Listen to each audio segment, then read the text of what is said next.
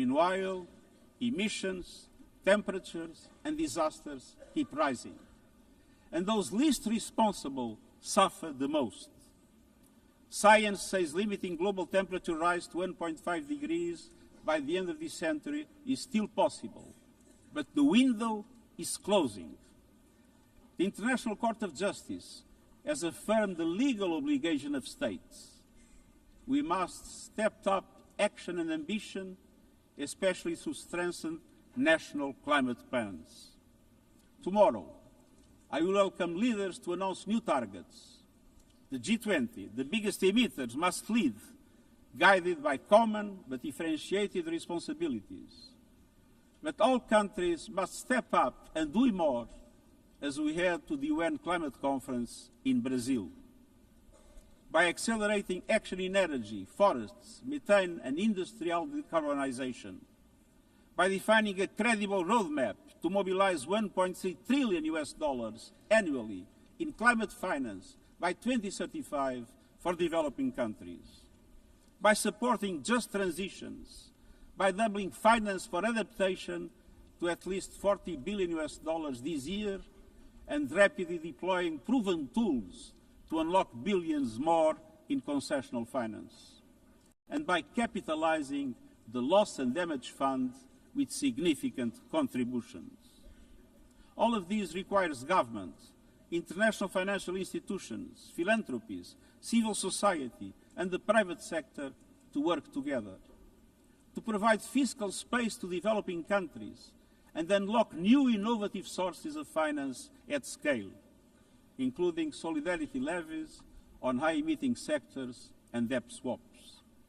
We have the solutions and tools, but we must choose climate justice and climate action. First, we must choose to put technology at the service of humanity.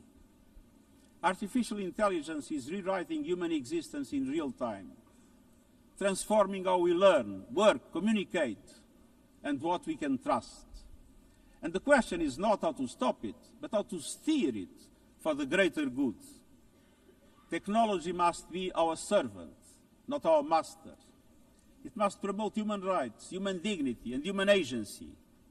Yet today, AI's advancement in outpacing regulation and responsibility and is concentrated in a few hands. And the risks are expanding to new frontiers, from biotech to autonomous weapons. We are witnessing the rise of tools for mass surveillance, mass social control, mass disruption, and even mass destruction. Tools that can drain energy, strain ecosystems, and intensify the race for critical minerals, potentially stoking instability and conflict. Yet, these technologies remain largely ungoverned. We need universal guardrails and common standards across platforms. No company should be above the law. No machines should decide who lives or dies. No system should be deployed without transparency, safety, and accountability. Last month, this Assembly took a historic step, establishing an independent international scientific panel on AI and an annual global dialogue on AI governance. Two new pillars of a shared architecture, connecting science with policy to bring clarity and foresight, enabling innovation to flourish while advancing our values and our rights, and ensuring governments, companies, and civil society can help shape common norms. We must build on these mechanisms and close the capacity gap.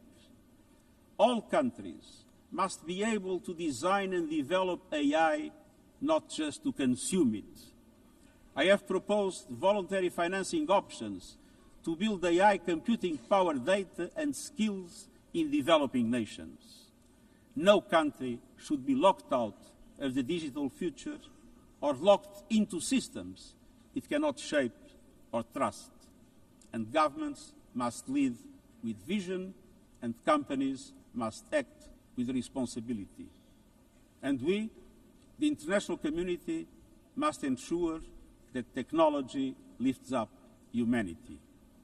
So let us choose cooperation over fragmentation, ethics over expediency, and transparency over opacity. Technology will not wait for us, but we can still choose what it serves. So let us choose wisely. Fifth and finally, to meet all these goals, we must choose to strengthen the United Nations for the 21st century.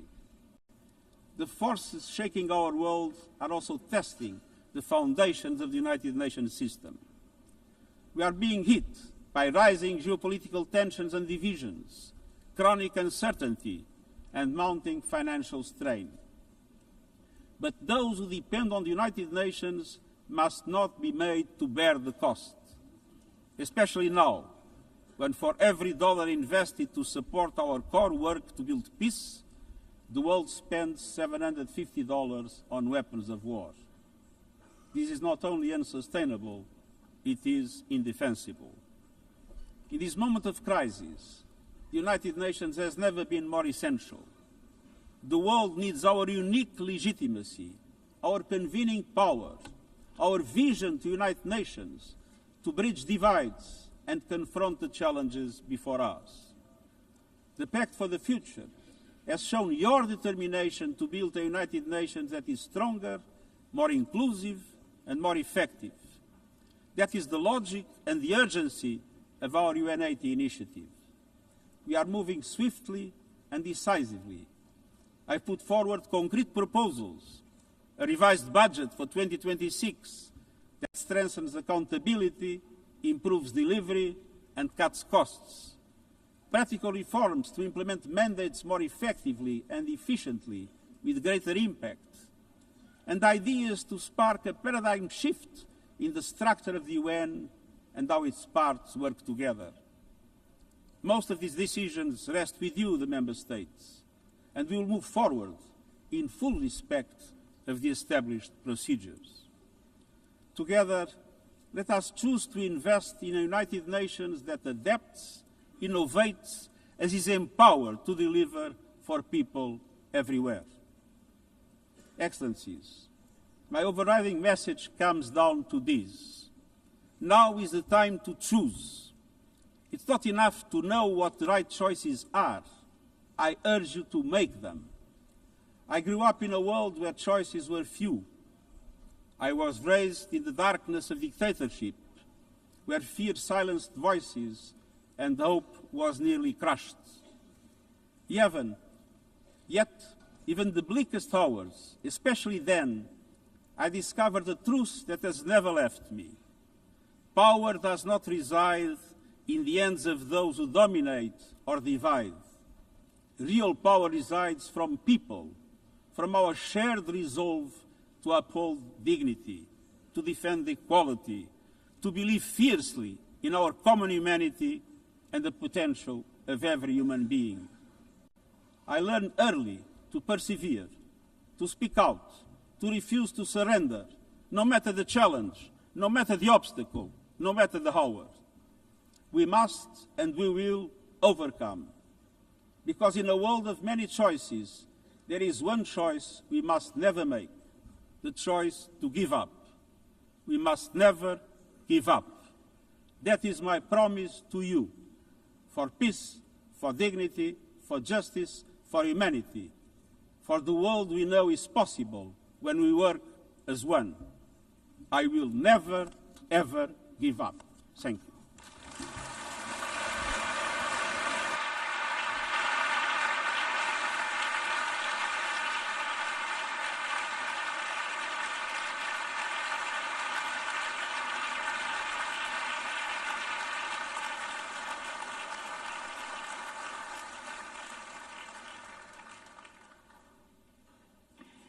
I thank the Secretary General. The Assembly will now turn to Agenda Item 8, entitled General Debate.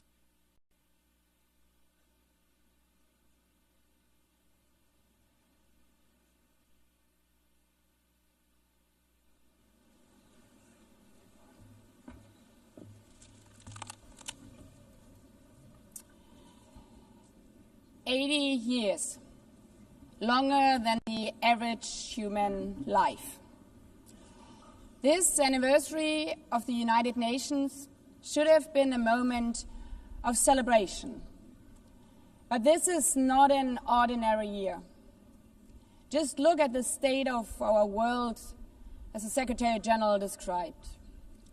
Thousands of orphans in Gaza are wandering around the rubble, eating sand, drinking contaminated water. 90-year-old women in Ukraine are hiding from drones, trapped in their homes instead of living their final years in peace. Children in Haiti, too afraid to walk to school, afraid they might be gunned down by gangs like their friends.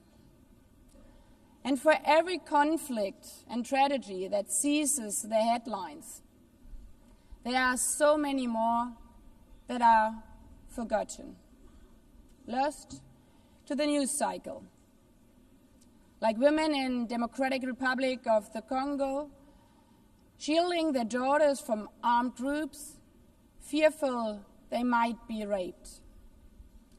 And Rohingya children spending their whole childhood in tattered tents, unable to remember what their home looks like. Faced with these realities, now is not the time to celebrate, but to ask ourselves, where is the United Nations? Distinguished heads of state and government, Mr. Secretary General, Excellencies, ladies and gentlemen, people out there in the world watching us. Clearly, we have to do better.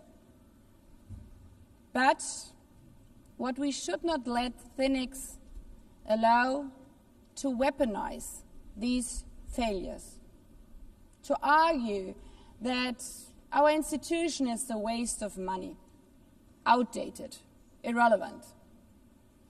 When the principles of the Charter are ignored, is it the UN that has failed?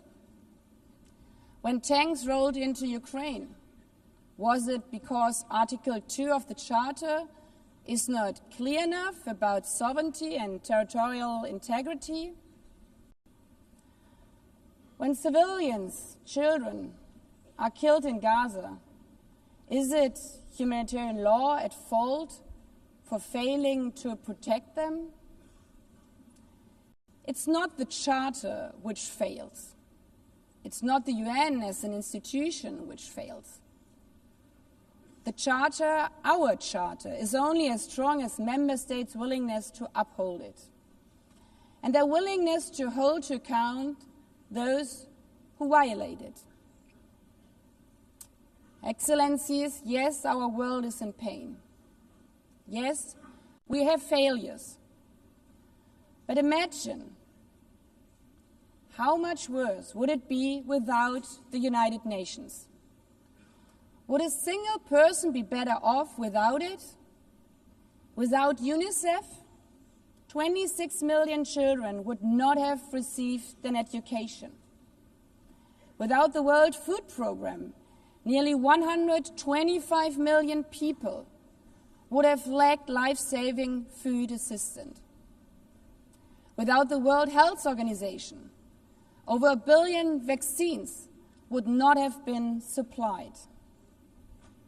Sometimes we could have done more, but we cannot let this dishearten us. If we stop doing the right thing, evil would prevail. This 80th session is not about big celebrations. It's about finding the resolve not to give up, the resolve to be better together, just as our predecessors did 8 decades ago. This institution was born in a world on fire and desperate for reprieve. 750 million, nearly a third of humanity back then, still under colonial rule. 2 world wars in a generation, 70 million dead, the horrors of the Holocaust revealed to our collective shame. This was a generation that knew almost nothing but suffering and despair. The signing of the Charter in 1945 gave hope to millions, gave us a North Star that guided our path from the ashes of war, helped guide nations from colonial rule into independent states, helped end apartheid. Across the decades, the United Nations has been a compass pointing toward peace, humanity, and justice. We have not always succeeded, but the story of this institution is not a story of easy victories. It's a story of falling and rising, of pulling ourselves and each other back up and trying harder. We gather here for the 80th time, not for empty celebration, not out of ritual, not to hear our own voices. We gather to prove that this institution matters, and that through this institution, every nation represented here, no matter how big or small, can summon again the strength and unity first shown in San Francisco 80 years ago.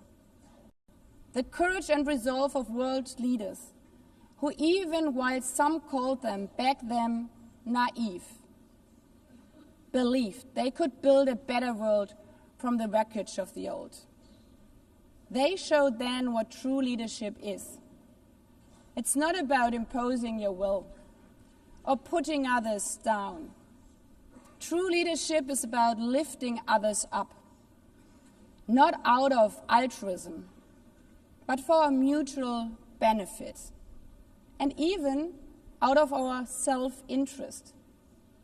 Because as our founders and every architect of peace since then has understood, helping others is what makes ultimately our own countries stronger.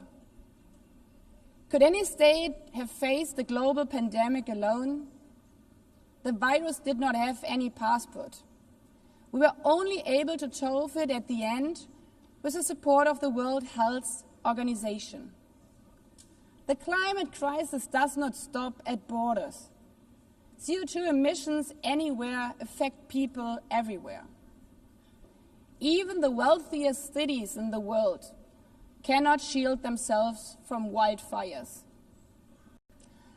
And imagine coming here by plane, how safe would you feel to step into the next airplane if there were no International Civil Aviation Organization anymore, which is responsible for setting safety regulations for 5 billion passengers each year? How comfortable would you be with your children using the internet while AI is uncontrolled and unchecked? As the lines between what is real and fake start to blur. In this globalized, digitalized world, we work together or we suffer alone. Excellencies, the theme of this milestone session and the high-level week is therefore better together. 80 years and more for peace, development, and human rights. Will living up to that be easy? No. But this hall was not built for easy times. It was built to come together to confront the hardest topics. This session is a session where the high-level week is about resolving differences. We showed some of it yesterday already. But even the house of dialogue and diplomacy needs a renovation. That is why the UN 80 initiative and the wider reform process are not luxuries, but necessities. We are literally now at a crossroads, a make it or break it moment, politically, financially. Therefore, we have to deliver a United Nations that is agile, cost-effective, and fit for purpose. Member States have to give the Secretary General and this process their full support, because reform cannot stop in New York. It must carry through to every capital. That includes delivering the Pact for the Future and accelerating progress on the Sustainable Development Goals. Again, this is not about charity. It's about addressing the core purposes of this institution, about strengthening our foundations across all three pillars: peace and security, human rights, and sustainable development. They are inseparable. Leaving hundreds of millions trapped in extreme poverty, vulnerable to crisis, and denied their human rights is not only a moral failure, it's a recipe for global unrest, terrorism, and a tragic waste of humanity's greatest resource, its people. Put it simply, without the SDGs, there cannot be lasting peace. Excellencies, our future as an institution will also be shaped by the selection of the next Secretary General. And here we must pause and reflect. In nearly 80 years, this organization has never chosen a woman for that role.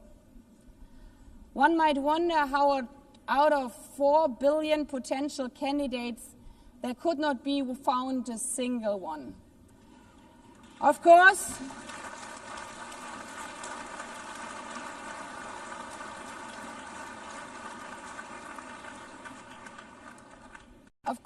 the choice rests with member states. But those of you having been there yesterday celebrating Beijing, one strong female leader after the other from all our continents. Like 80 years ago, we are standing at a crossroads. And it's up to us, to every single member state, to live up to the same leadership as your predecessors did. To act when action is needed, to uphold the principles of our Charter, to be better together, to show the people around the world that this United Nation is there, today, tomorrow, and for the next 8 decades. Because, after all, it's the life insurance for every country.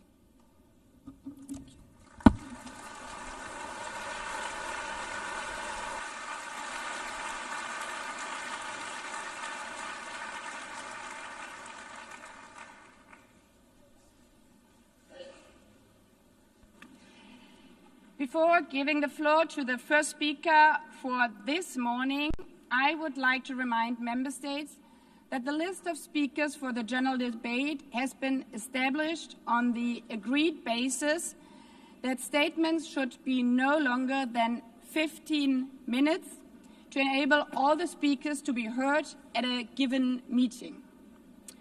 Within this time frame, I would like to appeal to speakers to deliver their statements at a reasonable pace so that interpretation into the other official languages may be provided properly.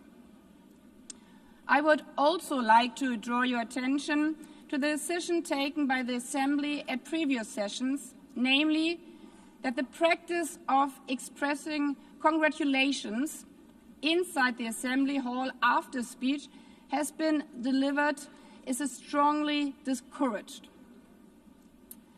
After delivering their statements from the rostrum, speakers are invited to exit the hall through room JA200, located behind the podium, before returning to their seats. May I take it that the Assembly agrees to proceed in this manner? It's so decided. Finally, I should like to draw the attention of member states that during the general debate, official photographers are in the room and will take official photographs of all speakers by the Department of Global Communications. Members interested in obtaining these photographs are requested to contact the photo library of the United Nations. By this, the Assembly will hear an address by His Excellency Luiz Inácio Lula da Silva, President of the Federative Republic of Brazil. I request the protocol to escort His Excellency and invite him to address the Assembly.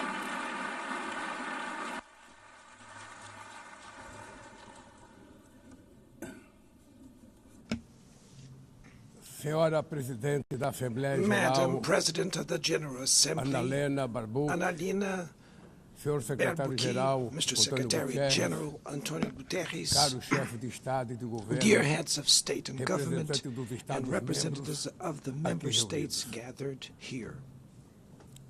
Este This deveria ser should momento de be a celebração das time to Nações celebrate Unidas. the United Nations. Criada no fim Created da guerra, at the end of the a war, ONU simboliza a the expressão UN mais symbolizes elevada the highest da aspiração expression pela paz of the e aspiration pela for peace prosperidade. and prosperity. Hoje, contudo, Today, however, os ideais que the inspiraram seus ideals that fundadores em São inspired its Francisco founders in San estão Francisco ameaçados are como nunca under estiveram threat as em toda a never sua before história. in their history. O multilateralismo Multilateralism está diante de is nova at a new encruzilhada. crossroads. A autoridade desta organização The organization's authority xeque. is in check. assistimos à We are consolidação de uma witnessing the desordem consolidation internacional of an international order marcada por seguidas marked by concessões repeated à política concessions do poder, to power play, atentados à soberania, attacks on sovereignty, sanções arbitrárias arbitrary sanctions, e intervenções and unilaterais unilateral estão se interventions tornando are regra. becoming the rule.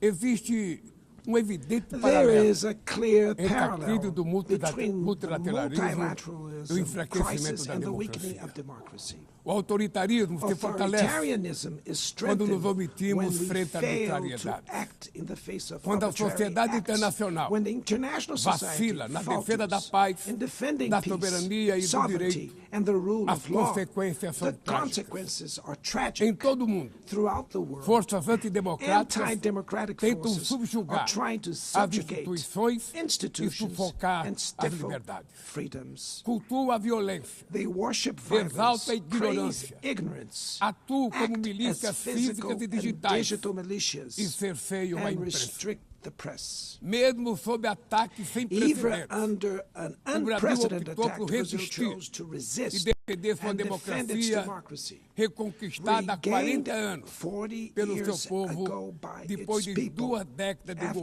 governo 2 decades ditatoriais. of dictatorial governments. Não há justificativa There para is as no medidas justification for unilaterais e unilateral arbitrárias and contra nossas arbitrary measures instituições e nossa against our economia. institutions and our A economy. agressão contra a independência do The poder aggression judiciário against the é independence of the inaceitável. judiciary branch of power Esta is ingerência unacceptable. em This assuntos interference internos in domestic conta com o affairs auxílio de uma is aided extrema-direita by a subserviente subservient e saudosa far-right de antigas who is hegemonias. nostalgic of past Falsos hegemonies. False arquiteta patriots e promove plan and publicamente publicly promote ações contra o actions Brasil. against Brazil.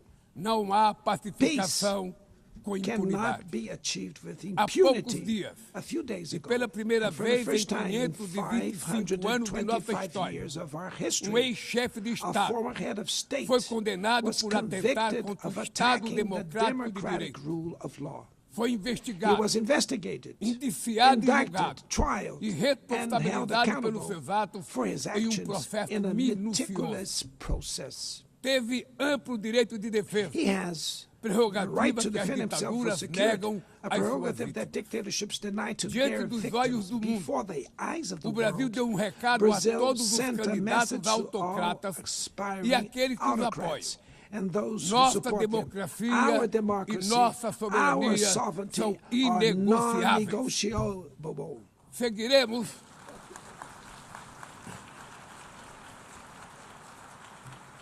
Seguiremos como We will nação continue independente as an e como independent povo nation livre and as de a people qualquer tipo de free tutela. from any type of guardianship. Democracias sólidas, Sound além democracies do go ritual beyond eleitoral. the electoral ritual. seu vigor Its strength pressupõe a redução da presupposes the desigualdade, reduction of a garantia inequalities, dos direitos the mais guarantee of the elementares, most basic a rights, alimentação, food, a segurança, safety, o trabalho, work, a moradia, housing, a educação education, e a and saúde. health.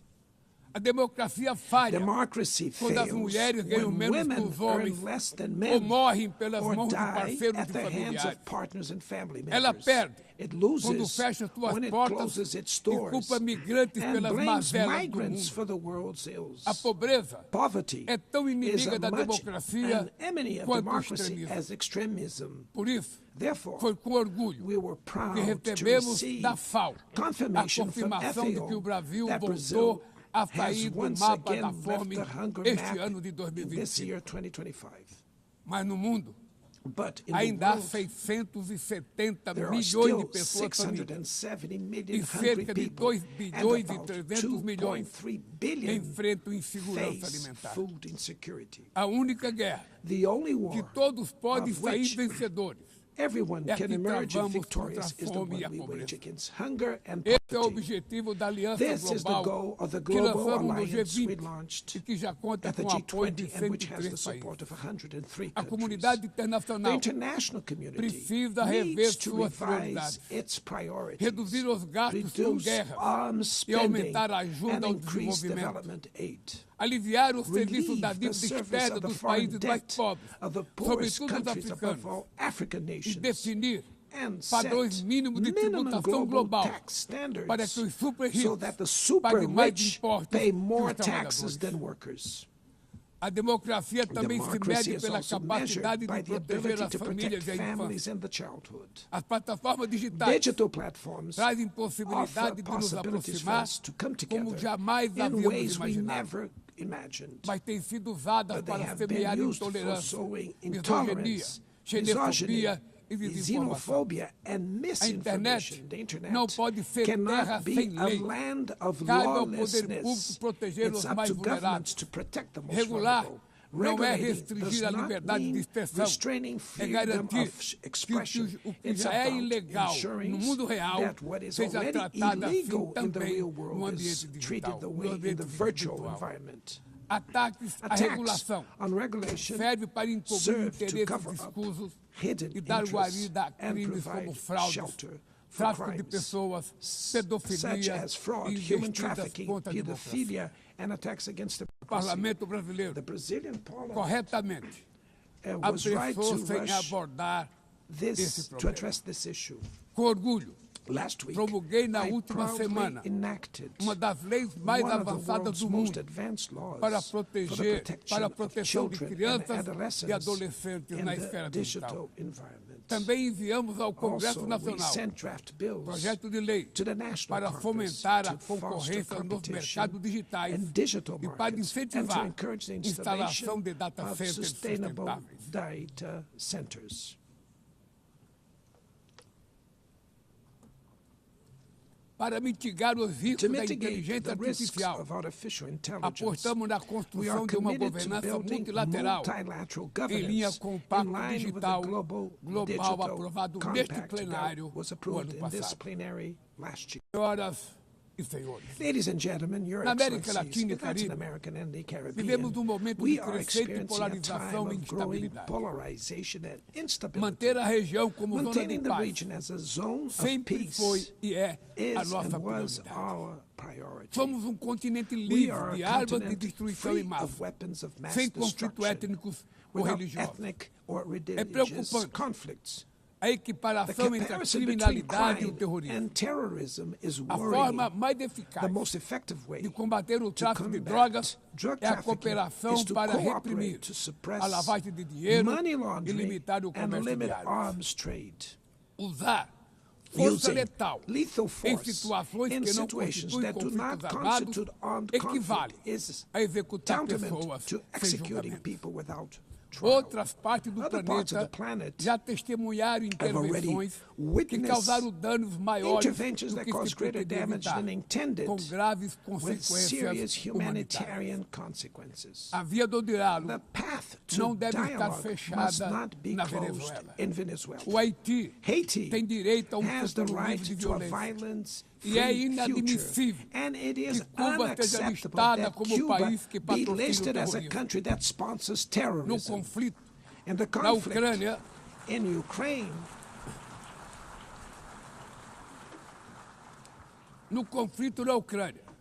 In the Todos já conflict in sabemos que Ukraine, não we haverá all solução militar. already know that there will be O no recente encontro no military Alasca solution.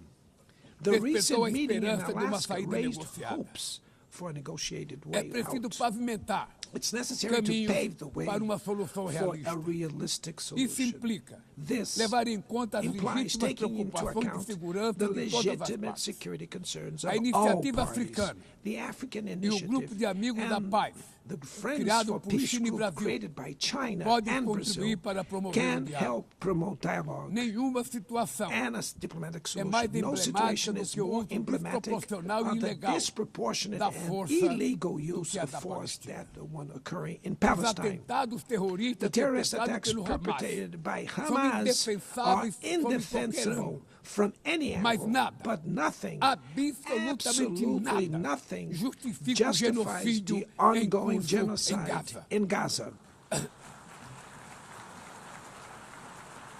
Ali, There, sob toneladas de under escombros, tons of rubble, estão enterradas are dezenas buried de milhares tens de of mulheres e thousands of crianças innocent inocentes. women and children. Ali também estão sepultados o direito We can see internacional that humanitário international e humanitarian o law and the mito da myth of superioridade ethical ética do Ocidente. exceptionalism of the West are Este also being massacre buried there. não aconteceria This massacre would not have sem a happened cumplicidade without dos the que poderiam complicity of evitá-lo. those who could have prevented Gaza, it. In Gaza, Fome é usada hunger como arma is de guerra. used as a weapon of E o war, deslocamento and the forçado de forced populações displacement of é populations praticado goes impunemente. Quero unpunished. expressar I express admiração my aos admiration judeus to the Jews que dentro e who, fora de Israel, inside and se outside opõem Israel, a esta punição oppose this coletiva. collective punishment. O povo The palestino Palestinian corre o people risco are de at risk desaparecer. of disappearing. Só sobreviverá They como will um only Estado survive independente with integrado an à independent state comunidade integrated internacional. to the international community. Esta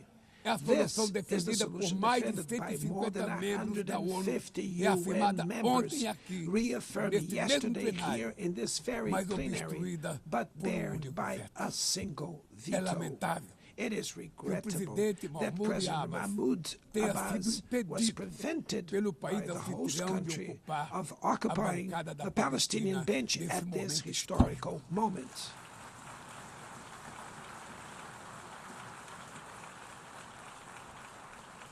O alastramento The desse spread conflito of this para o Líbano, conflict to Lebanon, para a Síria, Syria, e o Irã Iran, e o Qatar Qatar fomenta a is escalada fueling armamentista an sem unprecedented precedentes. arms build-up. Senhoras presidenta, Madam President, bombas e armas nucleares bombs não and vão nuclear nos weapons proteger da will crise not climática. protect us from the climate O ano de crisis. The year 2024 of 24 foi o mais was quente the já warmest registrado. already A registered. COP30 em Belém, no COP30 in Brasil, the city of Belém, será a Brazil, COP da will be verdade. the COP of truth. Será o momento It will dos be the líderes time mundiais for world leaders provarem to a prove the seriedade de seu seriousness of their compromisso com o commitment to planeta. the planet.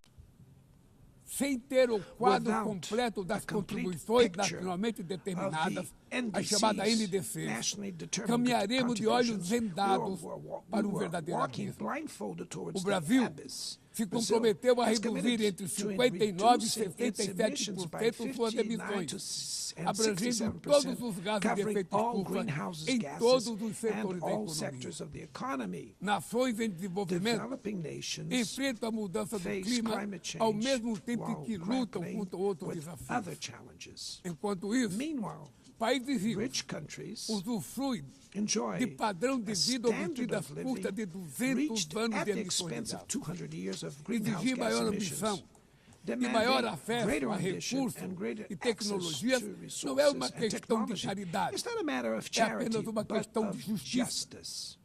A corrida The por minerais race for críticos critical essenciais minerals, para a essential transição for energética energy não transition, pode cannot reproduzir a lógica reproduce the predatória predatory que and marcou asymmetrical os últimos logic séculos. that has Em characterized Belém, recent centuries. In o Belém mundo vai City, conhecer the a world realidade will da learn Amazônia. about the O reality of the Brasil já Amazon. reduziu pela metade Brazil has already o reduced desmatamento na região deforestation by nos half dois in últimos the anos. region in the last 2 years. Erradicá-lo requer Eradicating garantia, it condições requires dignas de vida para ensuring seus milhões decent de living habitantes. conditions for its millions of Fomentar o inhabitants. desenvolvimento Promoting sustentável sustainable development é o objetivo is the do Fundo objective of the Florestas Tropical Tropicais Forest para Forever sempre, Facility, que o Brasil which pretende Brazil intends lançar to launch para remunerar to compensate os países que countries mantêm that suas keep their florestas em forests pé. standing.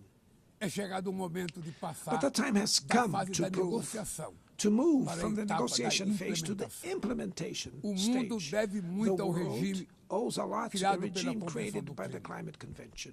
Mas é necessário Climate change trazer o combate à needs mudança to do be clima brought para to o the coração heart da of the ONU UN para que ela tenha so that a it atenção gets que the merece. attention it Um deserves. conselho A vinculado à council Assembleia Geral, linked to the General com Assembly força e with the legitimidade power para and monitorar legitimacy to compromissos, monitor dará commitments, coerência provide à ação climática. coherence to climate Trata-se action. de um passo This is a fundamental fundamental step na direção de uma towards reforma a mais broader abrangente da reform of the organização, organization, que contemple também which would um also Conselho de include Segurança an ampliado expanded nas Security duas Council categorias in de the seus two membros. member categories. Poucas áreas Few areas retrocederam have tanto worsened como o as much sistema as the multilateral de comércio. multilateral trading system.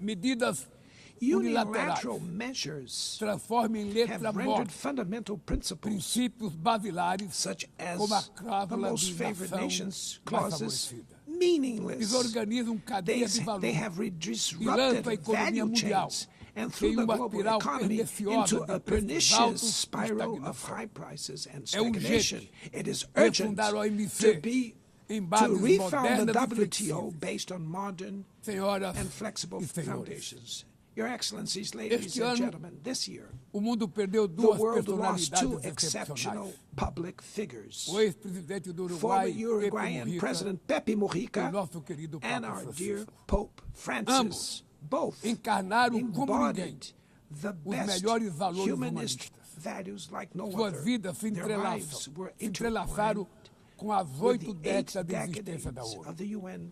Se ainda UN's estivesse entre nós, existence. If they were still among us, provavelmente usariam they would esta use this tribuna platform para to lembrar remember que o autoritarismo, that a authoritarianism, degradação environmental ambiental e a degradation, and desigualdade inequality não são are not inexoráveis. relentless. Que os únicos derrotados That the only são os que ones cruzam os defeated are braços those who stand resignados. idly by, Que resigned, podemos vencer os falsos profetas e resignate, oligarcas and que that we can exploram o defeat the medo false e prophets and monetizam o oligarchs ódio. who exploit fear E and que o monetize amanhã hate, and that é feito de tomorrow escolhas is diárias made of daily e é preciso choices, coragem and it de takes agir courage para to transformar. act to transform it. No futuro que o Brasil In the future vislumbra, that Brazil não há envisions, espaço there para a is no reedição room de for the rivalidades reenactment ideológicas of ou ideological esferas de rivalries or spheres A of confrontação effort. é Confrontation is inevitável. not inevitable. Precisamos de lideranças We com need clareza leaders de with visão, clear que visions, entendam que a who ordem understand internacional that the não international é order jogo is de not a soma zero. zero-sum game. O século The XXI 21st será century cada will vez be mais increasingly multipolar. Para se multipolar. manter pacífico, For it não to pode remain deixar de ser peaceful, multilateral. it cannot fail O Brasil fall confere to multilateral. crescente importância à Brazil União is Europeia, giving à increasing União Africana,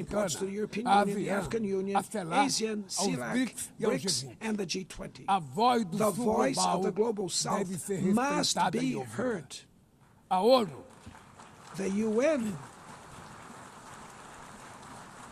a ONU tem the hoje UN quase has 4 today vezes almost mais 4 membros do que os times more members 51 than que estiveram the na 51 fundação. who were at its Nossa foundation. missão histórica Our é historic detorná-la mission novamente, is to make it once portadora de again a esperança barrier of e hope promotora and da a igualdade promoter e da of paz, equality, do desenvolvimento peace, sustentável sustainable e da development, diversidade diversity, e da and tolerância. tolerance. Que Deus May nos God abençoe a bless todos us e muito all. obrigado. And thank you very much.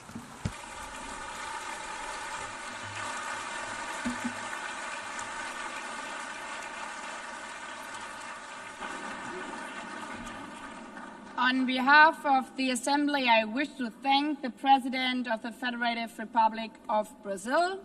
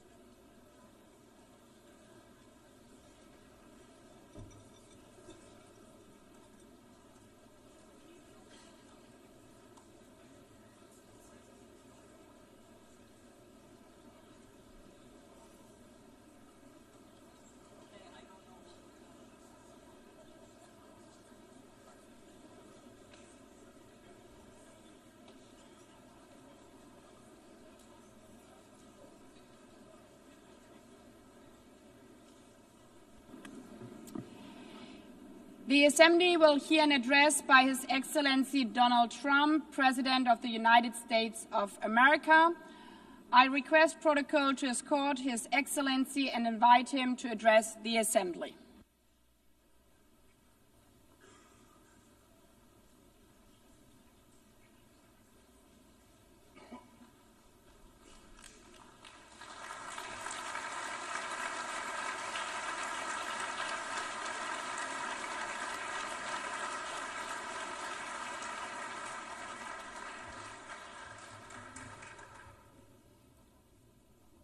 Thank you very much. Very much appreciated.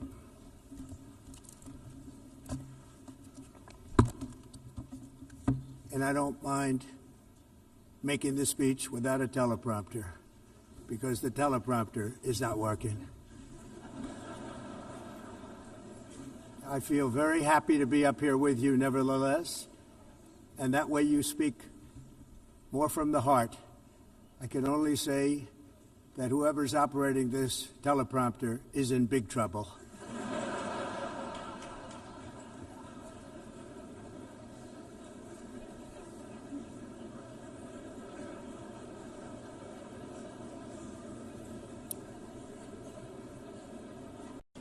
Hello, Madam First Lady.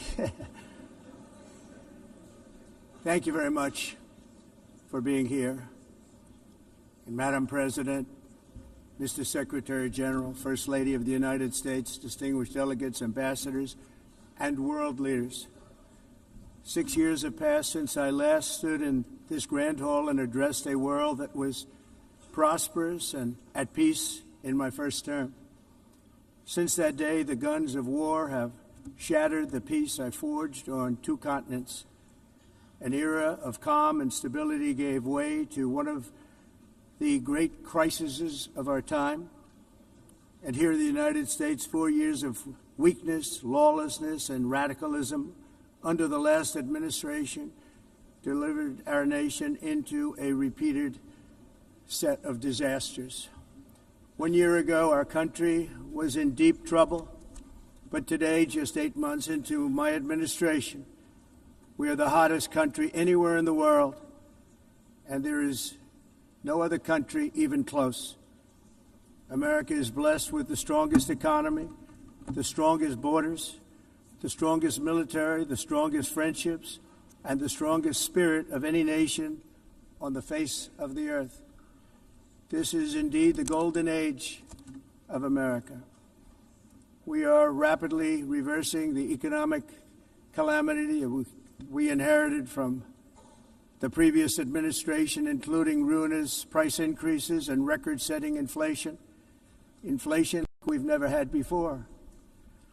Under my leadership, energy costs are down, gasoline prices are down, grocery prices are down, mortgage rates are down, and inflation has been defeated. The only thing that's up is the stock market, which just hit a record high. In fact, it hit a record high 48 times in the last short period of time. Growth is surging, manufacturing is booming. The stock market, as I said, is doing better than it's ever done. And all of you in this room benefit by that, almost everybody. And importantly, workers' wages are rising at the fastest pace in more than 60 years. And that's what it's all about, isn't it? In 4 years of President Biden, we had less than $1 trillion of new investment into the United States. In just 8 months since I took office, we have secured commitments and money already paid for $17 trillion. Think of it, 4 years, less than $1 trillion, 8 months, much more than $17 trillion is being invested in the United States. And it's now pouring in from all parts of the world. We've implemented the largest tax cuts in American history and the largest regulation cuts in American history, making this once and again the best country on earth to do business. And many of the people in this room are investing in America, and it's turned out to be an awfully good investment during this 8-month period. In my first term, I built the greatest economy in the history of the world. We had the best economy ever, history of the world. And I'm doing the same thing again, but this time it's actually much bigger and even better. The numbers far surpass my record-setting first term. On our southern border, we have successfully repelled a colossal invasion, and for the last 4 months, and that's 4 months in a row, the number of illegal aliens admitted and entering our country has been 0. Hard to believe, because if you look back just a year ago, it was millions and millions of people pouring in from all over the world, from prisons, from mental institutions, drug dealers. All over the world they came. They just poured into our country with the ridiculous open border policy of the Biden administration. Our message is very simple. If you come illegally into the United States, you're going to jail, or you're going back to where you came from, or perhaps even further than that. You know what that means. I want to thank the country of El Salvador for the successful and professional job they've done in receiving and jailing so many criminals that entered our country. And it was under the previous administration that the number became record-setting, and they're all being taken out. They have no choice. And other countries have no choice, because other countries are in the exact same situation with immigration. It's destroying your country, and you have to do something about it. On the world stage, America is respected again like it has never been respected before. You think about 2 years ago, 3 years ago, 4 years ago, or 1 year ago, we were a laughingstock all over the world. At the NATO summit in June, virtually all NATO members formally committed to increase defense spending, at my request, from 2% to 5% of GDP, making our alliance far stronger and more powerful than it was ever before. In May, I traveled to the Middle East to visit my friends and rebuild our partnerships in the Gulf and those valued relationships with Saudi Arabia, Qatar, and the UAE, and other countries are now, I believe, closer than ever before. My administration has negotiated one historic trade deal after another, including with the United Kingdom, the European Union, Japan, South Korea, Vietnam, Indonesia, the Philippines, Malaysia, and many, many others. Likewise, in a period of just 7 months, I have ended 7 unendable wars. They said they were unendable. You're never going to get them solved. Some were going for 31 years, 2 of them, 31, think of it, 31 years. One was 36 years. One was 28 years. I ended 7 wars. And in all cases, they were raging with countless thousands of people being killed.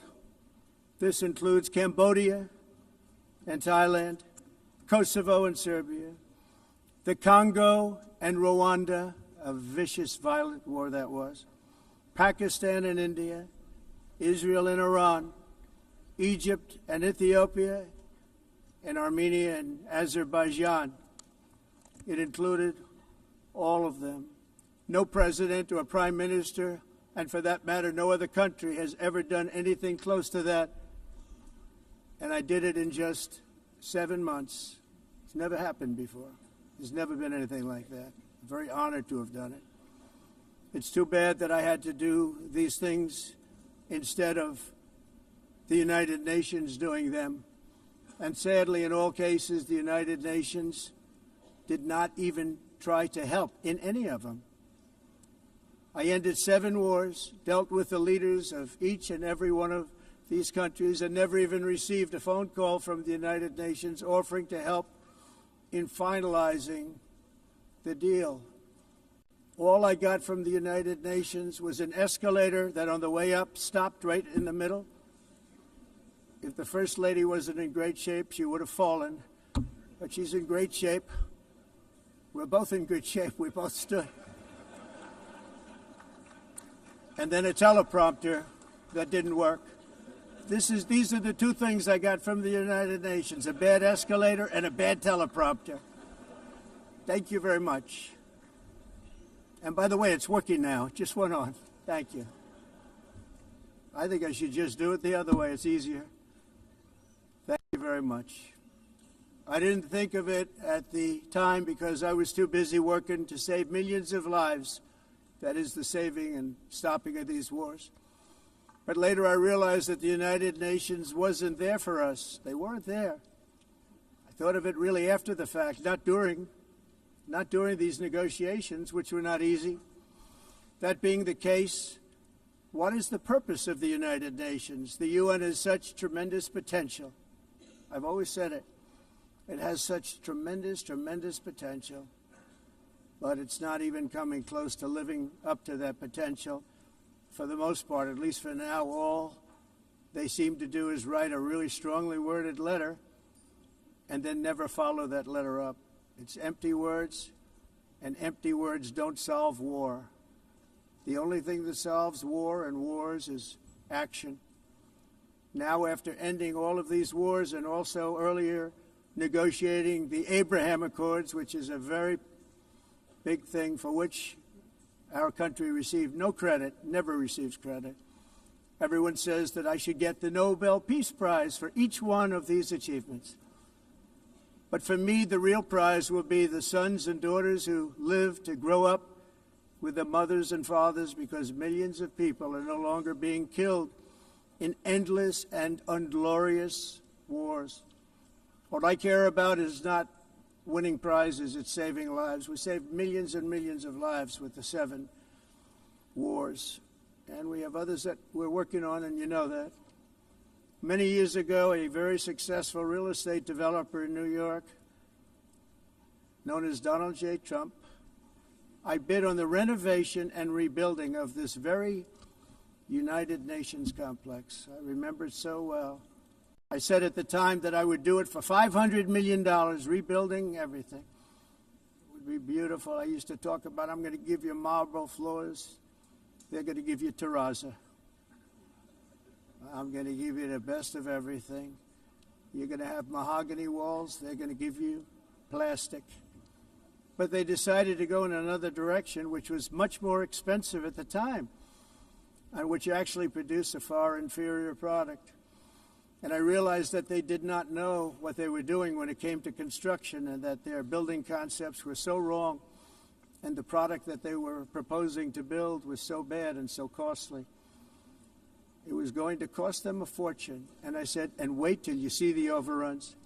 Well, I turned out to be right. They had massive cost overruns and spent between $2 and $4 billion on the building and did not even get the marble floors that I promised them. You walk on terrazzo. Do you notice that? As far as I'm concerned, frankly, looking at the building and getting stuck on the escalator, they still haven't finished the job. They still haven't finished. That was years ago. The project was so corrupt that Congress actually asked me to testify before them on the tremendous waste of money, because it turned out that they had no idea what it was, but they knew it was anywhere between $2 and $4 billion as opposed to $500 million with a guarantee. But they had no idea, and I said it cost much more than $5 billion. Unfortunately, many things in the United Nations are happening just like that, but on an even much bigger scale, much, much bigger. Very sad to see.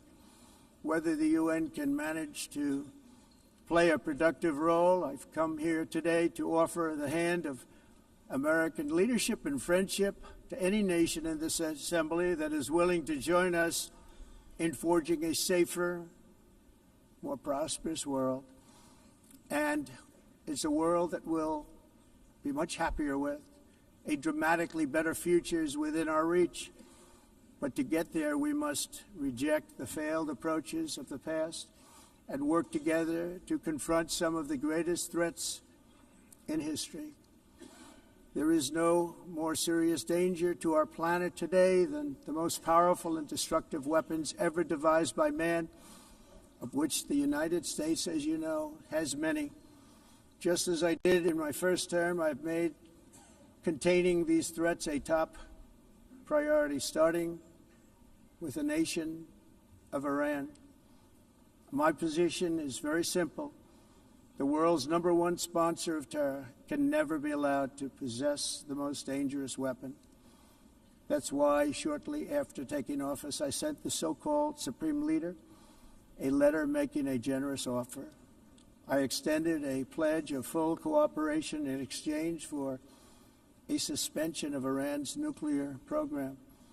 The regime's answer was to continue their constant threats to their neighbors and U.S. interests throughout the region and some great countries that are right nearby. Today, many of Iran's former military commanders, in fact, I can say almost all of them, are no longer with us. They're dead.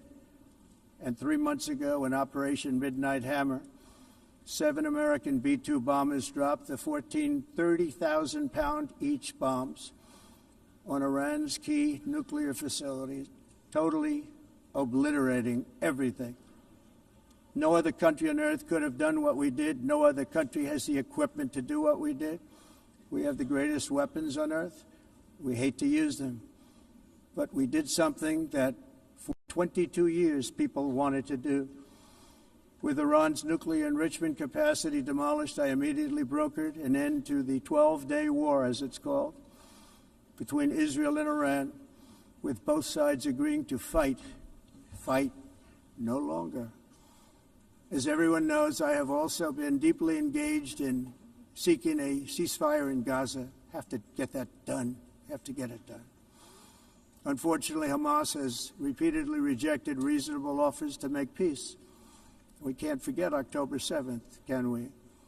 Now, as if to encourage continued conflict, some of this body is seeking to unilaterally recognize a Palestinian state. The rewards would be too great for Hamas terrorists for their atrocities. This would be a reward for these horrible atrocities, including October 7th, even while they refuse to release the hostages or accept a ceasefire. Instead of giving to Hamas and giving so much, because they've taken so much, this could have been solved so long ago. But instead of giving in to Hamas's ransom demands, those who want peace should be united with one message: release the hostages now. Just release the hostages now. Thank you.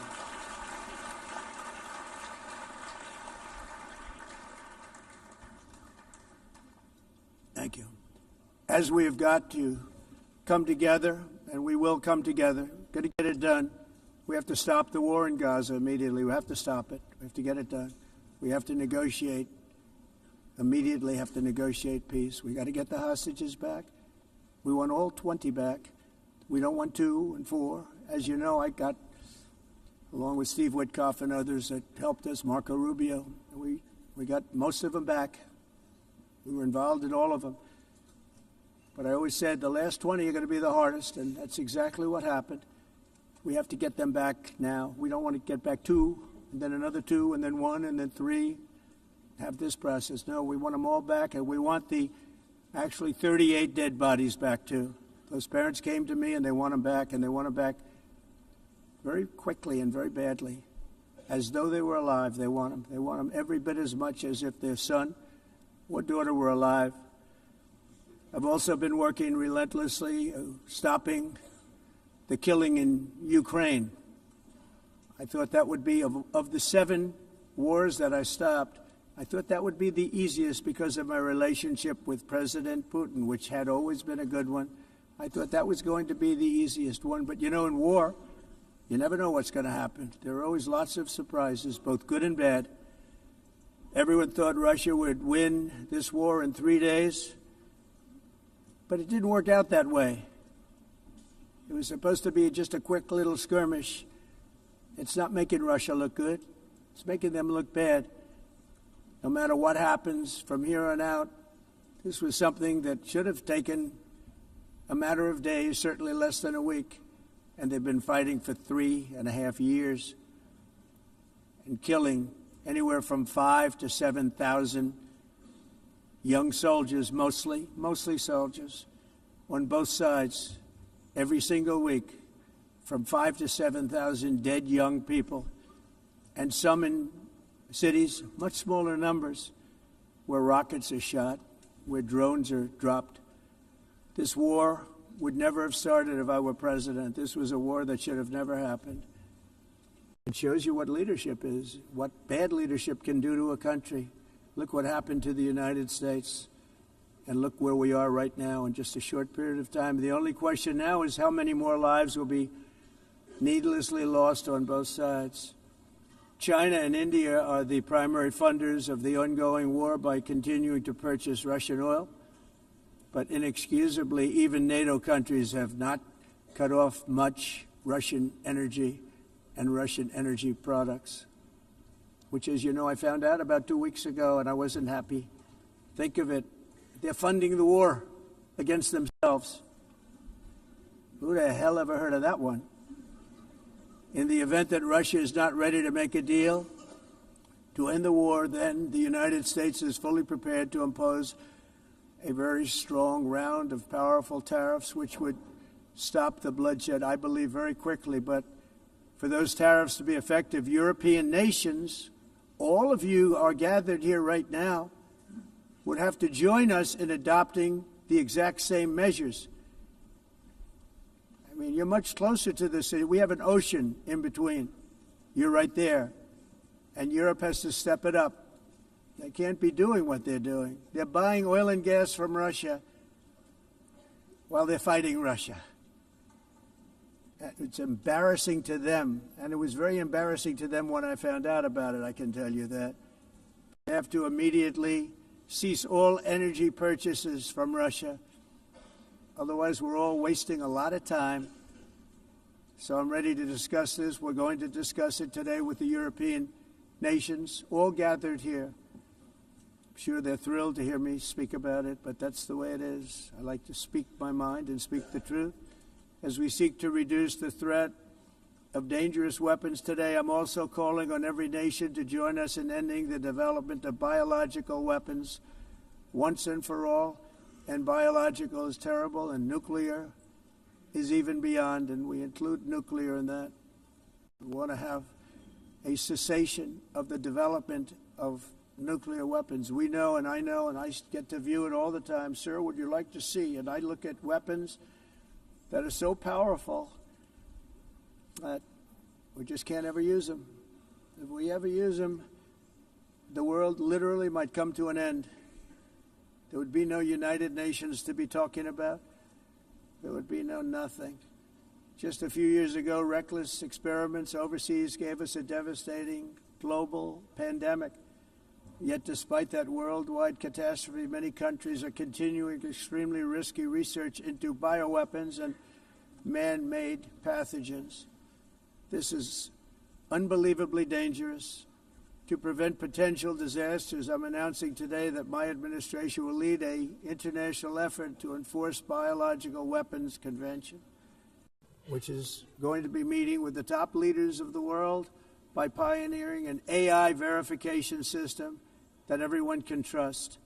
Hopefully the UN can play a constructive role, and it will also be one of the early projects under AI. Let's see how good it is, because a lot of people are saying it could be one of the great things ever, but it also can be dangerous, but it could be put to tremendous use and tremendous good, and this would be an example of that.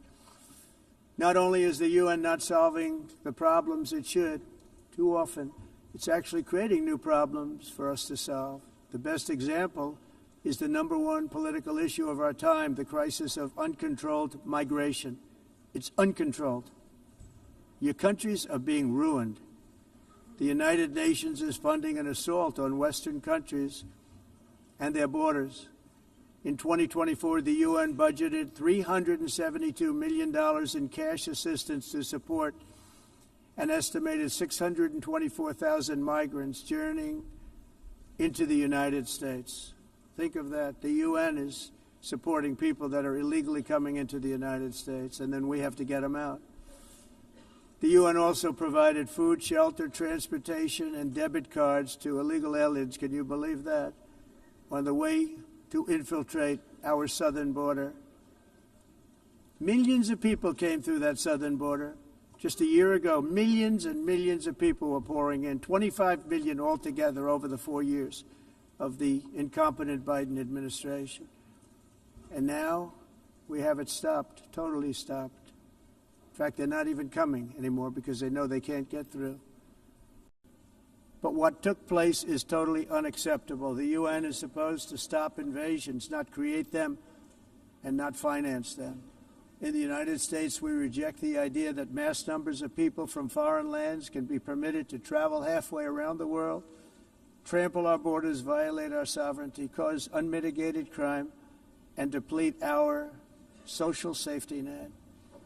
We have reasserted that America belongs to the American people, and I encourage all countries to take their own stand in defense of their citizens as well.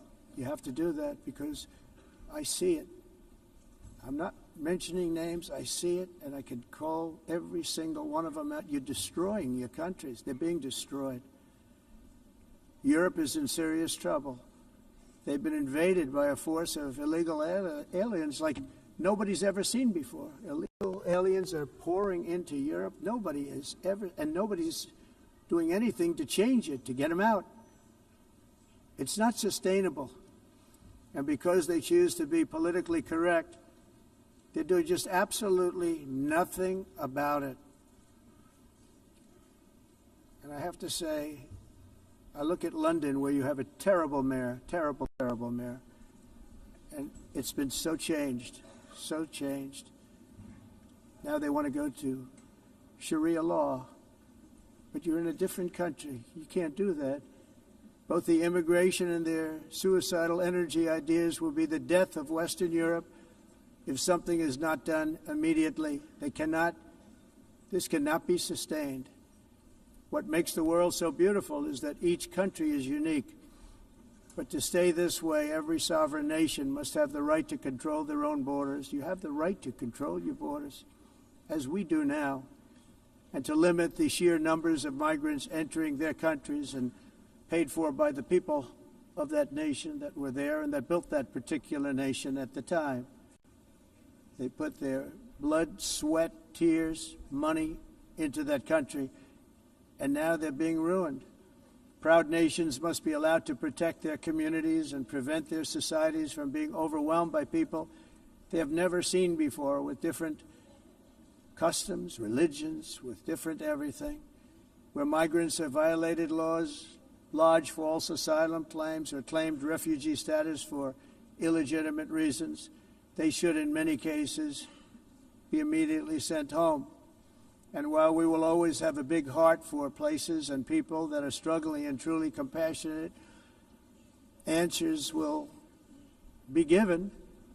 We have to solve the problem, and we have to solve it in their countries, not create new problems in our countries. And we are very helpful to a lot of countries that are just not able to send their people anymore.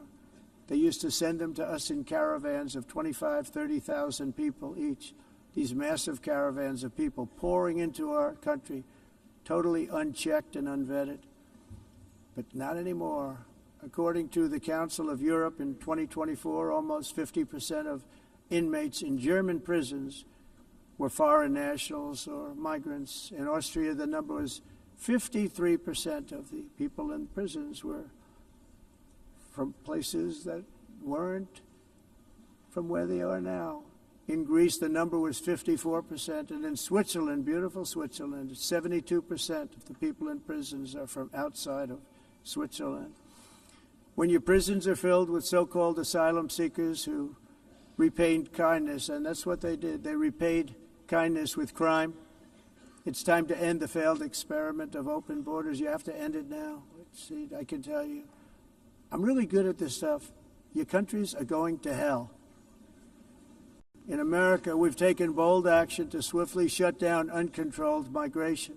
Once we started detaining and deporting everyone who crossed the border, and removing illegal aliens from the United States, they simply stopped coming. They're not coming anymore. We're getting a lot of credit, but they're not coming anymore. This was a humanitarian act for all involved, because on the trips up, thousands of people a week were dying. Women were being raped. Nobody's ever seen anything like it. Raped, horribly beaten, raped. On the trip up, the journey up, it was a long walk. It was a long, arduous journey, indeed. And it was also a historic victory against human trafficking throughout the region. What we did was a victory, and we saved so many lives of people that wouldn't make the journey. That journey was loaded up with death. Loaded up with death. Dead bodies all along the roads of jungles to get up. They go through jungles, they go through areas so hot you couldn't breathe. They were dying of suffocation, areas so hot that you couldn't breathe. Dead bodies all over. By them not coming, we're saving tremendous numbers of lives. My people have done a fantastic job in doing what they did, and the American public agrees with it. I mean, I was very proud to see this morning I have the highest poll numbers I've ever had. Part of it is because of what we've done on the border. I guess the other part is what we've done on the economy. Joe Biden's policies empowered murderous gangs, human smugglers, child traffickers, drug cartels, and prisoners from all over the world.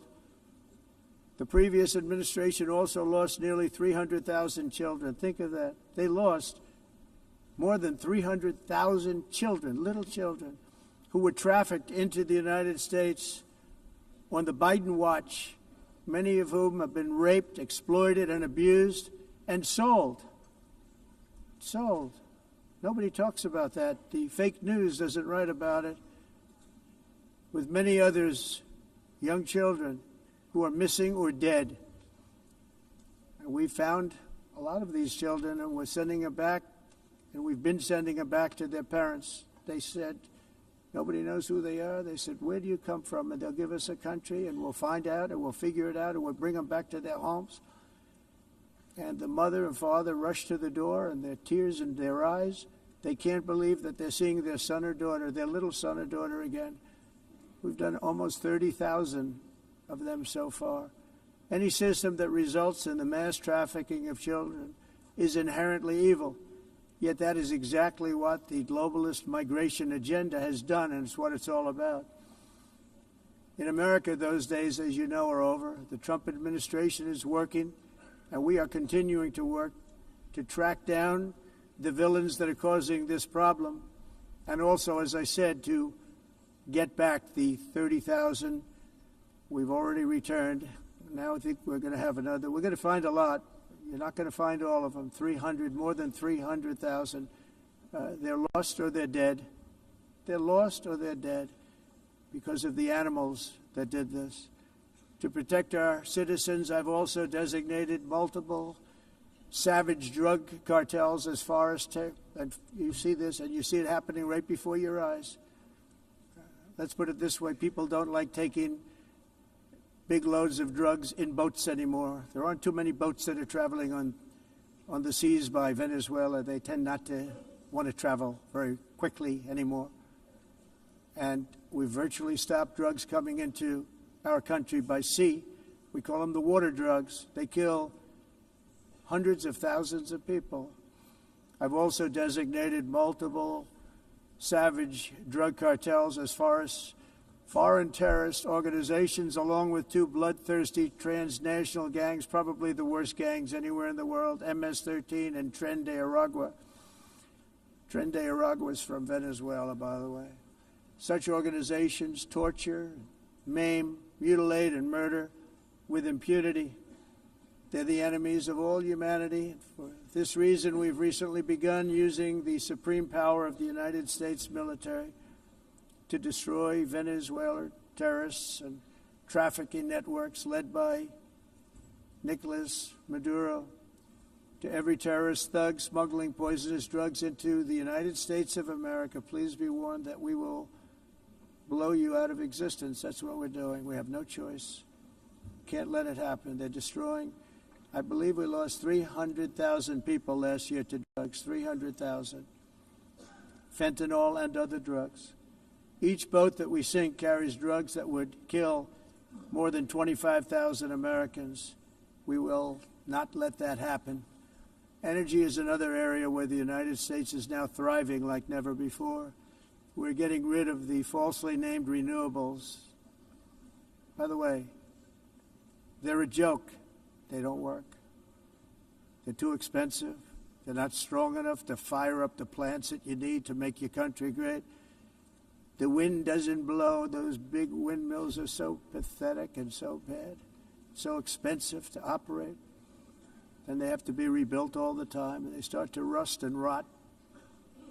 Most expensive energy ever conceived, and it's actually energy. You're supposed to make money with energy, not lose money. You lose money, the governments have to subsidize. You can't put them out without massive subsidies. And most of them are built in China, and I give China a lot of credit. They build them, but they have very few wind farms. So why is it that they build them and they send them all over the world, but they barely use them? You know what they use? Coal. They use gas. They use almost anything, but they don't like wind. But they sure as hell like selling the windmills. Europe, on the other hand, has a long way to go, with many countries being on the brink of destruction because of the green energy agenda. And I give a lot of credit to Germany. Germany was being led down a very sick path, both on immigration, by the way, and on energy. They were going green, and they were going bankrupt. And the new leadership came in, and they went back to where they were, with fossil fuel and with nuclear, which is good. It's now safe. You can do it properly. But they went back to where they were, and they opened up a lot of different plants, energy-producing plants, and they're doing well. I give Germany a lot of credit for that. They've said this is a disaster, what's happening. They were going all green. All green is all bankrupt. That's what it represents.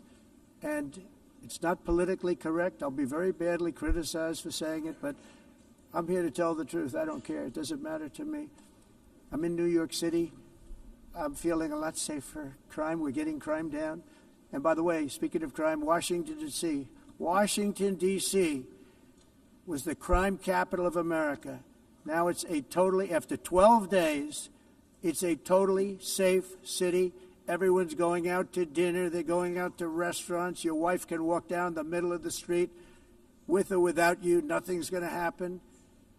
My people have done a fantastic job. And yes, I called in the National Guard, and the National Guard took care of business, and they weren't politically correct, but they took care of business. We got 1,700 career criminals out, brought them back to where they came from, the countries where they came from, or put them in jails.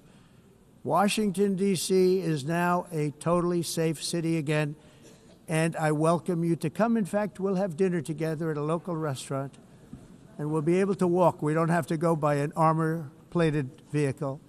We'll walk right over there from the White House. They've given up their powerful edge, a lot of the countries that we're talking about, in oil and gas, such as essentially closing the great North Sea oil. Oh, the North Sea, I know it so well. Aberdeen was the oil capital of Europe, and there's tremendous oil that hasn't been found in the North Sea, tremendous oil. And I was with the Prime Minister I respect and like a lot, and I said, you're sitting with the greatest asset. They essentially closed it by making it so highly taxed that no developer, no oil company can go there. They have tremendous oil left, and more importantly, they have tremendous oil that hasn't even been found yet. And what a tremendous asset for the United Kingdom. And I hope the Prime Minister is listening, because I told it to him 3 days in a row. That's all he heard. North Sea oil, North Sea, because I want to see them do well. I want to stop seeing them ruining that beautiful Scottish and English countryside with windmills and massive solar panels that go 7 miles by 7 miles, taking away farmland.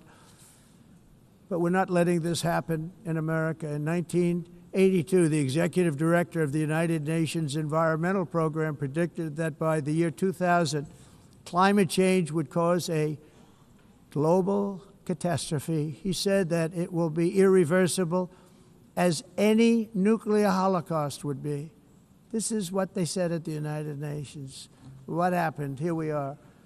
Another UN official stated in 1989 that within a decade, entire nations could be wiped off the map by global warming. Not happening. You know, it used to be global cooling. If you look back years ago in the 1920s and the 1930s, they said, global cooling will kill the world. We have to do something. Then they said global warming will kill the world. But then it started getting cooler, so now they could just call it climate change, because that way they can't miss. It's climate change. Because if it goes higher or lower, whatever the hell happens, there's climate change. It's the greatest con job ever perpetrated on the world, in my opinion. Climate change, no matter what happens, you're involved in that. No more global warming, no more global cooling. All of these predictions made by the United Nations and many others, often for bad reasons, were wrong. They were made by stupid people that have cost their countries fortunes and given those same countries no chance for success. If you don't get away from this green scam, your country is going to fail. And I'm really good at predicting things, you know. They actually said during the campaign they had a hat, the best-selling hat. Trump was right about everything. And I don't say that in a braggadocious way, but it's true. I've been right about everything. And I'm telling you that if you don't get away from the green energy scam, your country is going to fail. And if you don't stop people that you've never seen before, that you have nothing in common with, your country is going to fail. I'm the President of the United States, but I worry about Europe. I love Europe. I love the people of Europe. And I hate to see it being devastated by energy and immigration. This double-tailed monster destroys everything in its wake, and they cannot let that happen any longer. You're doing it because you want to be nice. You want to be politically correct, and you're destroying your heritage. They must take control strongly and immediately of the unmitigated immigration disaster and the fake energy catastrophe before it's too late. The carbon footprint is a hoax made up by people with evil intentions, and they're heading down a path of total destruction. You know, the carbon footprint was a big, big thing a few years ago. I remember hearing about the carbon footprint, and then President Obama would get into Air Force One, a massive Boeing 747, and not a new one, an old one with old engines that spew everything into the atmosphere. He'd talk about the carbon footprint, we must do so. Then he'd get in and he'd fly from Washington to Hawaii to play a round of golf. And then he'd get back onto that big, beautiful plane and he'd fly back and he'd talk about, again, global warming and the carbon footprint. It's a con job. At extreme cost and expense, Europe reduced its own carbon footprint by 37%. Think of that. Congratulations, Europe. Great job. You cost yourself a lot of jobs, a lot of factories closed, but you reduced the carbon footprint by 37%. However, for all of that sacrifice and much more, it's been totally wiped out and then some by a global increase of 54%. Much of it coming from China and other countries that are thriving around China, which now produces more CO2 than all the other developed nations in the world. So all of these countries are working so hard on the carbon footprint, which is nonsense, by the way. It's nonsense. You know, it's interesting.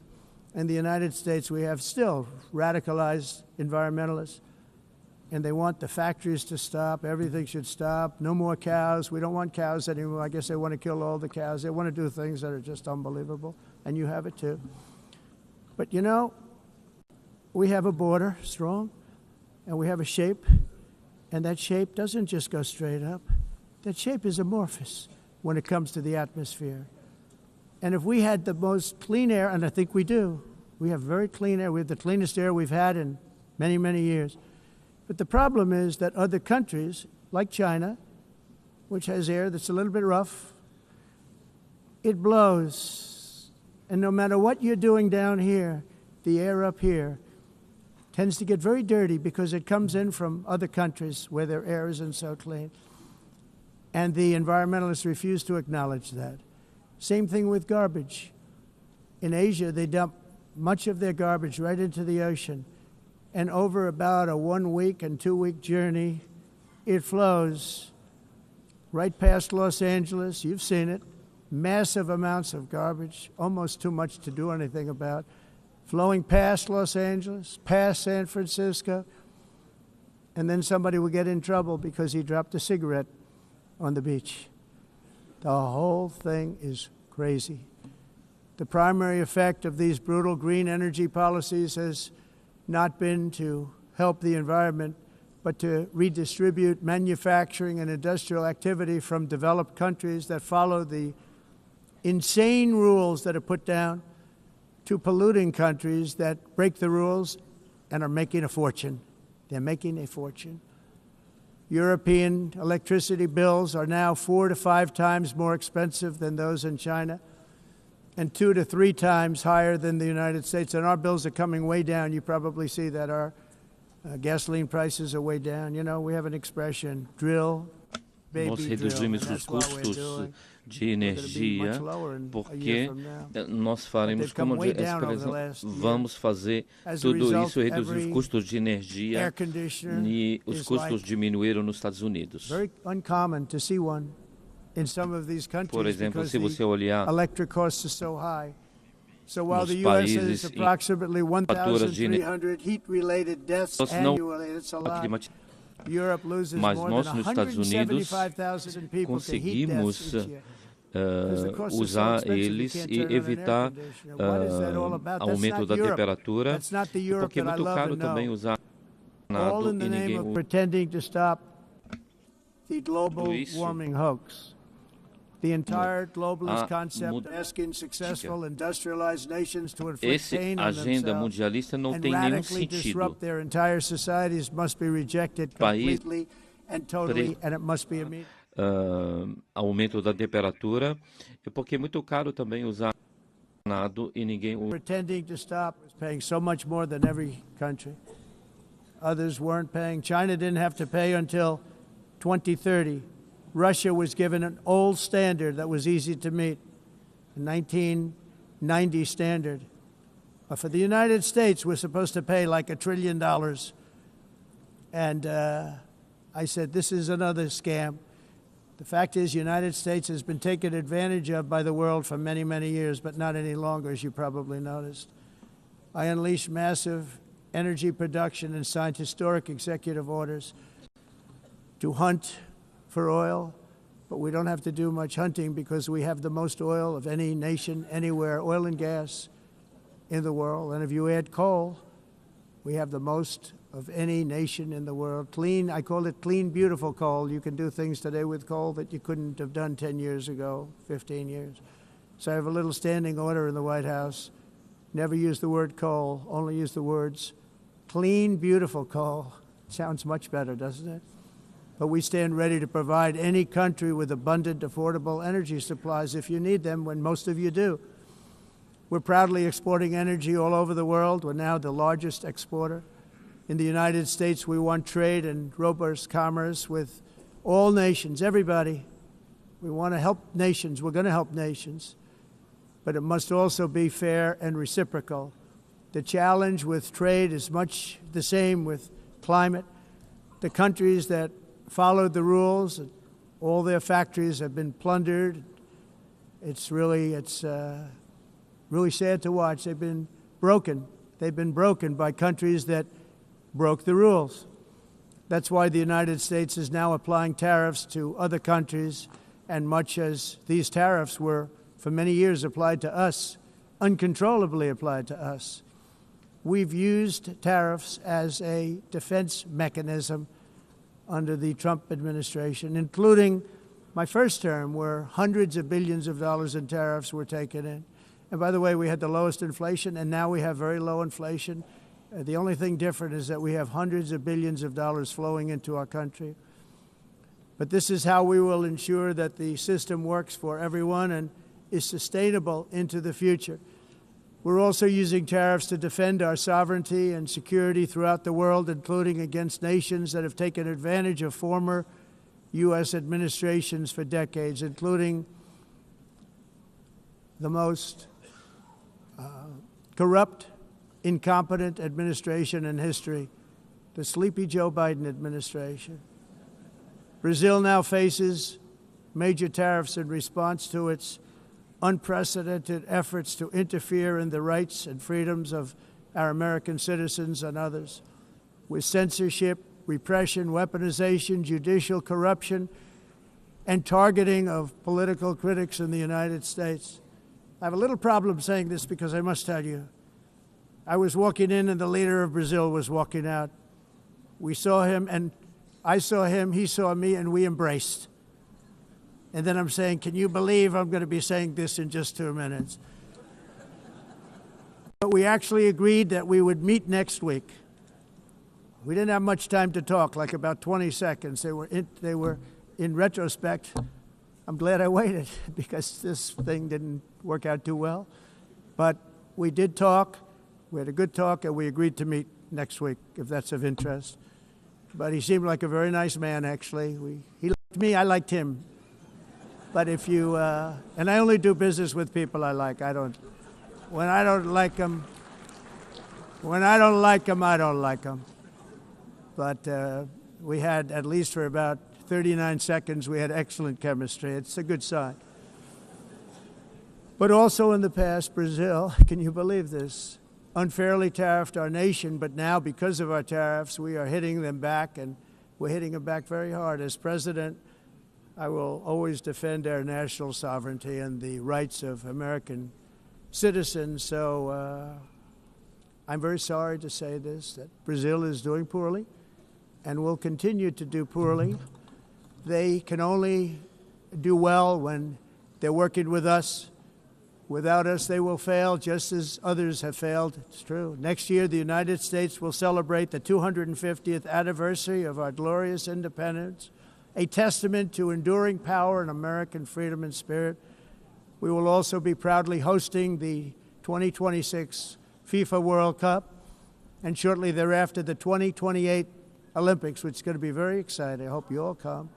I hope that countless people from all over the globe will take part of these will be great celebrations of liberty and human achievement, and that together we all can rejoice in the miracles of history that began in July 4th, 1776, when we founded the light to all nations. And it's something really that an amazing thing came out of that date. It's called the United States of America.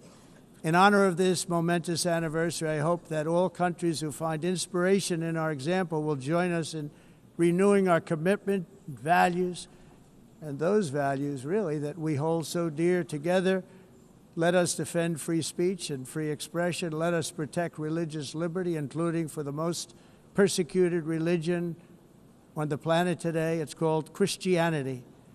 And let us safeguard our sovereignty and cherish qualities that have made each of our nations so special, incredible, and extraordinary. In closing, I just want to repeat that immigration and the high cost of so-called green renewable energy is destroying a large part of the free world and a large part of our planet. Countries that cherish freedom are fading fast because of their policies on these two subjects. You need strong borders and traditional energy sources if you are going to be great again.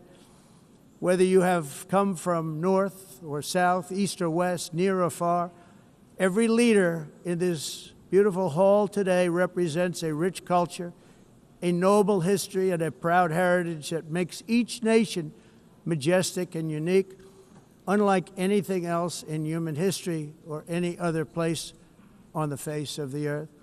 From London to Lima, from Rome to Athens, from Paris to Seoul, from Cairo to Tokyo and Amsterdam to right here in New York City, we stand on the shoulders of the leaders and legends, generals and giants, heroes and titans who won and built our beloved nations, all of our nations, with their own courage, strength, spirit, and skill. Our ancestors climbed mountains, conquered oceans, crossed deserts, and trekked over wide open plains. They charged into thunderous battles, plunged into grave dangers, and they were soldiers and farmers and workers and warriors and explorers and patriots. They built towns into cities, tribes into kingdoms, ideas into industries, and small islands into mighty empires. You're a part of all of that. They were champions for their people who never gave up and who never, ever gave in. Their values defined our national identities. Their visions forged our magnificent destiny. Everybody in this room is a part of it in your own way. Each of us inherits the deeds and the myths, the triumphs, the legacies of our own heroes and founders who so bravely showed us the way. Our ancestors gave everything for homelands that they defended with pride, with sweat, with blood, with life, and with death. Now the righteous task of protecting the nations that they built belongs to each and every one of us. So together let us uphold our sacred duty to our people and to our citizens. Let us protect their borders, ensure their safety, preserve their cultures, treasure, and traditions, and fight, fight, fight for their precious dreams and their cherished freedoms. And in friendship and really a beautiful vision, let us all work together to build a bright, beautiful planet, a planet that we all share, a planet of peace and a world that is richer, better, and more beautiful than ever before. That can happen. It will happen. It will happen, and I hope it can happen and start right now, right at this moment. We'll turn it around. We're going to make our countries better, safer, more beautiful. We're going to take care of our people. Thank you very much. It's been an honor. God bless the nations of the world. Thank you very much. Bye.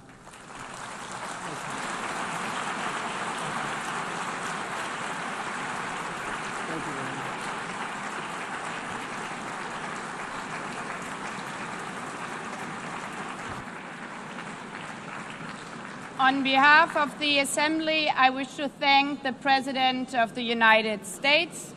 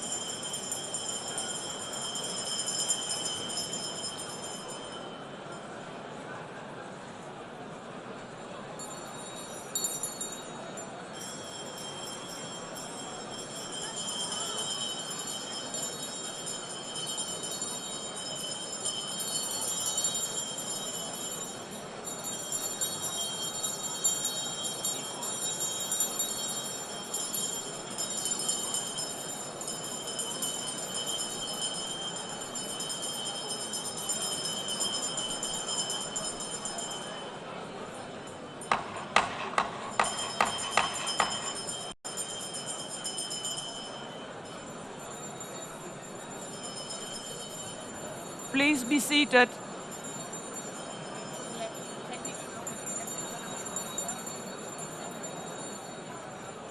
Please be seated.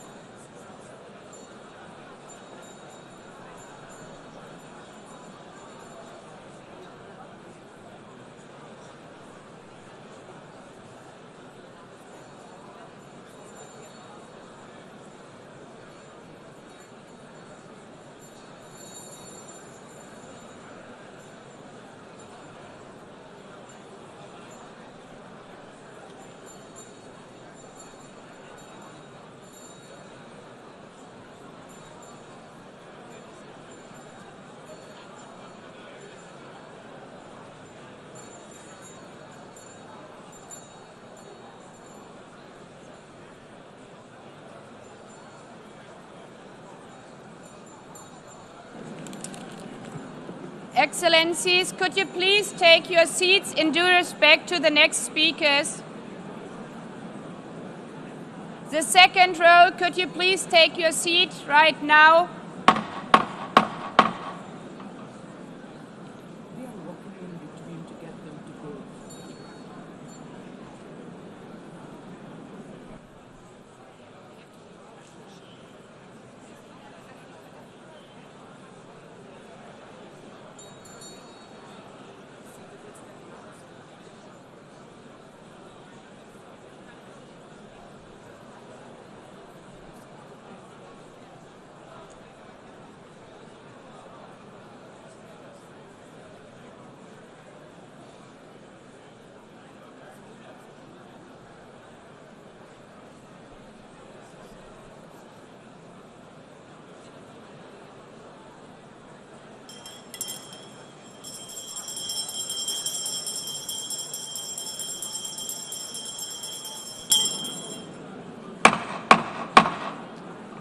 Please take a seat now. With due respect to the next speakers, I would kindly ask you, gentlemen in the left row, please take your seats. We will continue.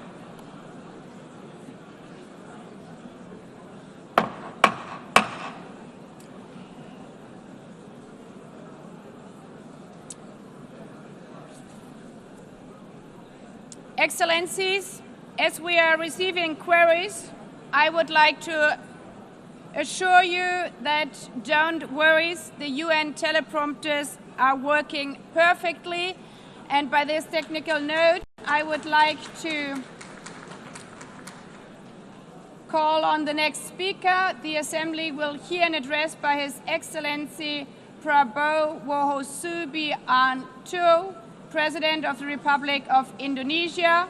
I request protocol to escort His Excellency and invite him to address the Assembly.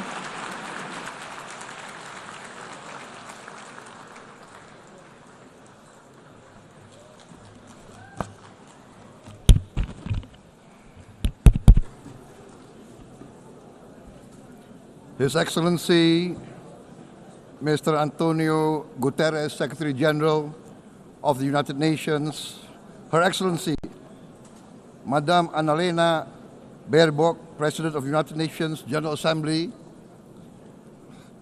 His Excellency, Mr. Moses Abelian, Under-Secretary General for General Assembly and Management, Excellencies, Heads of States, Heads of Governments, distinguished delegates, ladies and gentlemen. It is indeed a great honor for me to stand in this august General Assembly Hall among leaders and representatives who represent almost all of humanity. We differ in race, religion, and nationality, yet we gather together today as one human family.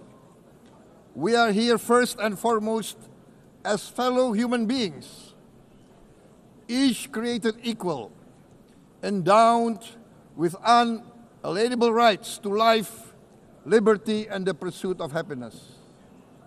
The words of the United Nations Declaration of Independence have inspired democratic movements across continents, including the French Revolution, the Russian Revolution, the Mexican Revolution, the Chinese Revolution, and Indonesia's own struggle and journey to freedom.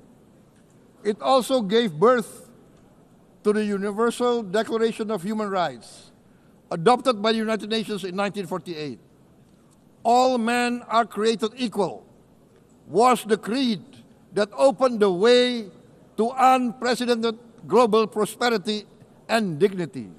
And yet, in our own era of scientific and technological triumphs, an era capable of ending hunger, poverty, and environmental ruin, we also continue to face today grave dangers, challenges, and uncertainties. Human folly, fueled by fear, racism, hatred, oppression, and apartheid, threatens our common future. My country knows this pain. For centuries, Indonesians lived under colonial domination, oppression, and slavery. We were treated less than dogs in our own homeland. We Indonesians know what it means to be denied justice and what it means to live in apartheid, to live in poverty, and to be denied equal opportunity. We also knew what solidarity can do. In our struggle for independence, in our fight to overcome hunger, disease, and poverty, the United Nations stood with Indonesia and gave us vital assistance. Decisions made here based on human solidarity by the Security Council and this Assembly gave Indonesia independence, international legitimacy, opened doors, and supported our early development through the efforts of the United Nations Children Fund, the United Nations Food and Agriculture Organization, the FAO, the World Health Organization, and many, many other United Nations institutions.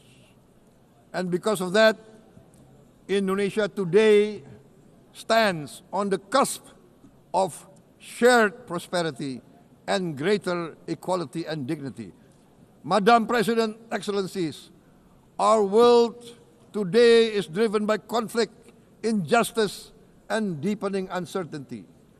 Every day we witness suffering, genocide, and blatant disregard for international law and human decency. In the face of these challenges, we must not give up. As the United Nations Secretary General said, we cannot give up. We cannot surrender our hopes or our ideals. We must draw closer, not drift apart. Together we must strive to achieve our hopes, our dreams. The United Nations was born from the ashes of the Second World War that claimed scores of millions of lives. It was created to secure peace, security, justice, and freedom for all. We remain committed to internationalism, to multilateralism, and to every effort that strengthens this great institution. Today, Indonesia is nearer than ever before to meeting the Sustainable Development Goals of ending extreme poverty and hunger. Because years ago, this very chamber chose to listen and uphold social and economic justice, we will never forget. And today, we must never be silent while Palestinians are denied that same justice and legitimacy in this very hall. Excellencies, Tukidides warned, the strong do what they can, the weak suffer what they must. We must reject this doctrine.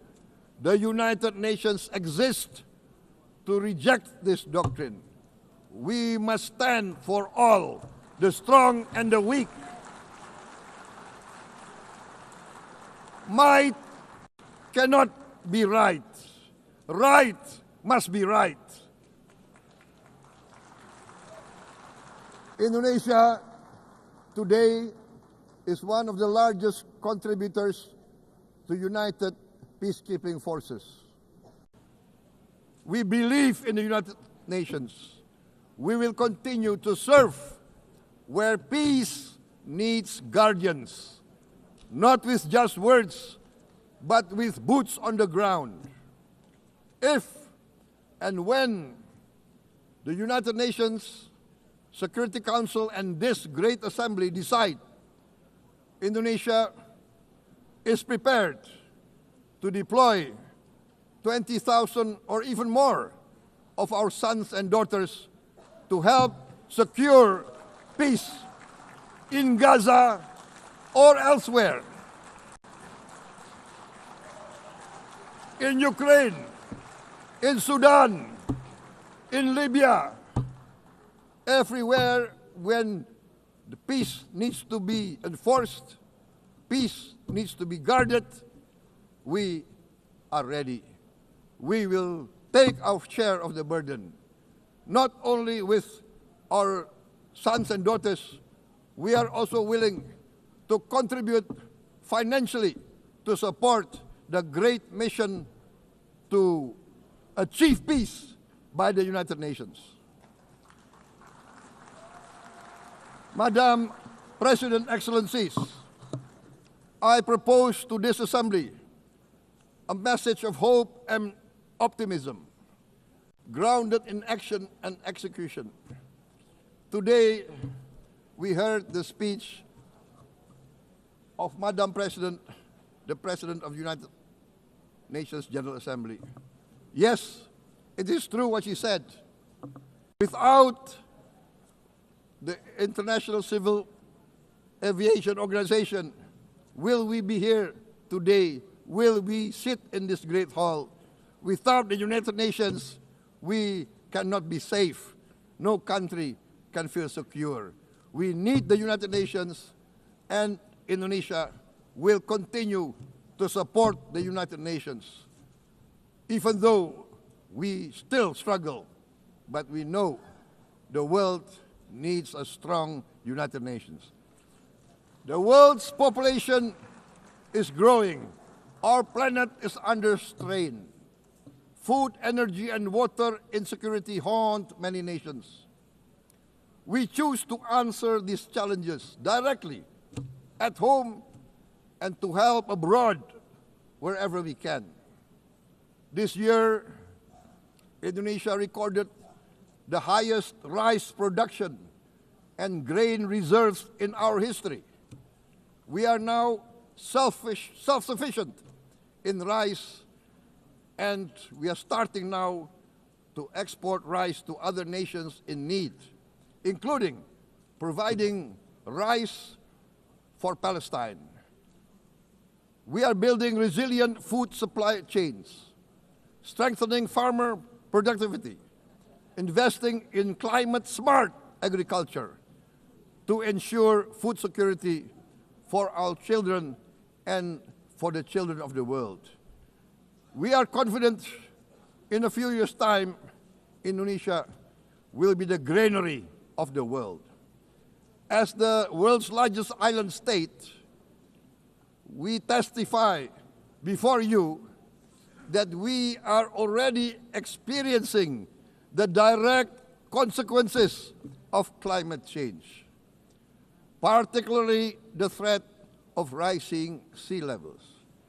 The sea level on the north coast of our capital city is increasing by 5 centimeters every year. Can you imagine in 10 years? Can you imagine in 20 years? For this, we are forced to build a giant seawall, 480 kilometers in length. It will take us maybe 20 years, but we have no choice. We have to start now. Therefore, we choose to confront climate change not by slogans, but by immediate steps. We are committed to meeting our 2015 Paris Agreement obligations. We aim to achieve net zero emission by 2060, and we are very confident we can achieve net zero emission much earlier. We aim to reforest more than 12 million hectares of degraded forest, to reduce forest degradation, to empower local communities with quality green jobs for the future. Indonesia is shifting decisively from fossil fuel-based development towards renewable-based development. From next year, most of our additional power generation capacity will come from renewables. Our goal is clear: to lift all of our citizens out of poverty and make Indonesia a hub for solutions to food, energy, and water security. Madam President, Excellencies, we live in a time when hatred and violence can seem to be the loudest voices.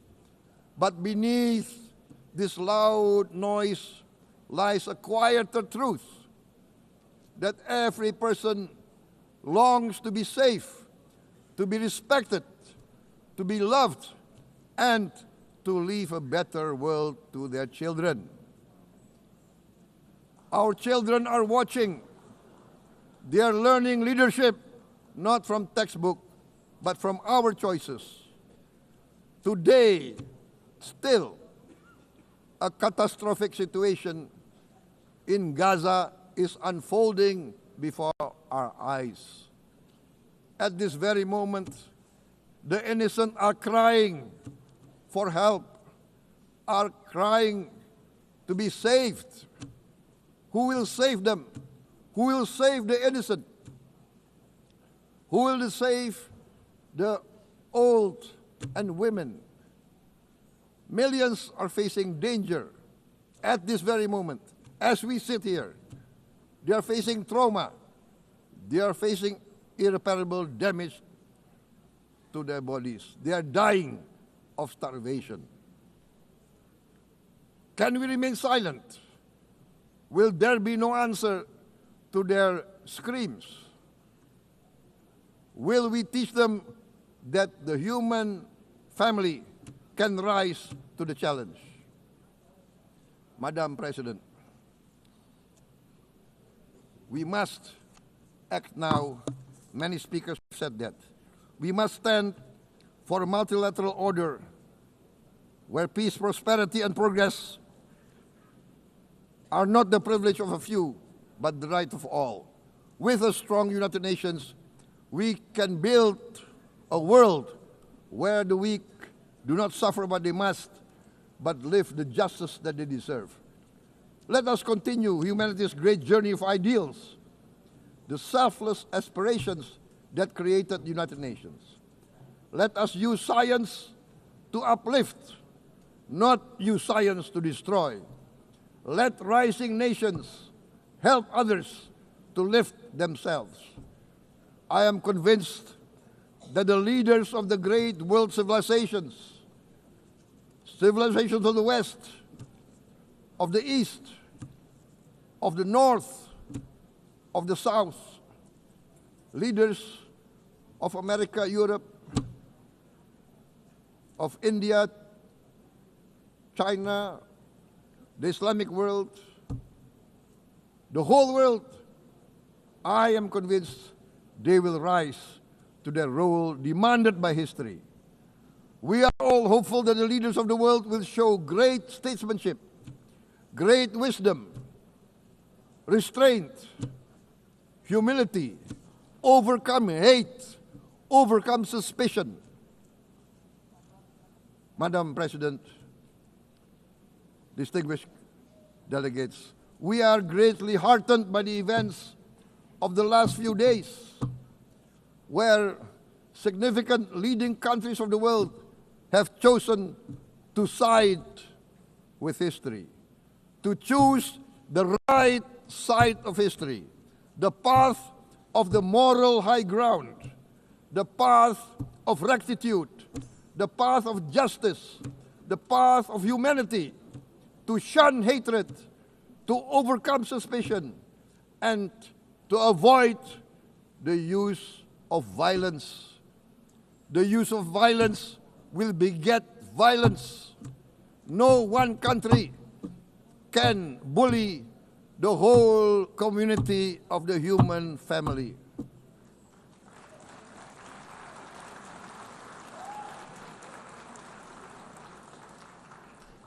We may be weak individually, but the sense of oppression, the sense of injustice has proven in the history of mankind that this sense of injustice, this sense of oppression will unite into a strong force that will overcome this oppression, that will overcome this injustice.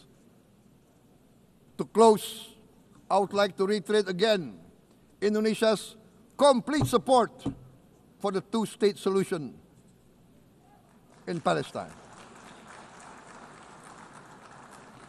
We must have an independent Palestine, but we must also recognize, we must also respect, and we must also guarantee the safety and security of Israel. Only then we can have real peace, and no longer hate and no longer suspicion.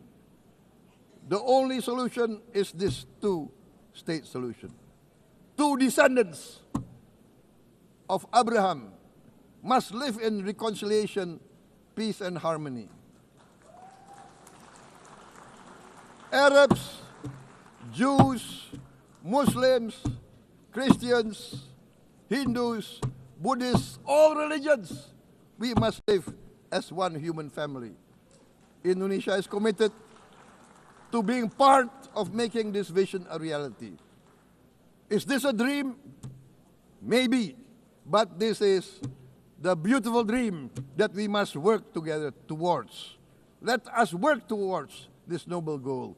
Let us continue humanity's journey of hope, a journey started by our forefathers, a journey that we must complete. Thank you. Wassalamualaikum warahmatullahi wabarakatuh.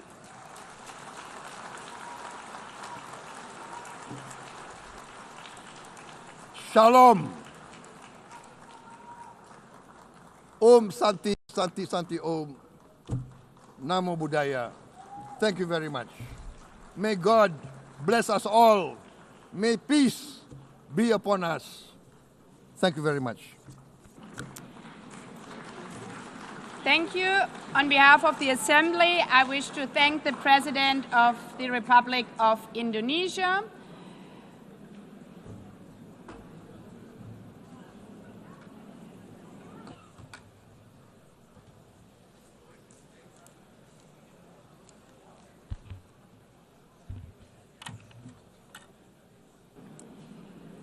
The Assembly will hear an address by His Excellency Recep Tayyip Erdogan, President of the Republic of Turkey. I request protocol to escort His Excellency and invite him to address the Assembly.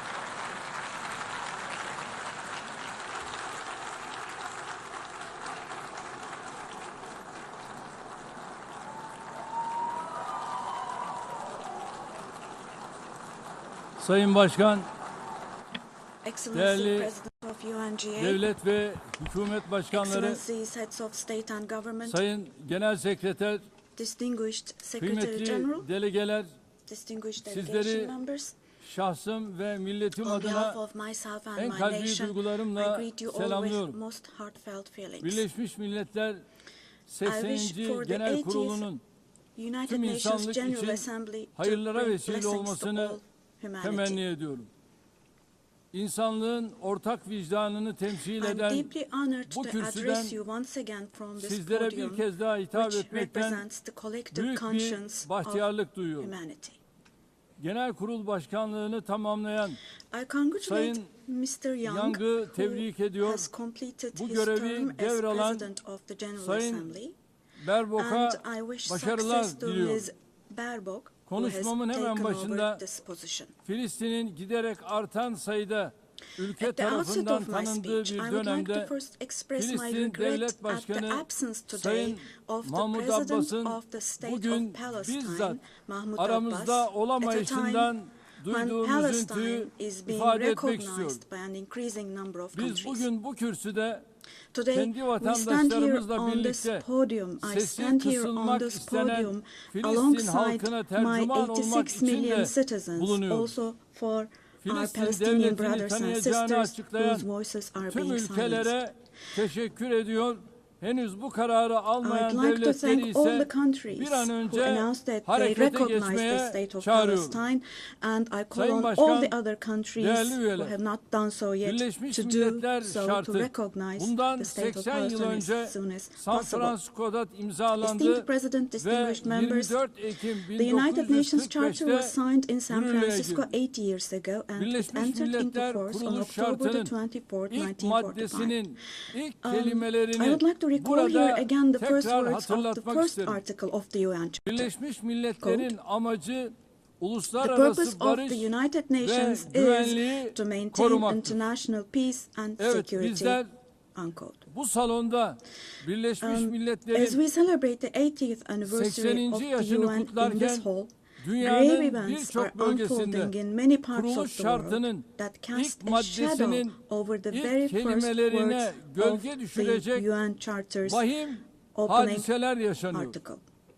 Özellikle Gazze'de gözlerimizin önünde Particularly in Gaza, 700 günü right aşkın bir before our very süredir eyes, soykırım genocide has been going devam on ediyor. for over Biz 700 days toplantı now. halindeyken dahi Even as we Gazze'de gather here, as we şu anda speak now, siviller Israel is currently katlediliyor. massacring civilians in Gazze'de Gaza. ölen sivillerin sayısı The number of civilian 65 casualties bini in geçti. Gaza has surpassed Enkaz altında 65,000. kaç cenazenin olduğu Unfortunately, henüz the number of bilinmiyor. people who are still trapped under the Ölenlerin rubble 20 is binden not yet fazlası known. çocuk. And more than 20,000 İsrail of those who tarafından died Gazze'de were children. son 23 aydır For the last her 23 saat, months, evet, a her child saat has been bir murdered by çocuk Israel in acımasızca Gaza every hayattan hour. Yes, kopartılıyor. every hour. Bunlar sayı değil dostlar. These are not just figures, Hepsi birer dear can, friends. All birer of these, each one masum of insan. these is a Şu anda person, a sadece human being, silahlarla innocent değil, people. People are now being açlık killed not with silahıyla da weapons, insanlar but with the öldürülüyor. weapon of starvation. 21. yüzyılda medeni In the dünyanın 21st bakışları century, altında under the gaze of the 146 civilized çocuk, world, 428 428 people kişi died of starvation. açlıktan Out of hayatını those kaybetti 428, ve sayı her geçen gün 146 artıyor. were children. Şimdi And size this number is increasing Gazze'deki every day. günlük hayatı anlatan Now, bir fotoğraf I will show you a göstereceğim. photo, which is a picture from daily life in Birinci Gaza. fotoğraf The first photo, gördüğünüz gibi as you see, ellerinde these are leğenli people. kadınlar. These are women Lütfen with hepimiz these cups that they are elimizi holding in vicdanımıza their koyup hands, cups cevap and verelim. buckets. Just 2025 feel your yılında conscience and answer böyle the bir following gaddallığın question. makul bir sebebi Can we possibly have olabilir a mi? reasonable reason Fakat for this insanlık brutality adına in bu utanç 2025? manzarası Gazze'de This 23 aydır shameful her gün picture in Gaza tekrar has been ediyor. unfolding and is being repeated 365 every day kilometre for kare içinde 23 yaşayan months now.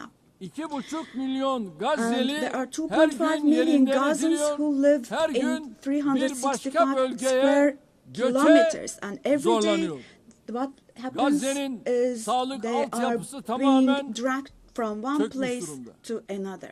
The Doktorlar healthcare öldürüldü. infrastructure Ya of da Gaza gözaltına is alındı. completely collapsed. Doctors Ambulanslar have been killed vuruldu. or they have Hastaneler disappeared bombalandı. while under custody. Yıkıldı. Ambulances have been hit. Tedavi Hospitals mümkün değil. targeted and destroyed. Operasyon Treatment mümkün is değil. not possible. Surgery İlaç is bulmak not possible.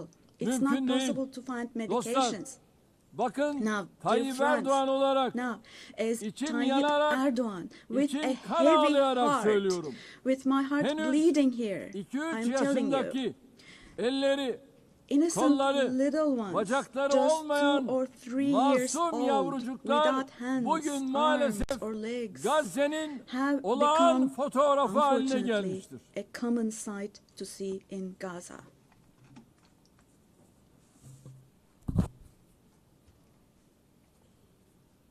Buna hangi vicdan dayanır? What kind of a human conscience can Hangi vicdan possibly buna bear this? sessiz kalabilir? Possibly. Çocukların How can açlıktan, one stay silent vis-a-vis this? ilaçsızlıktan öldüğü bir dünyada In a world where huzur olur children mu? are dying of starvation and lack of Hepimiz medication, can we possibly anne have calm babayız. and peace? We all are üzerine parents. titrediğimiz We have evlatlarımız, children torunlarımız or var. grandchildren Burada, who we dearly cherish. Amerika'da, Here, Avrupa'da, say in dünyanın her America or yerinde in Europe, everywhere bir in the çocuğun world, eline when a küçük small bir rose diken batsa, thorn hurts a anne child's babaların hand, yüreği yanıyor. the hearts of Ama parents Gazze'de break. But in çocukların Gaza, elleri, children's kolları, hands, arms, bacakları and legs are anestezi being amputated yapılmadan without ampute ediliyor. anesthesia.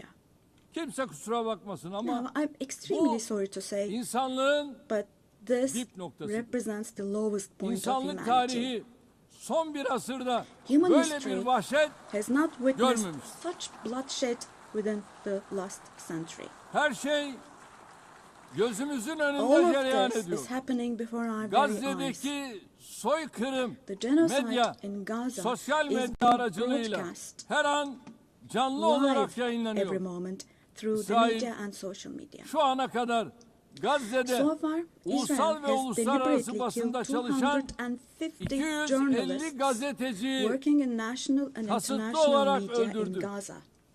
Gazze'ye tüm girişleri yasakladı. And Ama yine de they soykırımı have closed gizleyemedi.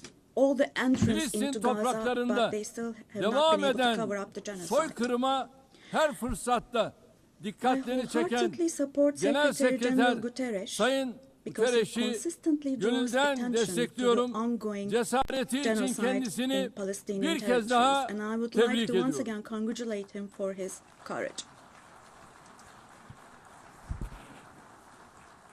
Ancak But Birleşmiş Milletler the Gazze'de United kendi Nations has çalışanlarını not dahi even been able to maalesef protect its own koruyamamıştır. personnel in Gaza. Gazze'de insanlara yardım için Unfortunately. koşturan 500 In kişi Gaza, 500 öldürülmüştür. people rushing to help others Ve have bunların been killed. Out 326'sı of those 500, Birleşmiş Milletler personelidir. 326 were Sayın UN Başkan, staff members. Değerli üyeler, Esteemed President, bakınız distinguished members, soykırım tıpkı Now, Holocaust gibi insanların toplu halde iması genocide, için like the kullanılan Holocaust, is a utanç shameful verici, concept which insanlık refers dışı to the mass barbarca extermination bir of kavramdır. people. It's a Oysa barbaric bugün concept.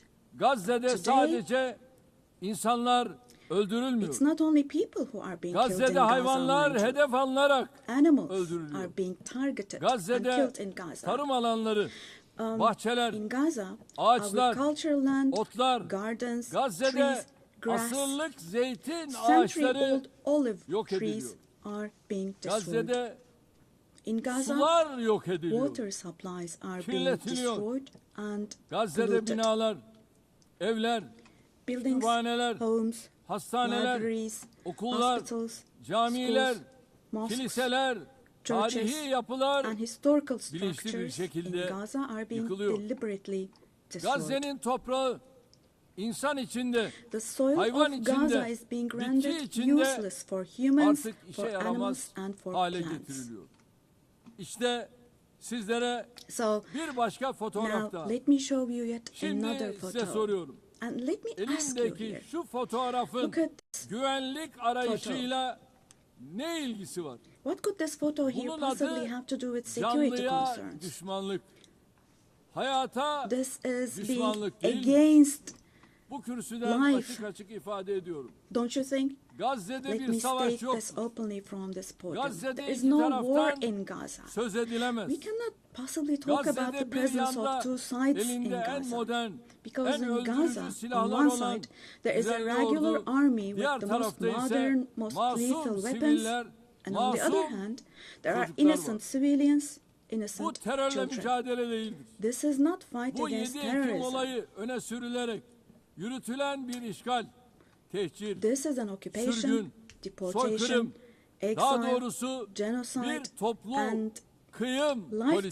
destruction, mass destruction Bugün policy Gazze carried out by Hamas invoking the bahanesiyle events of yok October the edilirken 7th. eş Today, zamanlı while olarak Gaza is being destroyed Hamas'ın under the yönetimde pretext of olmadığı Hamas, Batı Şeria'da concurrently, adım adım simultaneously, işgal the edilmekte, West Bank, where Hamas infazlarla is not in masum power, siviller is also being katledilmektedir. occupied step by step, Üstelik and innocent İsrail, civilians are being Gazze massacred through ve Batı executions. Şeria ile Moreover, sınırlı Israel kalmıyor. is not limiting Suriye'ye, itself to Gaza and the İran'a, West Bank only. Yemen'e, By launching attacks Lübnan'a on Syria, saldırılar on Iran, düzenleyerek Yemen, and bölge Lebanon, barışını da Israel tehdit ediyor. is also En threatening son regional peace. arabulucu Just Katar'da recently, an Israeli ateşkes attack müzakereleri took place için against a toplantı delegation, yapan heyete delegation İsrail meeting in saldırısı Qatar for gerçekleşmiştir. ceasefire negotiations. Katar'a yönelik saldırı The göstermiştir ki attack on Qatar İsrail has also yönetimi shown that tamamen the Israeli leadership kontrolü is now kaybetmiştir. completely out of control.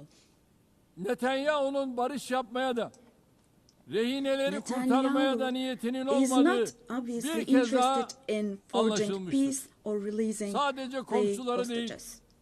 Orta Doğu'daki Not only tüm ülkeler Israel's neighbors, İsrail but all hükümetinin countries in the Middle pervasız East are tehditlerine subject to the Israeli muhatap oluyor. government's reckless Şunun da threats. farkına varalım.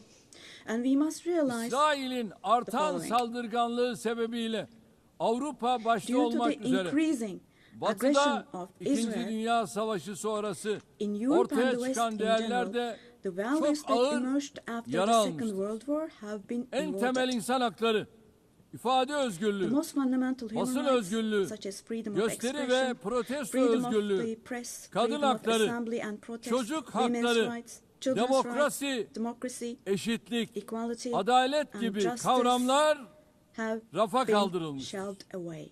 Gelinen noktada At this point, hepimiz we all şu have to gerçeği see görmek zorundayız.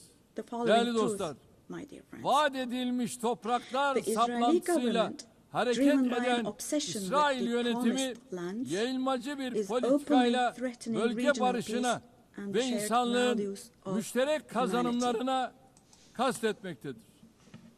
3 semavi dinin kutsal beldesi, Three celestial insanlığın religions. ortak mirası olan Kudüs-ü Şerif Jerusalem bu radikalizmin doğrudan three celestial hedefi. religions and vicdan sahibi a common Musevileri de inherited rahatsız eden, holy place. onların da tasvip Al-Quds etmediği is dahası holy for all tüm three dünyada religions. antisemitizmi körükleyen bu cinnet This hali madness disturbs artık conscientious Jews. daha It fazla fuels anti-Semitism devam around the edemez. world. We cannot continue with this madness anymore. Gazze'de ateşkes bir an önce sağlanmalı, We have to have saldırılar ceasefire in durmalı, Gaza as soon as possible. insani Attacks yardımların should stop. engelsiz Humanitarian girişine aid mutlaka should be able to izin enter with verilmelidir. no obstacles. Soykırım kadrosunun uluslararası genocide hukuka hesap vermesi Team temin should be held edilmelidir. accountable vis-à-vis İnşallah international law. bu mutlaka And God gerçekleşecektir. willing, this will definitely Gazze'de happen. yaşanan barbarlığa karşı Vis-à-vis the sesini barbarity yükseltmeyen, taking place in tavır Gaza, almayan herkes everyone bu who is vahşetin keeping silent sorumluluğuna ortak. is accomplice to this Buradan barbarity. bütün devlet ve From hükümet here, I would başkanlarına like to call on samimiyetle all the heads sesleniyorum. of state and Gün bugün. government. Today is the Gün day. insanlık adına Filistinli Today mazlumların is the day yanında to to stand Dimdik firm durma alongside the günüdür. oppressed Palestinians and alongside Halklarınız humanity. Gazze'deki barbarlığa tepki While your gösterirken peoples back gelin home are reacting to the sizler de barbarity in adım Gaza, adım do cesaretinizi show the gösterin. courage to take action here. Çocukları büyüttüğü Fulfill Gazze'ye your karşı humanitarian duty insanlık toward Gaza, görevinizi where yerine children getirin. are raising Bu children. vesileyle dünyanın farklı On ülkelerinde this occasion, Gazze'li mazlumlara sahip çıkmak için meydanları dolduran I would like to say Gazze'li the following. masumlara There destek are olmak için peoples all around the world who denizlere are taken to the yelken açan streets. akademisyeniyle, sanatçısıyla, Armed activists and siyasetçisiyle, volunteers from different countries aktivistiyle, of the world, öğrencisiyle, academicians, tüm students, Filistin journalists, savunucularına everyone, all en the kalbi defenders of selamlarımı yolluyorum. Palestine. I would like to say to them, thank you so much. And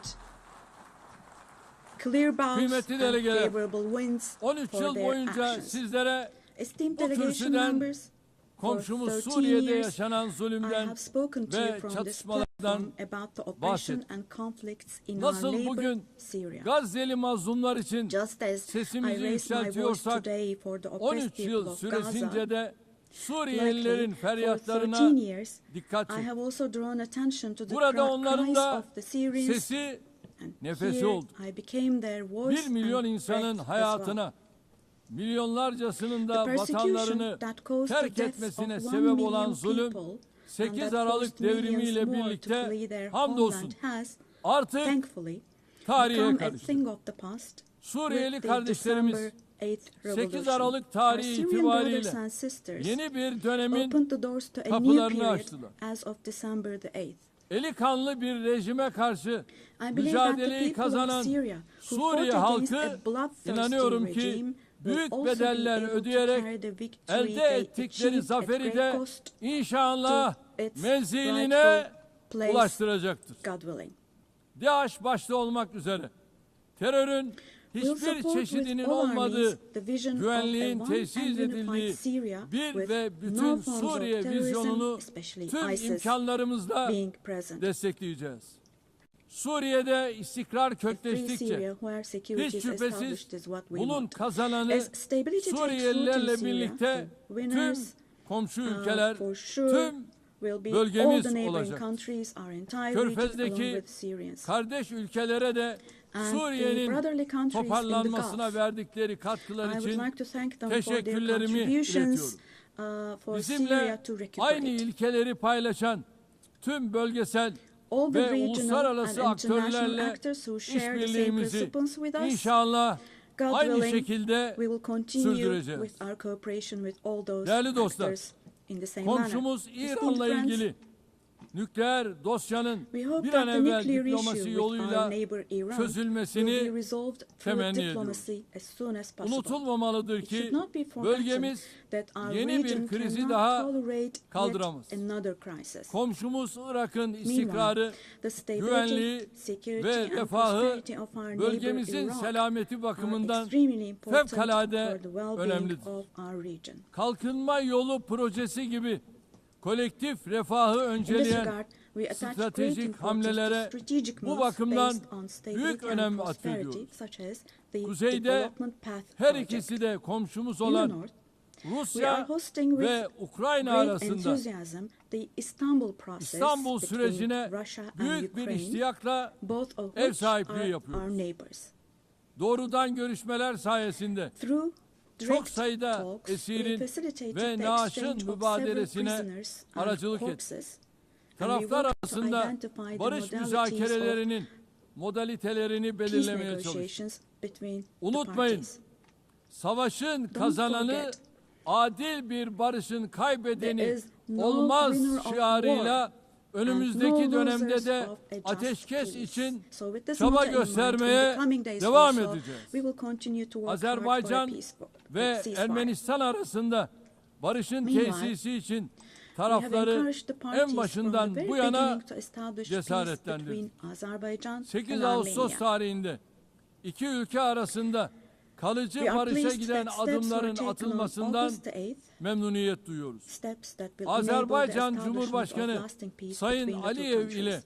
Ermenistan I would like to Başbakanı once again Sayın congratulate the President Paşinyan of başta olmak Azerbaijan, üzere İlham Aliyev, the sürece Prime Minister katkıda of bulunan Armenia, Nikol Amerikan Pashinyan, Başkanı and Sayın the American Trump'ı President Donald burada Trump, who bir kez daha contributed tebrik to ediyorum. this process, and I would like to Bu congratulate them. vesileyle ülkemizle Ermenistan On arasındaki this occasion, I would normalleşme also like to state sürecinin that the kendi normalization rayında process ilerlediğini between de our country and ifade Armenia etmek is isterim.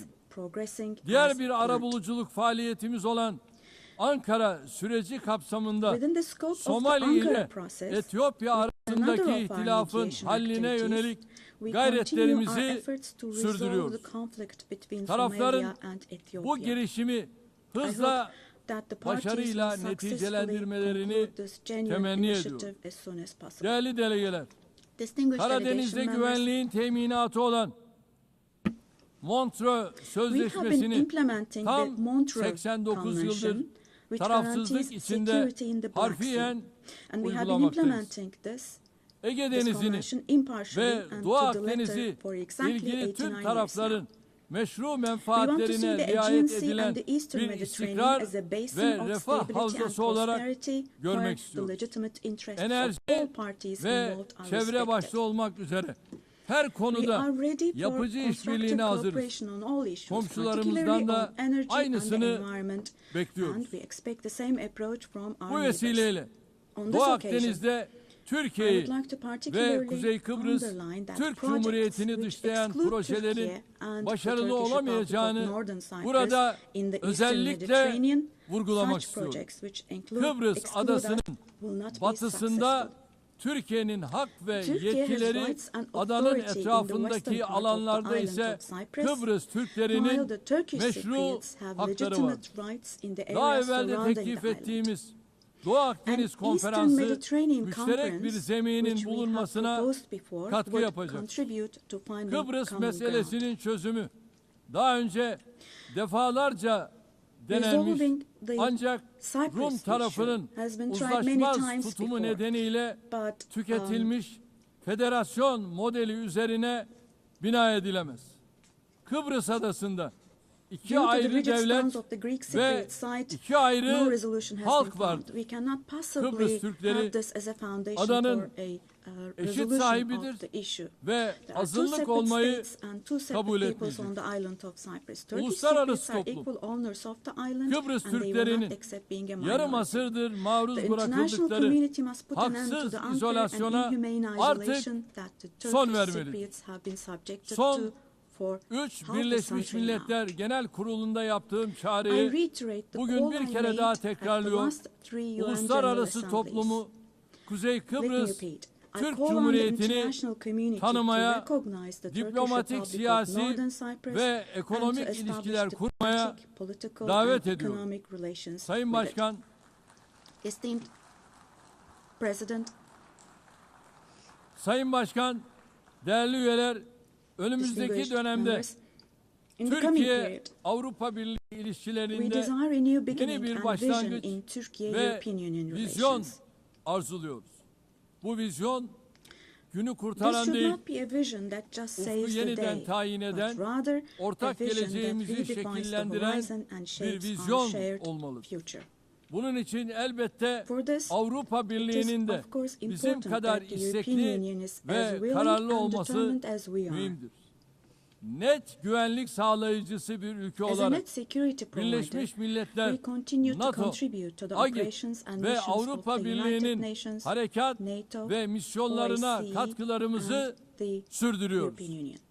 2026 yılındaki NATO zirvesini The annual NATO summit Ankara'da next year toplayacağız. will be held in Turkey, NATO in Ankara. müttefikimiz Amerika Birleşik Devletleri ile The USA, who is our ilişkilerimizi NATO ally. ticaret, Our relations with yatırım, them are continuing enerji on trade, ve investments, savunma sanayi energy, başta olmak üzere defense industry, birçok alanda in addition güçlendiriyoruz. to other many areas, Ata and we're yurdumuz strengthening our Orta relations with Asya'daki them.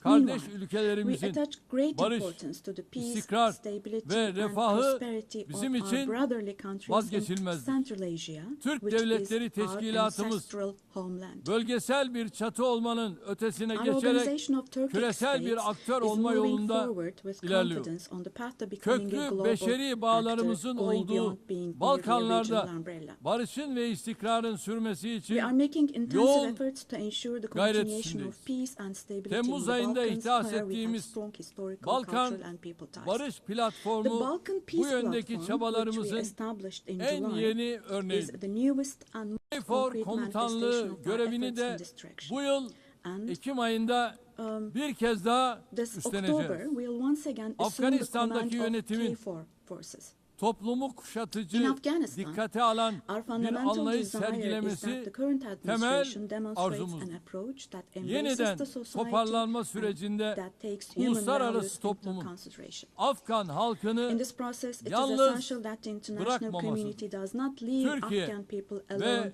Türk milleti olarak and Afgan kardeşlerimizin as Turkey her and daim as the Turkish yanında nation olmaya will devam stand by edeceğiz. the Afghan people Değerli dostlar, Güney Asya'da at all barış ve times. istikrarın Esteemed friends, in muhafazasını South Asia, son derece we önemli consider the görüyoruz. preservation of peace and Nisan stability ayında to be of utmost Pakistan importance.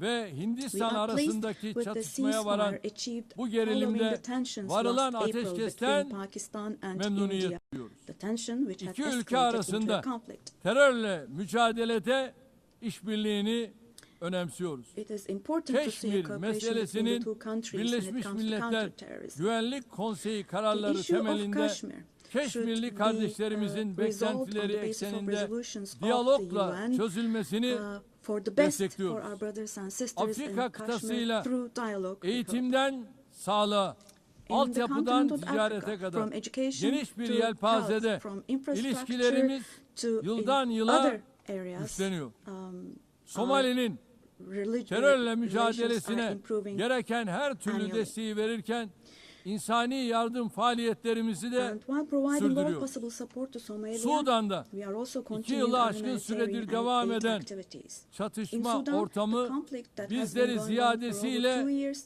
üzmektedir. saddens us deeply. Sudan'da akan kanın durması ve Stopping the sürdürülebilir bloodshed barışın in Sudan and tesis establishing edilmesi sustainable peace is uluslararası the shared toplumun responsibility ortak of the sorumluluğu. international community. Bizim bu yöndeki And çabalarımız Turkey's efforts in devam this edecek. direction will continue. Büyük Göller Bölgesi The Great Lakes yıllardır region süren has suffered istikrarsızlık greatly ve from çatışmalardan years of ongoing ziyadesiyle instability müzdarip and olmuştur. conflict. Kongo Demokratik Cumhuriyeti'nin doğusunda yaşanan Our hope is çatışmalar that these conflicts bir an in önce the east of the Democratic çözülmelidir. Republic of the Congo Amerika'nın will give way ara to lasting buluculuğu peace and stability. ve Katar'ın We wholeheartedly support kolaylaştırıcılığında the efforts yürütülen being carried gayretleri out under the mediation samimiyetle of the destekliyoruz. US and the facilitation Batı of Afrika'da Qatar.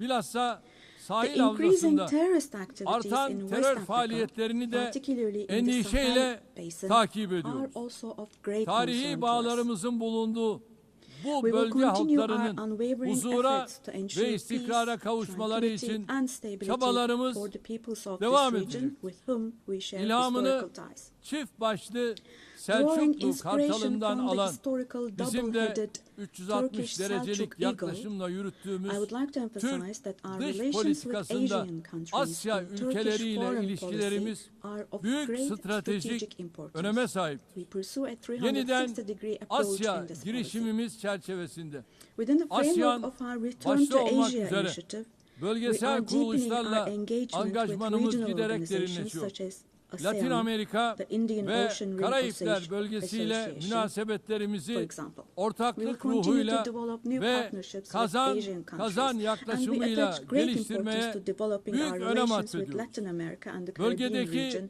in a tüm spirit of ülkelerle partnership and a kurmuş win-win olduğumuz approach. dostane We are bağları determined to daha further ileriye strengthen taşıma the friendly irademiz ties we have bakidir. established with all the countries in the region. Kıymetli delegeler, Esteemed delegation uluslararası members, ticarette artan korumacılık increasing eğilimleri protectionist ve trends in tedarik international zincirlerinde trade and yaşanan disruptions in kırılmalar supply chains dünya are ekonomisinde leading to esaslı fundamental değişimlere changes in the yol global açıyor. economy. Mevcut sınamalarla başarılı mücadele To için successfully Dünya address current Ticaret challenges, Örgütü'nün yer we aldığı support kurallara reform dayalı of uluslararası ticaretin reforme edilmesini destekliyoruz. Ucuz, güvenli ve sürdürülebilir enerjiye erişimi özellikle gelişmekte olan ülkelerin kalkınma hedeflerinin gerçekleştirilmesi için vazgeçilmez buluyorum. Çin'den Avrupa'ya uzanan ve stratejik önemi haiz pazar geçişli Doğu-Batı Ortak Koridoru projesini ilerletiyoruz. Modern ulaştırma altyapımız ve Bakü-Tiflis-Kars hattıyla dünya ticaretinin gelişimine katkı sunuyoruz. Tabiata saygılı bir gelecek inşa etme hedefiyle çıktığımız yolda 2053 net sıfır emisyon hedefine doğru kararlılıkla ilerliyoruz. Eşim Emine Erdoğan'ın himayesinde yürüyen sıfır atık hareketinin tüm dünyada her yıl dalga dalga büyüyen, daha fazla insana ve kalbe ulaşan bir farkındalık halkasına dönüştüğünü görmek bizim için ayrı bir bahtiyarlıktır. Bu süreçte gelişmiş ülkelerin sorumluluklarını yerine getirmesi artık bir tercihten öte yükümlülük haline gelmiştir. Dünyada en fazla kalkınma yardımı yapan ülkelerden biri olarak Birleşmiş Milletler'in sürdürülebilir kalkınma hedeflerine ulaşılması için çaba harcıyoruz. 2030 hedeflerine erişmek ve dünyanın dört bir yanındaki yüz milyonlarca insanı onurlu yaşama kavuşturmak için küresel finansman mimarisinin kimseyi geride bırakmama anlayışıyla uyumlu hale getirilmesini savunuyor. Burada şunu da özellikle dikkatinizi çekerek söylemek istiyorum. Biz jeopolitik sınamalarla uğraşırken İnsanlık yapay zeka alanında olağanüstü bir sıçramaya şahitlik ediyor. Çığır açan bu teknolojilerin dönüştürücü gücü ve sunduğu nimetlerden hiçbir toplumun mahrum bırakılmaması gerekiyor. Yapay zeka teknolojileri yeni bir tahakküm aracı olarak değil, insanlığın lehine kullanılmalı. Ev sahipliğini yaptığımız en az gelişmiş ülkeler için Birleşmiş Milletler Teknoloji Bankası dijital ve teknolojik açığın kapatılmasında kritik rol oynuyor. Hazırladığımız ve evrensel mutabakatla yakında imzaya açacağımız dijital dünyada çocuk hakları sözleşmesinin bu alanda küresel bir farkındalık oluşturacağına inanıyor. Çabalarımıza güçlü desteğinizi bekliyoruz. Diğer taraftan ırkçılık, yabancı karşıtlığı ve bilhassa İslam düşmanlığının vahim boyutlara ulaştığı günümüzde bir arada yaşama kültürünü tehdit eden bu akımlarla mücadele insanlık için zaruret halini almıştır. Medeniyetler İttifakı Yüksek Temsilcisi Sayın Moratinos'un Birleşmiş Milletler Genel Sekreterinin İslamofobi ile mücadele özel elçisi olarak da atanması kıymetlidir. Geçen sene burada ifade ettiğim gibi aile kurumu günümüzde daha önce hiç olmadığı kadar tehdit altındadır. Kadın ve erkekten oluşan aileyi savunmak aynı zamanda insanı, fıtratı, yaşamı ve geleceği savunmak demektir. Türkiye olarak artan saldırılar karşısında aileyi savunmaya devam edeceğiz. Kıymetli delegeler, insanlığın bir daha savaş felaketi yaşamaması için kurulan Birleşmiş Milletler'in kökleri içinde bulunduğumuz karanlık döneme ışık tutacak değerlerle doludur. Genel Sekreter Sayın Guterres'in teşkilatımızı etkin ve verimli hale getirmek amacıyla başlattığı Birleşmiş Milletler 80 girişimine desteğimiz tamdır. Bu girişimin Birleşmiş Milletler'in tüm faaliyetlerini daha da güçlendirecek bir süreç olarak başarıya ulaşmasını temenni ediyorum. Bu sürece İstanbul'u bir Birleşmiş Milletler merkezi haline getirme vizyonumuzdan da hareketle güçlü destek vermeye hazırız. 80. yılda Birleşmiş Milletleri kuruluş ruhuna döndürecek adımları atmak hepimizin ortak sorumluluğu.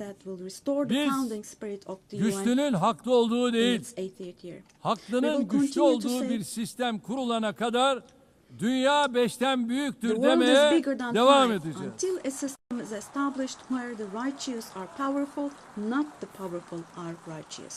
Görevimiz sistemi terk etmek değil, onarmak, yeniden işler hale getirmek.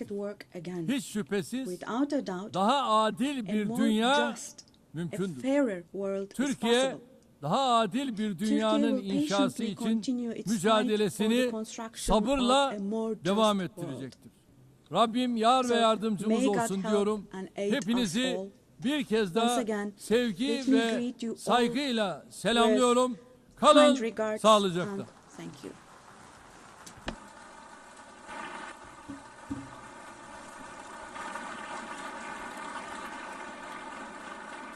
On behalf of the Assembly, I wish to thank the President of the Republic of Turkey.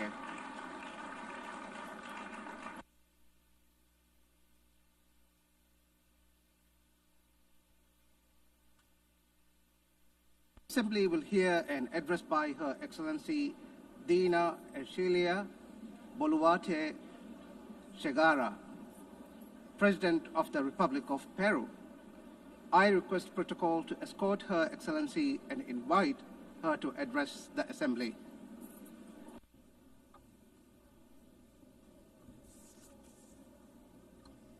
Señora Presidenta de la Asamblea Madam General, President of the General Assembly, Annalena Baerbock, Señor Secretario General Secretary de General las of the Naciones United Nations, Antonio Guterres, Guterres, Señoras ladies y señores, and gentlemen, Jefes de Estado heads of state, y señoras presentes en esta magna ladies asamblea. and gentlemen present El here Perú in this august forum. Es el centro y cuna de Peru is grandes the center and civilizaciones cradle milenarias, of great millennial siendo la civilizations, última the last el of which imperio de was los the Incas, Inca Empire, que dejó which un left legado us de grandeza. a legacy of greatness. Somos herederos We are asimismo also heirs del of virreinato the del Perú, que Viceroyalty abarcó of las Peru, 2/3 which partes encompassed de 2/3 América of del South Sur. America.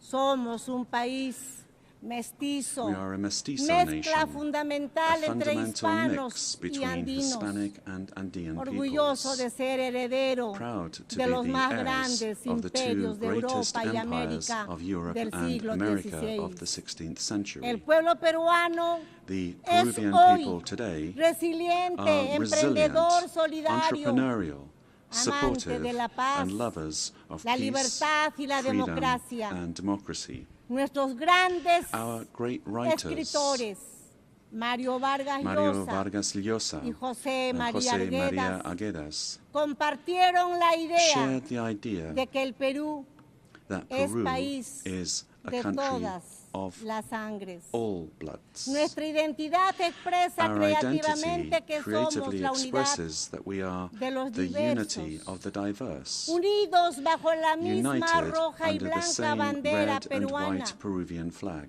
En nuestro país In our country, viven los pueblos native originarios y los peoples pueblos and del peoples mundo of the en world paz live together y unidad in peace and como una unity gran síntesis del as a Perú. great synthesis País en el que vivió y trabajó Peru, durante the 40 country años in el Papa which León Pope Leo XIV, XIV lived nacionalizado and worked in peruano, for 40 years, por su profundo a amor a naturalized nuestra Peruvian gente, because of his deep love tanto for por our su people, carácter both solidario y for his pacífico, supportive como as well por as su fe his católica peaceful y disposition cristiana. and his Catholic and Christian faith. Todos los estudios señalan All studies que somos el indicate país más that we are the emprendedor most del mundo, entrepreneurial razón country in the world, por la cual después de la which pandemia is del why, after the COVID-19, que por COVID-19 una pandemic, pésima that administración due to gubernamental poor government alcanzó administration, más de 2 claimed millones more de than 2 fallecidos. million lives. Nos hemos empezado a But we have recuperar begun logrando to hoy recover.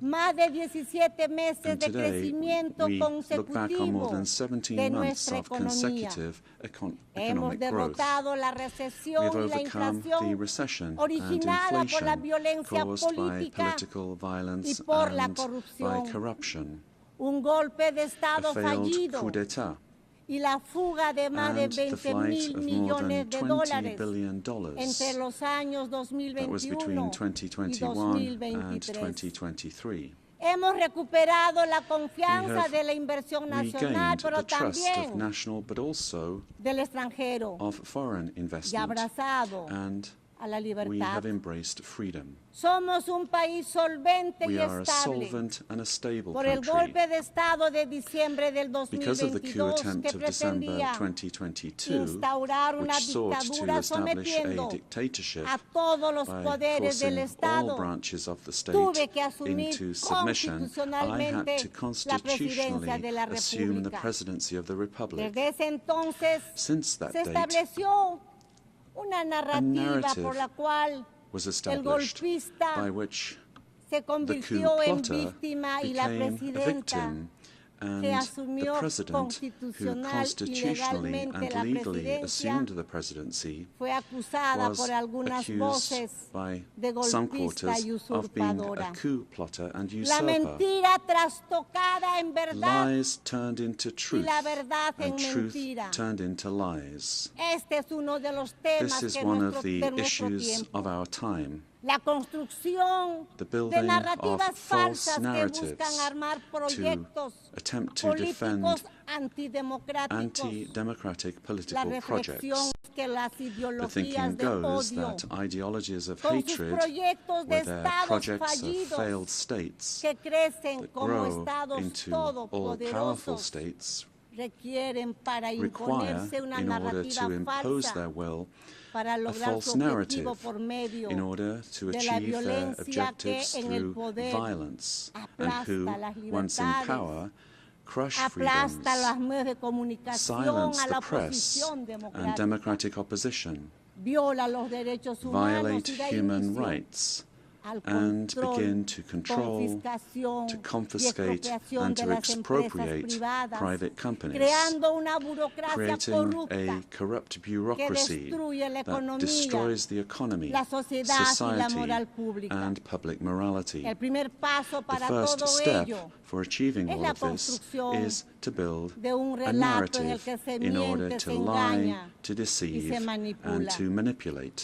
La ideología del odio de The clases ideology es of muy class hatred hábil is very en skillful trastocar la at realidad y distorting construir reality falsos and relatos, building false pues narratives, utiliza el método because it uses the totalitario de repetir totalitarian ad method of infinitum repeating a una lie mentira, ad infinitum, como se hiciera as en was el done mundo in the world antes de la Segunda before Guerra the Mundial Second y World como se War, viene haciendo and as is happening nuevamente again porque today, el because totalitarismo se totalitarianism renueva, se renews presenta con otros itself, presents rostros, itself with other porque lo faces, que sigue siendo una grave amenaza but remains para a los serious países threat y to para el countries mundo. and to the world. El cínico relato se ve The cynical reforzado narrative is por el reinforced intervencionismo by en los interventionism asuntos in the internos de los internal affairs países, of countries, apoyando y supporting difundiendo and spreading falsedades falsehoods para to destruir la destroy democracy democracia and y eliminar eliminate la libertad. freedom. En el Perú In Peru, hemos superado we have overcome una fuerte, organizada y strong, persistente violencia organized and política que persistent political pretendía violence la that vuelta al sought the gobierno del return of the golpista, coup plotters y desde el government, año and since 2024 2024, se ha logrado avanzar en el progress has been made restablecimiento de in la restoring estabilidad stability y and la confidence. confianza, razón por la cual And this la is why economía the peruana Peruvian logró economy crecer managed to grow this year by 3.3%, and in the current year, 2025, is exceeding 3.5% growth, with forecasts that in 2026 the trend of economic growth will continue. The government guarantees 3 years of economic growth, being the leader in South America. Inflation is below 2% annually.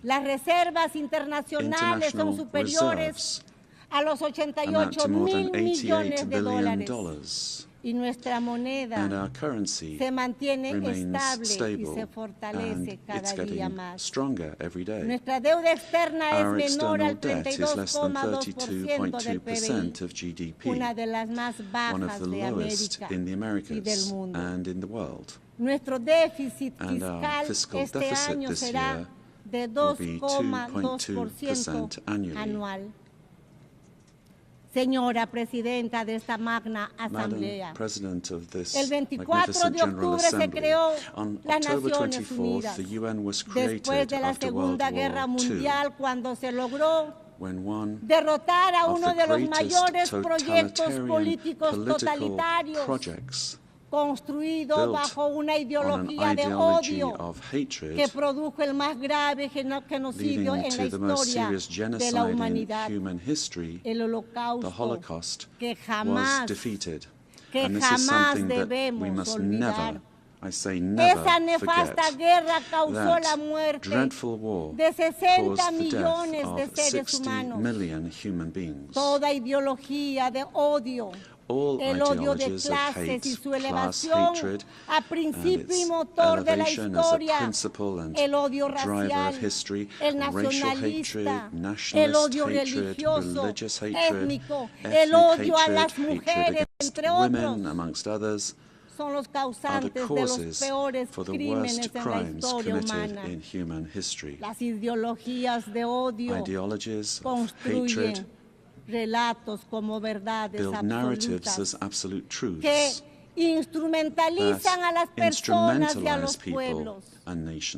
La constitución política de mi patria My homeland, Peru, affirms that the defense of the individual and their dignity is the supreme goal of society and of the state. Peru, therefore, rejects the two principal hate narratives in the world, namely class hatred and religious hatred.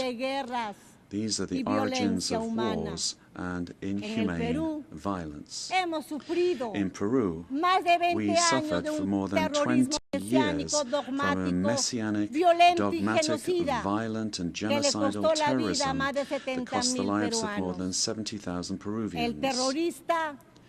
The terrorist hates elections and the citizens' right to choose and to be and to stand for election. When they participate, they do so to destroy democracy from within.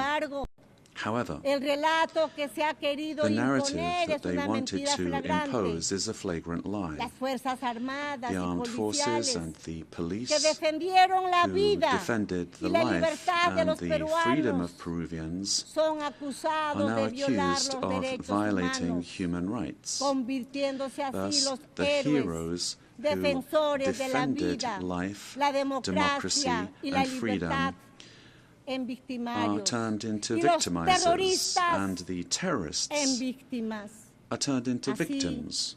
In this way, the heroes who defended democracy are being persecuted in trials that drag on for decades, while the terrorists are compensated and considered victims. This is the world in reverse. The UN was a fundamental milestone in the 20th century, but in the 21st century, we must be more vigilant. It is our duty to prevent the world from plunging into new genocides and new violence. It is not acceptable in a civilized world that one country invade another using a false narrative to justify a war that first and foremost attacks the civilian population. It is not acceptable to slaughter civilians, to capture hundreds of young people, women, and even children, and use them as hostages. We live under the threat of international organized crime. In Peru, international crime based on extortion uses terrorist methods such as bomb attacks to submit citizens to its will. These criminal organizations that use weapons of war have created financial mechanisms to launder blood-stained money, sending large sums back to their countries of origin. They seek to normalize this violence, which requires, in order to be defeated, recognition by the UN as terrorist organizations and new national and international legislation to stop them being a threat to the democratic system and to the development of peoples. It is also imperative that we act against drug trafficking and illegal mining that destroys the environment, pollutes rivers, and condemns peoples and individuals to slavery. International crime has subjected thousands of women taken from their home countries through violence and deception and being exploited and deprived of their freedom. Ladies and gentlemen, we are living through times that recall the darkest chapters of our modern history, and Peru is convinced that the world does not need less UN, but more and a better UN, one that is in tune with the times, in times in which ideologies of hatred that cause and cause so much damage to humanity have taken refuge in lies, in misinformation, and which have penetrated democratic societies.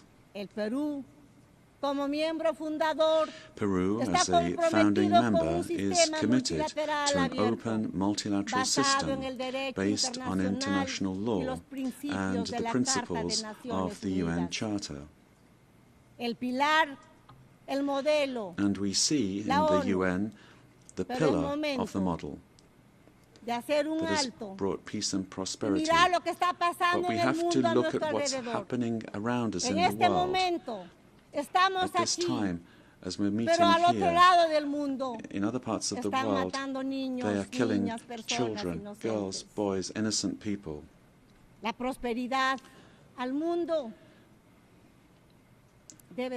Prosperity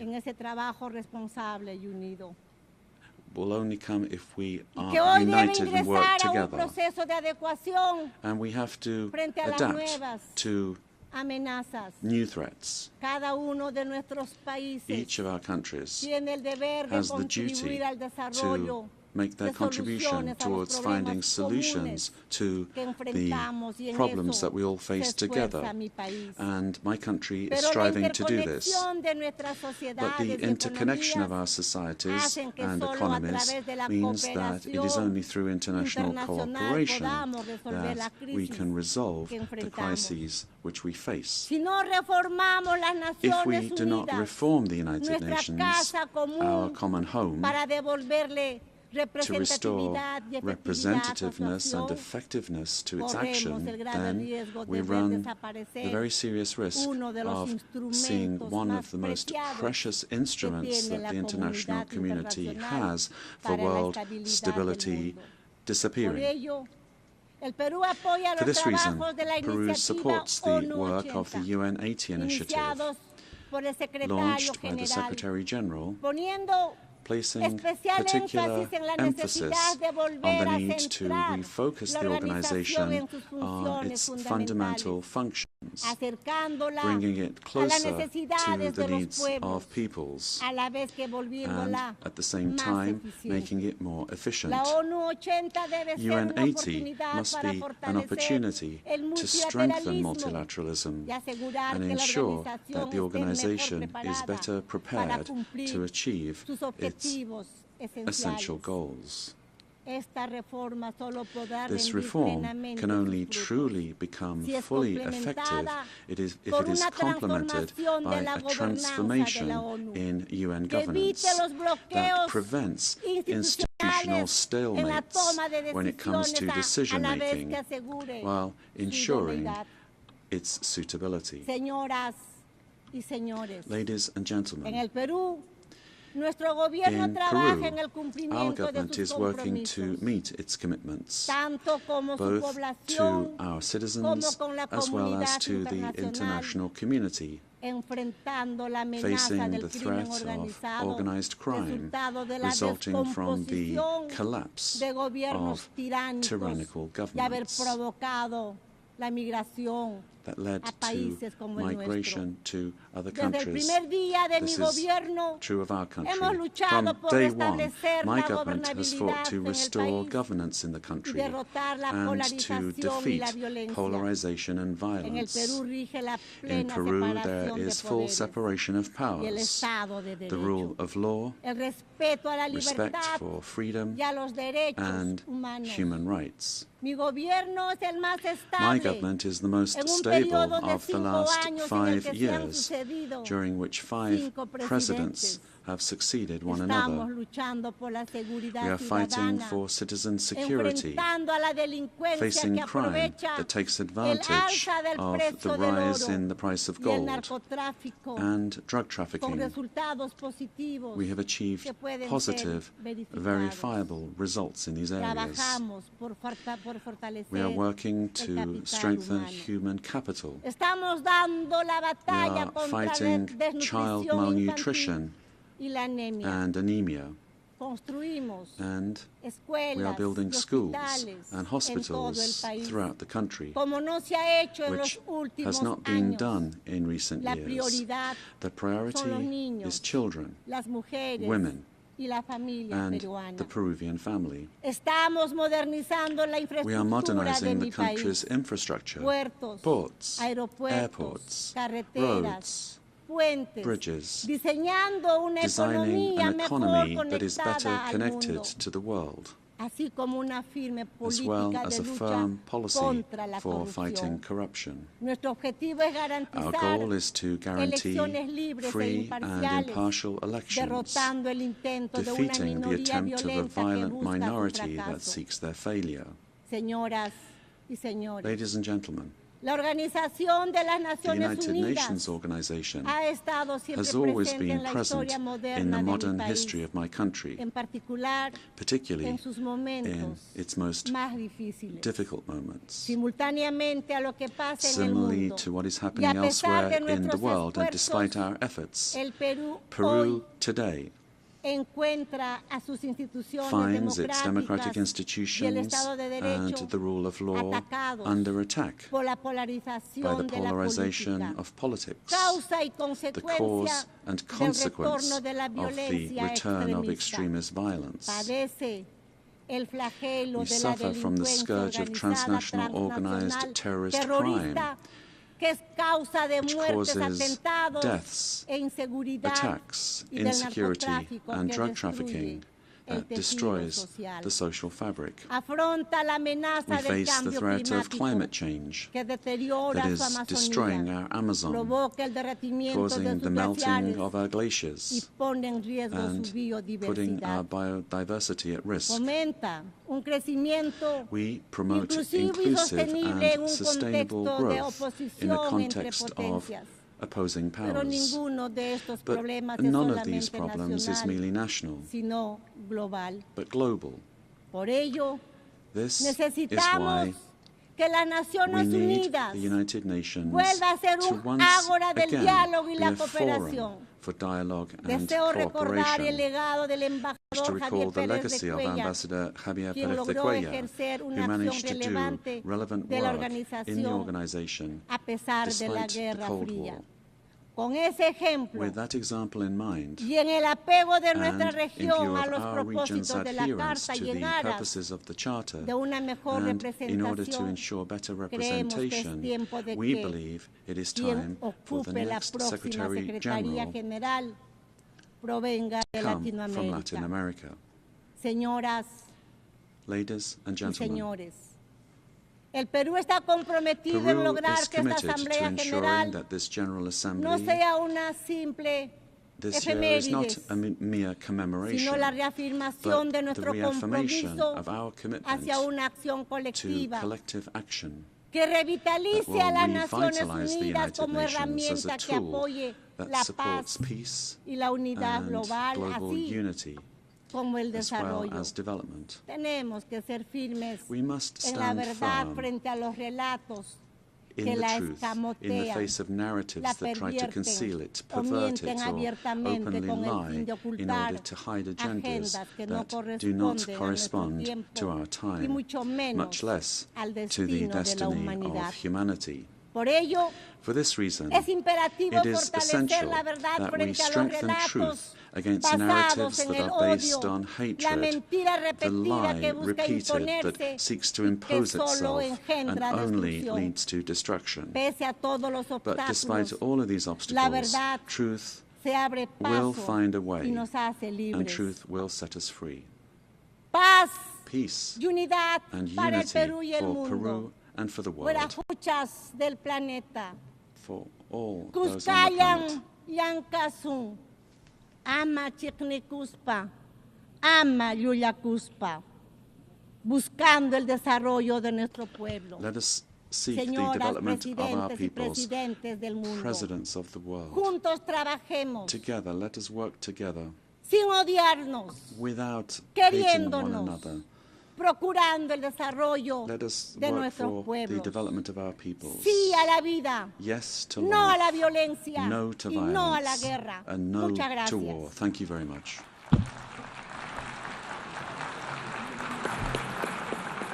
On behalf of the General Assembly, I wish to thank the President of the Republic of Peru.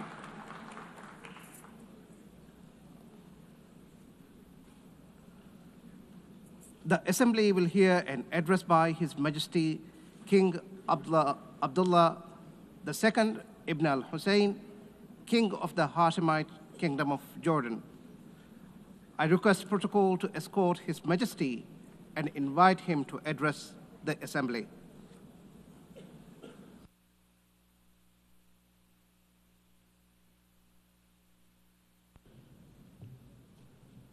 Bismillah ar-Rahman ar-Rahim. Madam President, Mr. Secretary General, in the name of Your God, the Excellencies. compassionate, the merciful. Another year, another UN General Assembly, and another occasion when I stand before you to address the same issue, the conflict in the Middle East. And not for the first time, developments on the ground have made me question the worth and utility of words in capturing the magnitude of the crisis. Yet not speaking about it would signal acceptance of the situation and abandonment of our humanity. And that I will not do. Our UN General Assembly was born 80 years ago, pledging to learn from, not repeat, history. The world vowed never again. However, for almost as long, Palestinians have been living through a cruel cycle of yet again, bombed indiscriminately, yet again, killed, injured, and maimed, yet again, displaced and dispossessed, yet again, denied rights, dignity, their basic humanity, yet again, So I must ask, how long? How long will it be before we find a resolution to this conflict, one that safeguards the rights of all sides and allows a level of normalcy in the lives of the families at its core? How long will it be before I stand before you and speak not of suffering and devastation in my region, but of prospect, prosperity, and potential? Sadly, this is not the only conflict in our world. And some may say that other wars are also devastating. But the Palestinian-Israeli conflict remains unique. It is the longest standing conflict in the world. An illegal occupation of a helpless population by a self-declared democratic nation, and a flagrant violation of repeated UN resolutions, international law, and human rights conventions. A failure that should have elicited outrage and action, especially from major democracies. Instead, it has been met with decades of inertia. My friends, the war in Gaza marks one of the darkest moments in this institution's history. But although it is today's horror, the injustice stretches back decades. The Palestinian-Israeli conflict has been on the UN agenda throughout its 8 decades of existence. How long will we be satisfied with condemnation after condemnation without concrete action? When it comes to the Palestinian-Israeli conflict, it seems that what unfolds in the halls of power is theory. The struggles and suffering on the ground is reality. For decades, we have seen several attempts to achieve a solution by interim agreements and temporary stopgaps, none that delivered on the endgame. In fact, many would argue these processes served as a distraction, as Israel grabbed more land, expanded illegal settlements, demolished homes, and displaced entire neighborhoods. Muslim and Christian holy sites in Jerusalem have been vandalized and desecrated by those under government protection. And throughout all these years, Israeli families, too, have not been able to live in true security because military action cannot bring the safety they need. Nowhere is that more evident than in Gaza. More than 60,000 Palestinians killed, 50,000 children injured or killed, miles of burnt-out rubble, neighborhoods, hospitals, schools, farms, even mosques and churches in ruins, widespread starvation. And what we are seeing is only a glimpse, because never in our modern history has the lenses of international media been obstructed like this from capturing the reality on the ground. Almost 2 years in, and the cruelty of this military campaign continues unabated. Furthermore, the current Israeli government's provocative calls for a so-called Greater Israel can only be realized through the blatant violation of the sovereignty and territorial integrity of its neighbors. And there is nothing great about that. I can't help but wonder if a similar outrageous call were made by an Arab leader, would it be met with the same global apathy? The international community must stop entertaining the illusion that this government is a willing partner for peace. Far from it.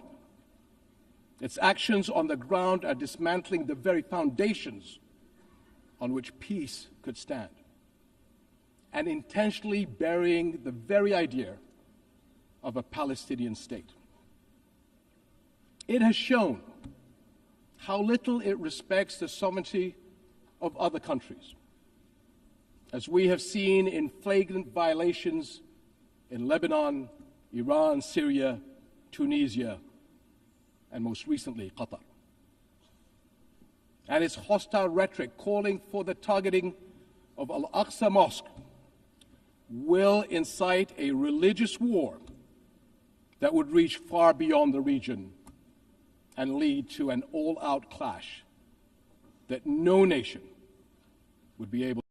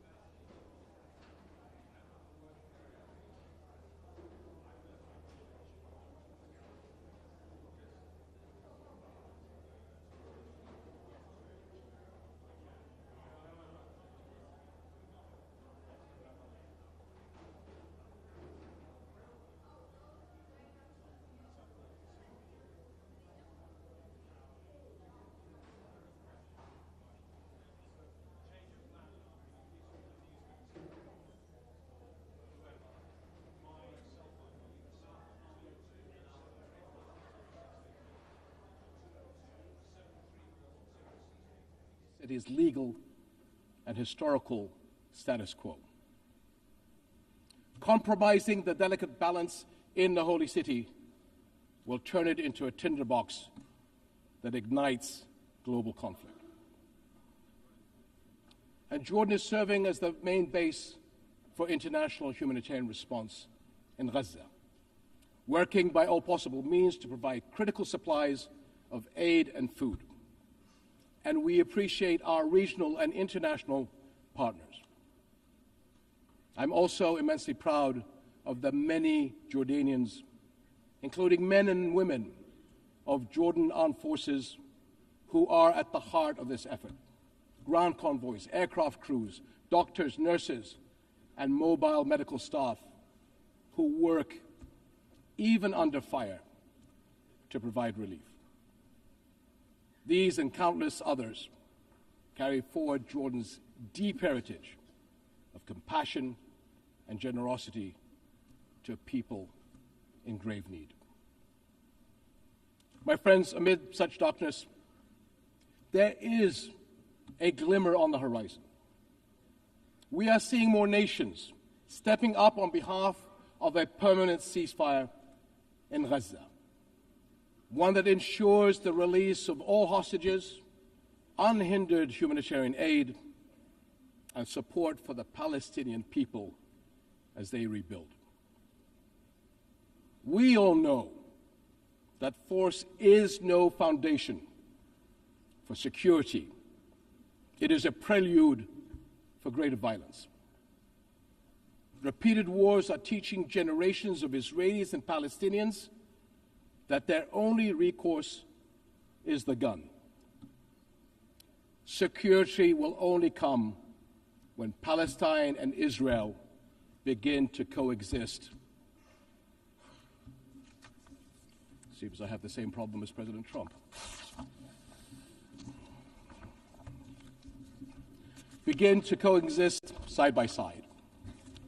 This is the two-state solution, in line with international law and UN resolutions. An independent and viable Palestinian state with East Jerusalem as its capital, alongside a secure Israel living in peace with its neighbors. For almost a quarter of a century, this has been the promise of the Arab Peace Initiative, in which Arab and Muslim partners around the globe extended their hand. My friends, for the past 2 years, we have finally seen the world's conscience stirring in the courage of ordinary people from every walk of life and every corner of the globe, raising their voices as one and declaring, it has been too long.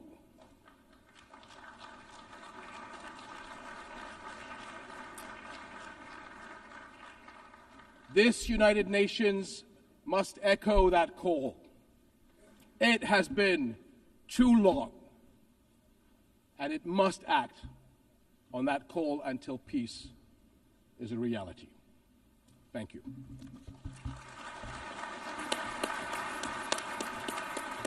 On behalf of the Assembly, I wish to thank the King of the Hashemite Kingdom of Jordan.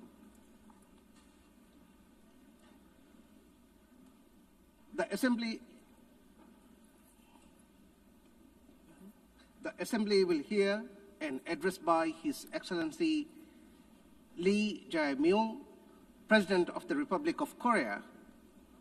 I request protocol to escort His Excellency and invite him to address the Assembly.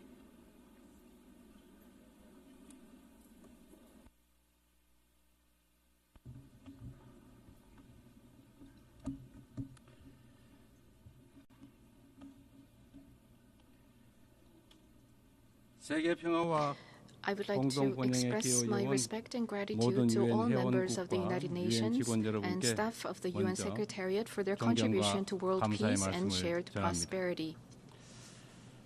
I extend my sincere congratulations to Her Excellency Annalena Baerbock on assuming the presidency of the 18th session of the UN General Assembly. I also pay tribute to Secretary General Antonio Guterres for his unwavering dedication and hard work. I hope the 18th session of the UN General Assembly will achieve even more meaningful results under their outstanding leadership.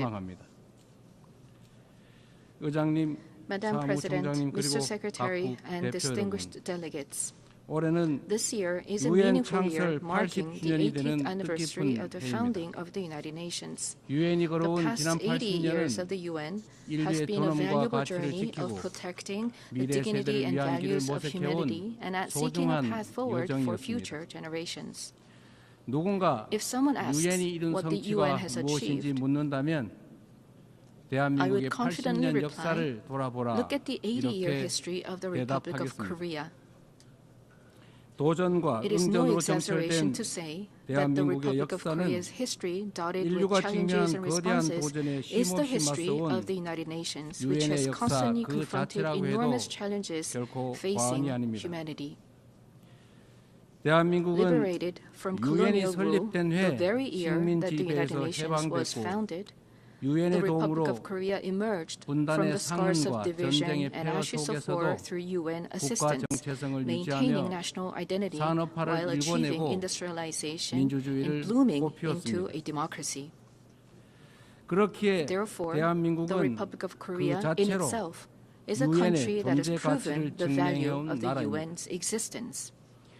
Whenever the Republic of Korea revived the hopes of lives as precious as the weight of the universe amidst horrific wars and disasters, the UN flag fluttered at the center of that intense solidarity. The United Nations has strived to provide equal rights and opportunities to everyone without discrimination, and has provided education and vaccines to make children's lives blossom. The small country in the East, which rose with the support of the UN and the international community, has become a proud UN member that is drawing the world's attention. It is raising its role and responsibility as a member of the international community more rapidly than any other country. There were times when democracy and peace were in crisis, but each time, the Republic of Korea rose with indomitable strength. Even a safe coup could not break the people of the Republic of Korea's strong will, desiring democracy and peace. The revolution of light that the people of the Republic of Korea achieved against the darkness of the insurrection last winter was a historic moment that demonstrated the brilliant achievement of the UN spirit. The remarkable resilience and strength of democracy that the Republic of Korea has shown will be ours as well as the that of the entire world. I need you to take my hand and guide me away from all this, away to where the light shines through, to where the flowers bloom.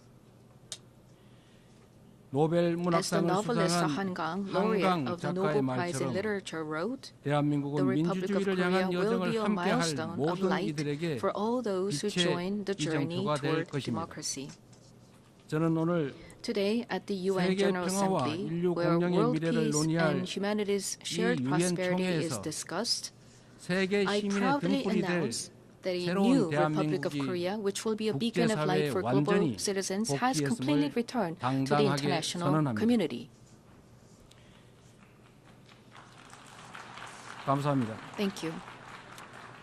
The Republic of Korea, which has grown thanks to the support and assistance of the UN, will not hesitate to take on the role of a leading nation, generously sharing its experience and history of restoring democracy. Despite ceaseless efforts from all corners of the world, the international community's determination and aspiration to maintain international peace and security 80 years ago still remains an unfinished task for everyone. 280 million people are still in a state of extreme hunger. Armed conflicts around the world, including in Ukraine and the Middle East, as well as the climate crisis, which has already become a real problem, threaten the survival of humanity. The answer lies in the wisdom of the pioneers who founded the United Nations, as well as the path that the people of the Republic of Korea demonstrated. There is only one way: more democracy. The people-centered government of the Republic of Korea, through the power of collective intelligence, is ceaselessly attempting innovations, seeking better alternatives in democracy. The way to solve common challenges facing the international community is no different. When all the countries experiencing the same problems gather here at the United Nations and continue multilateral cooperation, putting their heads together, we will all be able to move toward a bright future of peace and prosperity. I look forward to the UN 80 initiative presented by the Secretary General, taking root as a vision that achieves UN's evolution and advancement in line with the demands of our time. I also hope the UN Security Council can increase the number of seats of non-permanent members, reflecting changes in the international environment, and enhance its effectiveness and representation. As a member of the UN Security Council for the term 2024 to 2025, the Republic of Korea is making efforts so that the UN Security Council can respond proactively to threats to the international peace and security. Madam President, Mr. Secretary General, and distinguished delegates, the Republic of Korea, having restored democracy, dreams of a better future. The Republic of Korea will fulfill its responsibility as a responsible global power that steadfastly upholds the values of freedom, human rights, inclusiveness, and solidarity championed by the United Nations. We will further develop our institutions and cultures so that everyone residing in the Republic of Korea, both nationals and foreigners, can be respected as an equal member of society in all fields of life. The Republic of Korea will strengthen and lead cooperation with the international community while realizing the value of respect for human rights. In a time of crisis where immediate survival is urgent, words like solidarity, coexistence, and cooperation may feel somewhat distant.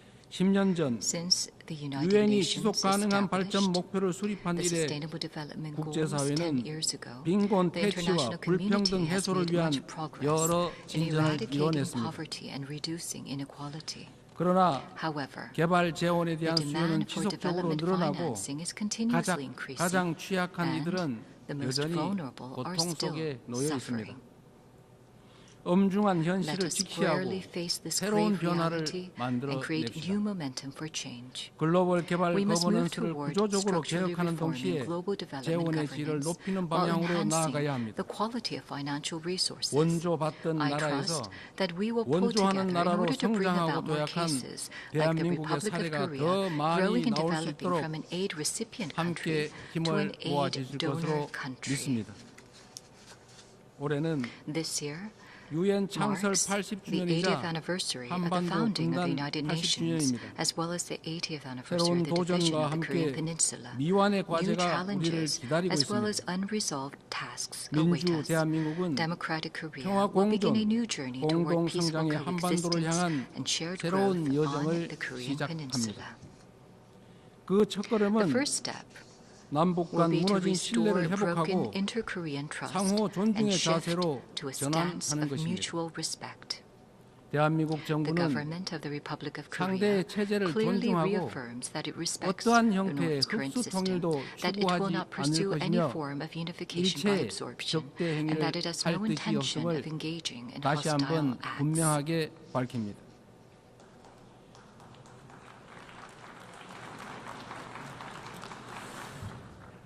이 세 가지 원칙을 Based on 바탕으로 these three principles, 우선 we 남북 간 intend to end 불필요한 the 군사적 vicious cycle 긴장과 of 적대 행위의 unnecessary 악순환을 inter-Korean 끊어내고자 military 합니다. tension and hostile 취임 acts. 직후 That is a reason 대북 전단 why we have 살포와 proactively taken 대북 measures, 방송 중단 including 등의 halting 조치를 the launch of 선제적으로 취한 leaflets 것도 and suspending 같은 broadcasts 이유입니다. toward the north. 앞으로 우리 정부는 Going forward, 남북 the 간 government of 군사적 the 긴장 Republic of Korea 완화와 will consistently 신뢰 seek 회복의 a 길을 path to reduce 일관되게 military 모색할 tensions 것입니다. and restore inter-Korean trust. 가장 확실한 평화는 The most certain 싸울 peace is a 필요가 state where 없는 there is no 상태입니다. need to fight. 교류, Through comprehensive 관계 정상화, dialogue centered on 비핵화, exchange 즉 normalization and denuclearization. END를 In 중심으로 other 한 words, 포괄적인 END, 대화로 we must end the 한반도에서의 era 적대와 of 대결의 hostility 시대를 and 종식하고 confrontation on the Korean 평화 Peninsula 공존과 and usher in a 공동 new era 성장의 of peaceful 새 시대를 coexistence 열어가야 and 합니다. shared growth.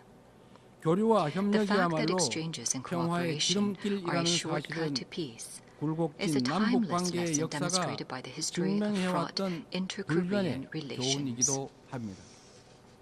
남북 간 By 교류 gradually 협력을 expanding 단계적으로 inter-Korean 확대함으로써 exchanges and cooperation, 한반도에서 we will pave the 지속 way for 가능한 평화의 sustainable 길을 peace 열어 on the Korean 나가겠습니다. Peninsula. 한반도 It is 평화는 crucial 남북은 for 물론 both the R-K 국제사회가 and the 함께 DPRK, as well 만들어가는 as the 게 international 중요합니다. community, to work together to establish 남북 peace 관계 on the 발전을 Korean 추구하면서 Peninsula. While striving to 북미 advance 사이를 inter-Korean 비롯한 relations, we will provide our active 국제사회와의 support and 관계 cooperation 정상화 for 노력도 efforts to normalize 적극적으로 relations with the international 지지하고 community, 협력하겠습니다. including 비핵화는 between the United 엄중한 States and the 과제임에 DPRK. 틀림없습니다. Denuclearization is 그러나 undoubtedly a grave task, 단기간에 but it is time 해결되기 to seek 어렵다는 realistic 냉철한 and 인식의 rational 기초 solutions 위에 based on a 현실적이고 cool-headed perception 합리적인 that 방안을 denuclearization 모색해야 할 cannot be 시점이 achieved in 됐습니다. the short term. 핵과 The international 미사일 community 능력 must gather 보도와 its wisdom in a 중단부터 pragmatic 시작하여 and phased solution, beginning 축소의 과정을 with a stop 거쳐 in the sophistication 폐기에 of nuclear 도달하는 and missile capabilities, 실용적, going through a 단계적 reduction process, 해법에 우리 and reaching 국제사회가 지혜를 dismantlement. 모아주시기 바랍니다. 한반도에서의 Realizing 항구적 lasting 평화 peace on 시대는 the Korean Peninsula 분쟁으로 would 고통받는 present new 인류에게 hope and 새로운 possibility 희망과 to 가능성을 humanity 제공할 suffering 것입니다. from conflict. 대한민국은 The Republic of Korea will END end the 이니셔티브로 Cold War in the Korean 한반도의 Peninsula 냉전을 through the 끝내고 END 세계 평화와 initiative 번영에 and fulfill its 기여하기 위한 responsibility 책임과 and 역할을 role to 다하겠습니다. contribute to world peace and prosperity. 서로 다른 나라의 A 국민이 future where 상호 people from 협력하며 different nations 전 cooperate 지구적인 and 도전을 overcome 함께 global challenges 헤쳐나가는 together 미래가 may 꿈 sound 같은 like a 장밋빛 rosy, 전망처럼 들릴 수도 dream-like 있습니다. vision.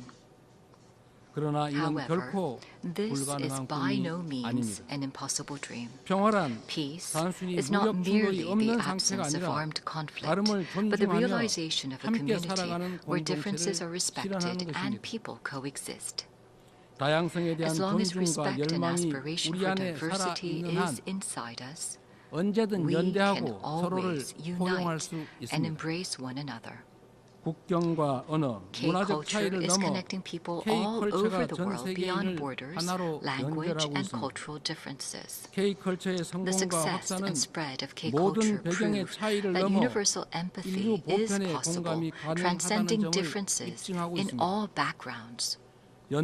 Gathering the energy of solidarity, coexistence, and consideration, the Republic of Korea, having ushered in a new diplomatic republic, is ready to move toward a sustainable future and a new page in human history. Though a difficult journey is expected, humanity has been able to grow and come this far by not giving up on challenges, even in the face of adversity. As the people of the Republic of Korea raised colorful cheering sticks in the face of a crisis in democracy, I call on the international community and the United Nations to lift the lantern of hope that will light the future of humanity.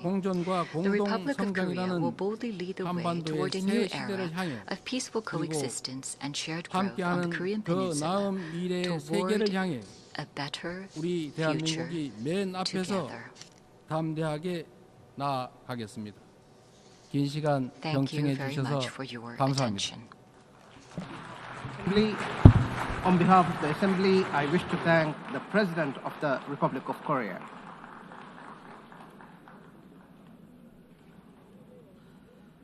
The Assembly will hear an address by His Highness Sheikh Tamim bin Hamad Al Thani, Amir of the State of Qatar.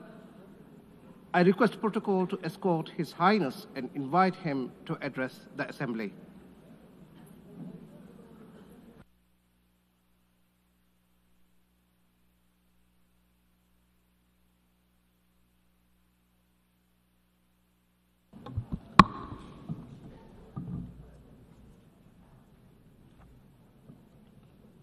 بسم الله الرحمن الرحيم.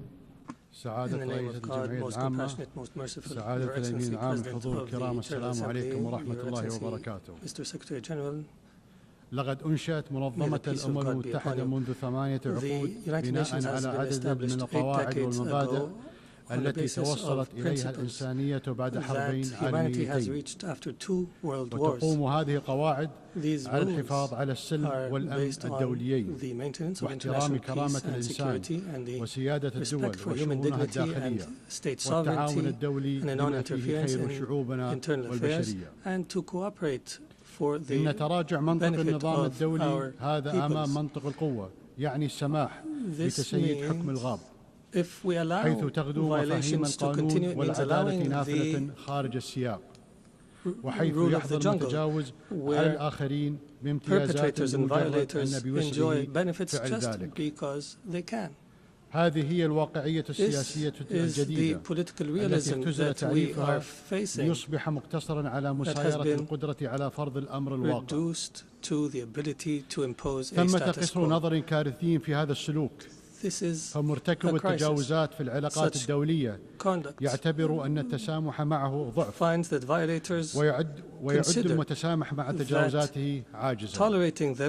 إن الموضوع الذي ينبغي أن يتصدر النقاش في المؤسسات الدولية حاليا هو كيفية استعادة نظام الأمن الجماعي قوته وفقا لميثاق الأمم المتحدة، وعودة الفاعلية للشرعية الدولية.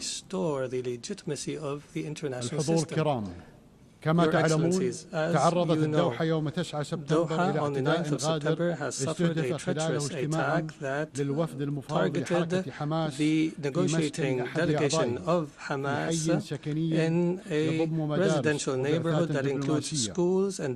وقد سقط جراء هذا العدوان 6 شهداء، من ضمنهم مواطن قطري يخدم في القوات الداخلية وأصيب 18 بجراح. people have been injured. كان هذا العدوان انتهاكا خطيرا لسيادة دولة. Aggression was a violation against our sovereignty and a blatant violation that is unjustified of international law. But the whole world was shocked because of the circumstances of this heinous act, which we have classified as state terrorism. Unlike the claim of the Prime Minister of Israel, this attack is not a legitimate right to follow perpetrators of terrorism. It is an act of a diplomacy that is dedicated to political assassinations, and it undermines any diplomatic efforts aimed at ending the genocide against the people in Gaza. It is also an attempt to kill politicians who are members of a delegation that engages in negotiations with Israel while they were studying an American proposal. As you know, Qatar hosts, as a mediator during the negotiations, hosts delegations of Hamas and Israel. وقد أنجزت الوساطة فعلا بالتعاون مع شقيقة مصر والولايات المتحدة الأمريكية تحرير 148 من الرهائن. وقد واصلنا الوساطة مع أن إسرائيل ألغت الهدنة الأخيرة من طرف واحد دون تقديم أي مبرر. يحدون في ذلك الأمل بالتوصل إلى وقف دائم لإطلاق النار والإفراج عن جميع الرهائن وانسحاب قوات الاحتلال من القطاع ودخول المساعدات الإنسانية وتحرير أسرى الفلسطينيين. يزورون بلادنا ويخططون لقصفها يفاوضون وفودا ويخططون لاغتيال أعضائها. من الصعب التعامل مع هذه الذهنية التي لا تحترم أبسط المبادئ في التعامل بين البشر، فتوقع تصرفات أصحابها يكاد يكون مستحيلا. أليس هذا هو تعريف الحكومة المارغة؟ لا يسعى طرف لاغتيال الوفد الذي يفاوضه إلا إذا كان هدفه إفشال المفاوضات، وما المفاوضات عنده إلا مواصلة للحرب بطرق أخرى ووسيلة لتضليل الرأي العام الإسرائيلي. إذا كان ثمن تحرير الرهائن الإسرائيليين هو وقف الحرب فإن حكومة إسرائيل تتخلى عن تحريرهم. فهدفها الحقيقي هو تدمير غزة بحيث يستحيل فيها السكن والعمل والتعليم والعلاج، أي تنعدم مقومات الحياة الإنسانية، وذلك تمهيدا لتهجير سكانها. لهذا السبب يريد رئيسها مواصلة الحرب. إنه يؤمن بما يسمى أرض إسرائيل الكاملة، وهو يعتبر أن الحرب فرصة لتوسيع المستوطنات وتغيير الوضع القائم في الحرم القدسي الشريف، كما يخطط لعمليات ضم في الضفة الغربية. لم يعد هناك شك في أن التطهير العرقي وتغيير واقع المناطق المحتلة بل وفرض وقائع جديدة على الإقليم هو هدف هذه الحرب. وقد بين هذا الاعتداء الغادر على سيادة دولة خليجية على بعد آلاف الأميال أن رئيس الحكومة الإسرائيلية الذي يتباهى بأنه غير وجه الشرق الأوسط في العامين الأخيرين يقصد فعلا أن تتدخل إسرائيل حيثما شاءت ومتى شاءت. إنه يحلم أن تصبح المنطقة العربية منطقة إسرائيلية. وقد حذرت الدول العربية والإسلامية التي تنادت وعقدت مؤتمر قمة في الدوحة من عواقب هذا الوهم الخطير. ليست إسرائيل دولة ديمقراطية في محيط معاد كما يدعي قادتها، بل هي في الحقيقة معادية لمحيطها وضالعة في بناء نظام فصل عنصري وفي حرب إبادة. ويفتخر رئيس حكومتها أمام شعبه أنه منع قيام دولة الفلسطينية ويعده أن الدولة الفلسطينية لن تقوم مستقبلا، وإنه يتباهى بمنع تحقيق السلام مع الفلسطينيين وبأنه سوف يمنع تحقيقه في المستقبل.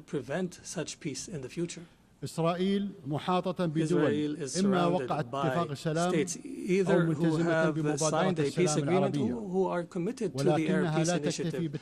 But Israel does not make do with truces and settlements. بل تريد أن تفرض إرادتها على محيطها العربي وكل من يعترض على ذلك هو في دعايتها إما إرهابي أو معاد للسامية وهذا ما أصبح الرأي العام حتى في الدول الحليفة لإسرائيل يدركه ويرفضه. وها نحن نشهد نشوء حركة تضامن عالمية تشبه الحركة العالمية ضد نظام الفصل العنصري في القرن الماضي. ولا يفوتني في هذه المناسبة أن أعرب عن تقديري بالتضامن العالمي مع قطر بما في ذلك بيان مجلس الأمن الذي أدان العدوان بأعضائه. الحضور الكرام، لقد اختارت دولة قطر أن تظل كعهدها وفية لنهجها في صف القيم والمبادئ التي يفترض أن المجتمع الدولي يقوم عليها والإيمان بإمكانية التوفيق بينها وبين المصالح حين تكون السياسة عقلانية وواقعية وعدم الخشية في رفع صوت الحق حين يخيم الصمت والتمسك بالدبلوماسية حيث يستسهل engage in diplomacy when our enemies find it easier to use weapons. وضمان تدفق المساعدات الإنسانية. We have engaged to mediate an end to the war and allow for humanitarian access and release hostages, and we have faced disinformation campaigns. However, these campaigns will not deter us. We will continue our efforts in cooperation and partnership with Egypt and the United States of America. إن قناعتنا راسخة بأنه We لا are يمكن firmly تحقيق convinced السلام that في peace can منطقتنا only دون be اتخاذ achieved in المجتمع our الدولي region ولا سيما مجلس الأمن through موقفا حازما a بالانتقال من position from the انقياده Security لإيقاع Council, الاحتلال في فرض الوقائع في حروبه المتتالية إلى حل القضية accepting and tolerating الفلسطينية على the أساس إنهاء occupation's crimes, احتلال الأراضي الفلسطينية والسماح للشعب الفلسطيني بممارسة حقه في تغيير till مصيره allowing to وإقامة the Palestinian people دولته to المستقلة enjoy وعاصمتها their right القدس to الشرقية self-determination على and حدود عام establish their state 1967 with East Jerusalem وفقاً as its capital on the borders of 1967 as per UN resolutions and the two-state solution that has been the consensus of the international community. إننا نثمن دور الدول التي We اعترفت بدولة appreciate the role فلسطين of ولا states that شك have أن recognized هذه the state of الاعترافات Palestine. There is تكتسب no doubt أهمية that such معنوية recognition إذ is تبعث برسالة morally مفادها important because أن it العنف sends a والمزيد message من العنف that لا violence ينجح في and more تصفية violence قضية will عادلة not succeed in قضية liquidating فلسطين a just cause ونحث باقي such as الدول على the cause الاعتراف of بدولة Palestine, فلسطين and we urge more states to recognize the state وإيمانا of منا Palestine. بأن عدم الاستقرار لا يعرف We حدودا believe that وأن الإنسانية instability knows مصيرها no border مترابط and that فقد humanity's واصلت دولة destiny قطر is intertwined. جهودها Therefore, Qatar has الدبلوماسية continued للإسهام its في diplomatic حل أزمات efforts أخرى to كالحرب في أوكرانيا contribute to the والحروب settlement في of other أفريقيا crises such as in وقد Ukraine and أثمرت wars in المثابرة في Africa, هذه الجهود and our مع persistence شركائنا في القارة الإفريقية have عن continued خطوات with نوعية partners in نحو إحلال Africa السلام in order كان to أبرزها draft التوقيع peace على agreements, إعلان and most المبادئ في importantly was الدوحة بين the signing حكومة of a جمهورية declaration of الكونغو principles in Doha الديمقراطية between the وتحالف DRC نهر الكونغو حركة and 23 the Congo مارس River دعما Alliance in March. لمسار تقوده Our الولايات efforts المتحدة support the لاتفاق سلام leadership شامل of the في U.S. شرق to البلاد achieve a وستظل peace دولة قطر agreement in the شريكا east of the فاعلا في country, and المجتمع Qatar will الدولي continue to لجعل engage as لحل an international partner المنازعات in بالطرق order السلمية to واقتناص achieve the الفرص peaceful settlement of لإحلال conflicts السلام and to العالمي. seize opportunities to الحضور الكرام، establish global ما peace. زالت بعض الدول في Your منطقتنا Excellencies, تعاني some من states in our غياب region الاستقرار still والأمن suffer ولكن the ما lack of يبعث على security الأمل and حدوث بعض stability. التطورات However, الإيجابية. there is hope through some فسوريا positive الشقيقة developments. تشهد منذ أواخر In العام our dear الماضي Syria, مرحلة since the end جديدة. of last year, is نأمل أن تكون going through a بداية new مسار phase نحو تحقيق that we تطلعات الشعب hope السوري will be في a الاستقرار path towards والتنمية achieving the aspirations وسيادة of the Syrian القانون. people towards وذلك stability, بعد أن development, and the طويت rule of law صفحة قاتمة after the من end تاريخ of a وطنه. dark phase of وقد the country's وقفت قطر history. إلى جانب Egypt الشعب has السوري stood by على the نحو Syrian المثابر طوال people السنوات السابقة throughout the وكنت previous years. أذكر I بقضيته recalled من على هذا المنبر حتى and حين بدا urged وكأنها to support أسقطت Syria من from جدول الأعمال this السياسة podium, الدولية. ويتعين على even المجتمع when it الدولي seemed to استغلال fall off الفرصة the المتاحة international agenda. حاليا the international community is called upon to assist Syria now in order to succeed through the transition phase after decades of suffering.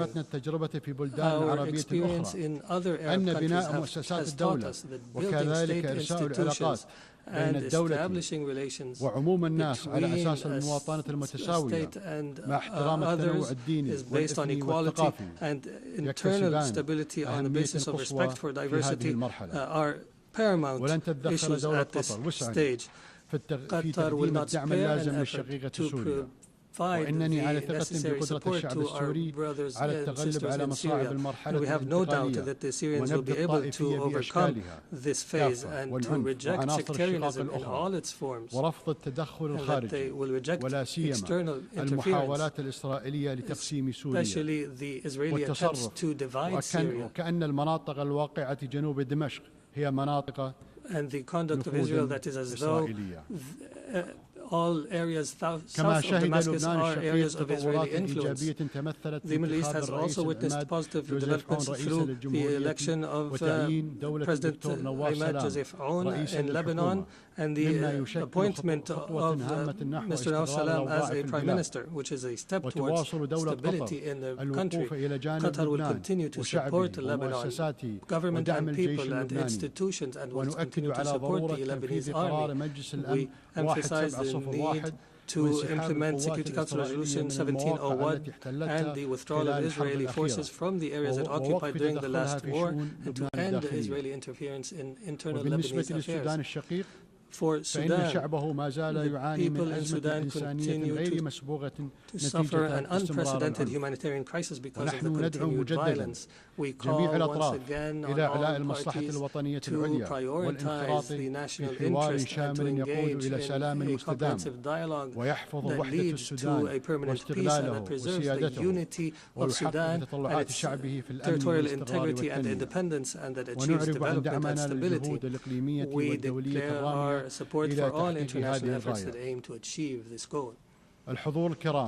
Distinguished Excellencies, Doha has always been a global capital that hosts major events in all spheres, and an area where leaders convene and decision makers from around the world to engage in negotiations and the formulation of solutions. Doha will host the Second World Summit for Social Development from the 4th to 6th November this year, and we look forward to welcoming you all during this conference.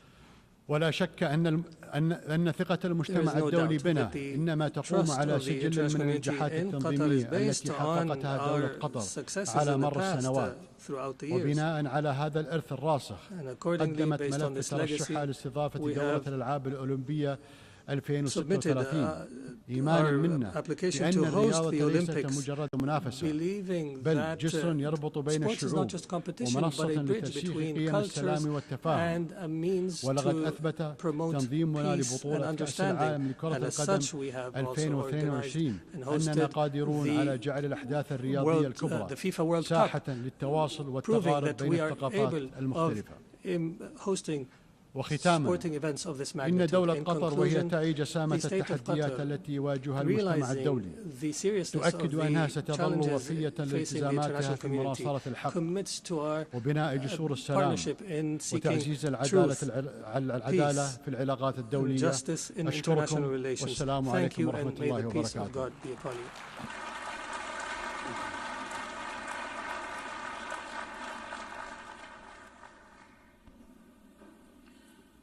On behalf of the Assembly, I wish to thank the Emir of the State of Qatar.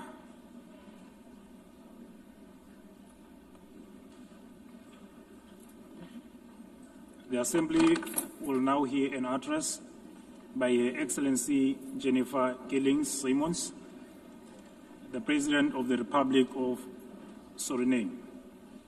I request the protocol to escort Her Excellency and invite her to address the Assembly.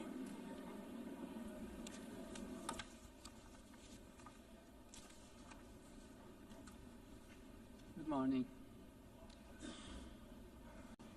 Madam President, we are here to commemorate in this special moment in history as we celebrate the United Nations 80th anniversary. And this 80th anniversary of the General Assembly coincides with the 50th anniversary of the independence of the Republic of Suriname and our membership of this organization. On behalf of the government and the people of the Republic of Suriname, I express sincere congratulations to the international community on this occasion. It is clear that a journey that spans over 80 years cannot be and has not been without challenges. The United Nations played, in some instances, an important role in ending colonial rule, worked on advancing human rights, and often provided hope and a future to the most vulnerable in our global community. This is also the organization that provided a voice to the global community and worked to establish a balanced world order aimed at adopting a framework for sustainable development agenda and contribute significantly to advancing human rights, more specifically the rights of women and children. The organization promoted education for all and universal access to health care. In some instances, the peaceful resolution of conflicts was achieved, preventing misery and saving human lives. Madam President, on the other hand, we must admit that the UN, at other times, regrettably has been unsuccessful in avoiding conflicts, wars, and violations of human rights. As we look at the world today, we see that in Europe, war has returned. Elsewhere, wars are displacing millions, killing many, and threatening global security and peace. In other countries and regions, for instance in the Middle East, we have witnessed unspeakable terror at the hands of terrorist organizations. The UN was not able to prevent that.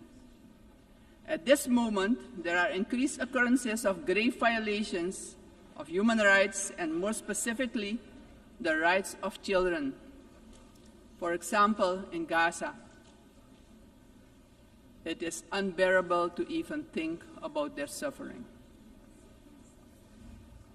Also, within our own region, which is the Caribbean, we have not been spared of rising tensions.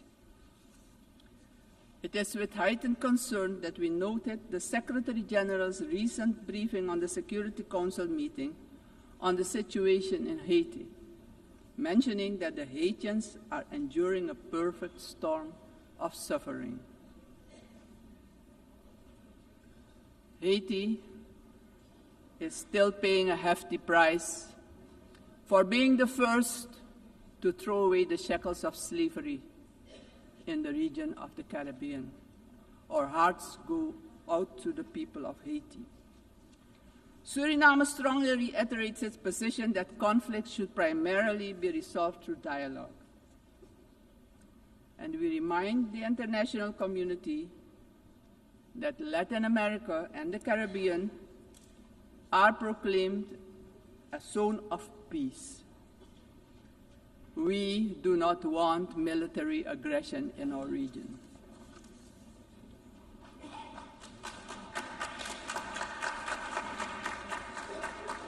Madam President, this is the moment, on the 80th anniversary, we should reflect and ponder on the next 80 years. What do we have to change and what needs to be done differently? We all must underscore and repeat it ceaselessly today that the United Nations will only be successful if all nations without exception, adhere to the resolutions we adopt.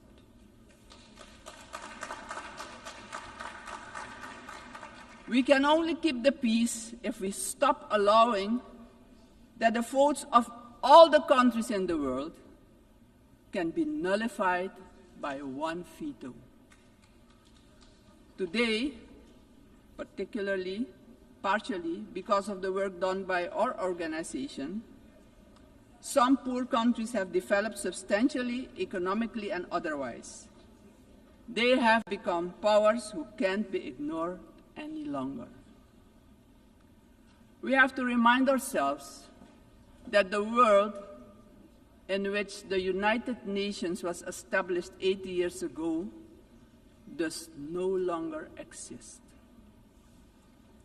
The task ahead, therefore, is that we, in the first place, renew our vows, recommit to the principles and objectives of the Charter of our organization, and recognize all the voices in the world, because people from all regions should have opportunities for a dignified life. Furthermore, the UN should adjust to the world we currently live in. This means, for example, the Security Council should expand to include all nations who exert major influence in the world. Exclusion of these players will only increase the risk of conflict and obstruct the beneficial cooperation necessary for humanity to develop and prosper. It is of great importance that all economically and otherwise strong nations and countries maintain a healthy competition that promotes the scientific advancement we need for sustainable development. On the other hand, these countries need to work together to guarantee global peace, so crucial for the existence and growth of the developing states and for their own countries.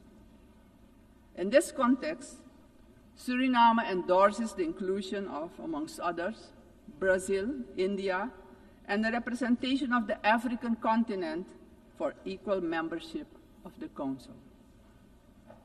Equally, we support the CARI composition for a non-permanent rotating seat for the small island developing states and low-lying coastal countries. I would also like to remind the member states that my country, Suriname, has presented its candidacy as a non-permanent member of the Council for the period 2043 to 2044. Madam President, the United Nations must be a genuine unity of nations. If our organization, moving forward, wants to play a crucial role in creating a prosperous future for humanity, we have no choice than to genuinely unite, all of us. Suriname stands firmly for global peace, for the rule of law, and for the equal value of every human life. Considering this, Suriname once again calls for the lifting of the long-standing, unjust embargo against Cuba, bringing misery to its people. Madam President, Suriname is a country with people of indigenous, Maroon, Javanese, Hindustani, Creole, African, Chinese, and European descent. We all live together in a mosaic of cultures and faiths. The persons from Surinamese origin living abroad are part of this mosaic of our population and can contribute to the socio-economic development of the nation. We consider this diversity a great asset. Actually, Suriname does not have diversity. Suriname is diversity, and we keep working together to protect and grow our national unity for our own well-being and as an example of harmony in this often divided world. My country also carries immense natural wealth. and it is our vision to create an economy that is resilient, sustainable, and inclusive. Together we strive to build this more diverse economy by developing, among others, our tourism and agricultural sectors, strengthen our educational system, and work towards universal access to basic health care. Suriname has a vast tourism potential with its green and lustrous hinterland, many waterfalls, rapids, and great rivers for relaxation, as well as for unforgettable adventures, if you're inclined to that. Rich biodiversity, cultural treasures, and the UNESCO-acknowledged historical city of Paramaribo. Through cooperation in the agriculture sector with our neighbors, we aim at improving food security within Suriname and the Caribbean community. My government views energy security as a strategic priority for national development, regional stability, and economic resilience.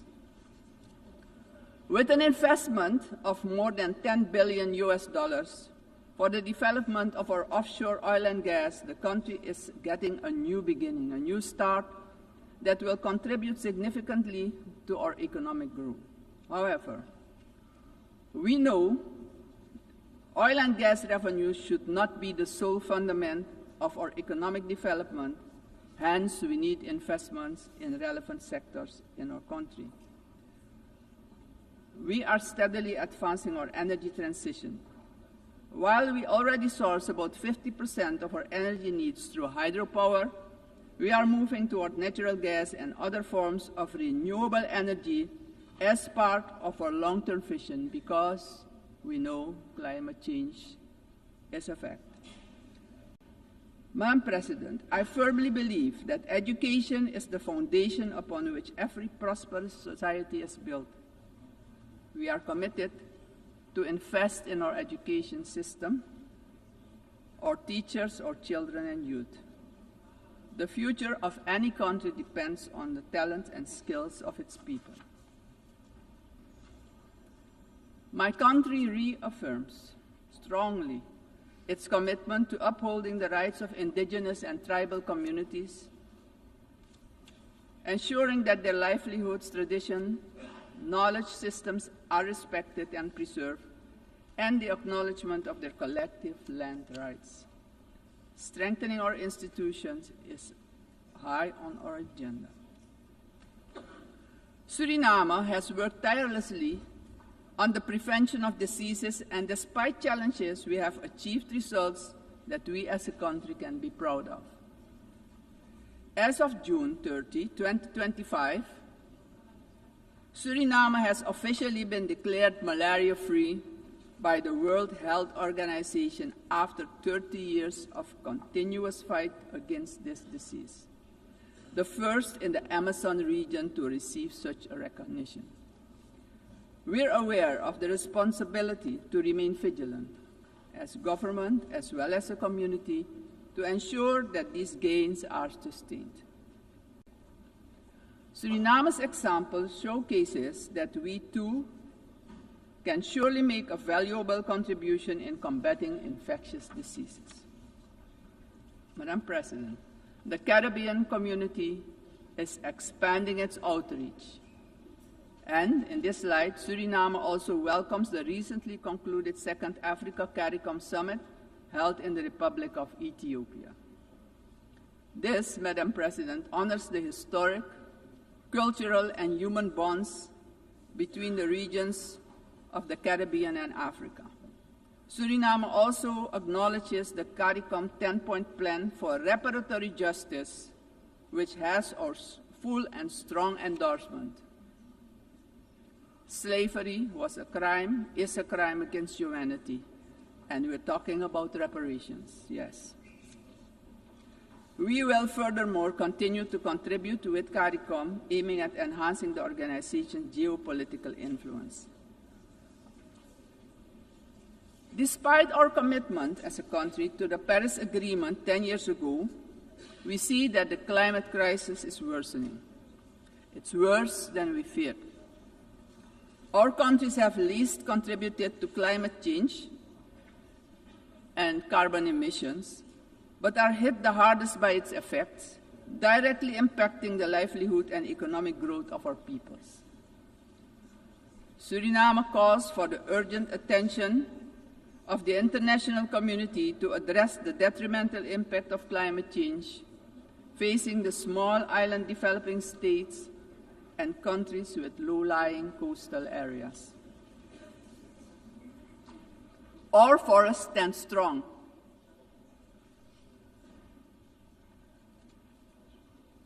More than 90% of our land is covered by rainforest.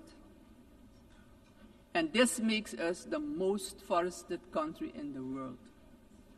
Your eyes have never seen so much green. Suriname is one of the 3 carbon-negative countries on Earth.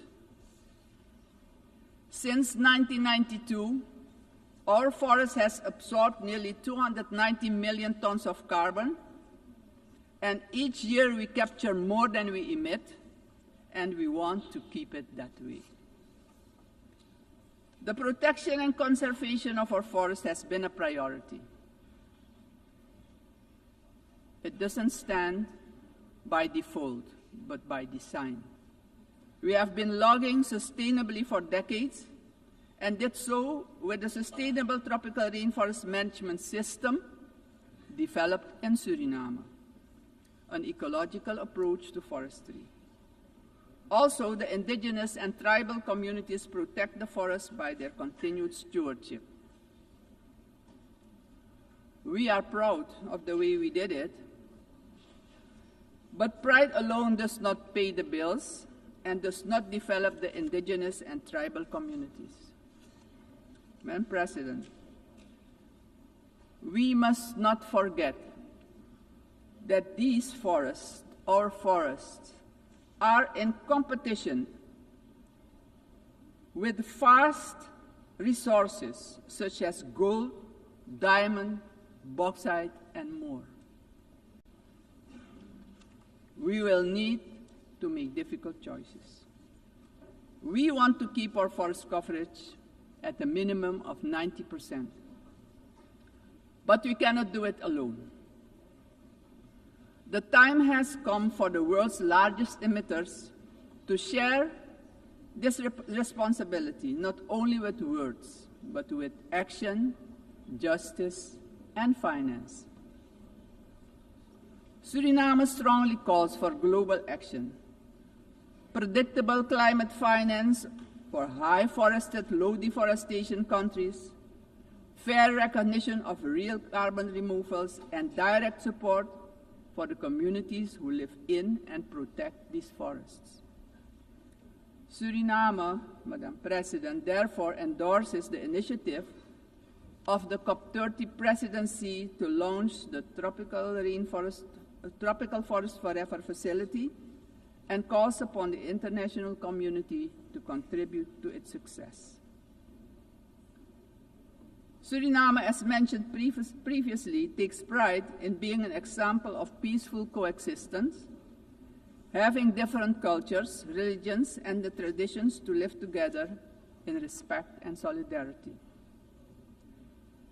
This is our gift to the world. The second gift, because we also have a forest that is delivering services to the whole world. This gift proves that harmony can prevail. As stated upon our admission to the United Nations in 1975, our republic indicated our willingness to engage with the international community. My country reiterates its strong commitment to multilateralism, one of humanity's most important achievements, which needs our protection in this time of change. In closing, aggression and military force should be replaced with peaceful resolution and dialogue, because it doesn't solve problems, it creates destruction and misery. As a matter of urgency, I call on every member state to keep the peace, protect the planet and all human rights. Suriname has shown the world that living sustainably together is possible. We are really better together. Thank you, Grantanye, and may God be with you.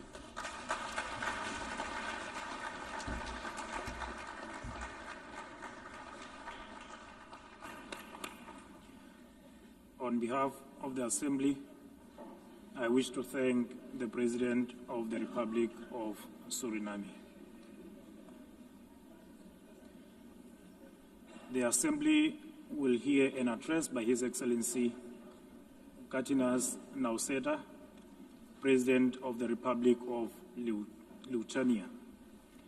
I request protocol to escort His Excellency and invite him to address the Assembly.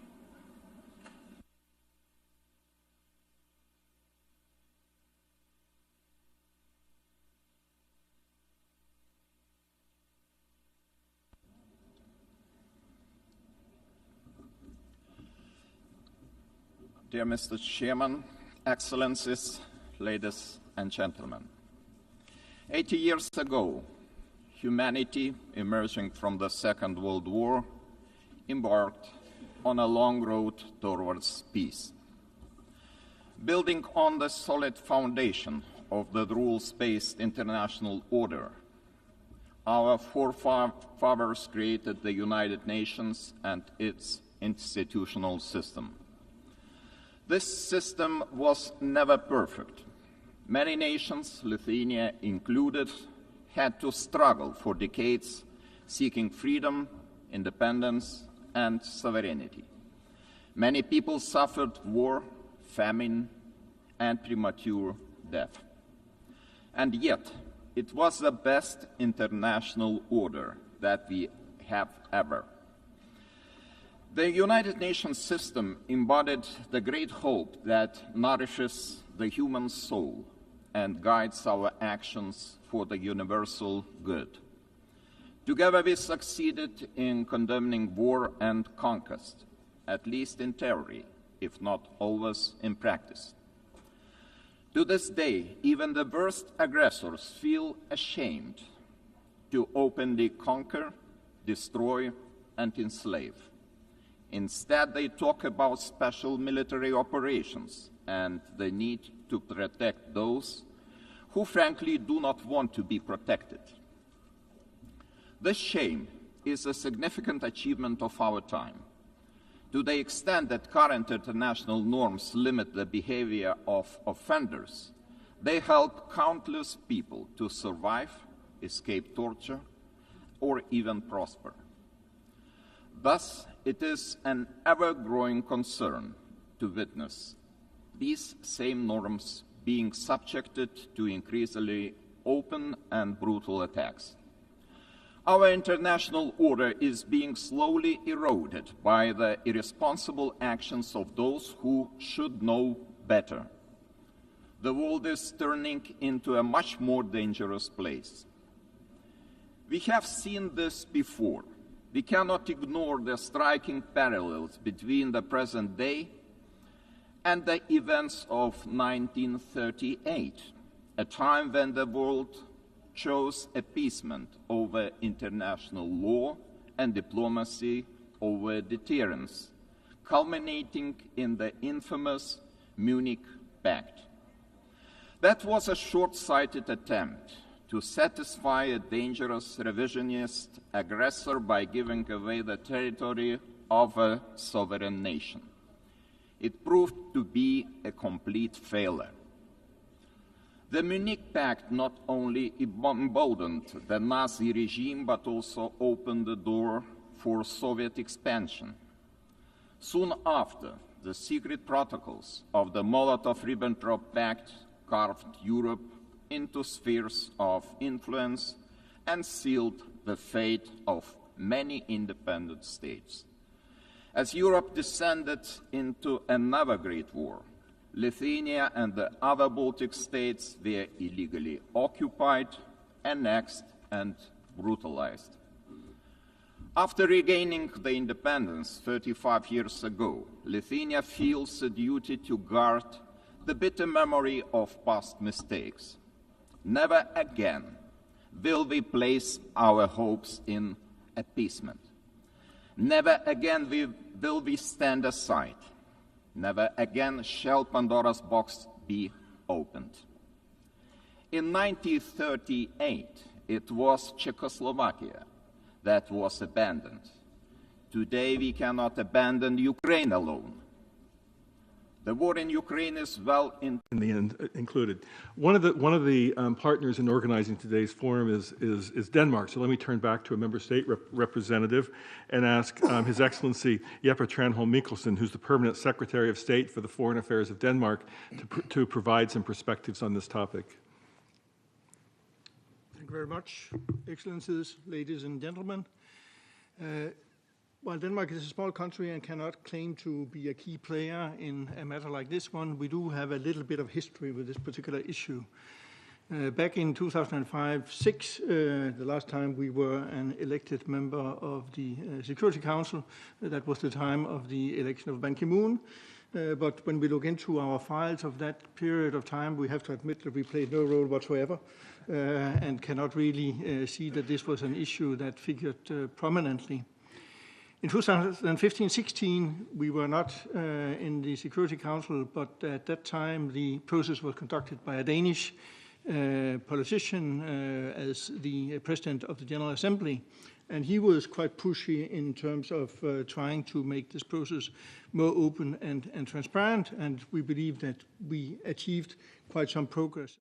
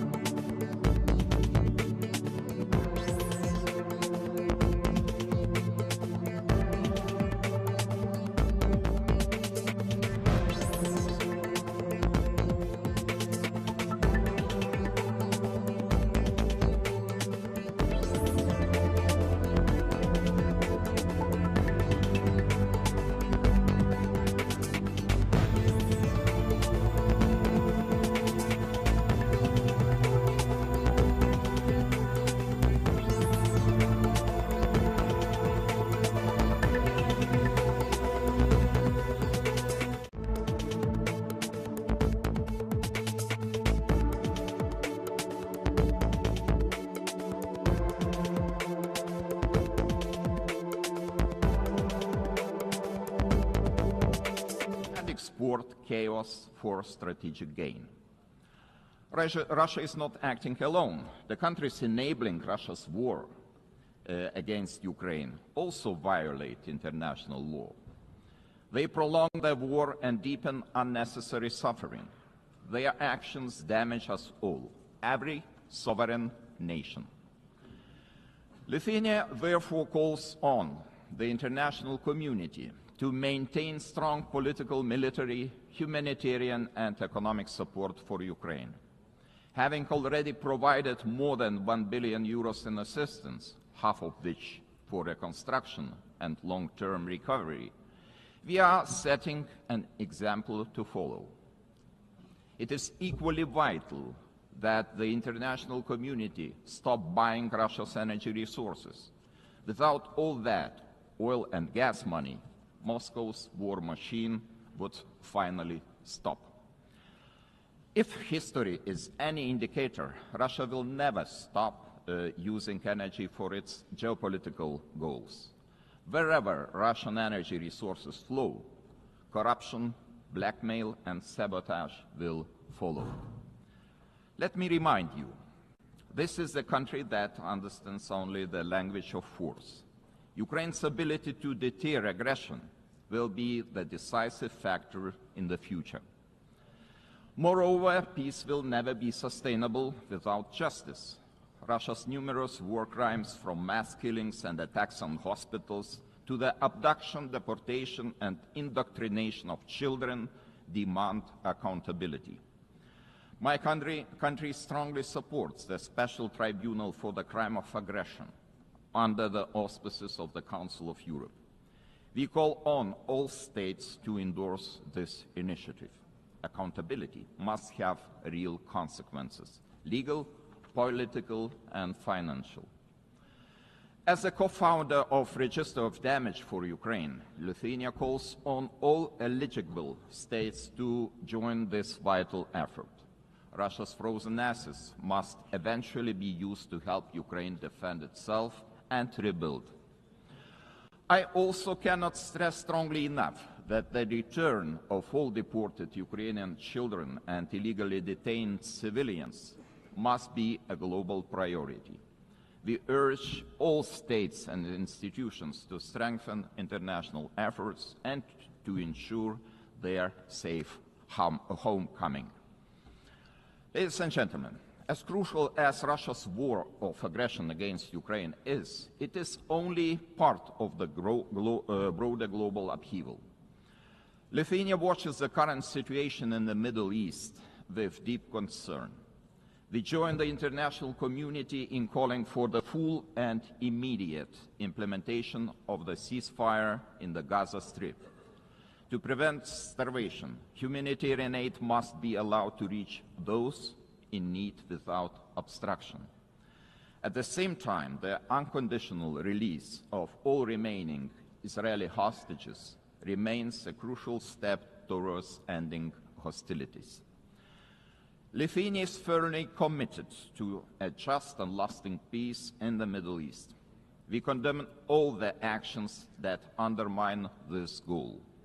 The ongoing mediation efforts led by the United States, Qatar, and Egypt deserve our full support. There is no alternative but to revitalize a credible political process towards a two-state solution, ensuring that the State of Israel and an independent, democratic, contiguous, sovereign and viable state of Palestine can live side by side in peace, security and mutual recognition, with Jerusalem as the future capital of both states.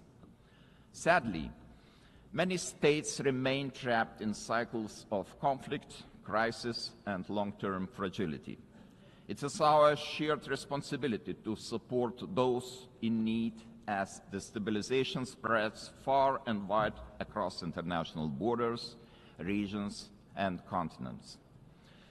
Our attention must also focus on the growing challenge of disinformation, which is increasingly being used to undermine democratic institutions and destabilize entire nations and societies. Lithuania calls on all members of the international community to defend truth as the supreme value and to fight attempts to rewrite history. Historical memory must be preserved.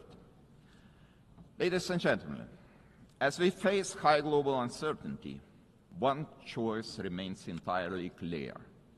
Either we will repeat the mistakes of history, or we will find the resolve to defend the core principles of the United Nations. Today, Lithuania chooses to act. We call on the international community to respond to today's challenges with unity and determination. We call on the United Nations to return to its founding purpose, to prevent the scourge of war, to protect human dignity, and to uphold the rights of nations large and small. Together, we must ensure that no permanent seat on the Security Council grants any state permanent impunity. We must support those who defend the very principles of the UN Charter. In this spirit, I welcome the Secretary-General's UNAT reform agenda, a timely blueprint for adapting this institution to the realities of today's world. His call for a more inclusive, effective, and accountable United Nations deserves our broad support. Lithuania stands firmly behind these efforts to reimagine multilateralism. We call on all states to strengthen our collective ability to act across all three pillars: peace and security, human rights, and development. Our message must be simple and straightforward. Aggression cannot win, and the principles of the UN Charter must prevail. Let us rise to the demands of this moment. Thank you very much.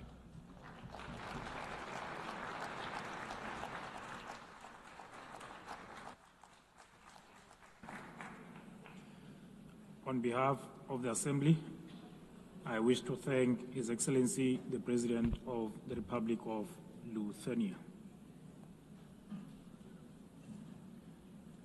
The Assembly will hear an address by His Excellency Marcelo Rebelo da Sousa, the President of the Portuguese Republic. I request protocol to escort His Excellency and invite him to address the Assembly.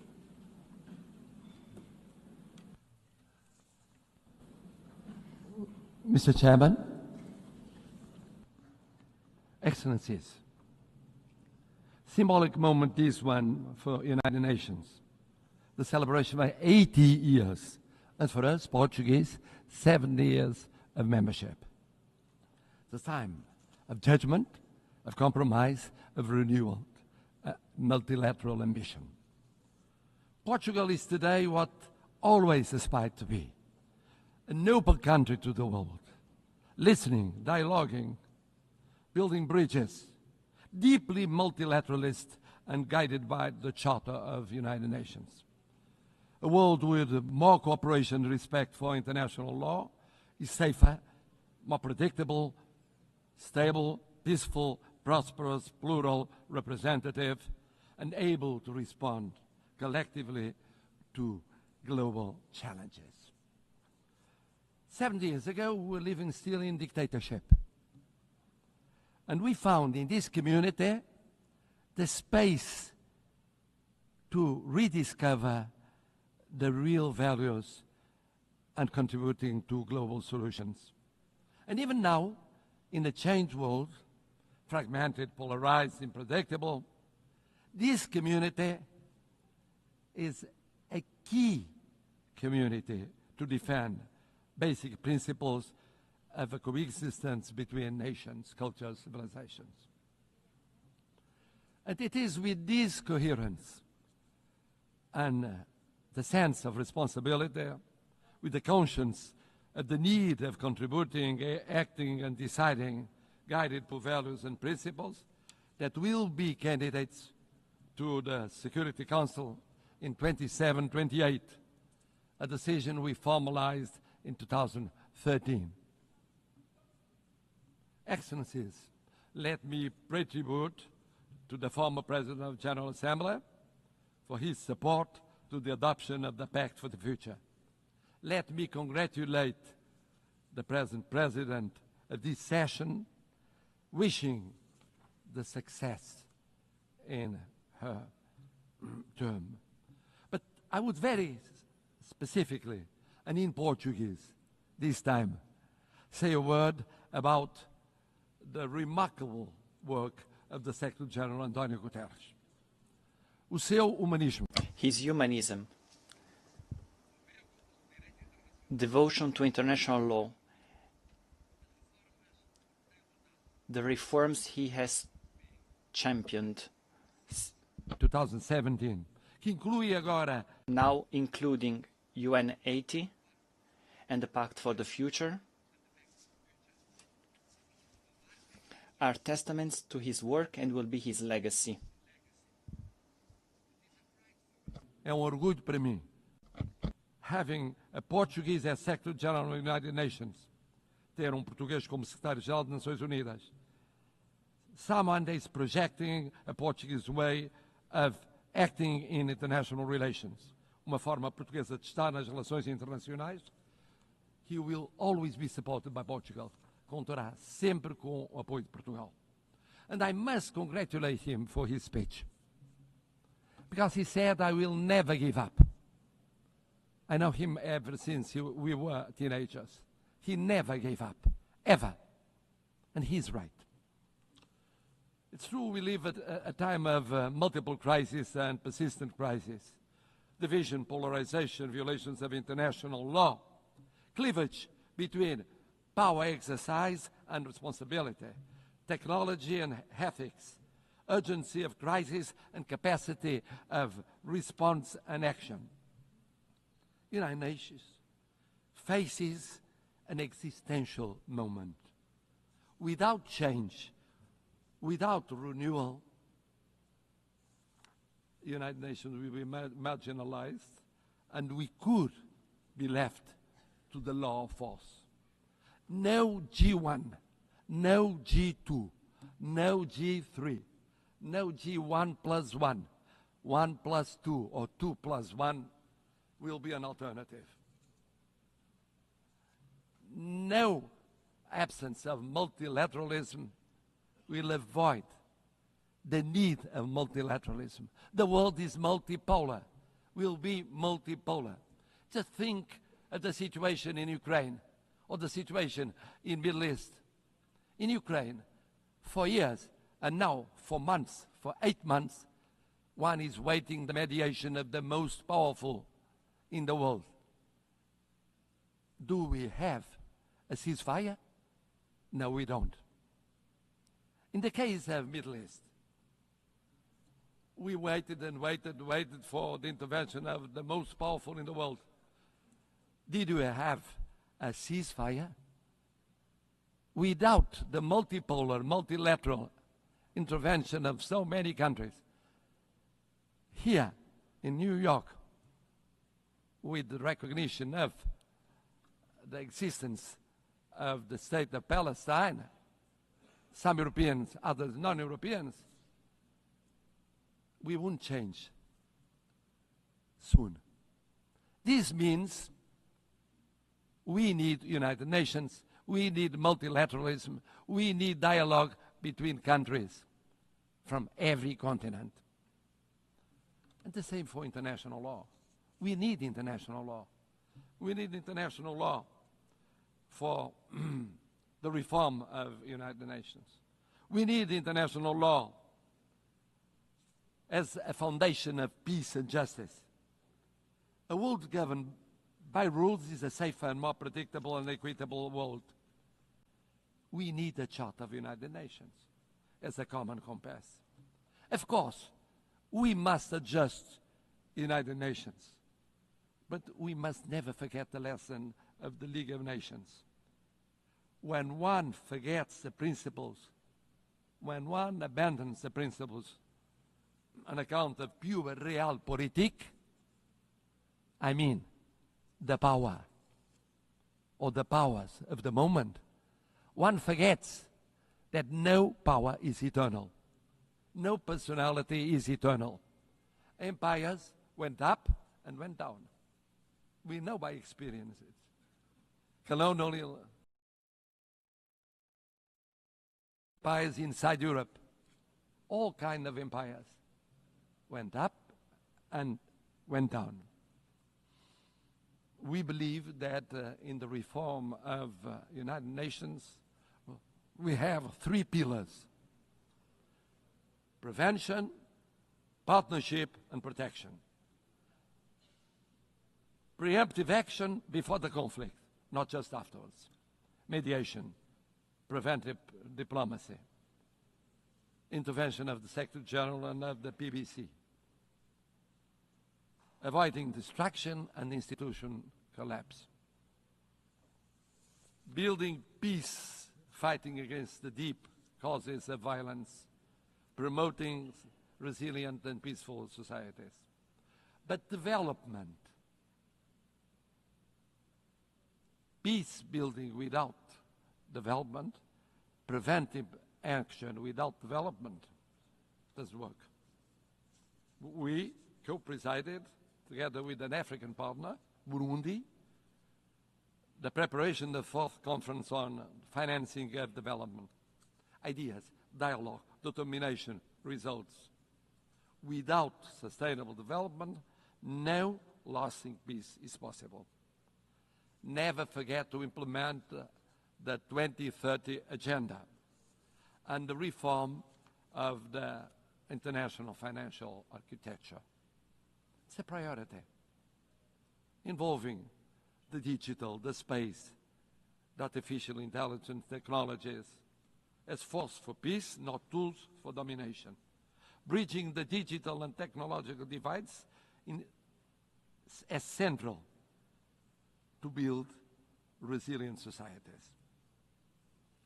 C'est aussi très fier que... And with great pride, we share in the priority of prioritizing oceans, addressing climate change. We can talk about combating climate change, but we must first and foremost admit that there is this change. That's why we prepared for UNOC 2 in Lisbon, and we were at UNOC in Nice. We were one of the first European states to ratify the BBNJ Treaty. We project 27% of our marine surface area. That is 3% of the objective for 2030. Speaking of the appeal of partnership, the United Nations must deepen partnerships, strategic partnerships with regional organizations. Portugal has the experience that is very specific. We have the experience of the community of Portuguese-speaking countries. Portuguese-speaking community, present in 9 countries, 4 continents, 1 language. Presentes em 9 países, 4 continentes, uma língua, A language, a short platform with its own voice at the UN. We hosted the 10th Global Forum of the Alliance of Civilizations. For the Alliance of Civilizations. Also, the conference, UN Conference on Racism. Portugal hosted the first UN Conference on Racism, and we promoted the implementation of the Durban Declaration. We are part of the Ibero-American community. Indeed, Portugal feels like a kindred spirit of Latin America. We share common priorities, such as inclusive multilateralism, sustainable development, and social cohesion. Our self is made of respect and solidarity. We launched the first EU-African Union summits. Initiative of the first and second summits between European Union and the African Union. We cooperate actively with the PMA, CITES, and LLDC. At the same time, we think that protecting means also protecting the role of women, youth as agents of change, the access to education, leadership, political participation. The world needs more women and more youngest as leaders in the procedures of decision. Third pillar, protection. We participate for 65 years in peacekeeping. Thousands of armed forces and security forces participated in 25 missions in 4 continents, mostly in Africa. Peacekeeping now with 4 peace operations, a quick reaction force, punctual payment, example of intervention in every continent, defense of a predictable and stable financing, including for the missions that are promoted by Security Council or accepted by Security Council, but initiative of African Union. This year, we celebrate the 25th anniversary of the additional protocol to the Convention of Rights of Children involved in armed conflicts. It's a drama. It's a drama. Children going on being victims in every war scenario. We have the legal duty, the political and the moral duty of protecting them. And then, of course, humanitarian international law. One spoke of it, about the situation in areas of conflict. Geneva Conventions are not suggestions. They involve duties. We participated in the 6th Commission preparing the Convention on Crimes Against Humanity. Human rights. Human rights. Human rights mean personal rights, political rights, freedom of expression, economic rights, social, cultural rights, universal, interdependent, and inseparable. Não podemos ficar. We cannot remain indifferent concerning major crises. We just declared our decision of recognizing the state of Palestine. In the Middle East, now we think that the following step is creating conditions for a ceasefire, immediately releasing the hostages, humanitarian assistance, but also creating political, economic, and social conditions to strengthen the solution of 2 sovereign states, rebuilding economies and societies, giving an opportunity to peace, to the daily life of Israelis and Palestinians, so that they can live, not die. Live, not die. In Ukraine, sovereignty, independence, and integrity with global total ceasefire, immediate and unconditional, first step for a fair peace, respecting international law and respecting the Charter of the United Nations. In Sudan, intervening to react much more quickly to perhaps the greatest humanitarian catastrophe in Africa. On Haiti, in Haiti, where the suffering of the population is no longer tenable. This in light of the barbaric atrocities committed by criminal gangs and the recruitment of child soldiers. Decisive UN assistance to the multinational security support mission is required before it is too late.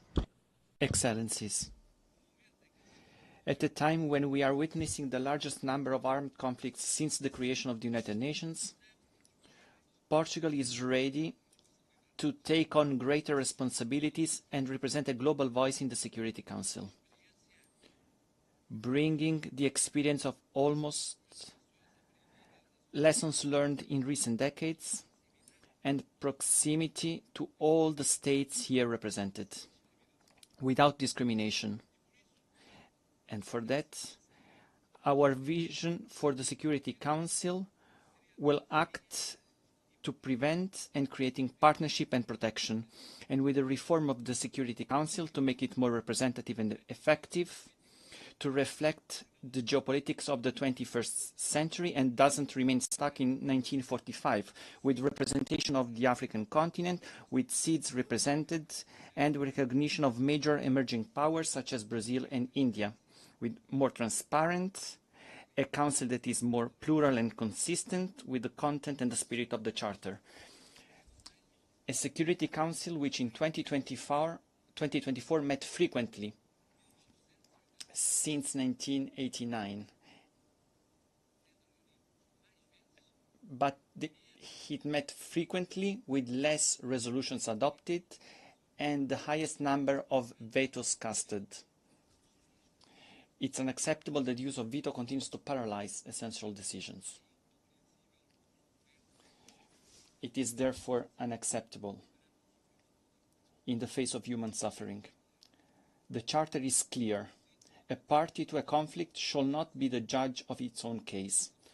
Portugal supports the ACT Group's code of conduct, measures to restrict the use of veto, and all initiatives that strengthen transparency and accountability within the Council. A last word. Portugal is presenting itself to the Security Council without hidden agendas, but rather with an agenda aligned with the values and objectives of the UN, with humility, but with confidence, contributing to a council that is more effective, representative, and close to those who expect protection from it. We are a predictable country, a bridge builder, a reliable partner, an uncompromising defender of the UN Charter. It is in this spirit that we want to serve, that we reaffirm our commitment to the United Nations today, and that we hope will earn your trust for the future of the United Nations, but mostly for the future of the world. More peaceful, more just, more respectful of dignity, human dignity, in so many conflicts that represent a shame for all of us. Thank you.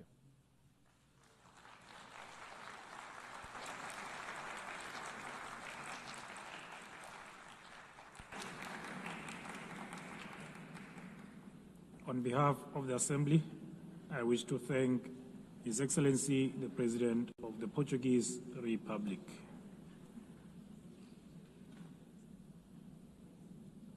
The Assembly will hear an address by His Excellency Yomandu Usi, President of the Eastern Republic of Uruguay. I request protocol to escort His Excellency and invite him to address the Assembly.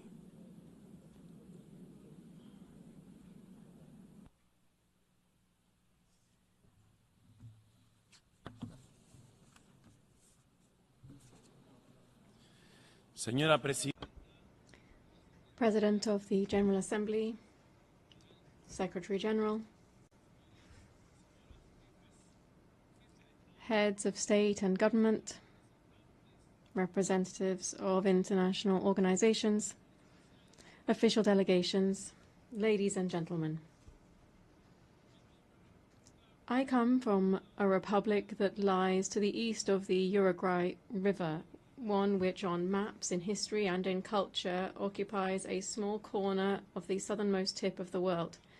This is a country of grasslands overlooking the ocean, which stands out for the tranquility and hospitality of its people. I come from a country where it is now common practice for a president to visit neighboring countries accompanied by his predecessors from other political parties. This is a country where the handover between governing parties does not trigger an institutional crisis. On the contrary, this handover represents business as usual. I come from a country whose president can walk among the people without security, can enjoy a football match standing in the stands like any other supporter. I come from a country whose political parties, almost all of them, more than half a century old, are always willing to agree on national solutions to national emergencies. Uruguayan solutions, as we call them. In saying this, I'm trying to express how Uruguay lives its profound vocation for peace and respect every day. I live in a country, of course, that does not stand on the threshold of paradise, since we are also facing fresh challenges in child poverty, public security, and social inequality. And on these issues also, there is, generally speaking, national consensus. Our historically robust institutions and political system have allowed Uruguay to continue to stand out in the region for its high level of human development and its income distribution policies.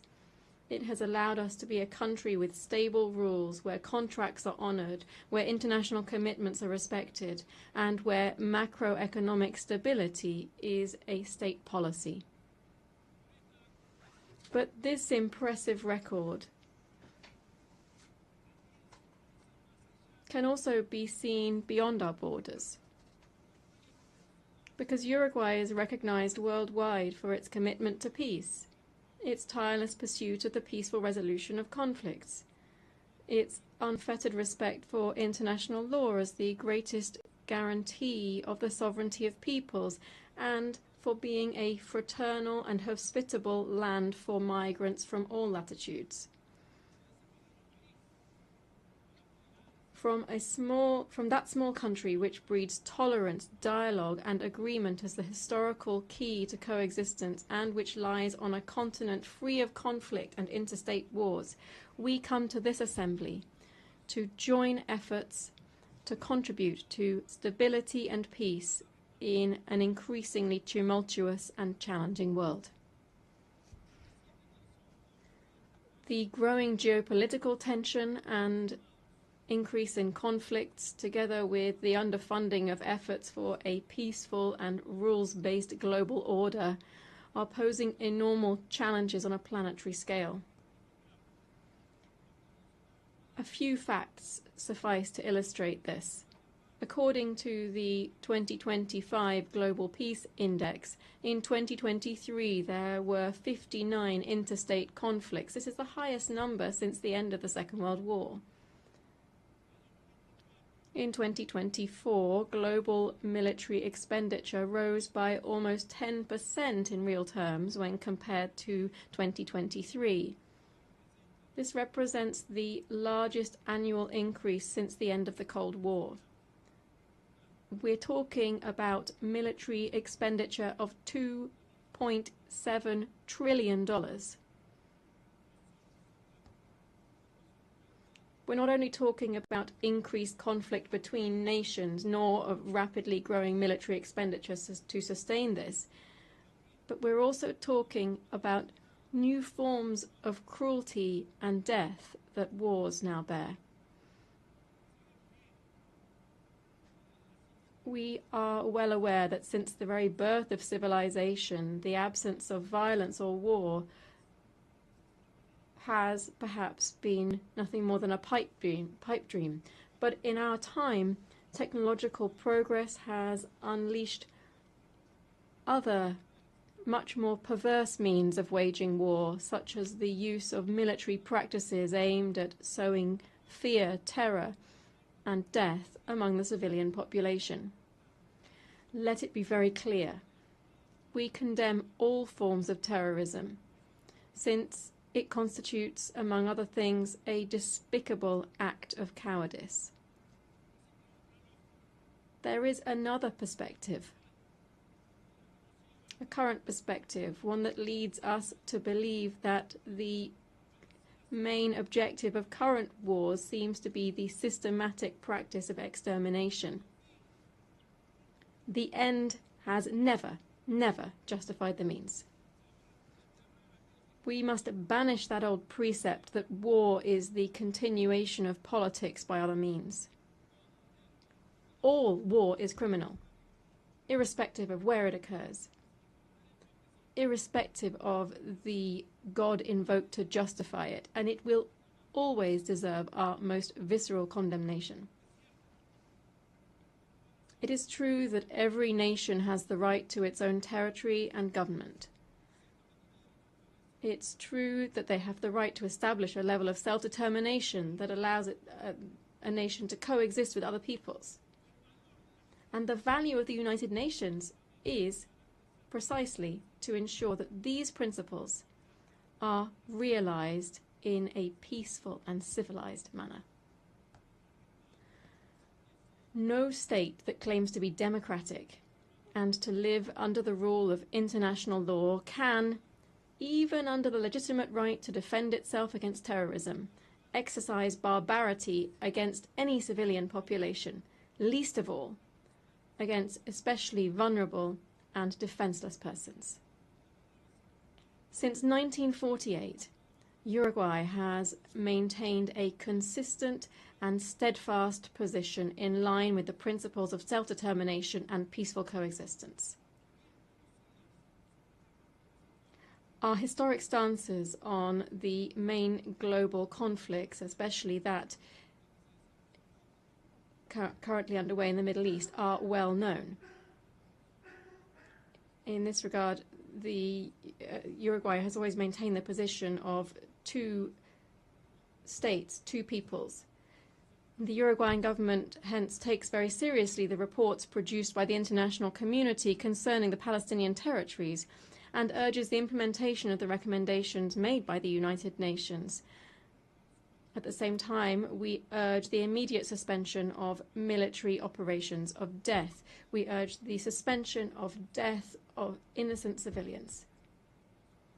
And we request the release of the hostages.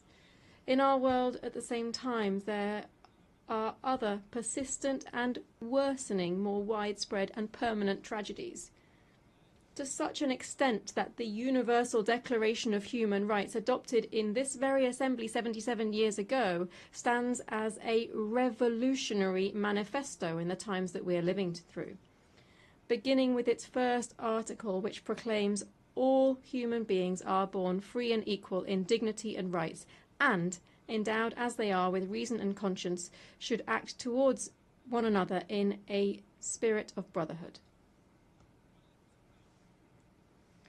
How far we are from our own principles and commitments when we see that the gap between those who have the most and those who suffer the most is ever greater.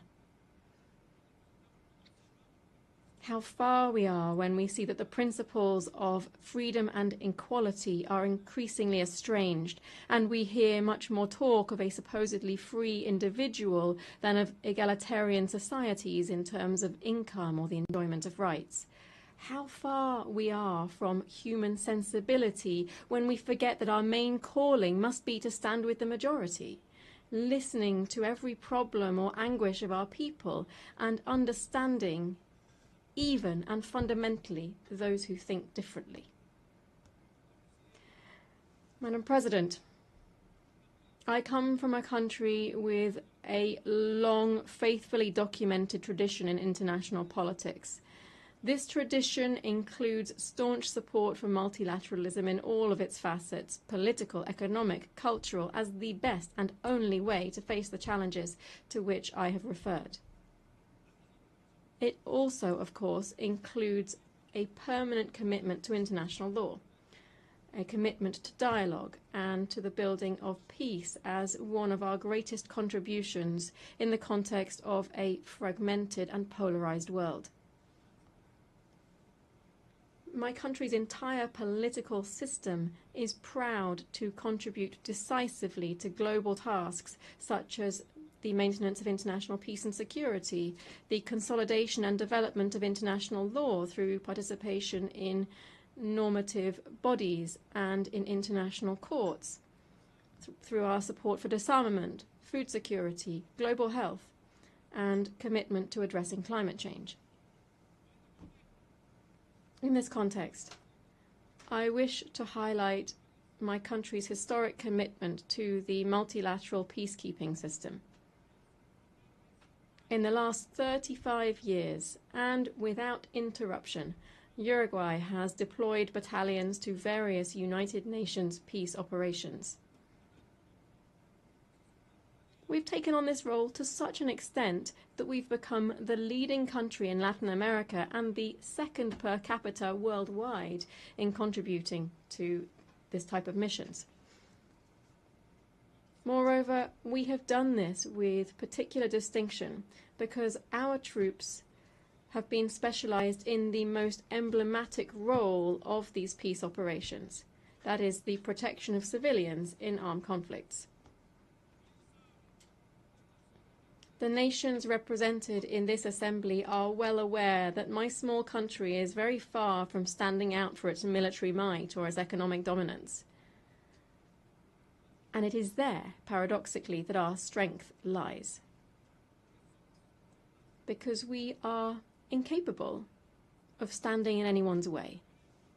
On the contrary, our strength lies in intangible capacities that this world greatly needs, because we are a country that can be relied upon to promote dialogue and peace. Firstly, because those principles define us as a republic and are evident in our respect for the separation of powers and the rule of law, the strengthening of our democratic system, and our respect and promotion of human rights and social equity, among other things. Secondly, because this is how we have historically conducted ourselves on the international stage.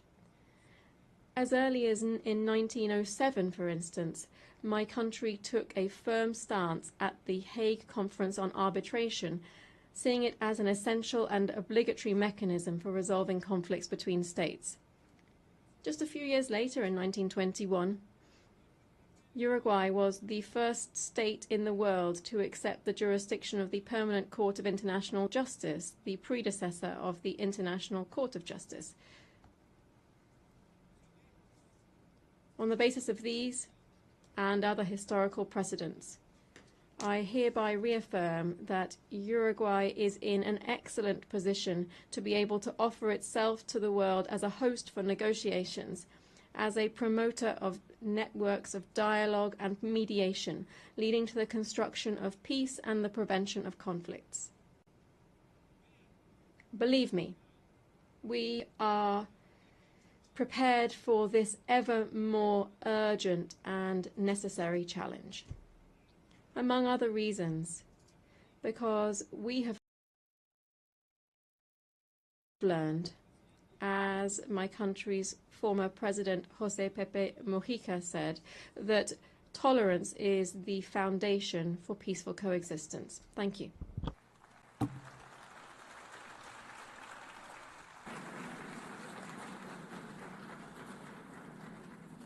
On behalf of the Assembly, I wish to thank the President of the Eastern Republic of Uruguay.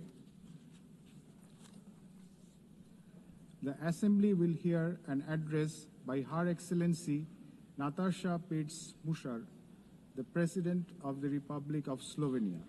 I request protocol to escort Her Excellency and invite her to address the Assembly.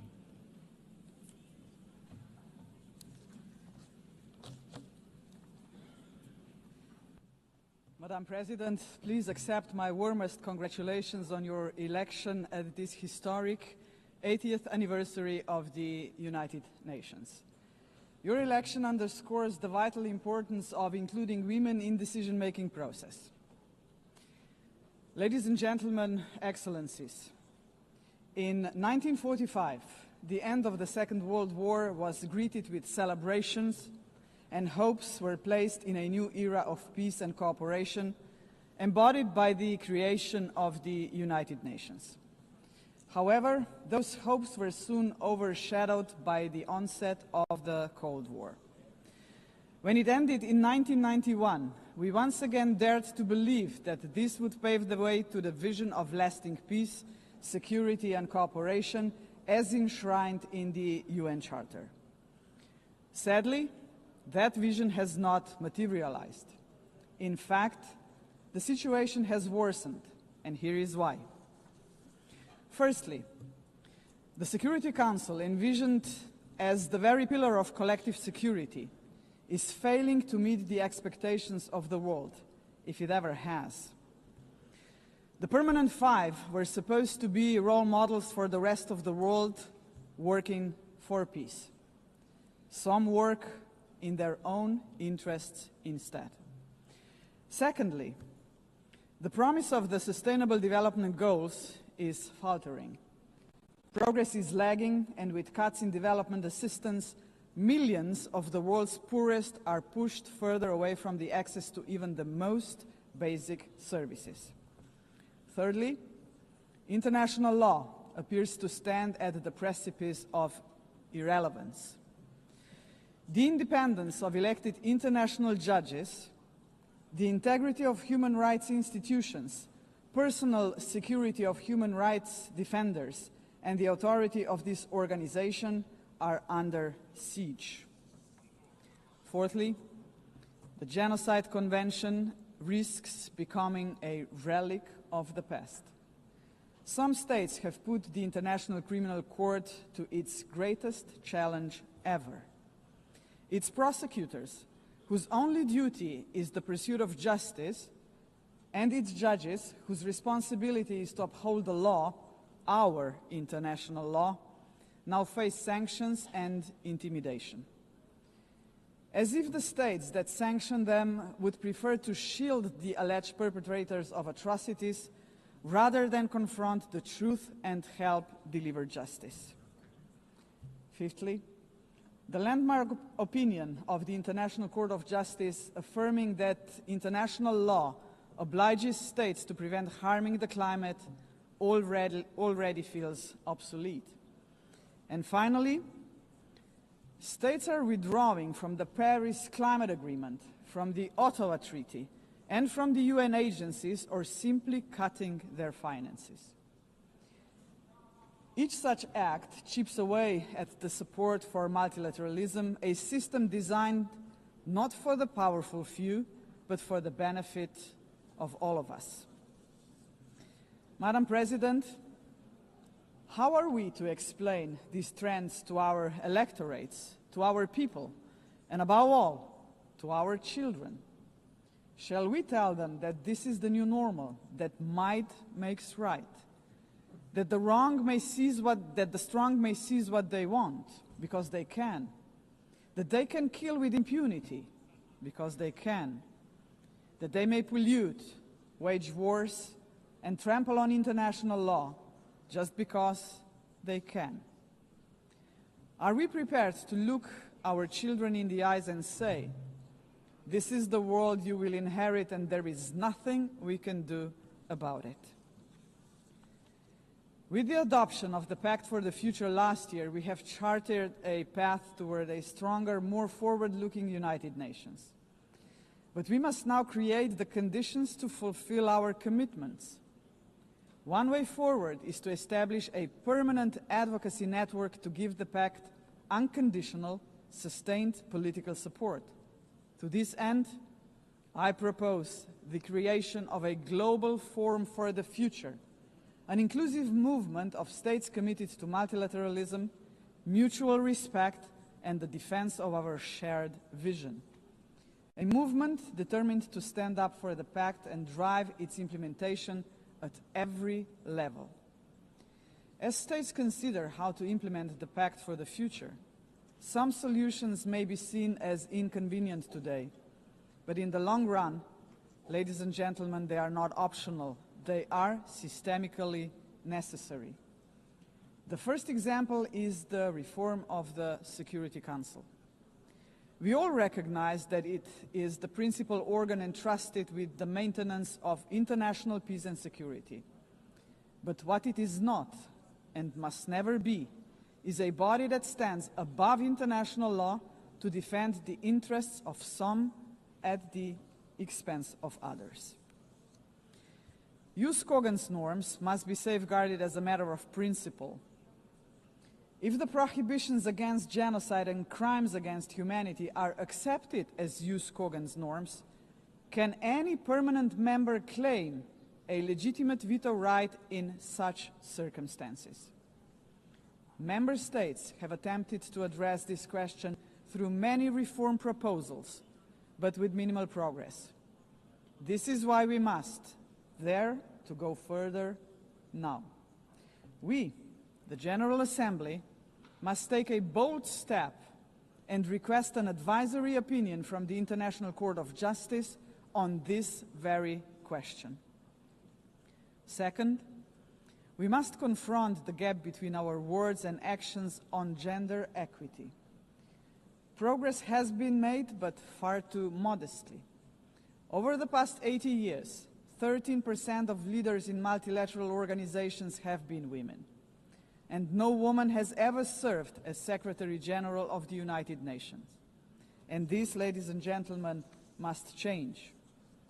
So, Excellencies, ladies and gentlemen, let us make history. Today, the 80th session of the General Assembly is led by only the 5th woman to hold the presidency. By the end of this session, she would be joined by a Madam Secretary General-elect, a living proof to 4 billion women that even the most impossible job is not beyond their reach. But gender representation is not enough. What we must achieve is actual gender equity because it benefits not only women and girls, but entire societies. True equity requires systemic change, and so women's empowerment must remain at the heart of our global agenda. International organizations must weave a gender perspective into every strand of policy making. And that should be a result of effective participation of women and girls themselves. Electing a Madam Secretary General would be historic, but it must only be the beginning of a much deeper transformation. Madam President, the Pact for the Future sets out clearly what must be done to change our world for the better. I have mentioned only two of the many challenges we must confront decisively. But we can only succeed as a community if we accept that there is no future for humanity without a fundamental change. The mandate of the Global Forum for the Future would be to push towards such a change. This is why it must be inclusive. It must not be merely a coalition of countries. It must inspire hundreds of millions of people. For when it comes to human dignity, the constituency of like-minded individuals is vast, diverse, and knows no borders. Human dignity is indivisible. We must fight for it no matter how great the obstacles are. And there are many, we know that. Think of hunger. Time and again, humanity rose across continents to confront the scourge of hunger, to no avail. Worse still, hunger is now being weaponized, turned into a tool of war. We receive reports on a daily basis of how women and children are starved because they are marked as legitimate targets, as enemies. How cruel, how inhumane is that, ladies and gentlemen? We cannot allow this to happen any longer. 40 years ago, musicians stood against hunger. Instead of guns, they, the Band Aid, used music. The world heard them, but they were not loud enough, as hunger has not been eradicated. Today, we have science. We can address on a scale beyond imagination not only hunger, but every act of violence against human beings and all human fears. Granted, science, technology, and global connectivity are too often twisted by cynical leaders and warmongering regimes. But they can also be harnessed for the common good. Artists, influencers, and visionaries with audiences of millions can join forces with the governments of like-minded nations. Together, their voice in defense of humanity could become irresistible. Together, we can demand real action by all governments, all world and community leaders on the Pact for the Future, and hold to account those who betray human dignity to its very core. through wars of aggression, genocidal policies, and crimes against humanity. If we join forces and make ourselves heard, nobody can ignore us, not even the most arrogant governments and individual politicians. Of course, such initiatives cannot emerge out of thin air.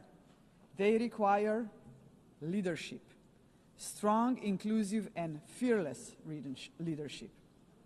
We, the leaders of today, are only transient custodians of power. Some of us may not be here after the next election, but that is precisely why we must act now. Our responsibility and destiny will be judged by how we treat our planet and its people today. We simply cannot afford silence, ignorance, or passivity, not while we hold power and possess the power of the word. Hesitation is not an option, Madam President. For most of us, members of the UN, is not might that makes right. It is the opposite. We must not allow the powerful few to ignore us. We must not surrender to a world where power alone prevails. We, the majority of United Nations members, must be role models. We must work for a different world. The Global Forum for the Future can be a platform for the much-needed transformation in which partnerships with non-state actors and companies are indispensable. Profits must finally serve development for all. Innovation and sustainability must drive tolerance, mutual respect, and inclusive dialogue. Is that too much to ask? If we, the leaders of this planet, can offer nothing but terror, conflict, pollution, fear, inequalities, and war to 8 billion people, then we must confront the truth. We are complicit in crimes against our civilization and our planet. And not just us, heads of states, but leaders of international institutions, CEOs, and every individual with the power to make a difference share this responsibility.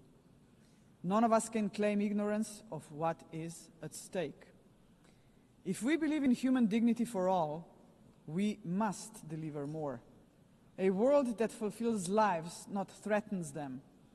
We must say yes to inclusive multilateralism and a resounding no to multipolarism. Let us show that this General Assembly can and will make a difference, as it has often done before. Let us demonstrate that we reject arrogance, hatred, and willful blindness to a lack of equality and justice, to wars of aggression, crimes against humanity, and genocide, because they tear us apart for generations. And let us proclaim in all seriousness and sincerity that we embrace personal and collective responsibility to uphold humanity, sustainable development, and international law, because this will keep us together as a civilization for generations. And Madam President, let me end on a personal note. For the sake of future generations, to fulfill our responsibility as human beings, to ensure that we are on the right side of the history, we should do the right thing. We did not stop the Holocaust. We did not stop the genocide in Rwanda. We did not stop the genocide in Srebrenica. We must stop the genocide in Gaza. There are no excuses anymore. None. Ladies and gentlemen, thank you very much. On behalf of the Assembly, I wish to thank the President of the Republic of Slovenia. The Assembly will hear an address by His Excellency Kassym-Jomart Tokayev, the President of the Republic of Kazakhstan. I request protocol to escort His Excellency and invite him to address the Assembly.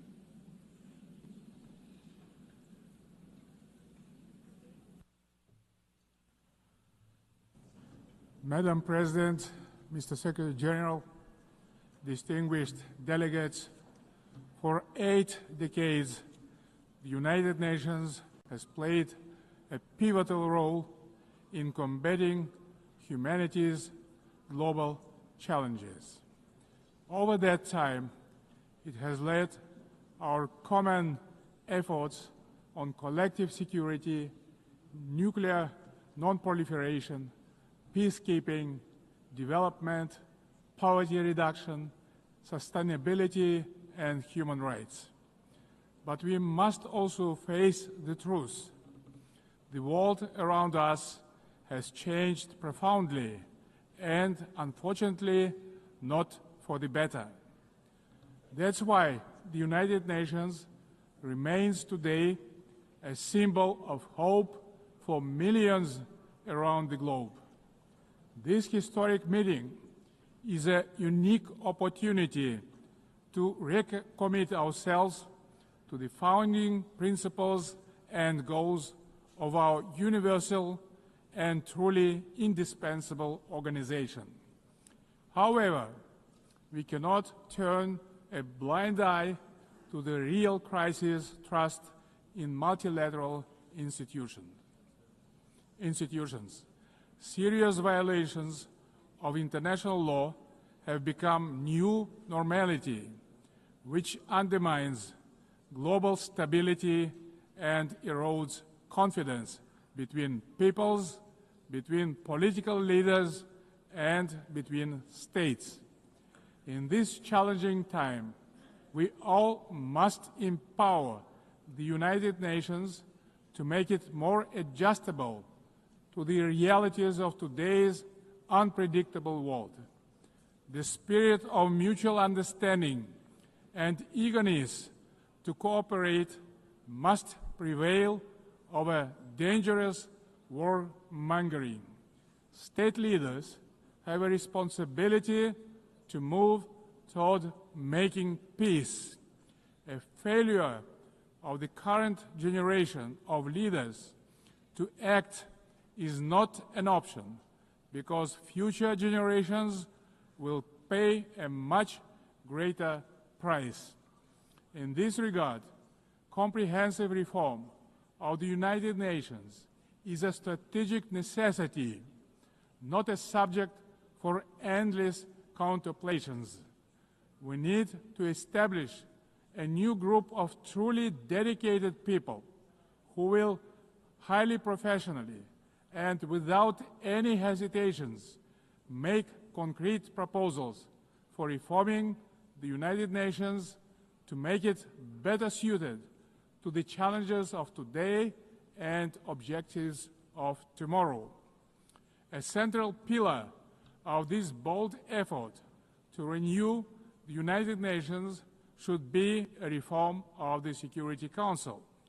Major powers of Asia, Africa, and Latin America should be represented in the Security Council on the rotational basis.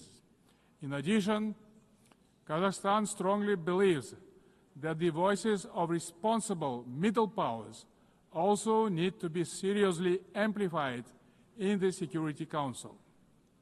In fact, they have already started to play a larger positive role in international relations, bringing balance and building trust.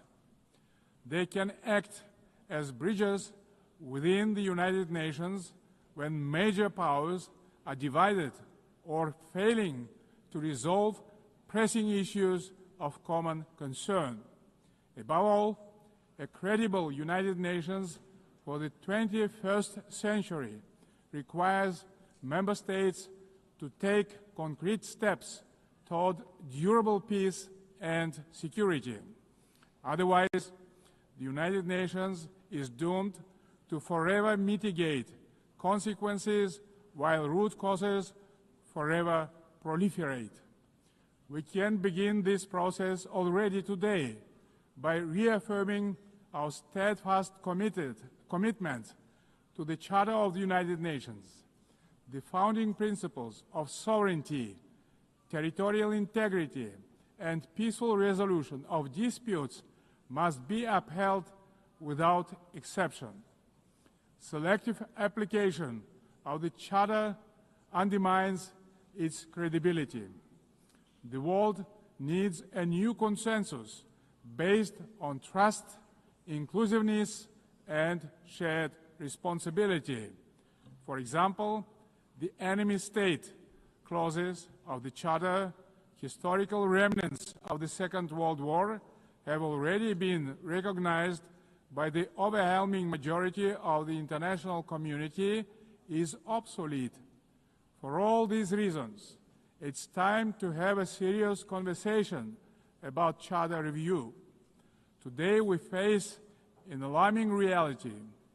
Arms control treaties are collapsing, and with them, so are the foundations of strategic stability. Global military spending in 2024 hit a record $2.7 trillion.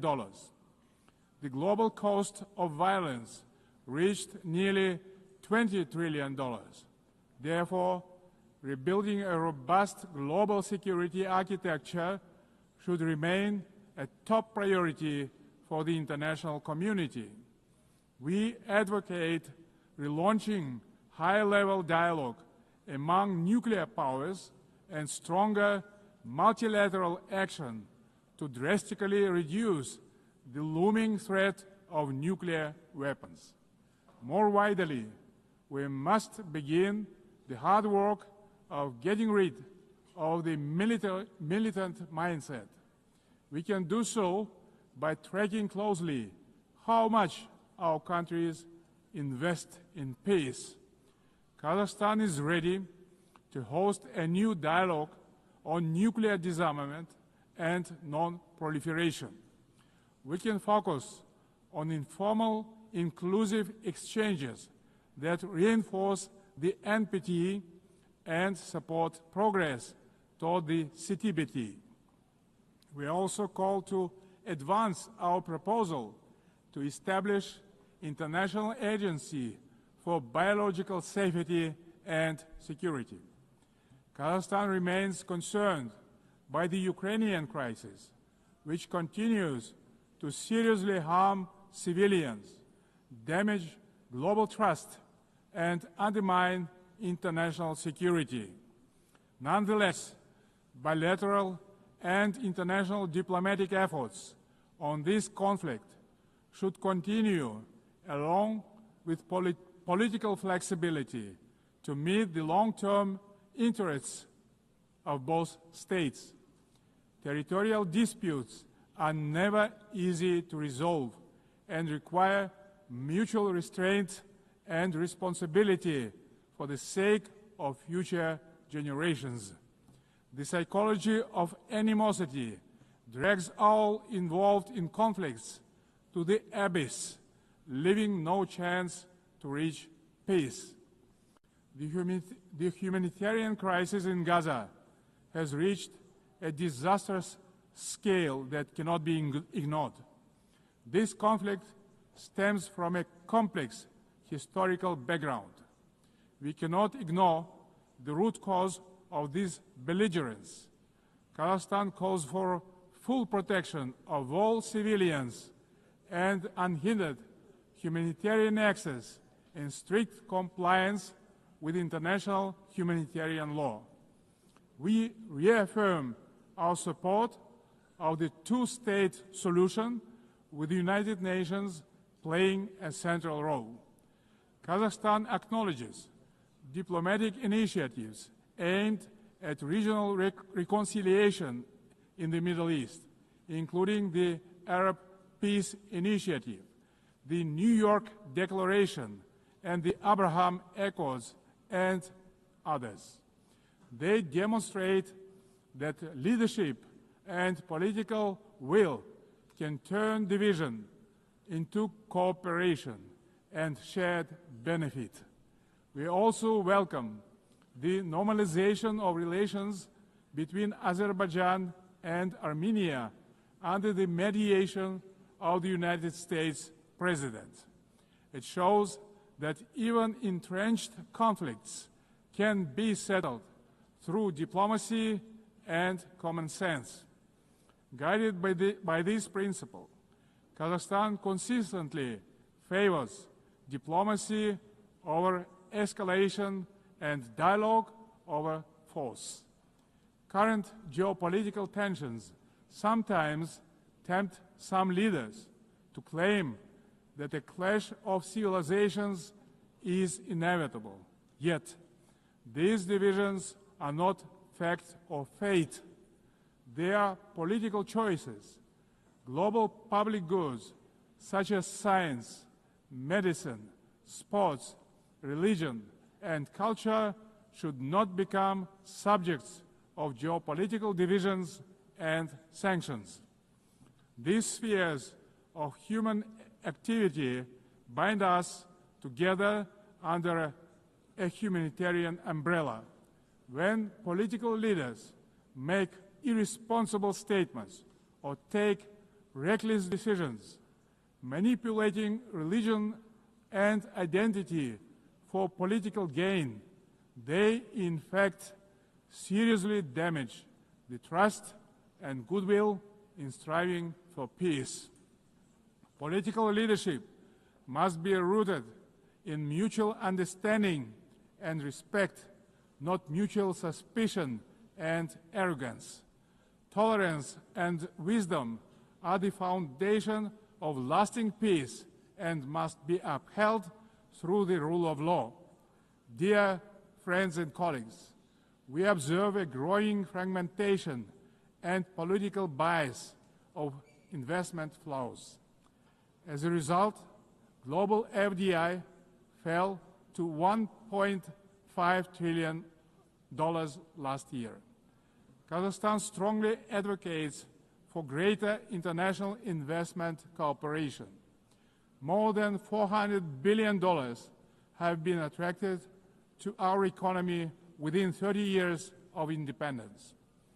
Our commitment to open market principles is absolutely firm and will remain a cornerstone of our state policy. Located in the very center of Eurasia, Kazakhstan is poised to play a crucial role as a logistic hub, handling 80% of all overland transit between Asia and Europe. We are investing tens of billions of dollars in our transport and transit infrastructure, including the Belt and Road Initiative, the North, South, and Trans-Caspian transit corridors. Kazakhstan will continue to develop regional supply chains that are the heart of the emerging global transport network. By 2029, we plan to build 5,000 kilometers of new railway lines. Kazakhstan has made the Sustainable Development Goals a core pillar of its national agenda, integrating their targets into state planning and budgeting. With the support of the United Nations Secretary General and partner states, Kazakhstan now hosts the new United Nations Regional Center for SDGs for Central Asia and Afghanistan in Almaty. Today, Central Asia is demonstrating a renewed sense of unity and mutual trust. It is emerging as a proactive contributor to international peace and progress. The Central Asian Five are strengthening cooperation, proving that regional solidarity can be a powerful force for development and security. This has enabled our region to engage key global partners in the unique Central Asia Plus dialogue format. Kazakhstan believes that inclusive development in Afghanistan is a basis for long-term regional peace and stability. We continue to support the Afghan people through humanitarian assistance and cooperation in trade, food security, infrastructure, and transport connectivity. Distinguished delegates, last year was the hottest year in human history, and Central Asia is warming at twice the global rate.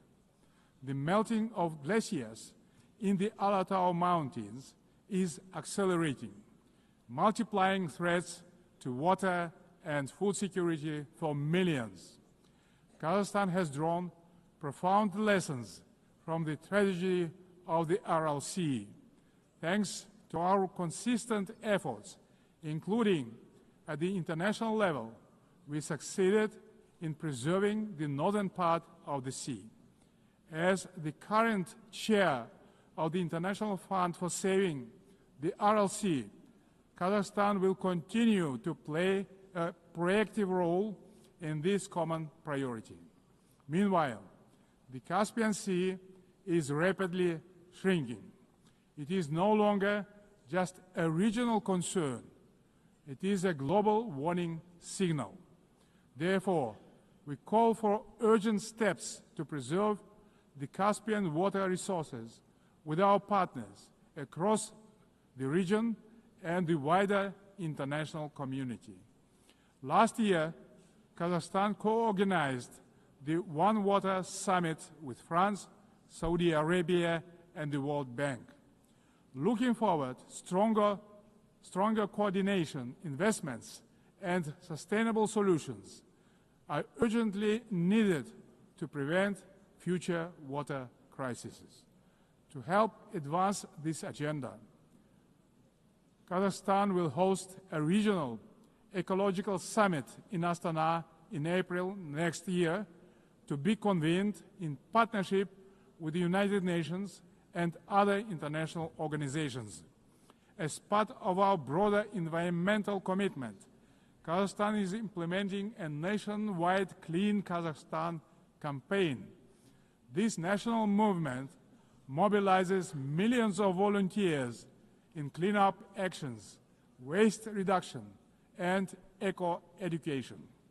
At this initiative of Kazakhstan, the United Nations declared 2026 the International Year of Volunteers for Sustainable Development.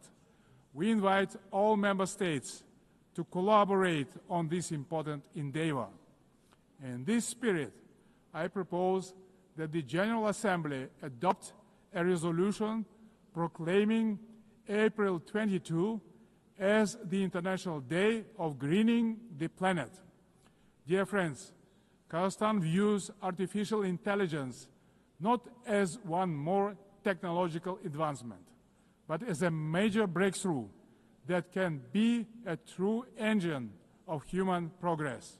Yet, as artificial intelligence accelerates, so do the related risks, specifically deepening technological, economic, and geopolitical divides. At the same time, we should not let ethical norms fall behind this rapid evolution. Pressing questions of fairness, accountability, and individual rights must be addressed with clarity and urgency. We must act collectively to ensure that every country can benefit from AI.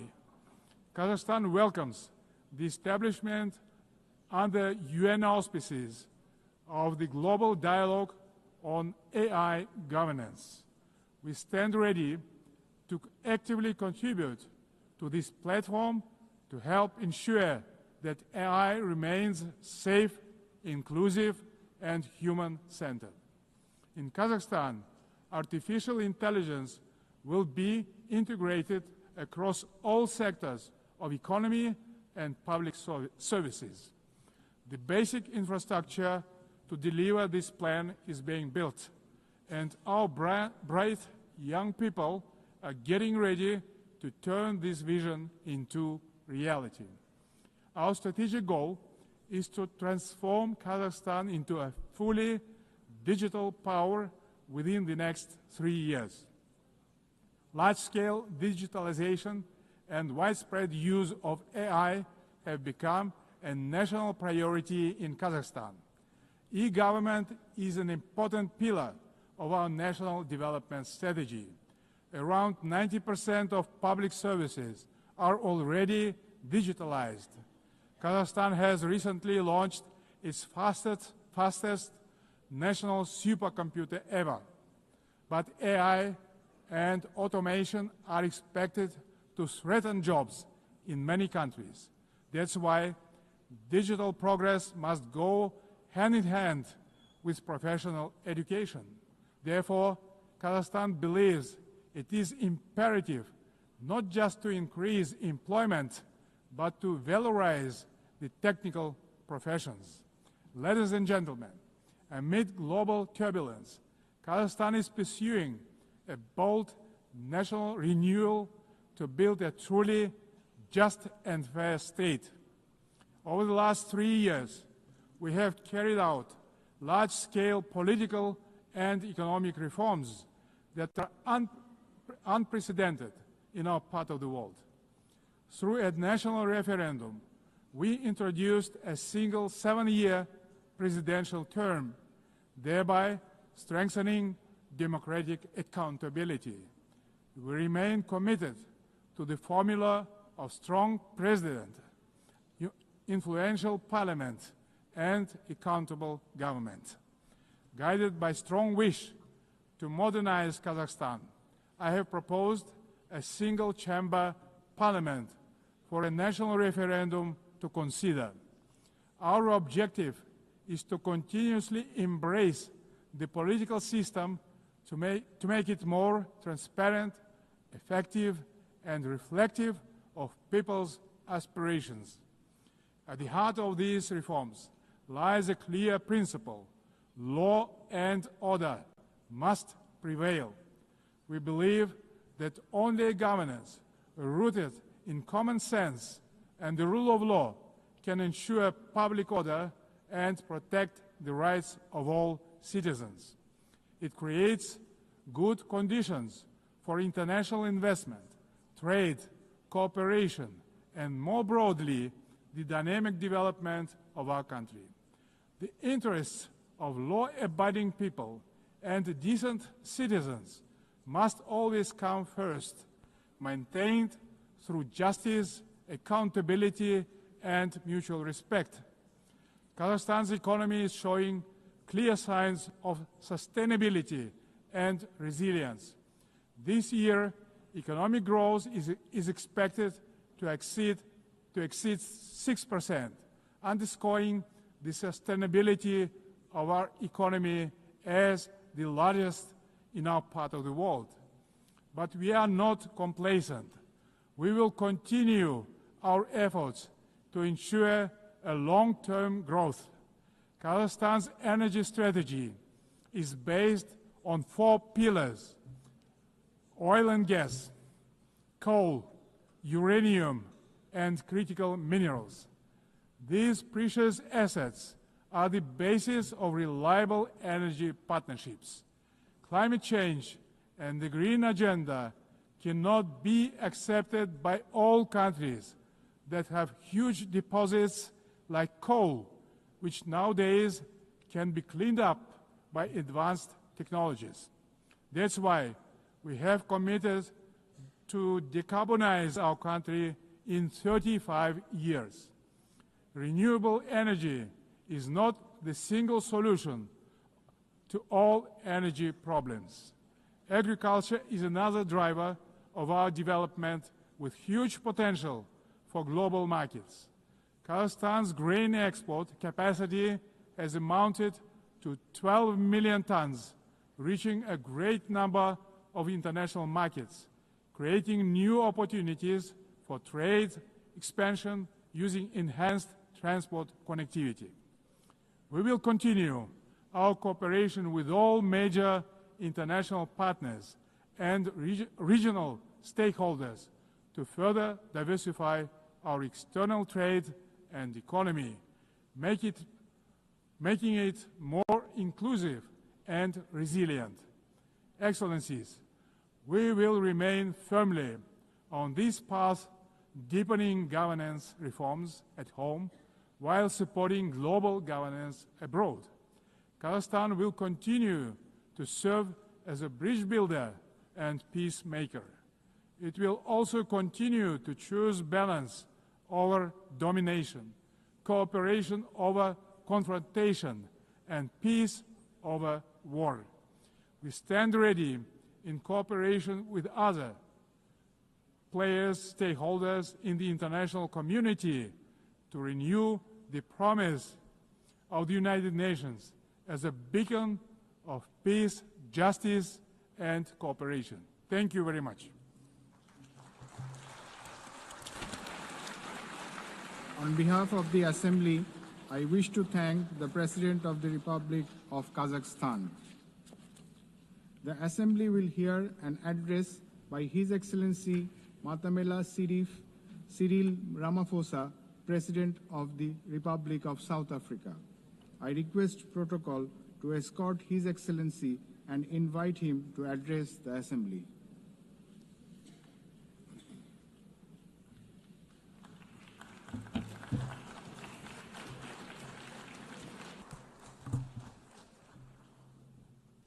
Thank you, President of the 80th session of the UN General Assembly, United Nations Secretary General, Excellencies, Heads of State and Government, and ladies and gentlemen. 80 years ago, the United Nations was established to save succeeding generations of humanity from the scourge of war and to build a peaceful, prosperous, and just world arising from the devastation brought about by global conflict. Through the UN Charter, the nations of the world pledge to uphold peace, development, and human rights, which would be underpinned by international law. Now more than ever, we are called upon to uphold the values and advance the purpose of the United Nations. We are also called upon to advance cooperation and solidarity between nations. We are called upon to promote multilateralism and safeguard the institutions that enable it. South Africa's engagement in the international sphere echoes our domestic imperatives of eradicating poverty, reducing unemployment, and addressing the root causes of inequality. Our foreign policy is guided not only by the needs of our people, but also those of the continent of Africa and the global South. Inspired by our own history, South Africa strives to maintain world peace and also the settlement of all international disputes through negotiation and dialogue and not through war. We therefore welcome the strong partnership between the African Union and the United Nations in promoting peace, security, and stability on the African continent. This year, South Africa is honored to preside over the G20.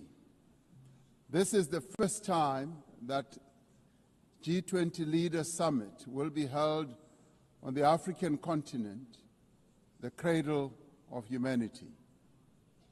South Africa's G20 presidency is guided by the theme equality, solidarity, and sustainability. To give full meaning to our theme of equality, solidarity, and sustainability, we have invited the G20 countries to join us in prioritizing the following areas.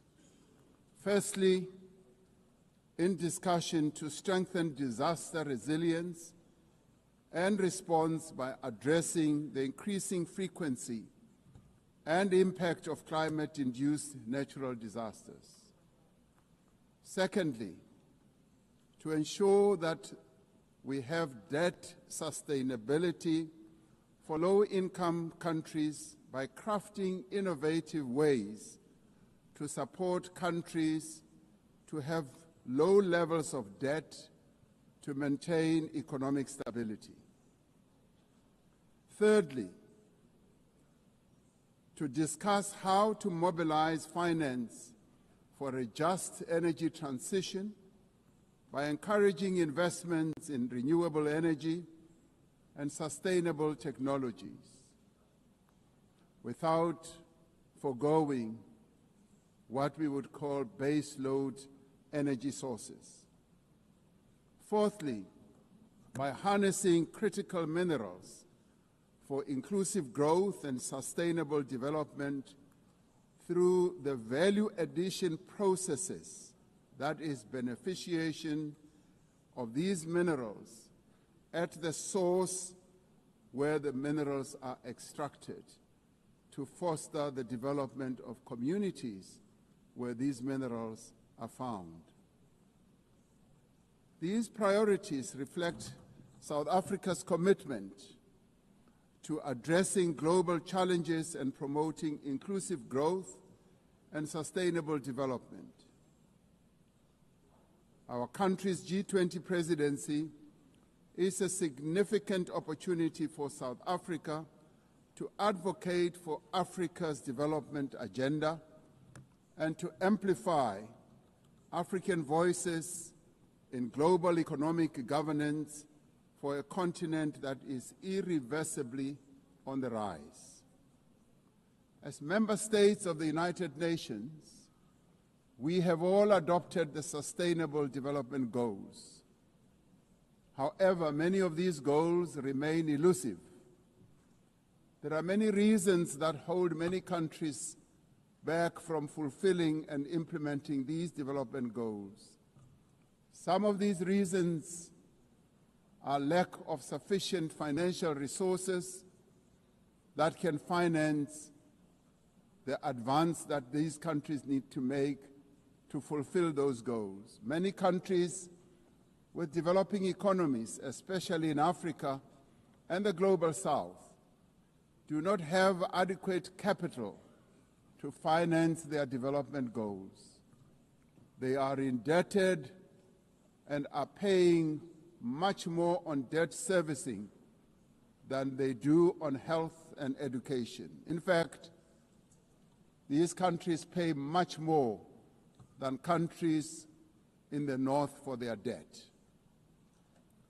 Yet through global solidarity, by having fairer lending rules, especially for several of the Global South countries, we can achieve our shared commitment. Through the G20 process, we are working towards building consensus on how this problem can be tackled, including the reform of international financial institutions, particularly multilateral development banks, to better tackle global challenges that many countries face. The multilateral trading system needs to be reformed as we reconfirm that the World Trade Organization remains the only multilateral body that is capable of managing differences and coordinating positions in global trade. Trade is one of the most important instruments to mobilize domestic resources for development. It is concerning that geopolitical shocks and unprecedented trade policy volatility are destabilizing the global economy and jeopardizing a critical source of development finance. In fact, trade is now being used as a weapon against a number of countries in the world. We must redouble our efforts to strengthen the link between trade and development. Unilateral trade practices and economic cohesion have a detrimental impact on many nations. This includes the economic embargo against Cuba which has caused untold damage to the country's economy over the years. This unfair embargo must be lifted, and we want it lifted sooner rather than later.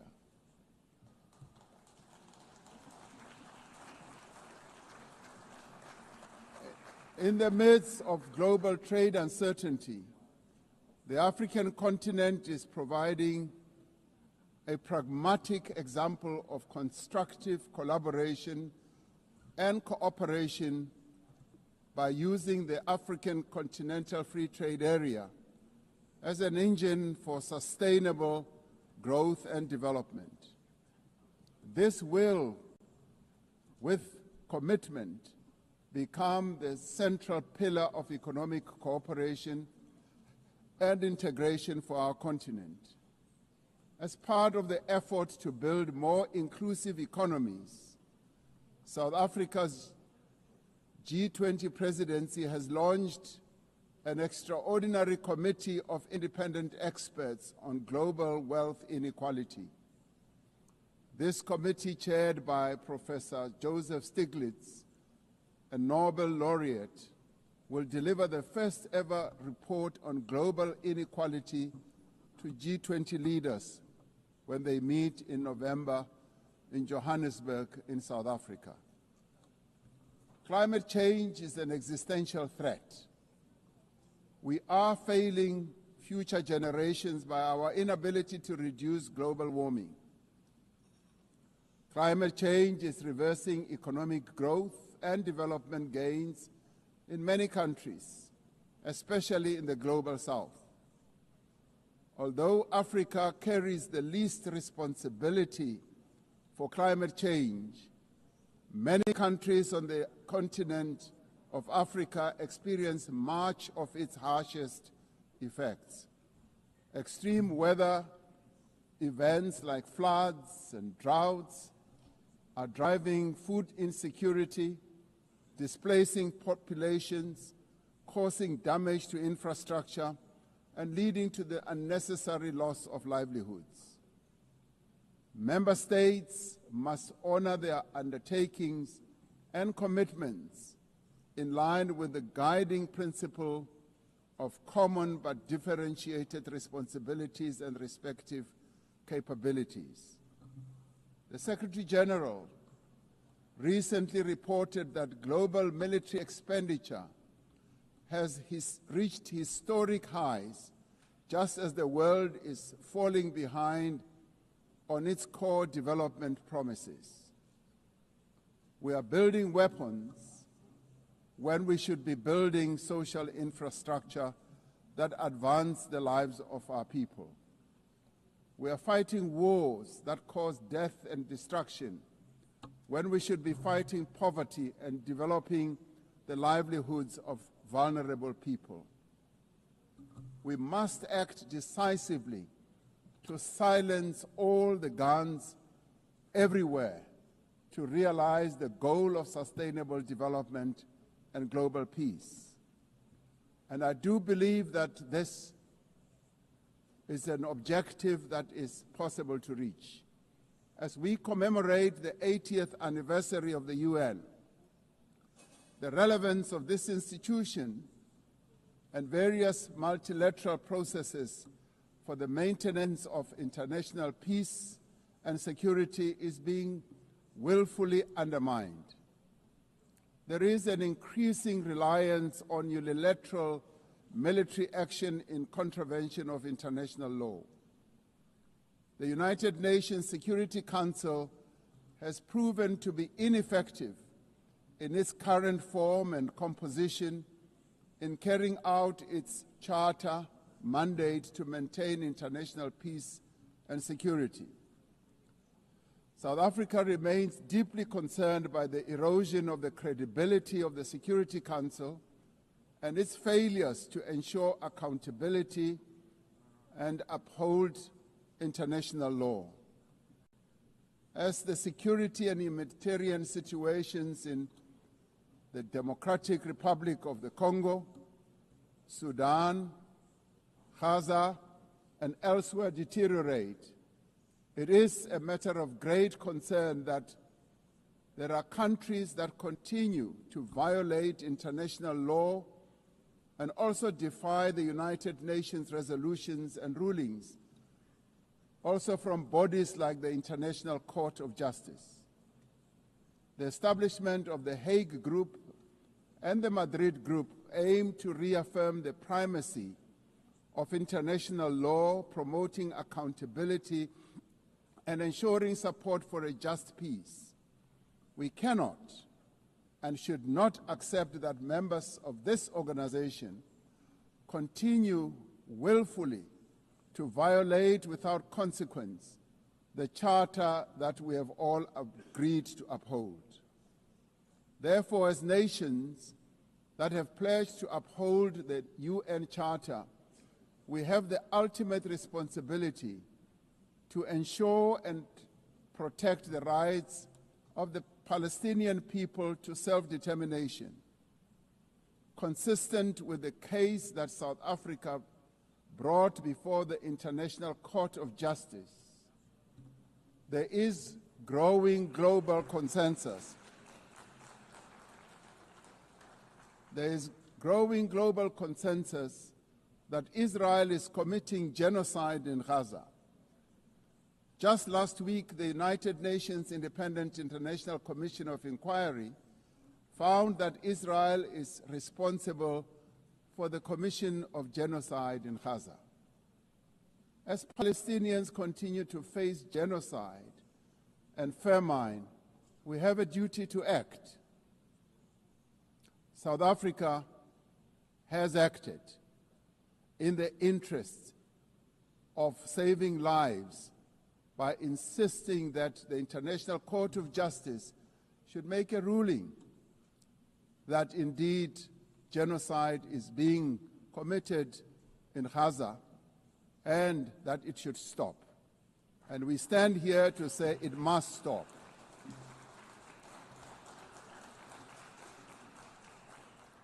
We welcome the historic high-level meeting held yesterday on the two-state solution yesterday in this very chamber.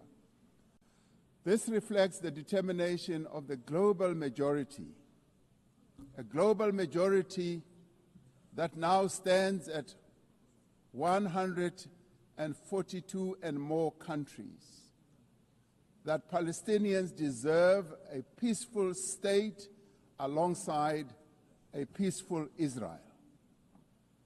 Many nations in the world are calling for that, and that is the voice that we believe that Israel should heed, and those powerful nations that can make a two-state solution viable and possible and implementable should act in that regard. The long overdue announcement by increasing number of countries to recognize the state of Palestine is testament to this determination. We have a responsibility as the member states of the United Nations to reaffirm the right also of self-determination of the people of Western Sahara.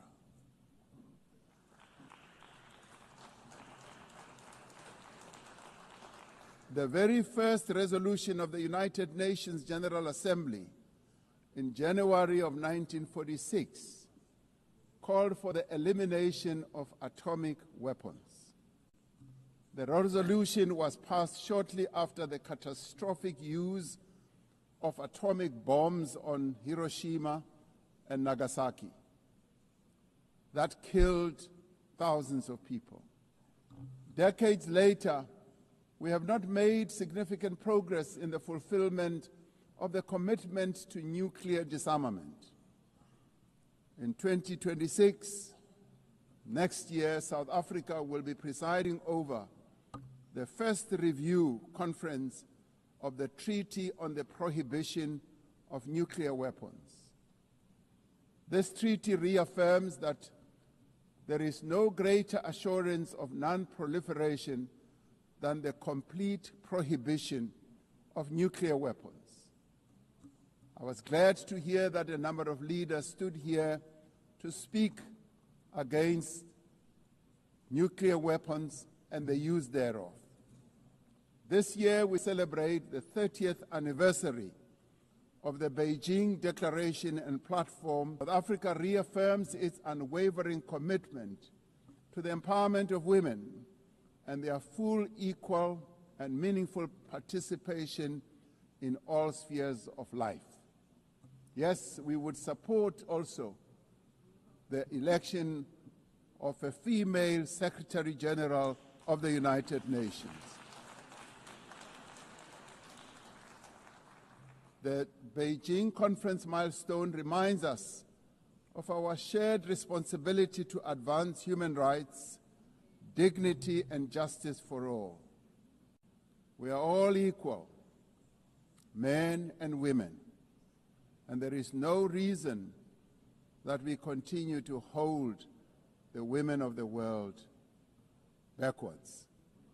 The right to development must be central to the policies and operational activities of the United Nations and its specialized agencies, programs, as well as funds.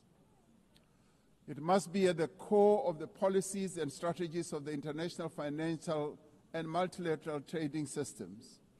As we celebrate 80 years of the United Nations, we must seize the opportunity to build a better United Nations for the next 80 years. What is needed now is a stronger and more capable United Nations, a United Nations that is based on the renewed commitment to its founding principles. We must invigorate the negotiations on the Security Council reform at the intergovernmental negotiations in the General Assembly, including by initiating text-based negotiations. The Security Council must be accountable. It must also be representative. It must be democratic and effective in executing its mandate. We can no longer accept that a large portion of the world's population is not represented in the United Nations Security Council. My own continent, Africa, home to 1.4 billion people, as well as South America, are not represented in the United Nations Security Council. This is unjust, this is unacceptable, and it must end. We want representation in the Security Council. We look forward to working with the Secretary General on the UN 80 initiative to ensure that our organization works more effectively and efficiently. Mandates given by member states must be implemented, and the necessary structural changes and program realignment must be implemented across the UN system. In the face of the decrease in funding to the United Nations to fulfill its mandate, the UN 80 initiative is important to maintain the integrity of the multilateral system and to uphold international law. Lastly, I am reminded that our collective membership of the United Nations is our shared humanity in action. The United Nations at 80 compels us to reflect on our collective achievements and to chart a way forward, building an organization that is able to address our common challenges. We must rise to the occasion and do our utmost together to ensure the political, economic, and social freedom of all humanity. We must reaffirm that freedom is indivisible and that the denial of the rights of one person diminishes the freedom of all of us. We must reaffirm the equal dignity and worth of every person and must therefore leave no one behind and no country behind. I thank you. On behalf of the Assembly, I wish to thank the President of the Republic of South Africa. The Assembly will hear an address by His Excellency Shavkat Mirziyoyev, President of the Republic of Uzbekistan. I request protocol to escort His Excellency and invite him to address the Assembly.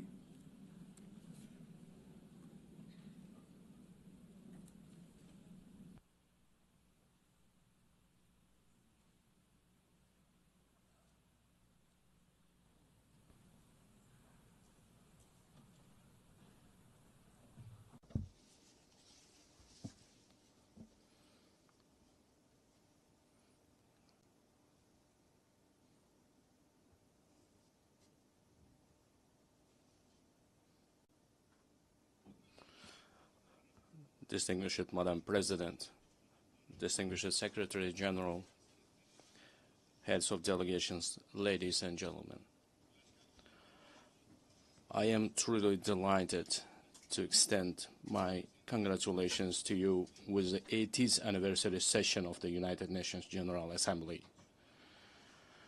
Our meeting today is taking place in a complex, rapidly changing global situation that calls for new approaches to the work of our organization and its future. Today, across the world, the role and place of international institutions are weakening. Confrontations, conflicts, and wars are intensifying. Technological and social inequality is increasing. An economic and humanitarian crisis are deepening. All of this is creating an entirely new and unsettling geopolitical reality. We highly commend the efforts of His Excellency Secretary General Antonio Guterres aimed at maintaining our organization as the main platform for the peaceful resolution of the most difficult and pressing global issues. In this regard, we fully support the UN80 initiative and reaffirm our strong commitment to the Pact for the Future. We support the transformation of the United Nations Security Council and the expansion of its membership in order to effectively address current threats and challenges and protect the interests of the developing countries. Distinguished participants of the session, we are pursuing a policy to build a democratic, law-governed, social, and secular new Uzbekistan in full alignment with the Sustainable Development Goals. To this end, we are consistently continuing our irreversible reforms. Our top priority goal is to fundamentally transform the lives of each and every family and citizen in our country to enhance human dignity and well-being. In recent years, we have managed to reduce the poverty rate in Uzbekistan from 35% to 6.6%. We have achieved this result primarily through the transformation of the education and science sector, establishment of innovative industries and high-tech manufacturing enterprises, modernization of green energy and transport infrastructure, comprehensive development of small businesses, and as a result, the creation of millions of jobs. In our country, preschool education coverage has increased from 27% to 78%, while the higher education uptake among our youth has risen from 9% to 42%. Most importantly, we consider enhancing the prestige of the teaching profession as a key issue. In order to create a single international platform for the exchange of teachers' experience and knowledge, we propose to hold a World Summit on Professional Education in Uzbekistan. We are also creating an advanced healthcare system in our country. We invite all our foreign partners to participate in a high-level event dedicated to the fight against childhood cancer and other serious diseases, which will be held tomorrow at our initiative at the United Nations headquarters. Another important area is gender policy. We aim to further strengthen the role of women in social, political, and business life of our country. We advocate for holding the Asian Women's Forum on a regular basis in our region, turning it into a permanent platform. I would like to emphasize once again, we remain committed to our obligations in achieving the Sustainable Development Goals. By the year 2030, we intend to join the ranks of upper middle income countries. To this end, we will consistently continue our open and pragmatic policy. Ladies and gentlemen, 8 years ago, from this esteemed podium, we declared our firm determination to transform Central Asia into a region of peace, good neighborliness, and partnership. Today, we can confidently declare that we have achieved this strategic goal. The era of closed borders, unresolved disputes, and conflicts is in the past. In recent years, the volume of mutual trade, investments, and transportation of goods in our region has increased fivefold. We are implementing joint investment funds, cross-border trade, and industrial cooperation zones, and major infrastructure projects. We also recognize as a common achievement that the consultative meeting of the heads of the state of Central Asia have become an effective mechanism for deepening regional integration. I can confidently affirm that as of now, we are at the beginning stage of the forming a new Central Asia. Our region, thanks to its unity, stability, and distinct identity, is steadily securing a stronger position in the system of international relations as an independent actor. In order to achieve our goals, we intend to give top priority to expanding mutually beneficial ties with all our foreign partners. In this regard, together with UN structures, we propose to implement a number of new projects and programs in our region. In particular, we propose holding an international forum under the auspices of ECOSOC and UNCTAD, dedicated to the economic development of the Central Asian states, establishing a regional hub for green technologies in industry jointly with UNIDO, adopting program on the rational use of water resources, the creation of green spaces, and the achievement of demographic resilience in our region.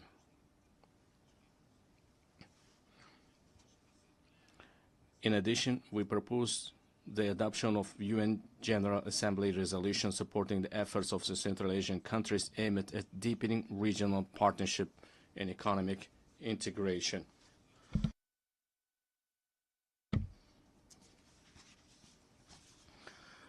Distinguished heads of delegations, speaking about global and regional security and sustainable development, it is impossible to overlook the issue of Afghanistan. Supporting the aspirations of Afghan people for a peaceful and stable life requires the united efforts of the international community. I would like to emphasize that it is of utmost importance to prevent this country's isolation. We intend to implement large-scale economic and infrastructure projects in that country.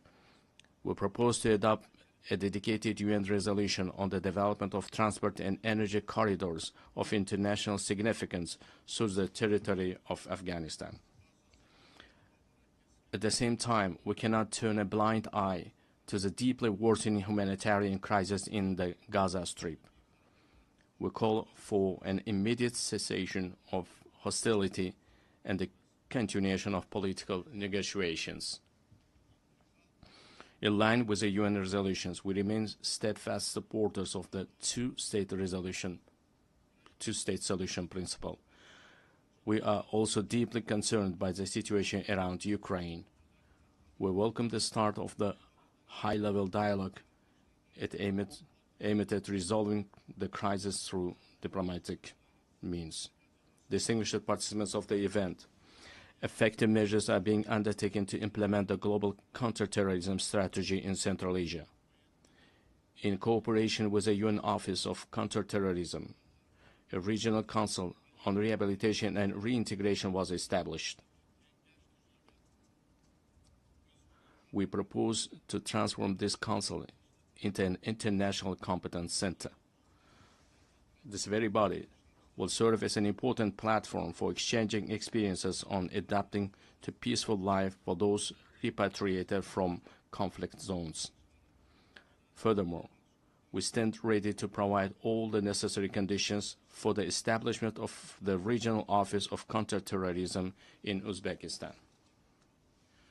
Dear ladies and gentlemen, in today's world full of threats, we are witnessing how vulnerable the global transport system is. These challenges primarily have a negative impact on the stability of landlocked developing countries. It is of utmost importance to ensure the security of international transit corridors and to establish efficient logistics networks. In this regard, we believe the time has come to introduce a global mechanism on strengthening transport connectivity to achieve sustainable development goals. I would also like to draw special attention to the increasingly acute challenges of climate change. For instance, the consequences of the RLC desiccation must remain at the constant focus of the international community. We are consistently continuing our work to restore the RLC ecosystem.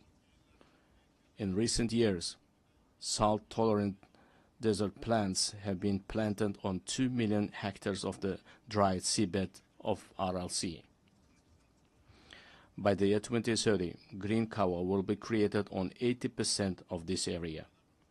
Another serious issue is the water scarcity. As of now, more than 2 billion people in the world do not have access to clean drinking water. We are planning to hold a World Forum on water saving in our country. The outcomes of this conference are expected to recognize the water crisis as a serious threat to sustainable development. We intend to adopt a special roadmap for the wide introduction of innovation technologies in a global level. Another adverse consequence of climate change is the intensifying trend of climate migration. Unfortunately, clear international mechanisms and the legal framework in this direction have not yet been created. We advocate for the adoption of the Global Pact for a broad international partnership and coordinated policy on this serious issue. Dear participants of the meeting, it is of great importance to prevent inequalities in digital development and the use of artificial intelligence between countries. We propose to create an international cooperation mechanism aimed at the gratis exchange of practical solutions and models of artificial intelligence in healthcare, education, and culture. I would like to emphasize another priority issue. Our future, the destiny, and the prosperity of the world are in the hands of the younger generation. It is our urgent task to instill in the hearts and minds of our sons and daughters the most noble ideas, such as peace, humanism, and friendship, mutual trust, and respect. In this regard, we put forward the proposal to establish the World Youth Movement for Peace and to locate its headquarters in Uzbekistan. We are consistently implementing a policy of tolerance in our society.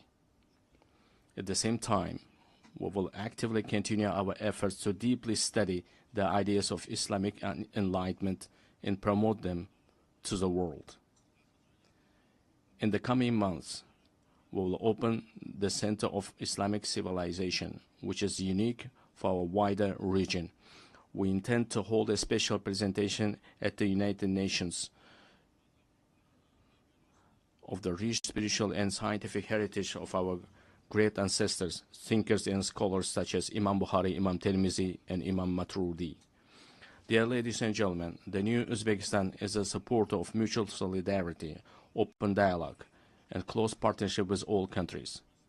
We are always ready to contribute to strengthening dialogue among peoples, cultures, and civilizations, and to achieving universal human goals.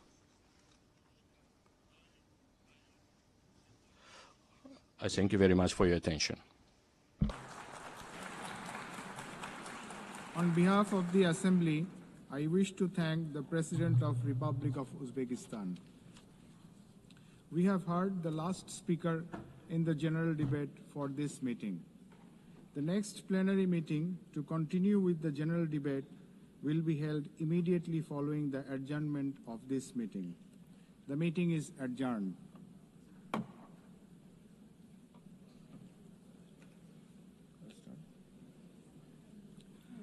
The fifth plenary meeting of the General Assembly is called to order. The Assembly will hear an address by His Excellency Hurelsuk Ukna, President of Mongolia. I request protocol to escort His Excellency and invite him to address the Assembly.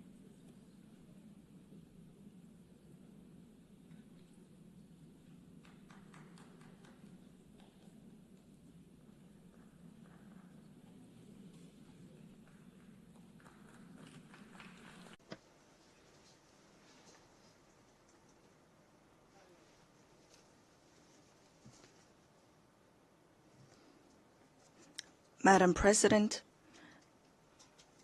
Mr. Secretary General, distinguished delegates, ladies and gentlemen, at the outset, I wish to extend my sincere congratulations to Ms. Annalena Baerbock on assuming the important role of the President of the General Assembly at this historic moment marking the 80th anniversary of the United Nations, and my best wishes for a successful session. 8 centuries ago, the great Chinggis Khan established the great Mongolian Empire, bringing together the West and the East under the rule of justice and principled statecraft. Spanning the vast expanse of Eurasia, the Pax Mongolica era heralded a period of remarkable progress and flourishing for humankind. The Pax Mongolica embodied progressive ideals that form the basis of today's collective efforts to maintain global peace and stability.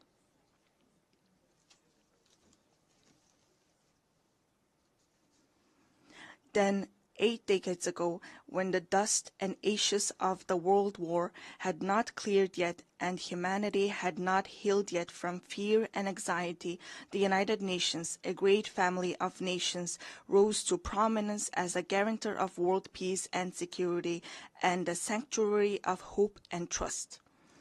Since its establishment, the United Nations has illuminated humanity's path, serving as a steadfast beacon of hope and trust for nations to maintain peaceful coexistence and share a prosperous future.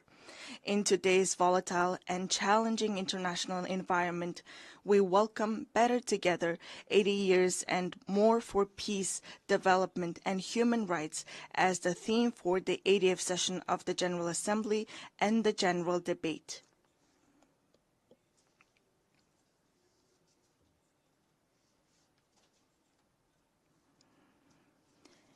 Indeed, this theme calls upon us to assess and reflect upon the United Nations' achievements and challenges over the past 80 years, further strengthen its work in accordance with the United Nations Charter and the principles of international law, and combine our collective voices and efforts in pursuit of concrete and tangible outcomes. Distinguished delegates, Mongolia has consistently upheld the United Nations Charter and universally recognized principles and norms of international law, respecting the independence, sovereignty, and territorial integrity of all states, resolving disputes by peaceful means, respecting human rights and freedoms, and fostering equal and mutually beneficial cooperation. Since becoming a full-fledged member of the United Nations in 1961, Mongolia has steadfastly supported the organization's efforts to strengthen international peace and security. It has demonstrated its enduring commitments to disarmament and non-proliferation and declared its territories nuclear weapon-free status. Furthermore, Mongolia has actively collaborated with the United Nations at all levels, including establishing a dialogue mechanism in Northeast Asia, participating in the United Nations peacekeeping operations, and putting forward various proposals and initiatives in the areas of socio-economic development, environment, and climate change to advance the implementation of development policy and goals. During his visit to Mongolia in 2022, United Nations Secretary-General Mr. Antonio Guterres described our nation as a symbol of peace in a troubled world. It is a profound recognition of Mongolia's humble contributions and dedication to the work of the United Nations and its enduring commitment to the cause of peace. Over the past 23 years, Mongolia has continuously deployed personnel from its armed forces to United Nations peacekeeping operations, making a meaningful contribution to global and regional peace and security. During this period, Mongolia has deployed more than 23,000 peacekeepers to 16 United Nations peacekeeping missions and consistently ranked among the top 20 troop and police contributing countries out of more than 120 member states. As we mark the 25th anniversary of UN Security Council Resolution 1325 on women, peace, and security, it is a pleasure to announce that through the steady increase in the deployment of female military personnel, the proportion of women peacekeepers from Mongolia has reached 14% in 2025. Mongolia will continue to extend its unwavering support to the United Nations in its efforts to maintain international peace and security, and it remains committed to contributing to peacekeeping operations. Distinguished delegates, at this critical juncture, with only 5 years remaining until the 2030 agenda deadline, global progress toward achieving the Sustainable Development Goals stands at the mere 17%. According to the Sustainable Development Report 2025, Mongolia's implementation of the SDGs has reached 66.7%, ranking it 14th in the United Nations Multilateralism Index. This is a testament to our decades-long efforts and a worthy achievement. I want to acknowledge the tremendous efforts of the international community and all member states in advancing the implementation of the Sustainable Development Goals. We welcome the outcomes of the 4th International Conference on Financing for Development, held recently in Seville, Spain, where a broad consensus was reached on the crucial role of financing in achieving the Sustainable Development Goals. We also appreciate that the conference agreed to increase the engagement of developing countries and take comprehensive actions aimed at reforming the current international financial architecture. Within the framework of implementing the Seville commitment adopted at the conference, it is essential to direct international development cooperation towards supporting the most vulnerable groups and addressing their challenges.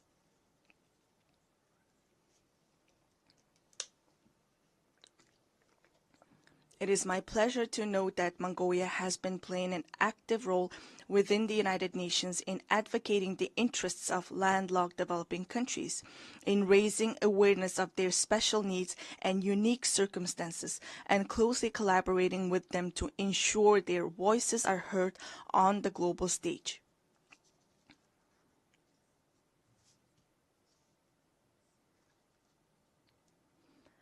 the Third United Nations Conference on Landlocked Developing Countries convened in August in Turkmenistan and adopted the Avaza Program of Action for 2024 and 2034. Landlocked developing countries have long faced trade and economic development challenges due to their geographic location. Member states have committed to implementing the program to advance the development of landlocked developing countries over the next decade and bring positive improvements to the livelihoods of more than 600 million people living in these countries. To ensure the effective implementation of the Avaza Program of Action, it is crucial for landlocked developing countries to align their national development plans with the program while mobilizing all available resources to strengthen regional integration and cooperation. Furthermore, we call upon the international community, financial institutions, and development partners to provide concrete support and cooperation with landlocked developing countries. Distinguished delegates, Mother Earth is our one and only home. However, as a result of humanity's careless behavior towards the environment, Mother Earth, with her very existence under threat, is sending a distress call like a patient in critical condition. If we do not take resolute action to preserve our Mother Earth now, she will inevitably find her own way to survive, with or without us. Since ancient times, we Mongols have believed that all beneath the sky is alive. We have revered mountains, rivers, plants, and animals, understanding that the harmony of the earth and the living world is inseparably intertwined with humanity's inner life and conscious actions. 2 millennia ago, the great Han Modon of the Huns, the Mongols' ancestors, proclaimed that the very foundation of the state is the land. Thus, UNESCO recognized this time-honored tradition of revering nature by inscribing the Mongolian traditional ritual of worshipping sacred sites on the last of the intangible cultural heritage in need of urgent safeguarding. We Mongols are a people blessed with the beautiful tradition of living in harmony with Mother Nature, preserving her pristine purity and nurturing our children from an early age with the mindset and spirit to cherish her. Accordingly, the United Nations General Assembly resolution entitled 800 Years of Mongolian Statehood, adopted in 2005, highly appreciated the contribution of Mongols to humankind's history and recognized the ever-increasing significance and relevance of a culture of living in harmony with nature, which is inherent in nomadic civilization in today's world.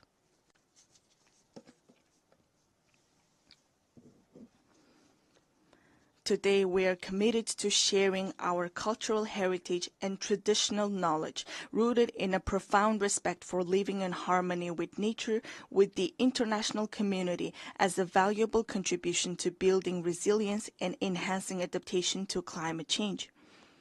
In 2026, Mongolia will host the 17th session of the Conference of the Parties to the United Nations Convention to Combat Desertification and observe the International Year of Rangelands and Pastoralists. In this spirit, our country, in partnership with the United Nations, spearheads the International 10-Year Rangeland Flagship Initiative. We warmly invite you to join us in supporting and collaborating on this important endeavor. Mongolian people say, the source of life is water, and the source of water is tree. Access to safe drinking water is declining worldwide, with 3.6 billion people currently affected by water scarcity. Therefore, it is imperative for countries to implement integrated management of land and water resources in a coordinated manner and to place special emphasis on preventing water scarcity. I cordially invite you all to participate at the highest level with broad participation in the 17th session of the Conference of the Party to the United Nations Convention to Combat Desertification, scheduled from August 17 to 28, 2026 in Ulaanbaatar. This conference seeks comprehensive solutions to adapt to climate change, protect and enhance water resources, and combat desertification and land degradation.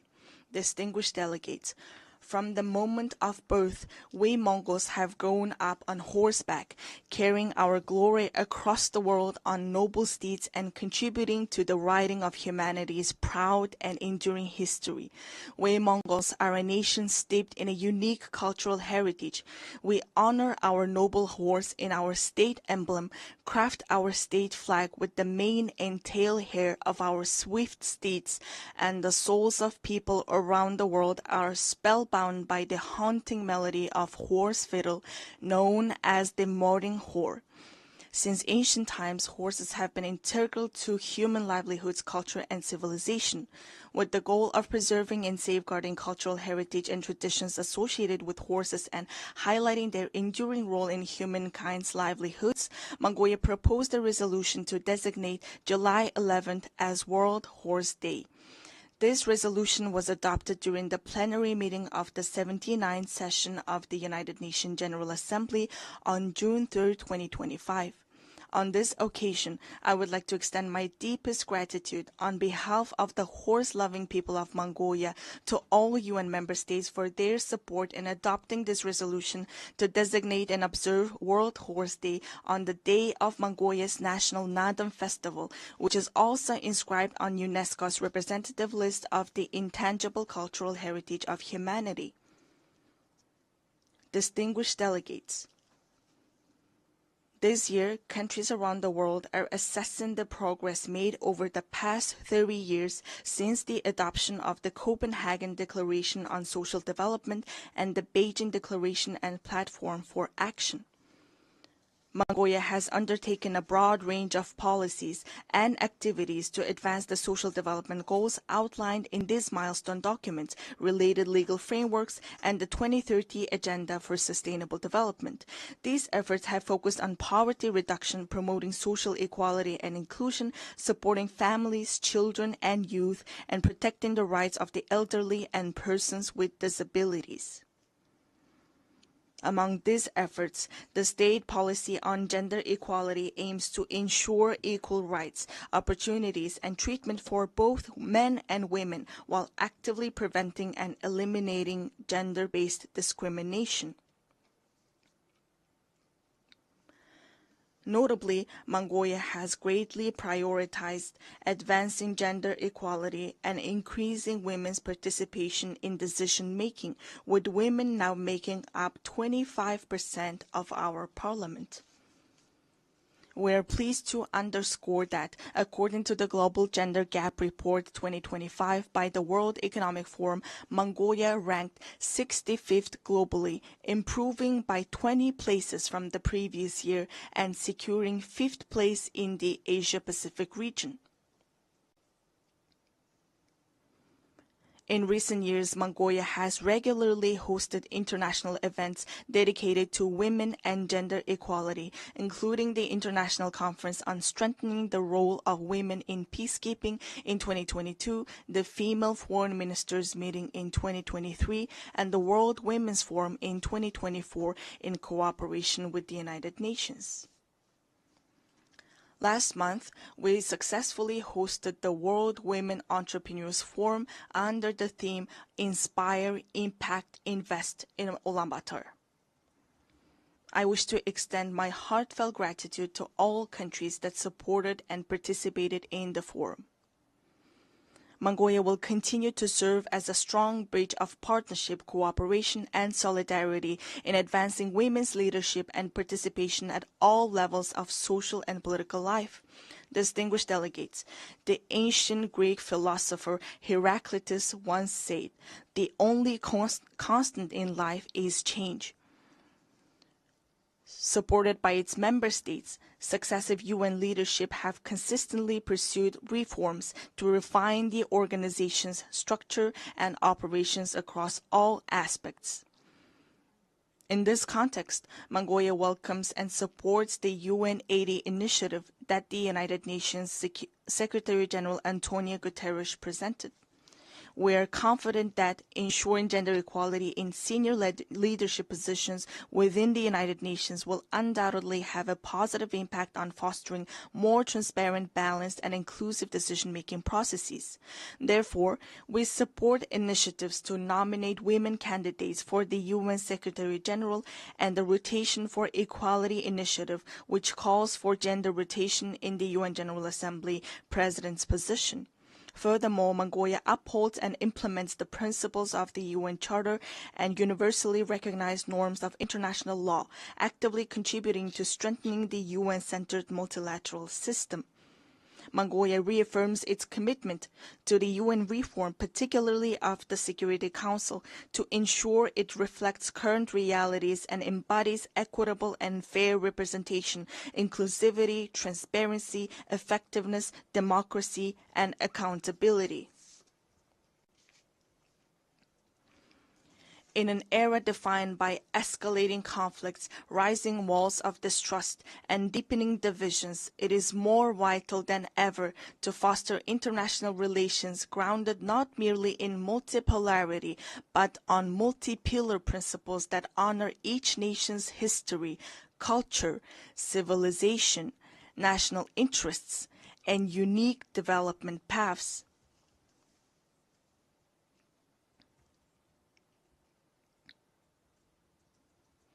The United Nations was established 80 years ago with the noble goals of saving humanity from the scourge of war and maintaining international peace and security. The United Nations, the cornerstone for the peaceful and harmonious coexistence among nations, must be reinforced and empowered through strong multipolar principles that ensure equal rights and balanced influence.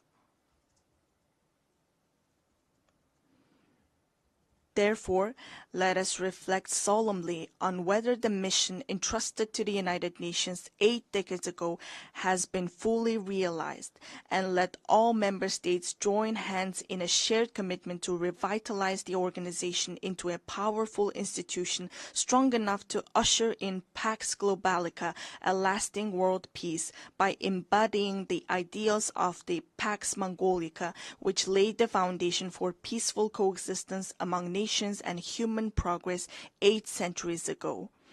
At this pivotal moment, as we commemorate the historic 80th anniversary of the United Nations, I would like to emphasize the growing importance of its role in fostering mutual understanding, trust, and respect among nations, as well as in advancing peace, stability, development, and the vision of a world free from war.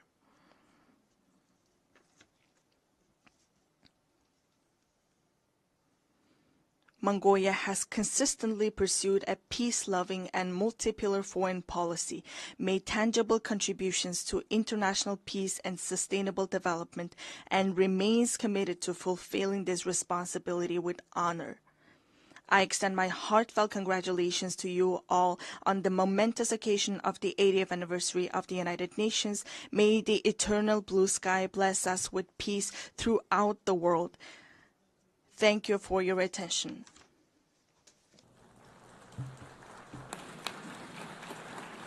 On behalf of the Assembly, I wish to thank the President of Mongolia.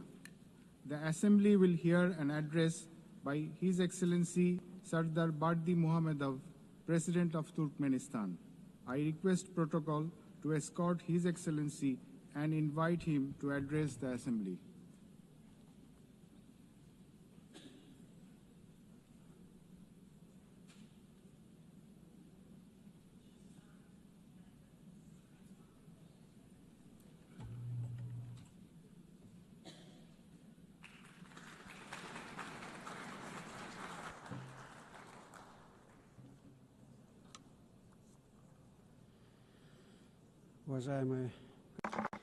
Distinguished Mr. President, distinguished heads and members of delegations, ladies and gentlemen, first of all, allow me to congratulate you on the opening of the 80th session of the United Nations General Assembly and to wish you a productive session. I would like to congratulate Ms. Annalena Baerbock on her election as President of the General Assembly and wish her every success. I would also like to express my sincere appreciation to Ambassador Philemon Yang for his skillful and effective leadership of the General Assembly during the previous session. Distinguished participants, the current state of global affairs, as well as the nature and trends of political, economic, and social processes, objectively require a decisive shift towards coordinated interaction among states and international organizations in order to achieve our shared overarching goal, the maintenance of peace and security, the creation of conditions for further progressive development, and the preservation of the legal foundations underpinning the modern world order. It is precisely from this standpoint that Turkmenistan views the main objectives of the 80th session of the General Assembly, placing great hopes in its role in shaping a robust, balanced, and secure global architecture. A key area of Turkmenistan's cooperation with the United Nations is ensuring international peace and security. Recognizing its responsibility as a permanently neutral state, Turkmenistan stands ready to take further practical steps to foster an atmosphere of cooperation, mutual understanding, and respectful dialogue. These are the principal defining conditions for ensuring stability and sustainable development at the global and regional levels. We are convinced that one of the most effective mechanisms for advancing and achieving these goals today is the practical application of the principle of neutrality. In this regard, Turkmenistan has initiated the inclusion of a separate item on the agenda of the 80th session of the United Nations General Assembly, entitled Neutrality for Peace and Security. We deem this important in light of the growing recognition by the international community of the significance of neutrality, as well as the awareness of its potential and utility in the context of the UN's peace-building strategy. In line with this, during this session, Turkmenistan will propose a draft resolution entitled The Role and Importance of the Policy of Neutrality in Maintaining and Strengthening International Peace, Security, and the Process of Sustainable Development. As you are well aware, this year has been proclaimed by the General Assembly the International Year of Peace and Trust on the initiative of Turkmenistan. This landmark event coincides with the anniversary of the establishment of the United Nations. In December this year, Turkmenistan will host a major high-level international forum on the Year of Peace and Trust. We see this as a tangible contribution to achieving the strategic goals of the United Nations, and we look forward to broad and representative international participation. We believe that harmonizing national approaches to global development trends, as well as to establishing and strengthening trust and mutual understanding, should be systematic and consistent. In this regard, Turkmenistan is seeking to initiate the convening of a World Summit on a culture of peace and trust. One of the key objectives of this summit would be to develop a global code of international trust. This would serve as a universal foundation for building relations between states based on the respect for sovereignty and territorial integrity, as well as on cooperation and joint efforts to address global problems. We believe that ensuring universal peace and mutual understanding is inseparable from the civilizational aspects of modern development and from the need to preserve and foster cultural and spiritual ties. In this context, Central Asia, which for centuries has played a clear role as a bridge spanning the civilizations of East and West, is now called upon to revive its historic mission to become a space for dialogue, cooperation, and the convergence of values and worldviews. Therefore, during this session, Turkmenistan will propose, in cooperation with the United Nations, an international forum to be held entitled Central Asia, a Space of Peaceful Coexistence. Countries of the region will participate, as well as other interested states and international institutions. Turkmenistan will also submit a draft resolution to the General Assembly on proclaiming an International Day of Mediation. This would emphasize the importance of diplomacy and neutral platforms in preventing and resolving conflicts. One of our country's priorities remains our active involvement in implementing the Sustainable Development Goals and in strengthening cooperation in key areas such as transport and energy. As Turkmenistan is one of the centers of multilateral dialogue on these issues, we will continue to contribute to establishing a fair, balanced, and inclusive international development system.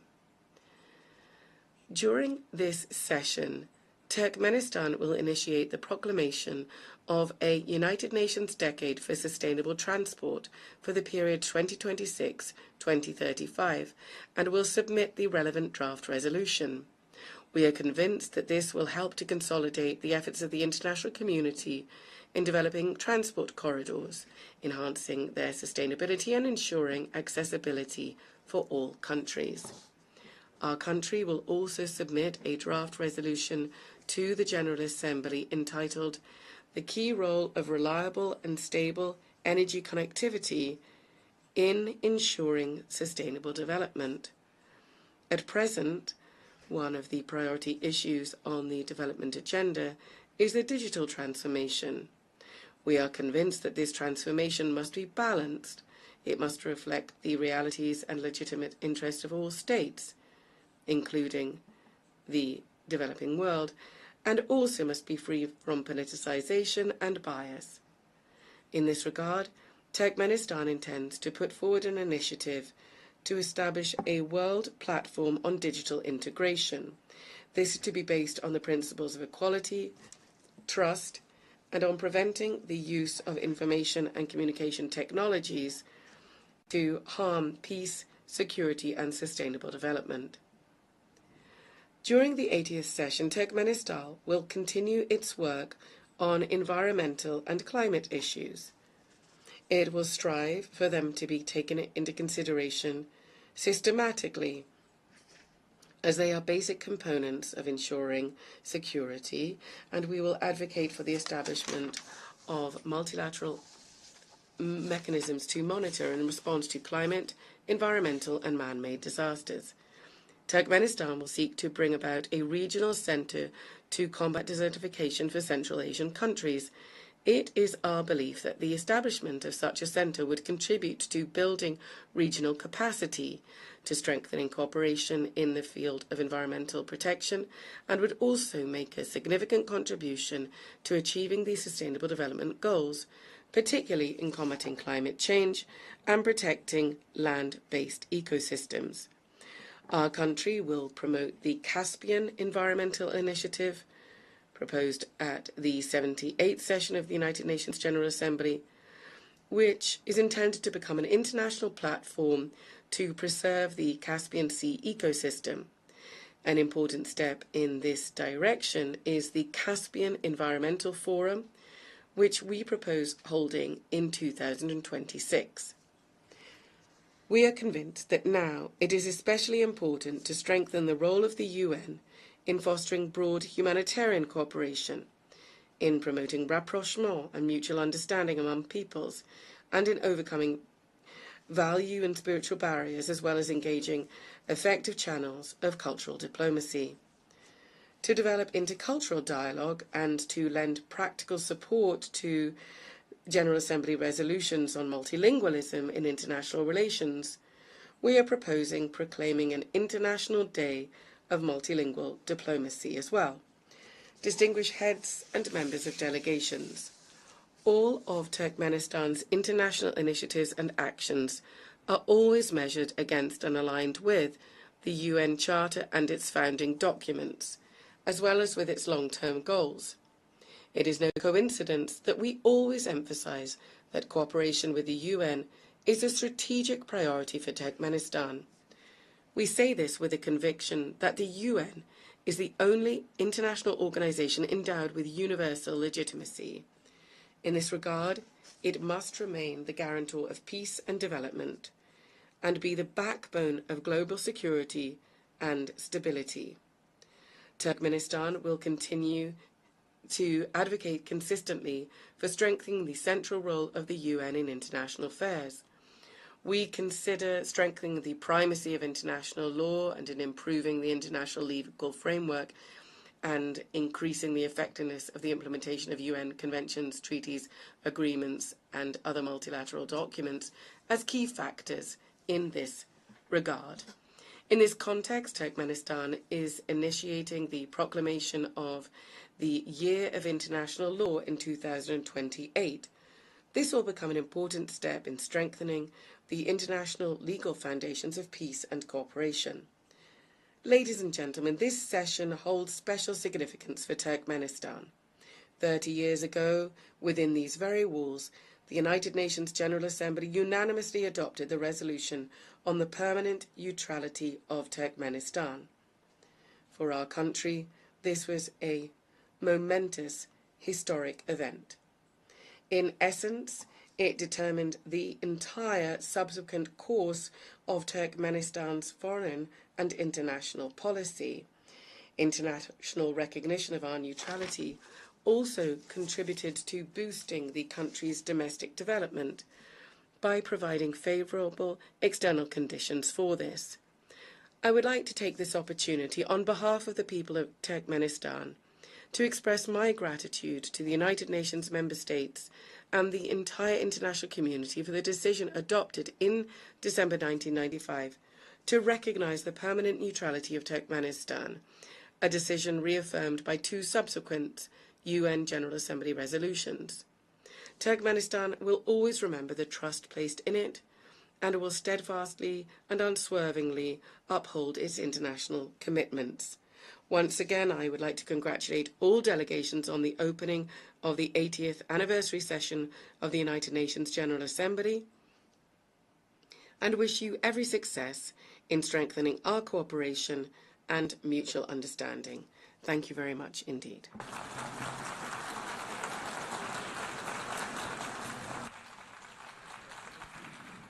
On behalf of the Assembly, I wish to thank the President of Turkmenistan. The Assembly will hear an address by His Excellency Gabriel Boric Font, President of the Republic of Chile. I request protocol to escort His Excellency and invite him to address the Assembly.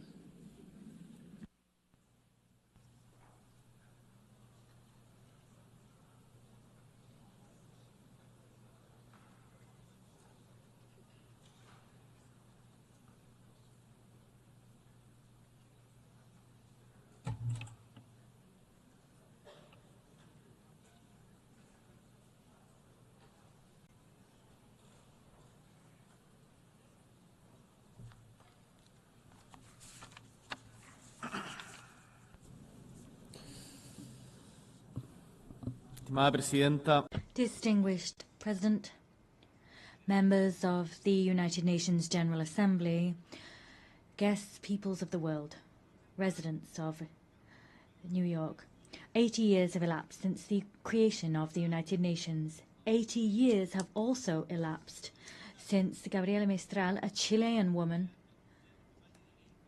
who came from the Elqui Valley,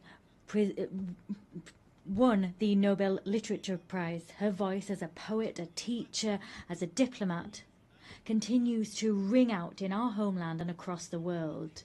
And it was precisely here in New York in 1955 that the Chilean ambassador, José Massa, conveyed a message about human rights that was written by Gabriela Mistral. That message said, "I would be happy if our noble strength, our noble struggle to obtain human rights was taken up faithfully and loyally by all nations of the world. This triumph would be the greatest we could achieve in our time." We have we notched up that victory? Have we triumphed in that way? The answer is categorical no. And the fact is, at this stage, I don't really know what to say about Gaza, because many people have said everything already at this podium and at others, but there are our words and those that may be spoken by anyone, but regardless, we still have the fact that innocent people have lost their lives. We still have the empty stares of those suffering. In 2025, thousands of innocent people have lost their lives simply on the grounds of being Palestinian. 80 years ago, the same thing happens. Millions lost their lives simply for being Jewish. Instead of talking about figures, issuing condemnations or demands, as we tend to within these walls, instead of that, I want to talk about humankind. Humanity. Gaza is a global crisis because it is a crisis of humanity. And in this chamber, and for those who are listening to us in their homes, within their delegations, in their various countries, all of us are human beings. That's what I'd like to say. So when under the rubble, we have children, boys and girls lying under that rubble, there is genuine pain and grief in our homeland in Chile. And I know that that pain is shared by the vast majority of the world's nations. And one of the problems we face as humankind is that often pain engenders hatred. But we must face up to pain and that fact and combat hatred with all of our strength. We must transform our desires to hate into a desire for justice. We can't make any concessions to violence. I don't want to see Netanyahu destroyed by a missile side by side with his family. I want to see Netanyahu and those responsible for the genocide against the Palestinian people brought to the ICJ and other international courts. In another context, looking elsewhere, the war in Ukraine is also an affront to us. It causes us pain. But some people might ask themselves, what's that got to do with Chile? What's happening in Ukraine got to do with Chile? They're so far apart, we don't understand their language. Some people level those arguments against us and our homelands. We say back to them that we have to see ourselves in the people in Palestine that are searching for food. We have to identify and stand in the shoes of the kidnapped children that have been taken away by Russia. We're all human beings, and one of the reasons we come here and meet today together is that we perhaps continue to have faith in humankind. That's principally what brings us here.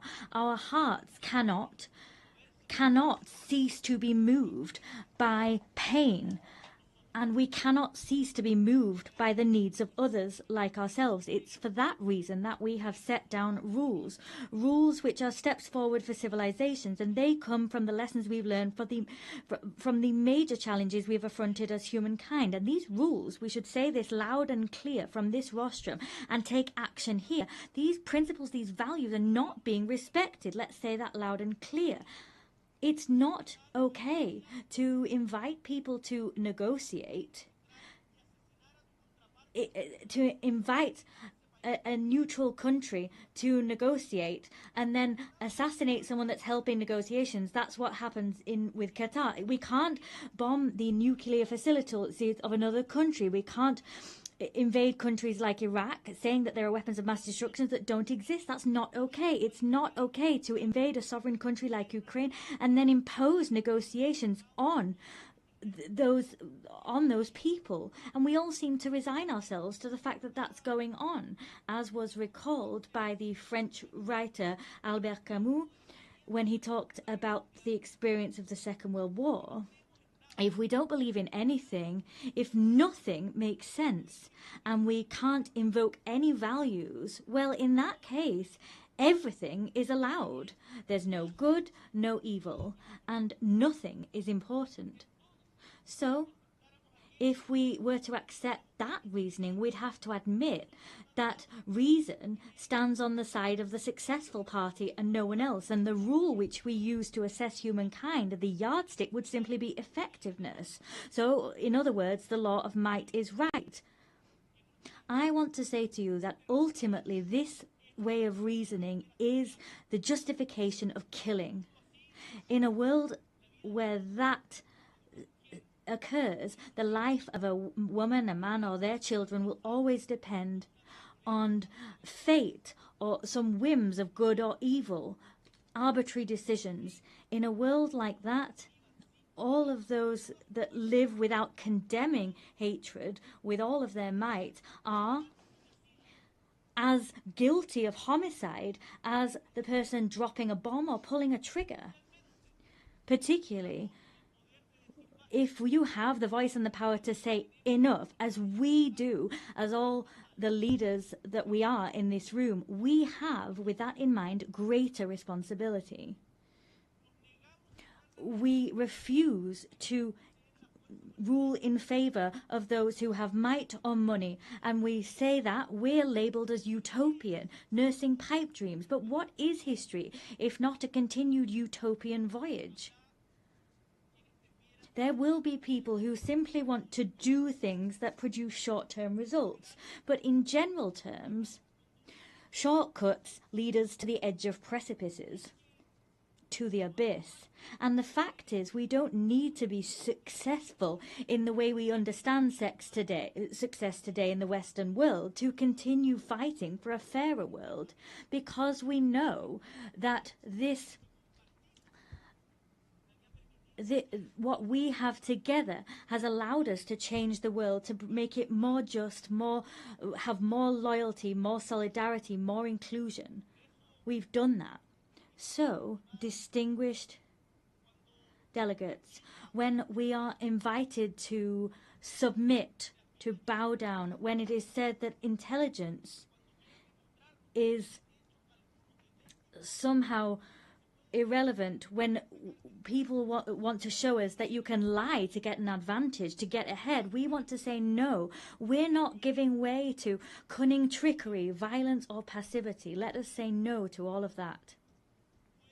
I can and I must respect the person who likes blue more than red, someone who is of a faith that's not my own, the person who thinks it's better to increase or reduce taxes according to the circumstances. Ultimately, I can and I must respect diversity of opinion.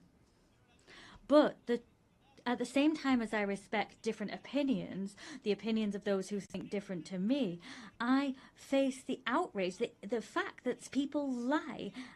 And what's all the more outrageous is that they're aware that they're lying. Perhaps, for example, it's been said at this very rostrum today that there's no such thing as global warming. This is not an opinion. It's a lie. And lies must be fought against.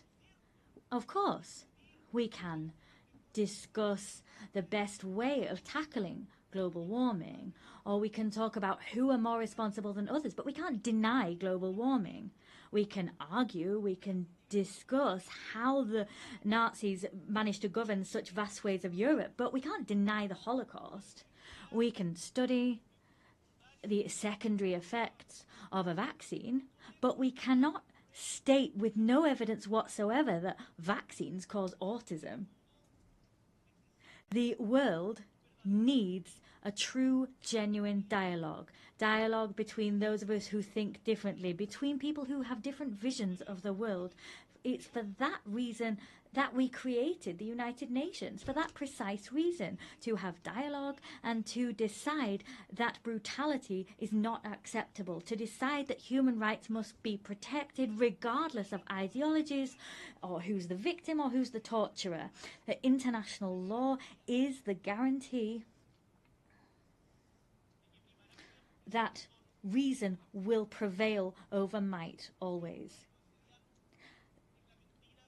Opposed against this dialogue, the other direction is lies and silence, and both will bring us to the edge of an abyss, into deepest suffering. So what is the task before us today? We have to chart the course that we want as humankind and work with the United Nations, who are paving this path. Chile is rallying behind this shared vision, this shared respect for democracy, human rights, social justice, equity, unfettered respect for the freedom of expression, climate action, all of these things that stand as pillars of hope and action to address the difficult changes and weather these current storms.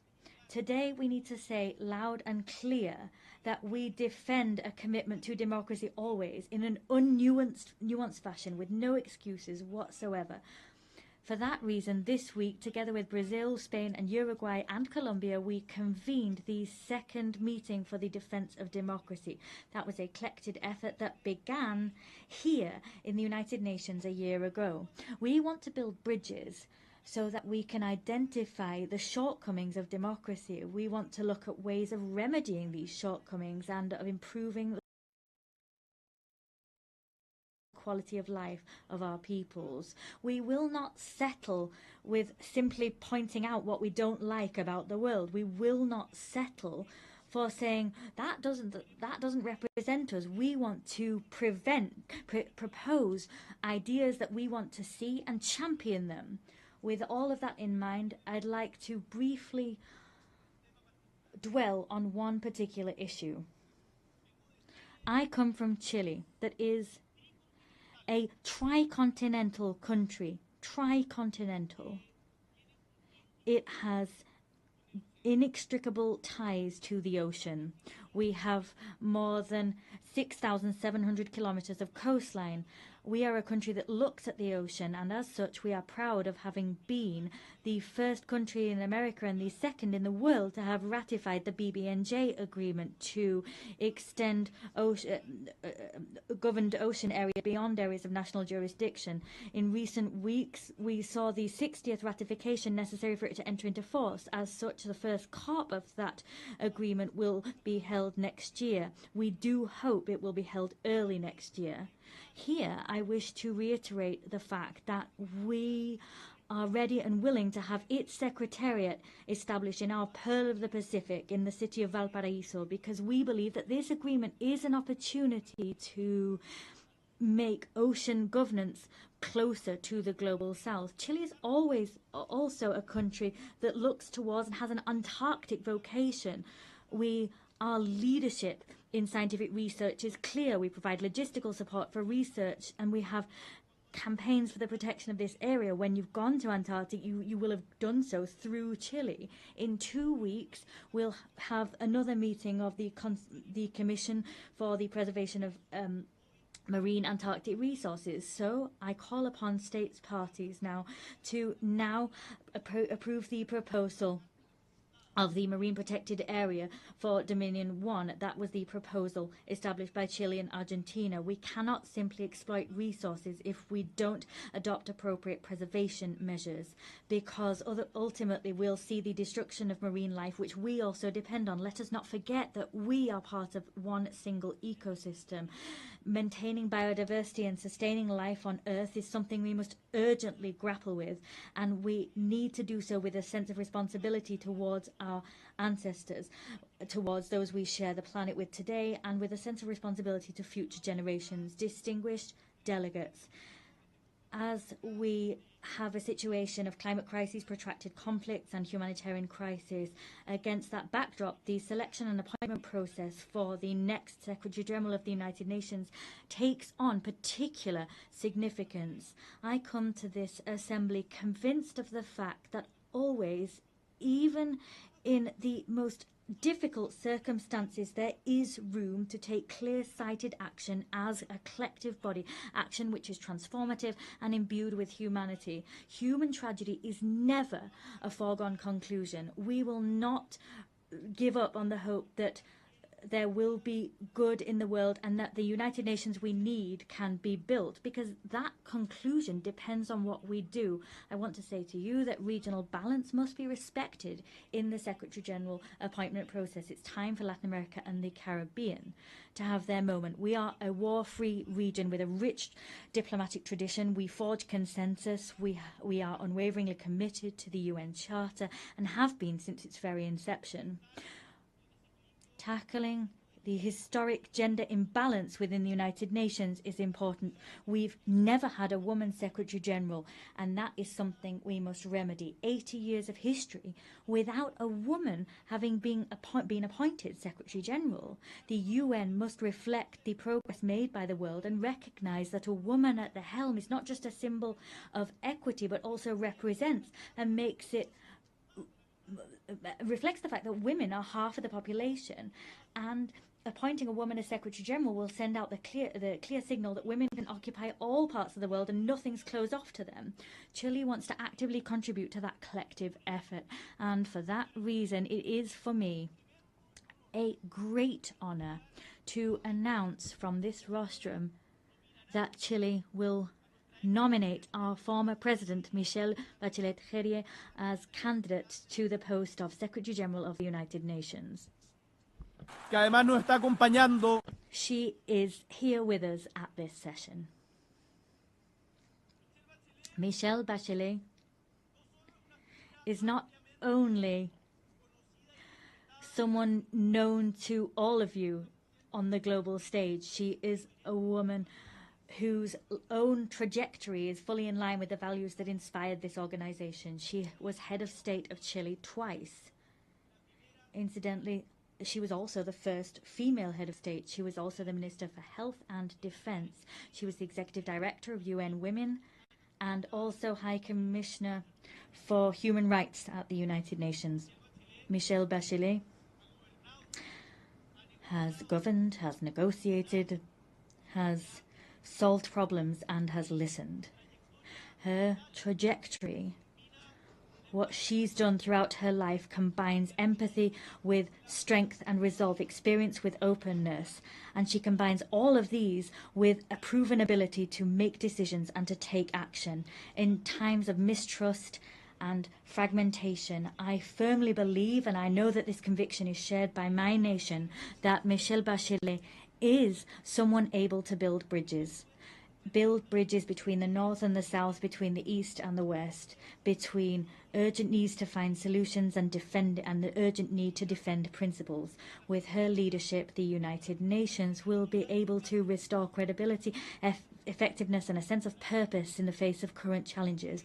She will build on the legacy of Antonio Guterres that I can say has given the best of himself from the good of humankind within this institution. With humility and a sense of conviction, Chile presents this candidacy with the conviction, the certainty that Michelle Bachelet will be able to make a decisive contribution to making the United Nations once more a place for meetings, place for solutions and active hope for the world as a whole.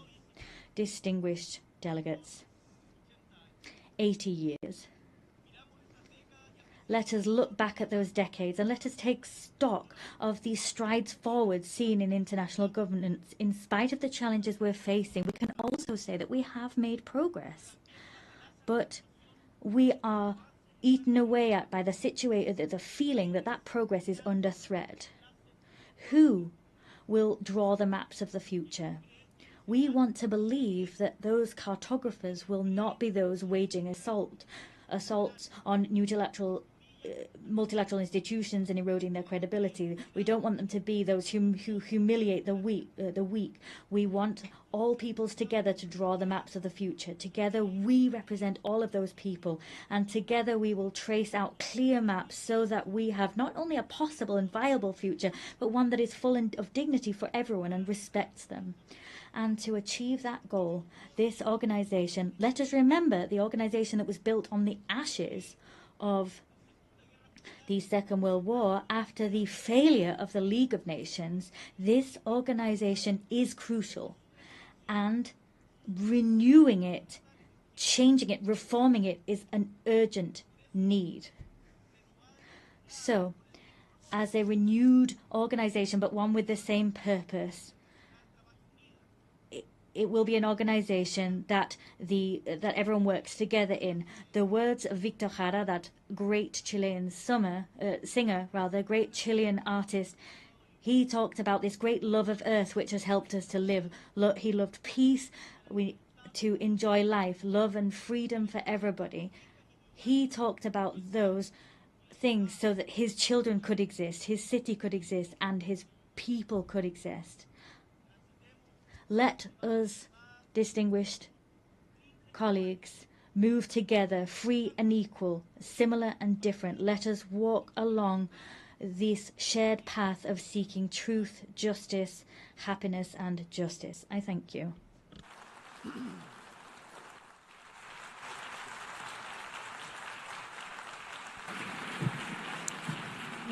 Muchas gracias. On behalf of the Assembly, I wish to thank the President of the Republic of Chile.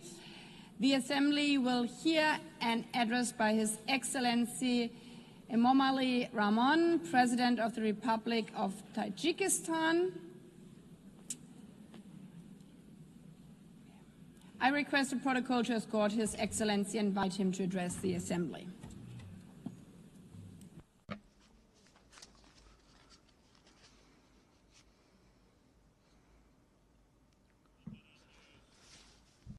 Your Excellency, Madam President, Excellency, ladies and gentlemen.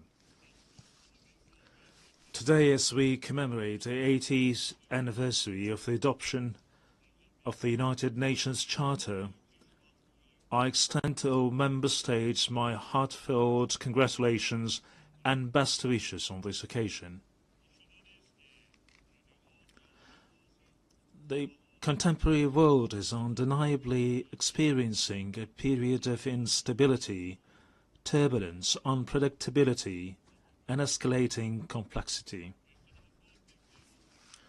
Geopolitical tensions, efforts to reshape a framework of international relations, conflicts and confrontations in different parts of the world, along with series of security threats and challenges have posed significant risks to lasting peace and safety. At the same time, the consequences of climate change and growing social inequality impose restrictions on the process of sustainable development and sustainable global development. In such a complex and turbulent circumstances, the role of the United Nations as a platform for inclusive dialogue, cooperation and the promotion of peace and security worldwide becomes more important than ever.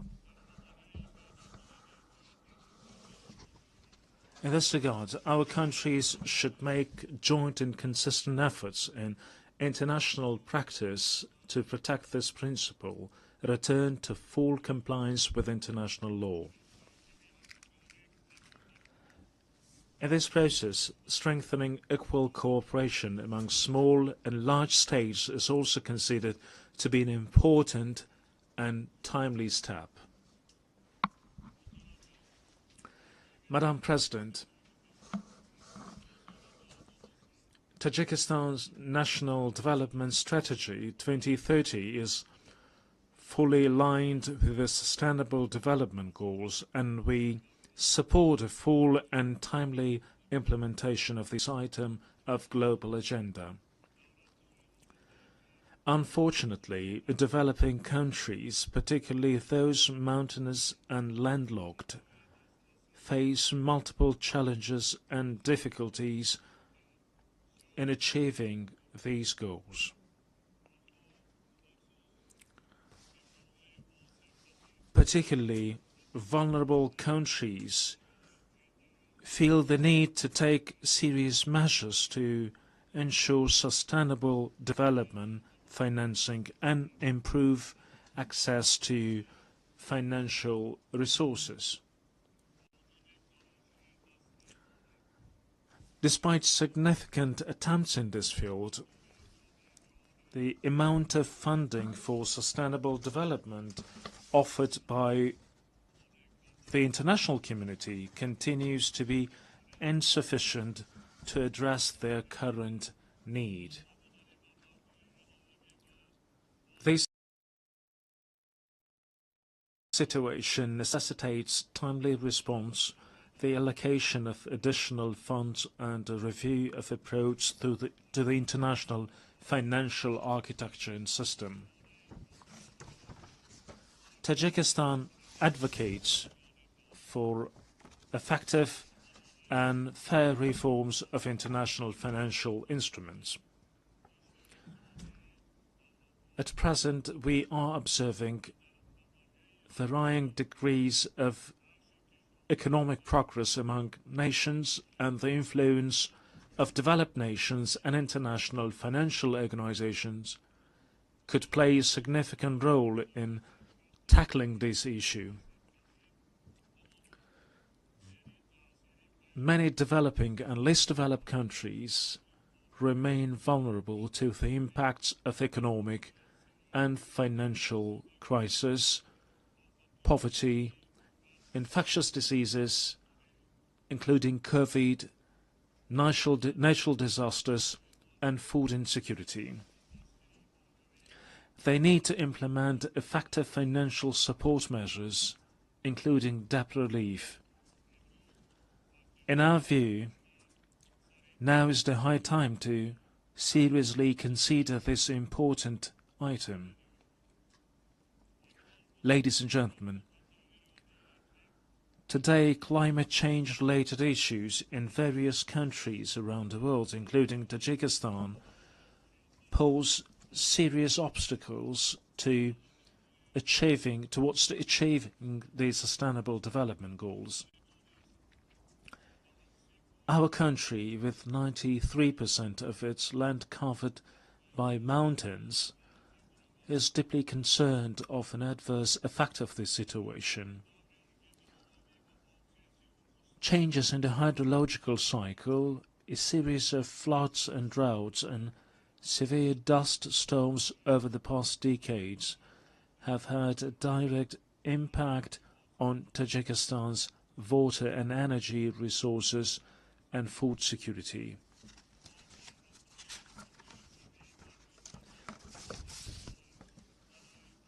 Every year we suffer tremendous material and financial losses due to water-related natural disasters. Regrettably, these phenomena often result in loss of life and the destruction of vital infrastructure.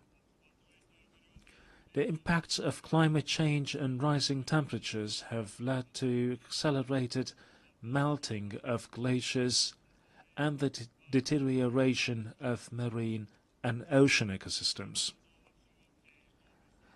I would like to recall that Tajikistan hosted the high-level International Conference on Glaciers Preservation this summer in Dushanbe.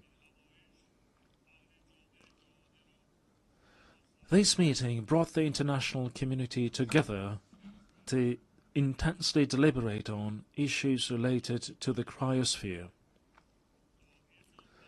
It is worth noting that of Tajikistan's 14,000 glaciers, which are one of the region's main sources of drinking water, more than 1,300 have completely melted, and the rate of melting of these ices is accelerating. This is even though Tajikistan's glaciers and other water sources account for up to 60% of Central Asia's water resources. We must not remain indifferent to the matter of addressing issues related to the source of human life, water. Distinguished delegates, ladies and gentlemen, Tajikistan plays a proactive role in water diplomacy. Our country is taking practical steps in cooperation with its international partners as a part of its latest initiative, the International Decade for Action Water for Sustainable Development 2018-2028.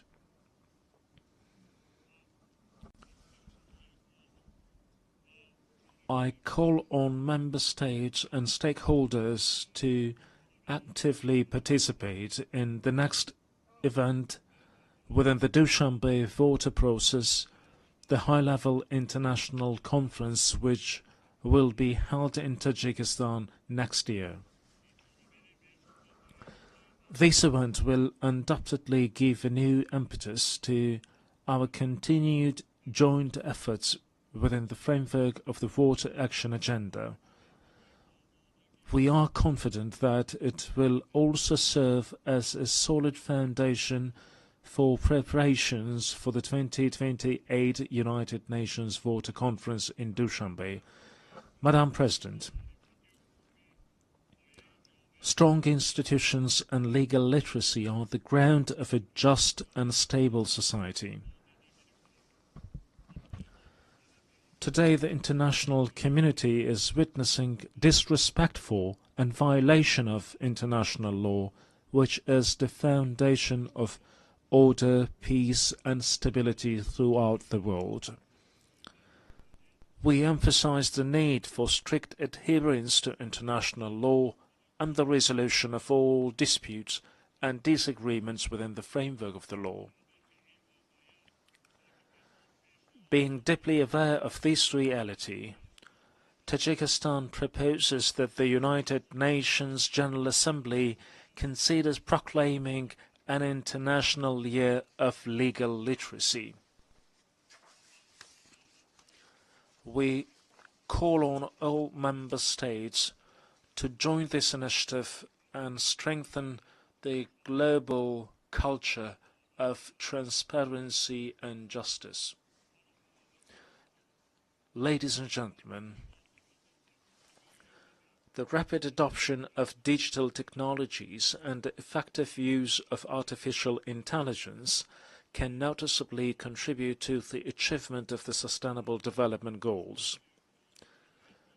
I would like to extend my profound gratitude to all member states for their unwavering support of Tajikistan's proposal to adopt a special resolution entitled "The Role of Artificial Intelligence in Creating New Opportunities for Sustainable Development in Central Asia." I am confident that the resolution adopted by the General Assembly on July 25th of this year will serve as a key instrument for the safe and equitable use of artificial intelligence in our region. We, in this context, consider the establishment of a regional Center for Artificial Intelligence in Dushanbe to be favorable. This center would undoubtedly facilitate an implementation of joint initiatives and projects among Central Asian countries in the field of artificial intelligence. It is worth noting that, along with the improvement of digital technologies, the number of new security threats, particularly cybercrime, is also growing. We therefore emphasize that cybersecurity must be an important component of collective security. It is evident that, along with cybercrime, terrorism, extremism, illegal weapons smuggling, drug trafficking, and other forms of transnational organized crime continue to pose a serious threat to the global security. Tajikistan supports the further expansion of international cooperation on global security within the framework of the Dushanbe counter-terrorism process. We are determined and willing to establish constructive interaction within this process with international organizations and the UN member states to even more enhance efforts to counter the aforementioned threats and security risks. We believe that relevant UN agencies, in particular the Office of Counterterrorism, can make an effective contribution to the comprehensive implementation of global counterterrorism strategies and programs and strengthen their support to all member states in this area. Distinguished participants, Tajikistan gives full support of the resolution of all disputes and conflicts through political and diplomatic means. We must redouble our efforts to enduring, lasting and comprehensive peace based on international law. A year ago, from this podium, I proposed considering a special United Nations resolution proclaiming a decade of promotion of peace for future generations. A year later, the adoption of such a resolution has become even more pressing. In today's complex and volatile world, this initiative will create conditions for international cooperation to achieve lasting peace. I call on all UN member states to support this proposal for the sake of our current stability and a better and prosperous life for the generations to come. Ladies and gentlemen, we emphasize our principled, invariable position on the Palestinian issue. We believe that lasting peace in the Middle East is possible only through the implementation of the United Nations resolutions and the principle of the two-state solution.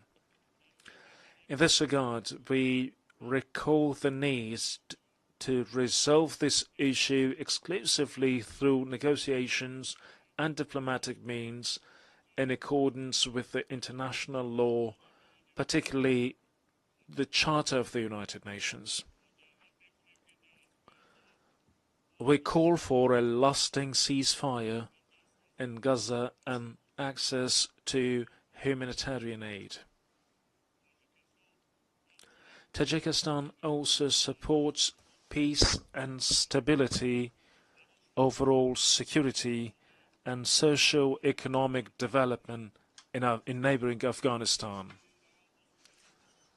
We are ready to render our full assistance in these processes and in this regard call on the international community to provide humanitarian assistance, especially to regions affected by drought and recent severe earthquakes.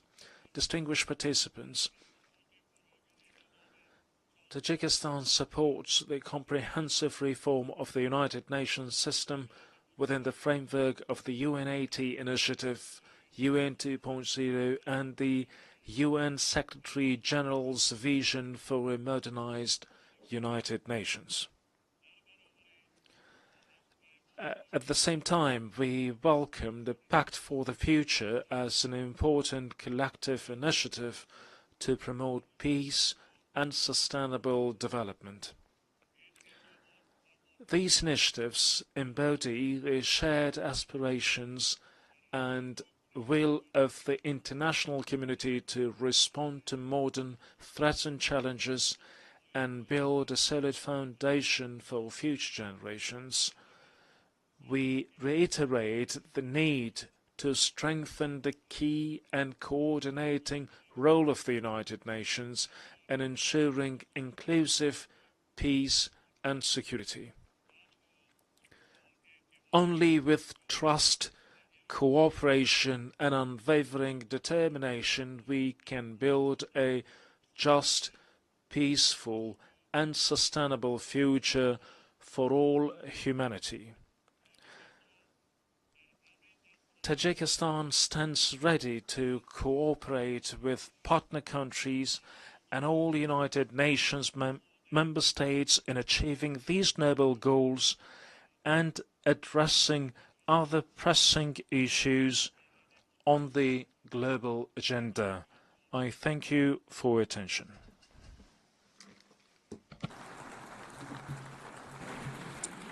On behalf of the Assembly, I wish to thank the President of the Republic of Tajikistan.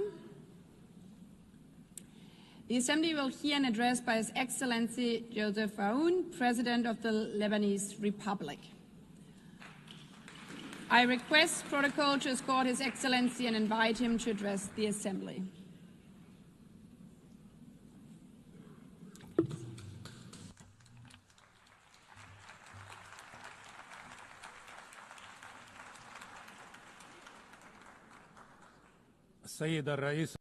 Madam President, Mr. Secretary General, fellow colleagues, heads of state and delegation, I stand before you today to talk about peace, development, and human rights.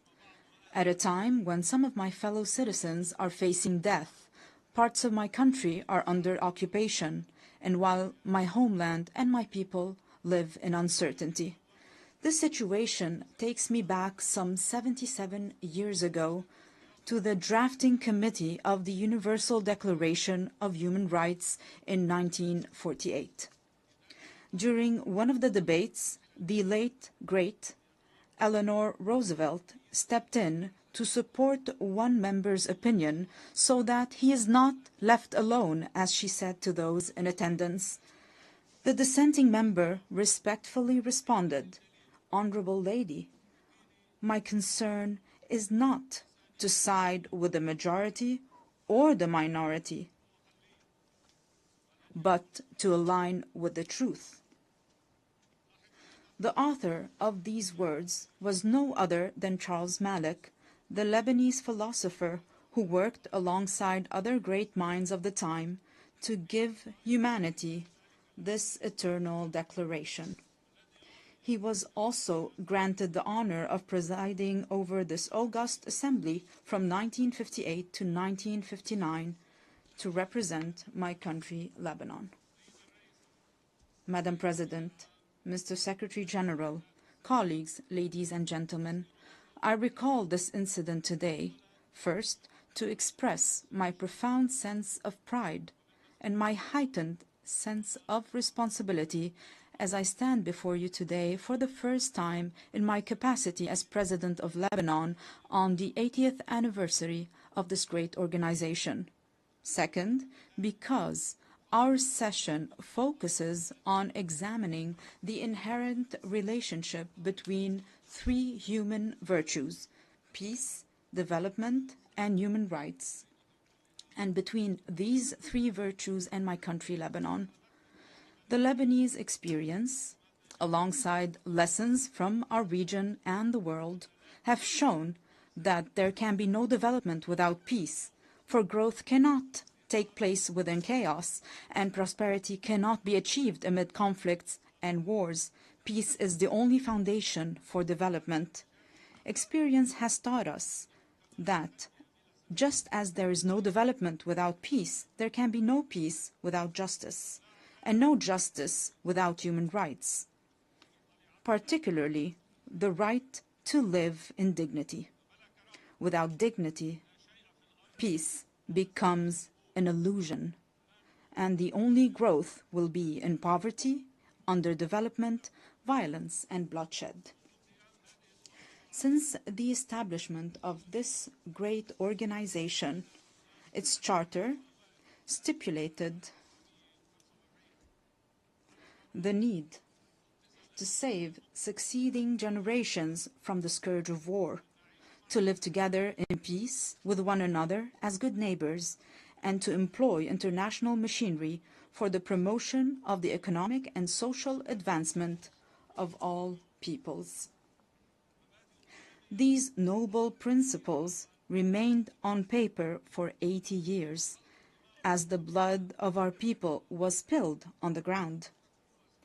The reasons might be numerous One can attribute them to the authoritarian nature of man, the nature of relations between countries based on power struggle, hegemony, and the race for absolute dominance in all fields. However, another reason has stirred this tragedy. At least 30 years ago,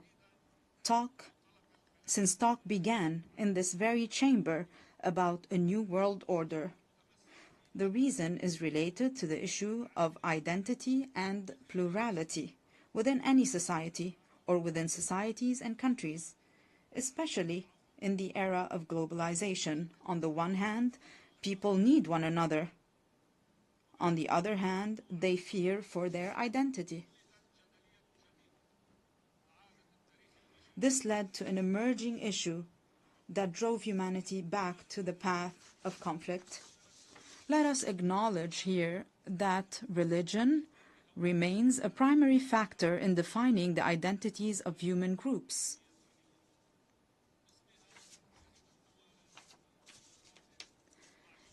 In the name of religion, countries are at war with one another. In the name of religion, many countries have imploded from within. Furthermore, religion continues to shape the world in profound ways. While Islamophobia and xenophobia grow in the West, the East is still haunted by the memory of colonialism and the remnants of old religious wars. Despite remarkable scientific progress, the world finds itself trapped in a bygone era.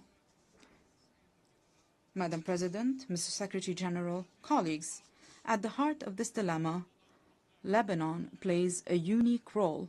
This is its raison d'être. This is the significance of Lebanon and its message to the world. Amid the global clash over religious identities, Lebanon stands out as a nation where Christians and Muslims coexist as equals under a constitution that guarantees equitable representation to both communities in the Parliament and the Council of Ministers, with full citizenship for all individuals. This model is open for progress. This model was criticized by some. However, it offers a unique, evolving approach, as the late Pope John Paul II observed. Lebanon is more than a country. It is a message of freedom and plurality for the East and the West. End of the quote. I reiterate and emphasize a message of freedom and plurality. In a region where people are killed or kill over their religious belief, or even for displaying a symbol of faith. In a weary world torn between those who want to impose religious attire and others intent on banning it, Lebanon offers a unique, unmatched, and irreplaceable model. A model that deserves to live, that must exist for the region and for the world. A model that allowed me, as an Arab Lebanese, to serve as the only Christian head of state from East Asia to the coast of Europe. My country, Lebanon, the land of human secularism with profound faith, without any imposition or prohibition of any kind. A model that requires all those who are committed to a better future for humanity to ask the following two questions. First, why would there be an international and UN obligation to preserve Lebanon? And second, how can we achieve this goal? First, indeed, there is a human obligation to preserve Lebanon. If this model falls, this model of coexistence between two different religious communities that are completely equal, where else around the world can we replicate this experience? If Christians were to disappear from Lebanon, this equation, this delicate balance will fall, and with it, justice. If the Muslim community in Lebanon no longer exists, this balance will also fall. And this will also undermine justice. The fall of Lebanon, precipitated by the loss of any of its integral components, would foster the rise of extremism, violence, and bloodshed, both in our region and in the world. It is clear to me today that many of the underlying causes of the war on Lebanon, as well as the deeper, more insidious motivations behind it, have been aimed at dismantling Lebanon's unique model. These actions serve to justify an Orient fractured by conflicting identities and perpetual ethnic rivalries, destined to remain in a state of ongoing conflict. While certain may benefit from this situation, however, it is ultimately in the interest of the world and humanity to strive for international peace. Hence, the success of the Lebanese experience will set a benchmark for any country. This model today is a vibrant, steadfast, and energetic country determined to live, resolutely refusing to succumb to adversity. What it takes to save it? Simply a clear and firm stand, in words and action, aimed at liberating all the Lebanese territory and securing the exclusive sovereignty of the Lebanese state, enforced solely by its legitimate and legal armed forces over its land. This is the unanimous will of the Lebanese people since the declaration of November 27, 2024, which was adopted with the support of the United States and France and this very organization as a mechanism to enforce UN Security Council Resolution 1701. I reaffirmed this commitment in my inaugural address following my election as president in January 2024, and it was also approved by the government in its ministerial statement of February 2024. Throughout our negotiations with President Trump's envoy, Ambassador Tom Barak, we worked on drafting a paper to guarantee full stability on our land, to which we are still bound and still await the same commitment by other concerned parties on our borders as well. This is what Lebanon seeks. Let me be more frank. Allow me to feel some pride for my country and my people, for they do deserve it. Ladies and gentlemen, we are truly an exceptional country by all measures. We are a country that each year receives people from the Lebanese diaspora, the equivalent of a third of the country's residents. This underlines the unwavering connection between the Lebanese people and their homeland.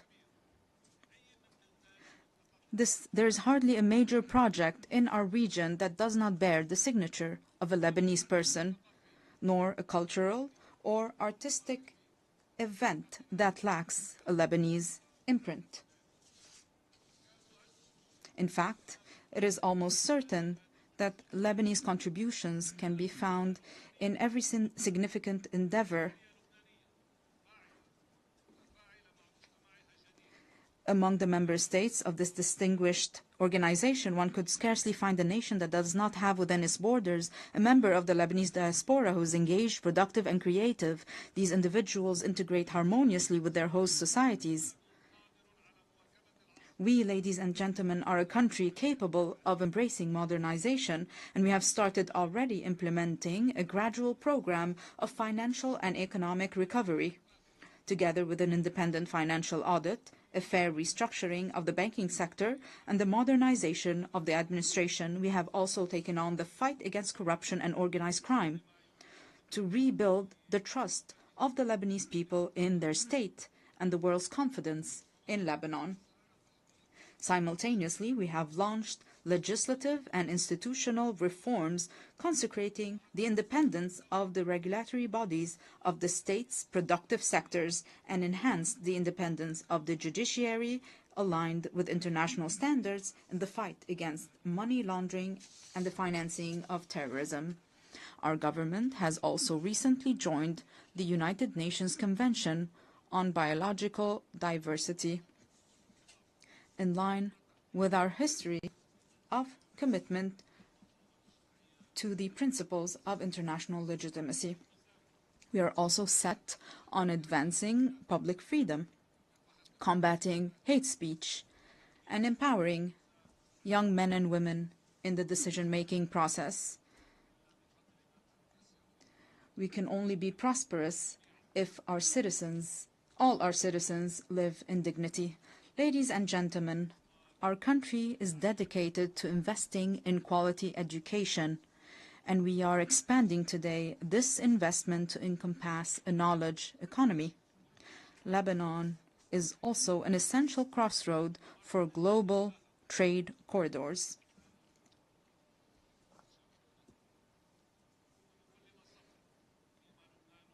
While advancing on all these fronts, our country simultaneously shoulders numerous burdens. And we shoulder these burdens with responsibility and seriousness. Most pressing among them are the persistent instabilities along our southern border.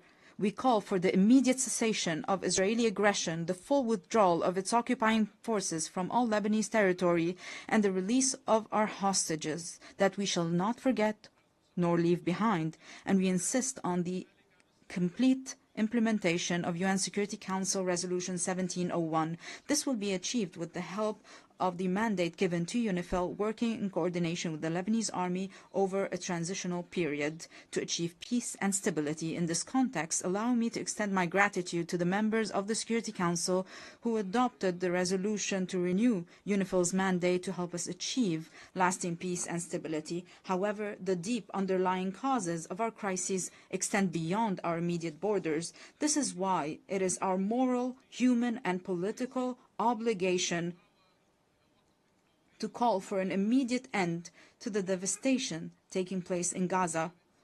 We urge the revival of a new political track aimed at finding a just and permanent solution to the Palestinian question based on the resolutions of international legitimacy, the principle of the two-state solution, ensuring the right of both states to a secure and dignified existence, as ratified by your General Assembly, with a majority of 142 states out of 164 states in the New York Declaration.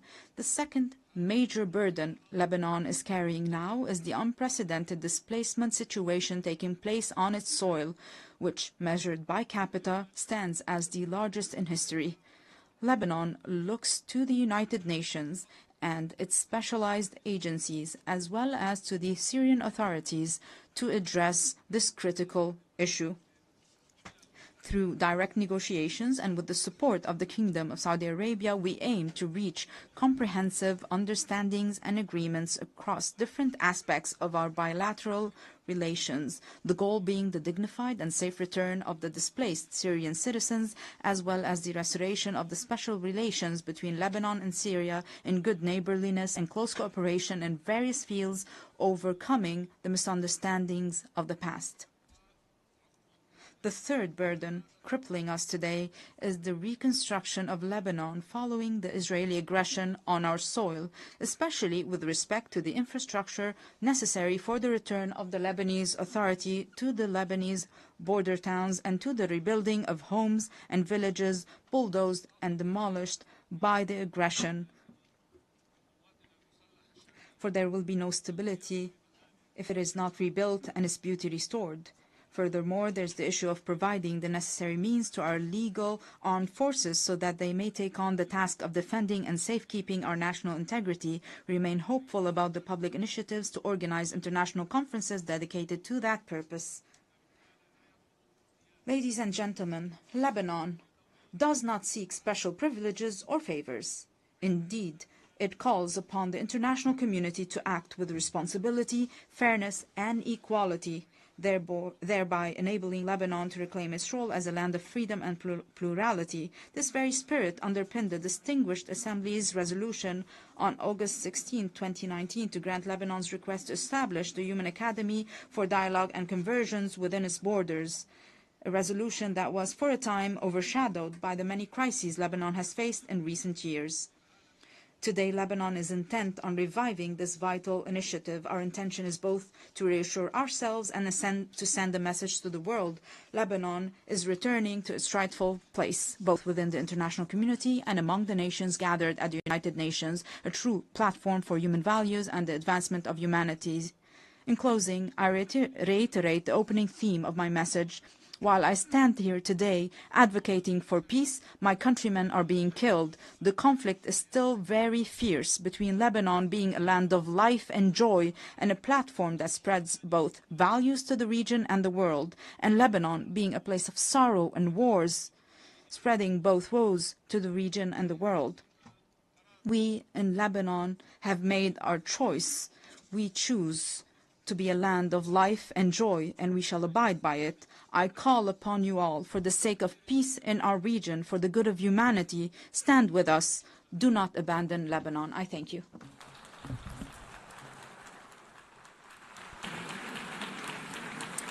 On behalf of the Assembly, I wish to thank the President of the Lebanese Republic. The Assembly will hear an address by His Excellency Emmanuel Macron, President of the French Republic. I request protocol to escort His Excellency and invite him to address the Assembly.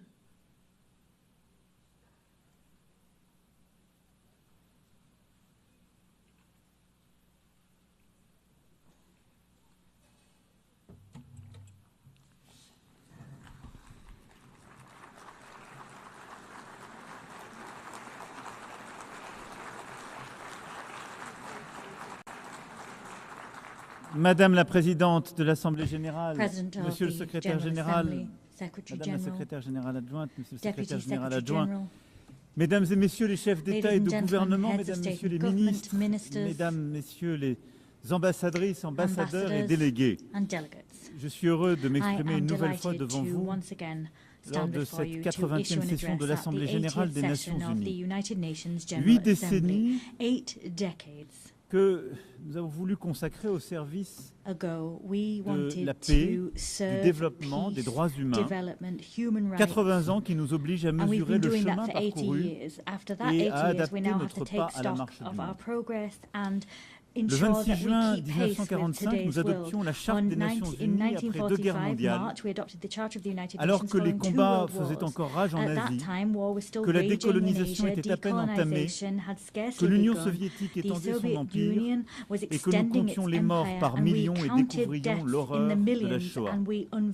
Oui, cette étape du monde n'était pas terminée et pourtant nous étions en train de bâtir, à coup de résolution et de détermination, cette volonté de préserver les générations futures du fléau de la guerre, et proclamions notre foi dans les droits fondamentaux de l'homme, et nous nous engagions à créer les conditions de la justice, à favoriser le progrès social, à pratiquer la tolérance et à vivre en paix les uns avec les autres.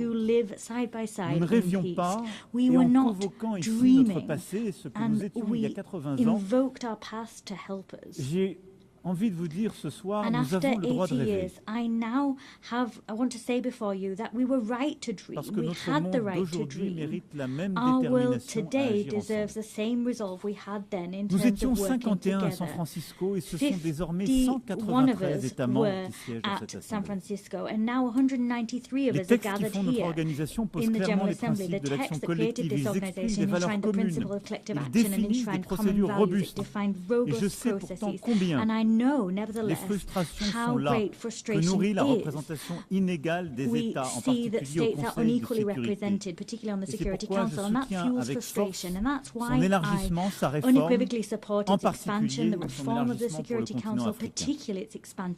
Je sais aussi combien les équilibres politiques, économiques et sociaux ont évolué et que de nouveaux acteurs ont pris plus de responsabilités et qu'une multitude s'interroge sur la promesse des Nations Unies, sa réalité et son bénéfice.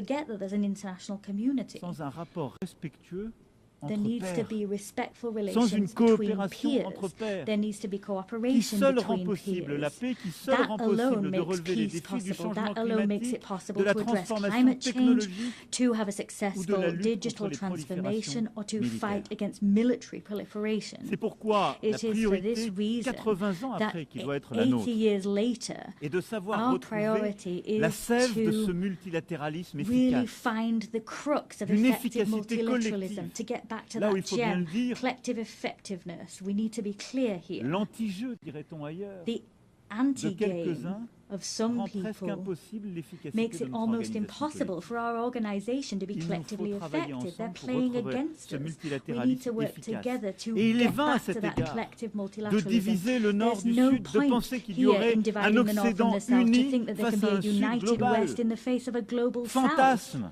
That's récit a du moment pipe qui voudrait dream. opposer That's bloc à a bloc les uns vestige of aux an era autres. where we wanted to isolate Ici, ourselves dans in cette blocks, pitting enceinte, ourselves against each other. Here il at n'y this a forum, que des femmes et des there are hommes only men qui n'ont pas les mêmes religions, qui pensent différemment, dont les civilisations sont parfois différentes, mais qui ont décidé un beau jour que bâtir la paix, relever les défis, en particulier de l'inégalité ou des grandes transitions du monde, faisait qu'ils oublient ces différences pour coopérer tous ensemble. C'est pourquoi il nous faut consolider plutôt les règles existantes et les institutions qui garantissent notre autorité collective et cette efficacité.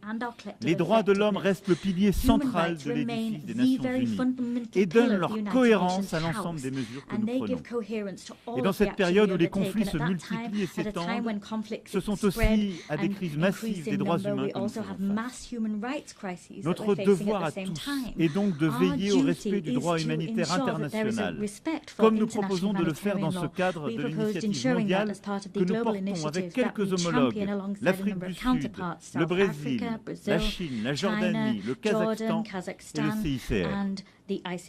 Soutenons la Cour pénale internationale dans sa lutte contre l'impunité. Permettons que les arrêts de la Cour de justice internationale soient mis en œuvre. L'autorité du droit est notre meilleure chance face à la loi du plus fort.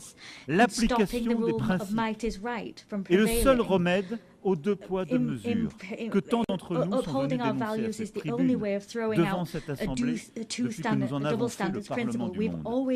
La paix et la sécurité. C'est pourquoi il est si important que l'Ukraine résiste à la Russie et obtienne une paix qui dissuade celle-ci de dévoler encore son territoire, ses enfants, ses richesses et son avenir. L'agression russe n'est pas le problème de l'Europe, mais celui de nous tous. Elle pose l'éternelle question de l'autorité du droit face à la loi du plus fort, de la liberté face à l'impérialisme.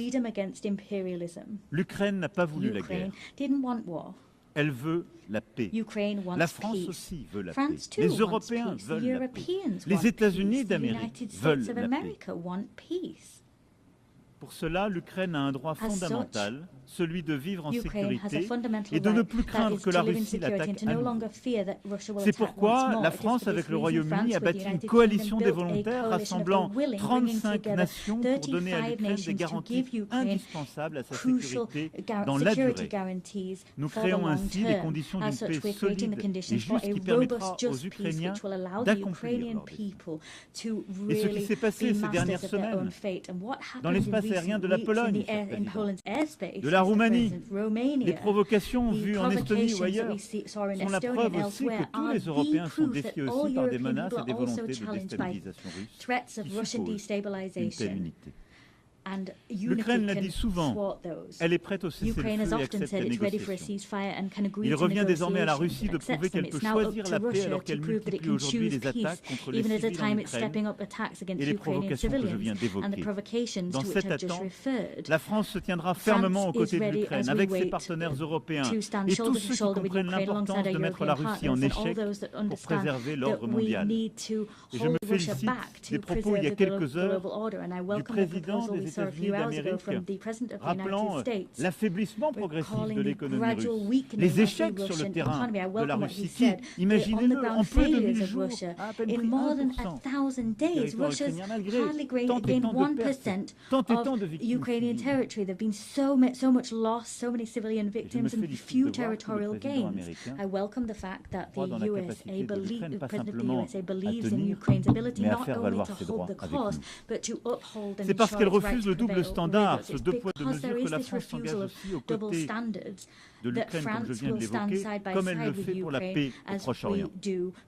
Hier, nous avons adopté un plan crédible pour mettre fin à la guerre à Gaza, préserver une solution à deux États, Israël et la Palestine, permettre la libération de tous les otages et sauver tant et tant de vies. Nous avons tracé un chemin vers la paix qui nécessite avant toute autre chose que les otages encore détenus par le Hamas soient libérés, que les frappes sur Gaza cessent.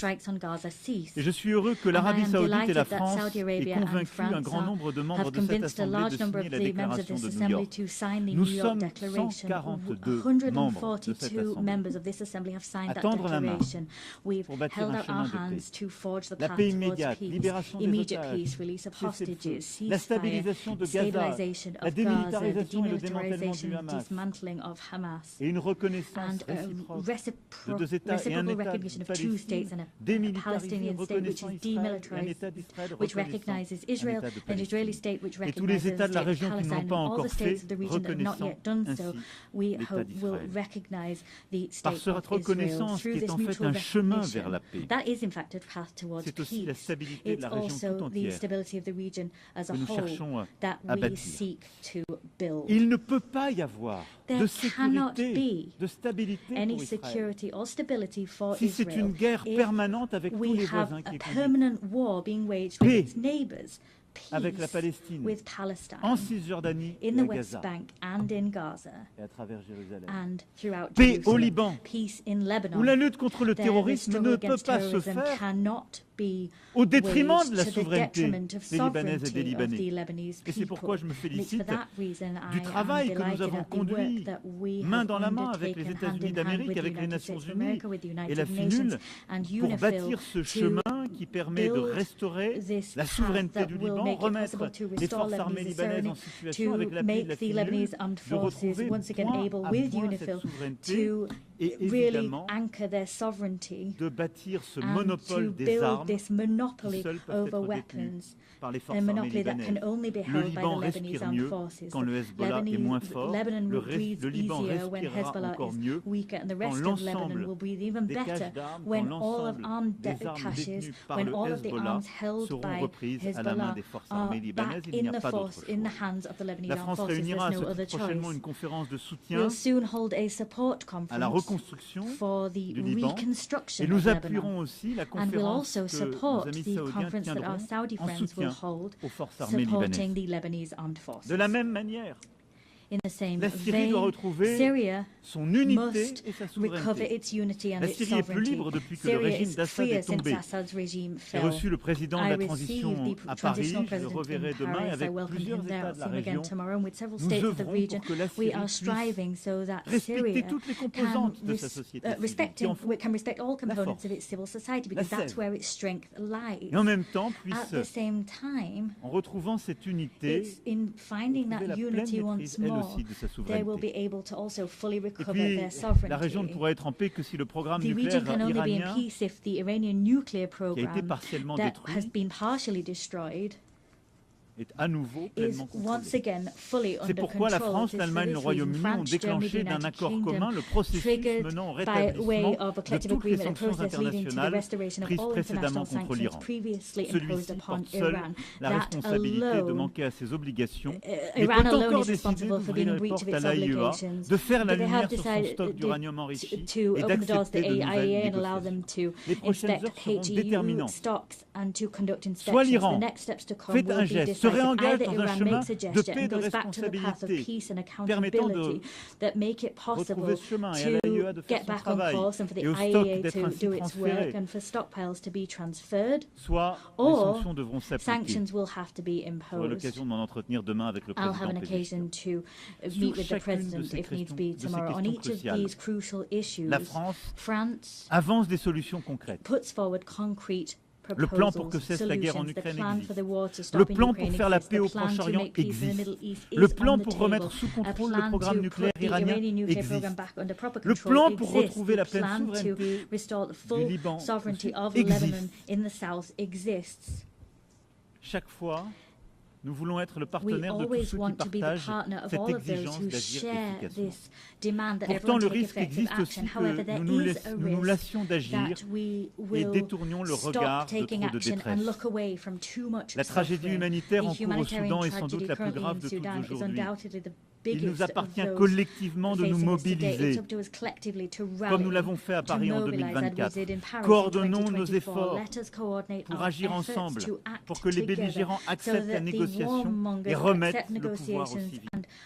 De la même manière, dans la région des Grands Lacs, la souveraineté et l'intégrité territoriale de la République démocratique du Congo doivent être respectées. Il faut rendre l'espoir à la population des Kivu et aux centaines de milliers de personnes qui ont été déplacées. Et c'est aussi pour And cela it is also for that reason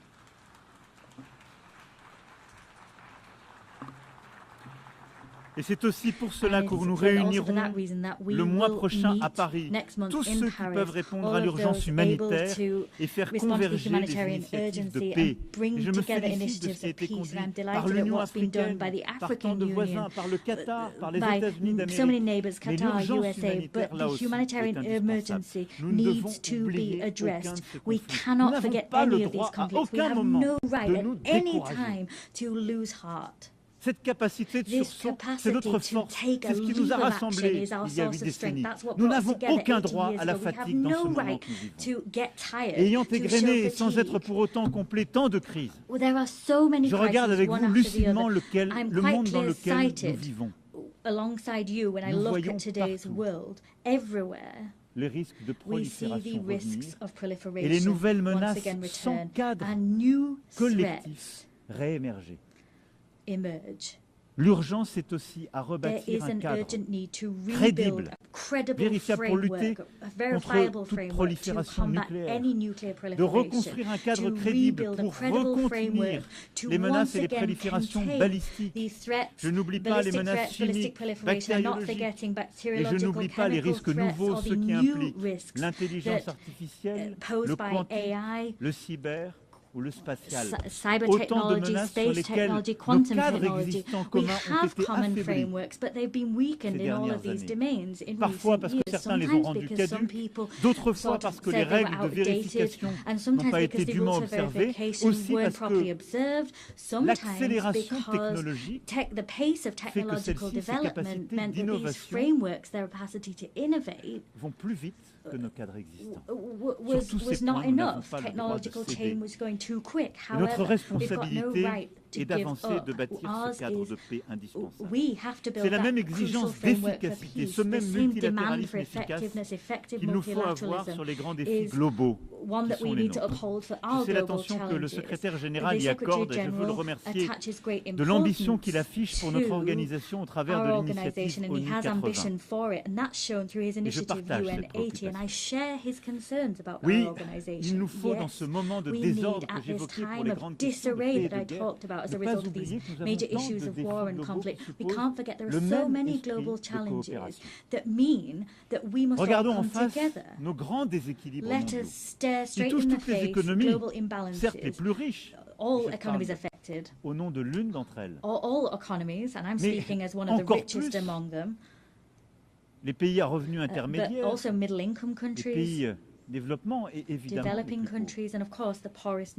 Si nous n'arrivons pas à avoir une conversation internationale organisée sur les grands déséquilibres de la planète, si nous y répondons de manière dispersée et non coopérative, nous les aggravons. Aujourd'hui, notre défi, c'est de voir comment aider la Chine à développer la demande intérieure dont elle a tant besoin. Comment essayer de faire que les capacités de production remarquables qu'elle a su développer ces dernières années, ces capacités technologiques, font l'objet parfois de transferts de technologie, mais aussi s'accompagnent d'un développement harmonieux sur le marché intérieur. Comment faire face aujourd'hui aux déséquilibres commerciaux américains de manière coopérative et pas par des tarifs qui viendront fracturer notre commerce international? Et comment faire que nous ayons une Europe qui arrive à répondre aux besoins d'investissement collectif And we need to shoulder that responsibility. These challenges mean that we need to cooperate. There needs to be cooperation between major economies, but we can't pit the G7 against the BRICS, and that's the very rationale behind our agenda for the French G7 of 2026. Of course, we'll work with the Canadian presidency of G7 and the coming presidents of G20. We need to return to that spirit of cooperation that is vital. That's what will allow us also to have a common agenda to finance our global challenges. Let's take a look at things today. Everywhere we're reducing, eroding our common ambitions to finance major global challenges. Baisse des financements collectifs pour la santé. Baisse des financements collectifs pour la sécurité alimentaire. Baisse des financements collectifs pour l'éducation. Ces défis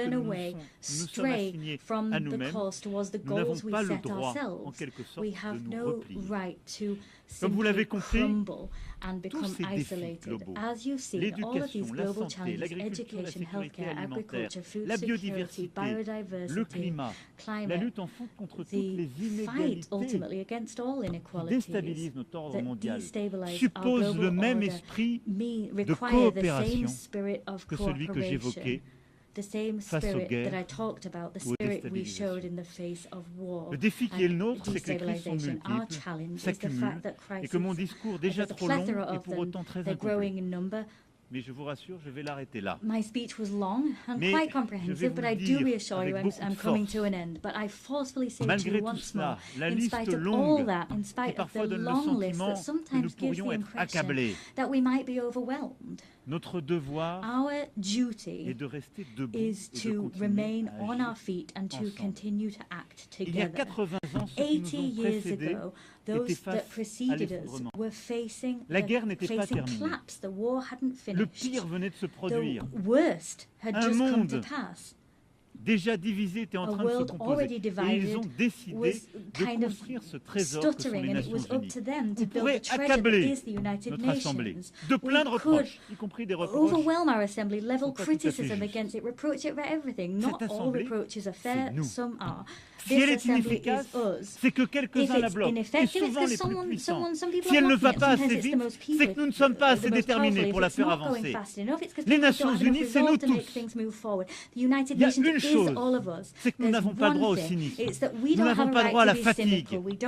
Nous n'avons pas droit à l'esprit de défaite. Parce que notre monde est là devant nous.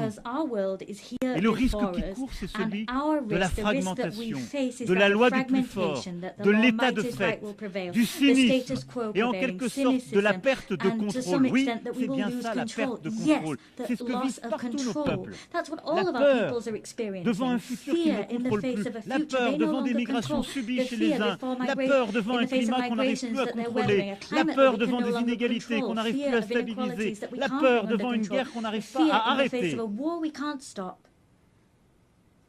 Cette peur n'a qu'un ami. Le plus fort qui en a créé les conditions. Le cynique qui pense qu'on peut se débrouiller à l'abri à quelques-uns qui réussissent. Nous n'avons qu'une responsabilité, agir ensemble, bâtir ce multilatéralisme efficace à nouveau, avec la même foi, la même détermination que les pères fondateurs de cette Assemblée. Le faire avec encore plus d'efficacité, mais avec la même volonté. Ne rien céder aux injustices. Ne rien céder à la fatalité.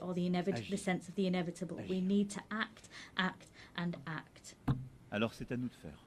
So it's up to us to do just that together. I thank you.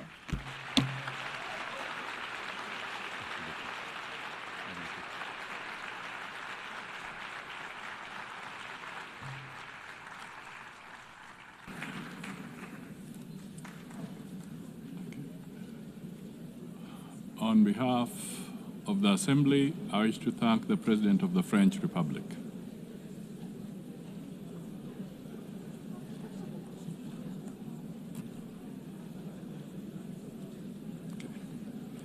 The Assembly will now hear an address by His Excellency Shadia Japarov, President of the Kyrgyz Republic. I request protocol to escort His Excellency and invite him to address the Assembly.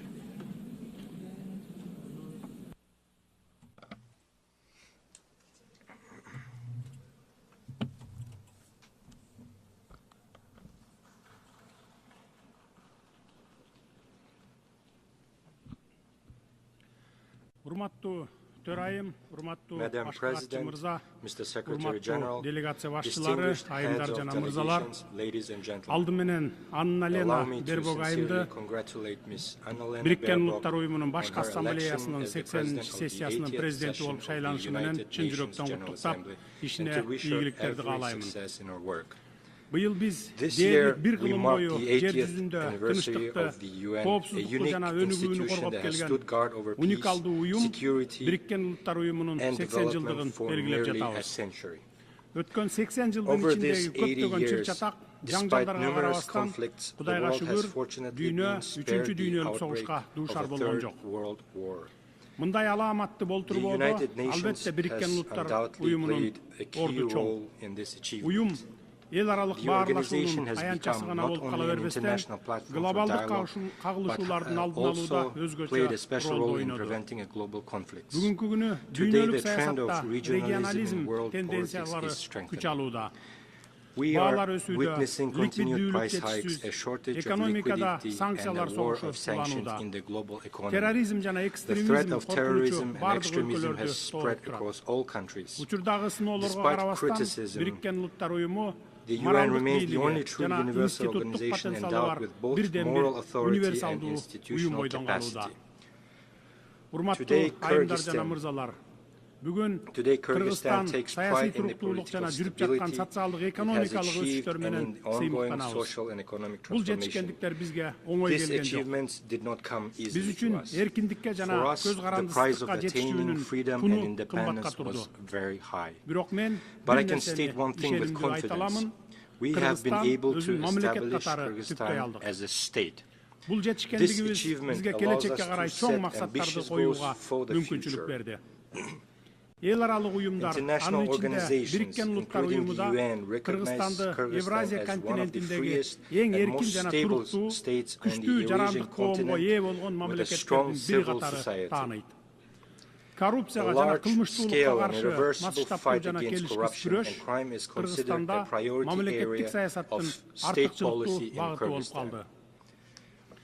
Today, our task is to pursue political modernization and economic development in line with the demands of tomorrow. We are committed to improving the investment climate, building an information society, and establishing fair and transparent public governance. Ladies and gentlemen, every year in New York, leaders of all world's nations gather to once again remind themselves and each other of the great mission for which the UN was created. I too have come to New York with this mission. Today, my diplomatic staff have prepared a polite text that takes into account the international diplomatic situation. However, this year, standing at this high podium, I decided not to speak as a diplomat. This year, from this podium, I wish to speak not only as the head of state, but as an ordinary person and a citizen of my country, openly expressing my true thoughts and reflections on the international events happening in the world. This year marks the fourth time I am delivering a speech at the UN General Assembly. For 3 consecutive years, I came here and delivered pleasant, beautiful words. But today, I have decided to speak openly and directly about the problems that trouble the hearts of millions of people. In different parts of the world, in Europe, the Middle East, Africa, and Asia, new armed conflicts and wars are erupting. Millions of people losing their homes, are forced to abandon their native lands, and millions become victims. Who suffers the most? First and foremost, ordinary people. We cannot turn a blind eye to the suffering of many peoples.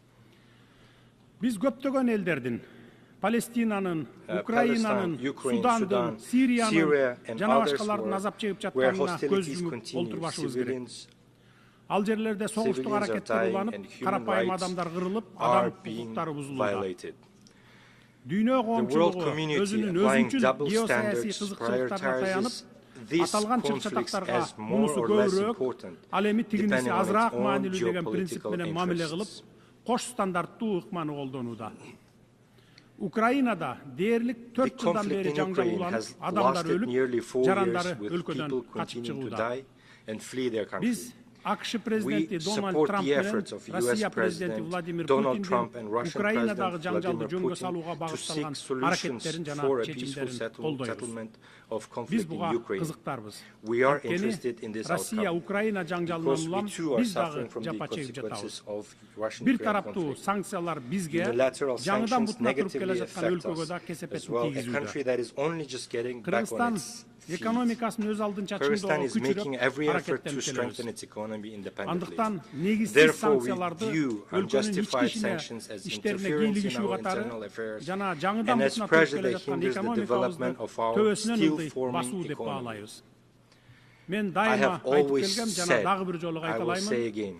Kyrgyzstan özünün ел аралык милдеттенмелерин ар дайым так аткарып келген жана аткара беребиз. Бирок биз жарандарыбыздын кызыкчылыгын өлкөнүн экономикалык өнүгүүсүн курмандыкка чала албайбыз. Кыргызстанга карата жарыяланган санкциялар айрым бейөкмөт уюмдар жана кара ниет жарандарыбыз тарабынан жайылтылган жалган маалыматтарга негизделген. Кыргызстан банктардын ишмердүүлүгүн кылдап текшертирүү үчүн көз карандысыз эл аралык аудиттерди кабыл алууга даярбыз. 2024 жылы Европа бирлигинин өлкөлөрү Россия менен $141 миллиард соода жүргүзсө, анын $36 миллиард Россиядан импорттолгон товарлар болгон. Ал эми биздин эки банкка каршы санкция жарыялаган Британиянын өзү 2024 жылы Россия менен 2,2 миллиард долларга соода жүргүзгөн. Ачык айтканда, кимдир бирөөлөр өз алдынча кызматташуу мүмкүнчүлүгүн өзүнчүлүк менен өзүнө калтырып, өз кызыкчылыктарын коргоп, башкаларга тыюу салган. Бул көрүнүштү кантип атоо керек? Өзгөдөн бир нерсе талап кылаардан мурда өзүң башкаларга үлгү бол деген сөз. Бизге Россия менен кызматташпагыла деген талап коесуңар дагы өзүңөр кеңири кызматташып жатасыңар. Бизди силерге караганда Россия менен көптөгөн экономикалык байланыштар бириктирип турат. Ошондуктан экономикалык жактан Россия менен кызматташпай кое албайбыз. Биз башкалар менен тирешүүнү каалабайбыз. Биз дээрлик бардык өлкөлөр менен кызматташып, көп векторлуу саясат жүргүзүп жатабыз. Мисалы, биз ошол эле Англияга жылына 1 миллиарддан ашык долларга алтын сатабыз.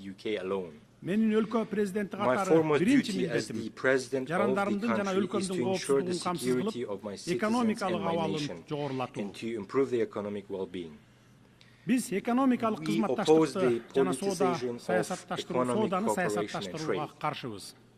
Ошондуктан эки банкка банкыбызга салган санкцияларды тез арада алып салууну талап кылабыз. Урматтуу айымдар жана мырзалар, Бириккен Улуттар Уюмунун башкы катчысы буга чейин Газа тилкесин миңдеген балдардын көрүстөнү деп мүнөздөгөн. Газадагы согушту жана үрөй учурган окуяларды токтотуу үчүн дагы эмне кылуу керекпиз? Биз Газа тилкесиндеги аяосуз кагылышуулардын айынан эбегейсиз жоготууларга учурап жаткан Палестина элине тилектеш болушубуз керек. Бүткүл дүйнөнүн көз алдында өтүп жаткан адам чыдагыс трагедияга кайдыгер карабашыбыз керек. Биз палестиналыктарга каршы геноциддин токтотулушун жана Бириккен Улуттар Уюмунун эл аралык соту тарабынан эл аралык соттук иликтөөнүн башталышын талап кылабыз. Менин өлкөм ар дайым зордук зомбулуктун жана терроризмдин бардык көрүнүштөрүн кескин айыптайт. Анын ичинде 2023 жылдын 7 октябрындагы Израилге террорчулардын кол салууларын дагы айыптайбыз. Андай террорчуларды катуу жазалоо керек. Бирок терроризмге каршы күрөшүүнүн, террорчуларды жок кылуунун өз ыкмалары, жол жобосу бар. Ошол ыкмалар менен күрөшүш керек эле. Андай террорчулардын кесепетинен миллиондогон жөнөкөй жарандар, жаш балдар кырылбаш керек эле. Millions of ordinary civilians should not perish. Why do we allow the mass deaths of ordinary people and innocent children by the hundreds of thousands? The only way to establish a lasting peace is to implement the principle of two states for two people. Palestine must gain independence based on 1967 borders. Биз ошондой эле Катар менен Ирандын аймагына жасалган акыркы ракеталык чабуулдарды айыптайбыз. Анткени бул чабуулдар көз карандысыз өлкөнүн эгемендүүлүгүнө кол салуу болуп саналат. Аймактагы туруктуулукка жана коопсуздукка коркунуч келтирет жана эл аралык укуктун ченемдерине каршы келет. Газа, Иран, Ливан жана башка аймактардагы терроризмге, коркунучтарга каршы күрөшүү алардын масштабына жана мүнөзүнө ылайык келүүгө тийиш. Бейкүнөө жарандар, аялдар жана балдар жабыркабашы керек, алар курмандыкка чалынбашы керек. Урматтуу айымдар жана мырзалар, коңшу өлкө катары Кыргызстан азыркы оор шарттарда Афган элине ар тараптуу колдоо көрсөтүүнү, Афганистандын экономикасын аймактык жана дүйнөлүк экономикалык процесстерге интеграциялоо маанилүү деп эсептейт. Афганистанды эл аралык изоляцияга алуу, аны чет элдик жардамсыз калтыруу туура эмес. Бул адилетсиздик. Геосаясий идеологиялык максаттарды көздөп, каржылык инструменттерди колдонуу аркылуу гуманитардык кризисти курчутууну адилетсиздик жана адамгерчиликсиздик деп эсептейбиз. Ошондуктан биз батыш өлкөлөрү тарабынан тондурулган Афганистандын активтерин 9 миллиард акч долларынан ашык акча каражатын мүмкүн болушунча тез арада мыйзамдуу ээсине Афган элине кайтарылышы керек деп эсептейбиз. Аталган каражаттар инфраструктураны калыбына келтирүүгө, жергиликтүү банктар аркылуу жарандарга жеткиликтүү насыяларды берүү мүмкүнчүлүгүн кеңейтүүгө, айыл чарбасын өнүктүрүүгө жана жакырчылыкта жашаган миллиондогон адамдарга жаңы мүмкүнчүлүктөрдү түзүүгө жардам бермек. Бул акчаларды ушул тапта өзүңөр колдонуп, пайдасын көрүп жатасыңар. Эмне деген уятсыздык. Ушул эле Бириккен Улуттар Уюмунун маалыматына ылайык, 2025-жылы Афганистанда 15 миллиондон ашык адам ачкачылыкка дуушар болсо, 24 миллион адам гуманитардык жардамга муктаж болуп. Барыбызга маалым болгондой, сентябрь айынын алгачкы күндөрүндөгү жер титирөөдөн улам 2000ден ашуун афган боодошторубуз каза тапты. Тилекке каршы акча каражаттарынын жетишсиздигинен жана инфраструктуранын начарлыгынан улам жабыркагандарга өз убагында жардам көрсөтүүгө мүмкүн болгон жок.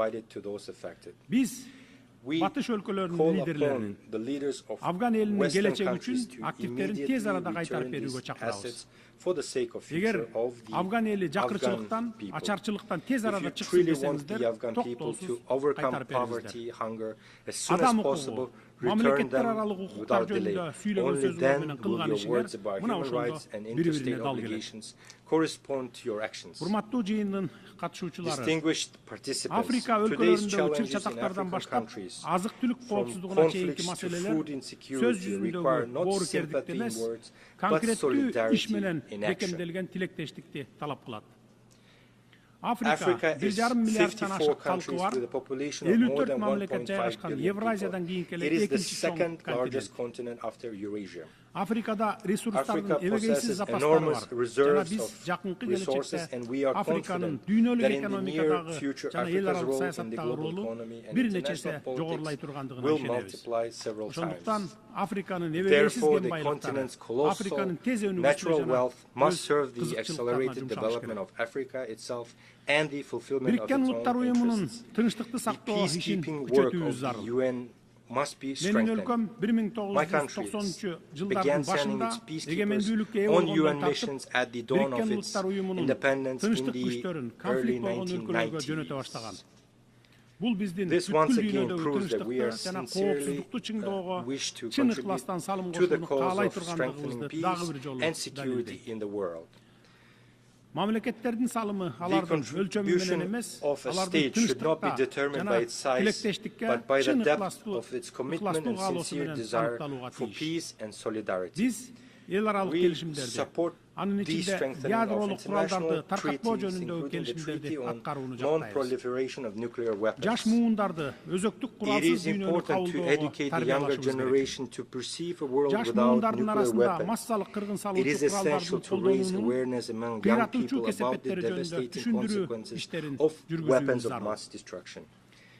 Кыргыз тараптын демилгеси менен жана Бириккен Улуттар Уюмуна мүчө мамлекеттердин колдоосу менен куралсыздануу боюнча эл аралык агартуу күнүнүн концепциясын ишке ашыруу эң сонун аянтчы болду.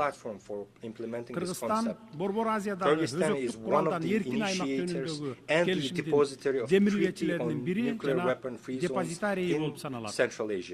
Биз куралсыздануу жана аны жайылтпоо боюнча бардык фундаменталдуу эл аралык документтерге, анын ичинде ядролук куралды жайылтпоо боюнча келишимге жана ядролук сыноолорго толук тыюу салуу жөнүндө келишимге кошулдук. Ырааттуулук принцибине ылайык, In line with the principle of consistency, this year the Kyrgyz Republic made the political decision to sign the Treaty on Prohibition of Nuclear Weapons. We firmly believe that our planet must exist without nuclear weapons. This human invention must be used solely for peaceful purposes. Ladies and gentlemen, for sustainable development and regional integration, the countries of Central Asia require equal dialogue and active cooperation. Despite complex historical and geographic factors, Kyrgyzstan has peacefully resolved its border issues with neighboring countries, in particular Tajikistan and Uzbekistan. This process involved lengthy negotiations and at high political levels, expert levels, and was resolved with due respect for the interests of all sides. I can state with confidence that today the borders between Kyrgyzstan, Tajikistan, and Uzbekistan are borders of friendship, trade, and cooperation. This experience confirms that peace is possible where there is political will, respect, and dialogue, which enabled us to resolve existing contradictions and embark on a path of creation and development. Kyrgyzstan is ready to share this experience of resolving complex issues with the international community. Let us use the more than $3 trillion that are spent annually on armaments worldwide to improve people's lives, eradicate hunger, protect our environment, and clean the air. After all, there are no borders when it comes to breathing air. We all breathe the same air. Therefore, I call on us to live not in a race for who has the most powerful weapons, but in a competition for whose country has the cleanest nature and air. Dear friends, climate change is a reality we are witnessing today. We face threats of drought, melting glaciers, changes in ecosystems, and loss of biodiversity. Kyrgyzstan, as a mountainous country, is particularly vulnerable to these changes. We are already experiencing the threat of declining water resources and risks to agriculture and biodiversity. Although Kyrgyzstan is landlocked, it actively participates in international environmental initiatives and can play a significant role in supporting agreements aimed at protecting global ecosystems. The Kyrgyz Republic consistently advocates for recognition of the interconnection of natural systems from mountains to oceans, which are two poles of a single system. The future of the oceans begin on the mountaintops. In this context, we ratified the agreement on conservation and sustainable use of marine biological diversity and became among the first 60-plus countries to join the agreement. Rivers that sustain marine and coastal ecosystems originate in mountains. Thus, the protection of mountain ecosystems and the sustainable management of the oceans are interconnected. At present, the country is preparing the second Bishkek Plus 25 summit, scheduled for 2027 as a central platform for states, international organizations, and experts on sustainable development of mountain regions. We invite all of you to take an active part in this event. Dear friends, as former UN General Secretary Dag Hammarskjöld once aptly said, the UN was not created to lead humanity to heaven, but to save humanity from hell. Today these words are more relevant than ever. The organization was born from the horrors of war, but lives and on thanks to faith in cooperation, dialogue and respect. Now more than ever, it is important to preserve and strengthen the system of multilateralism as a shield against anarchy and unilateral positions. There is an urgent need to develop fundamentally new international mechanisms that adequately respond to contemporary challenges and threats. Our organization needs to change. This is no longer a choice, but a requirement of time and today's realities. In this context, we support the effort of the Secretary General to reform the UN under the initiative UN-80. It is also time to improve the reform work of the UN Security Council. At present, 50 members of the Security Council effectively decide the fate of all world states. Questions of war and peace, security and stability depend on whether they can reach a consolidated position. Moreover, the 5 permanent members of the Security Council can always block any decision. Kyrgyzstan advocates for a necessary measure to improve the UN Security Council in a way that takes into account the interests of majority of states. In this regard, it is important to achieve a compromise on all aspects of Security Council reform as soon as possible. This reform must be based on principles of universality, broad geographical representation, and wide support among UN member states. Kyrgyzstan considers it legitimate and fair to expand the rights of African states to membership in the Security Council and to eliminate historical imbalances. More than 60 member states, including Kyrgyzstan, have never been elected to the Security Council, while some countries have been elected 5 or 6 times. We think it's not fair. Distinguished delegates, Kyrgyzstan strives to make its contribution to peace, global security, and sustainable development. In order to draw the attention of the UN and the world to the challenges faced by small states, Kyrgyzstan has put forward its candidacy for non-permanent membership in the UN Security Council for the period 2027-2028. The support of countries that have never been elected to the Security Council will strengthen confidence in equality among members and thereby raise the authority of organization and reinforce trust in it. We sincerely believe in the principle of justice, and I ask UN member states to support us in the elections in June next year. Every country should have the opportunity to serve as a member of the Council and contribute to the cause of maintaining peace and security. I can confidently say that Kyrgyzstan is among those states with the experience needed to raise meaningful issues in the Security Council. We will firmly uphold international law, justice, the protection of human rights, and support the multilateral system based on mutual respect, balance of interest, and responsibility to future generations.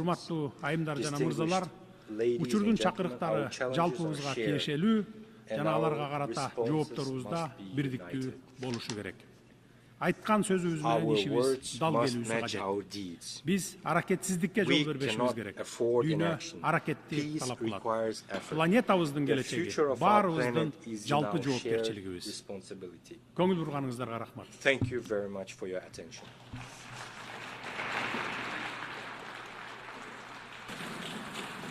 On behalf of the Assembly, I wish to thank the President of the Kyrgyz Republic.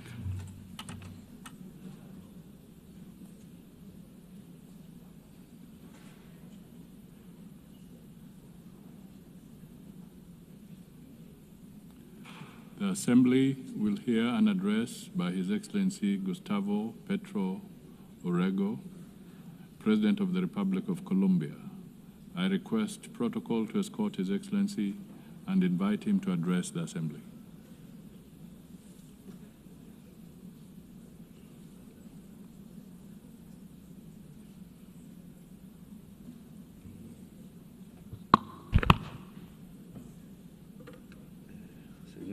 Señor de la Presidente de la Asamblea, President of the General Assembly. Este es mi último discurso como presidente aquí, ya es el cuarto. The fourth time. En el primero anuncié a la Asamblea que era muy posible que estallara un conflicto al lado de Ucrania en Palestina. It was very likely that there would be conflicts in Ukraine and Gaza no tenemos bombas ni grandes presupuestos, no somos escuchados aquí, pero suggested that there be a peace conference, but those who don't have bombs or large budgets are not heated here. Well, 4 years later, dantesco de la situación de Palestina the no me llevó a horrific pensar situation in que lo mismo o casi lo mismo podría ocurrir en el Caribe colombiano. Did not lead me to think that almost the same thing could happen in the Colombian Caribbean area, where unarmed young people are being shot at with missiles in the open seas. And now we are in a different situation. Más global, la barbarie hoy es del planeta. kind of stone hoy age cae sobre la humanidad entera. that has descended on Los misiles all of sobre humankind, 17 jóvenes missiles desarmados against en las 17 aguas del Mar unarmed Caribe, young people quizás in the algunos colombianos. Caribbean Sea, La some of them persecución, Colombians, aprisionamiento y encadenamiento y persecution, expulsión imprisonment, de millones de expulsion migrantes, of millions los of misiles que migrants, caen sobre las 70.000 missiles, personas en Gaza that y have los killed matan, some 70,000 la people falta in de acción Gaza, sobre la the lack crisis of action climática, on the climate cuyas palabras crisis. se borran por orden de Trump, están ligados y obedecen a la misma causa. La migración es una excusa para que una sociedad rica, blanca y racista se crea la raza superior y no mire que sus dirigentes la llevan con toda la humanidad al abismo de su propia extinción.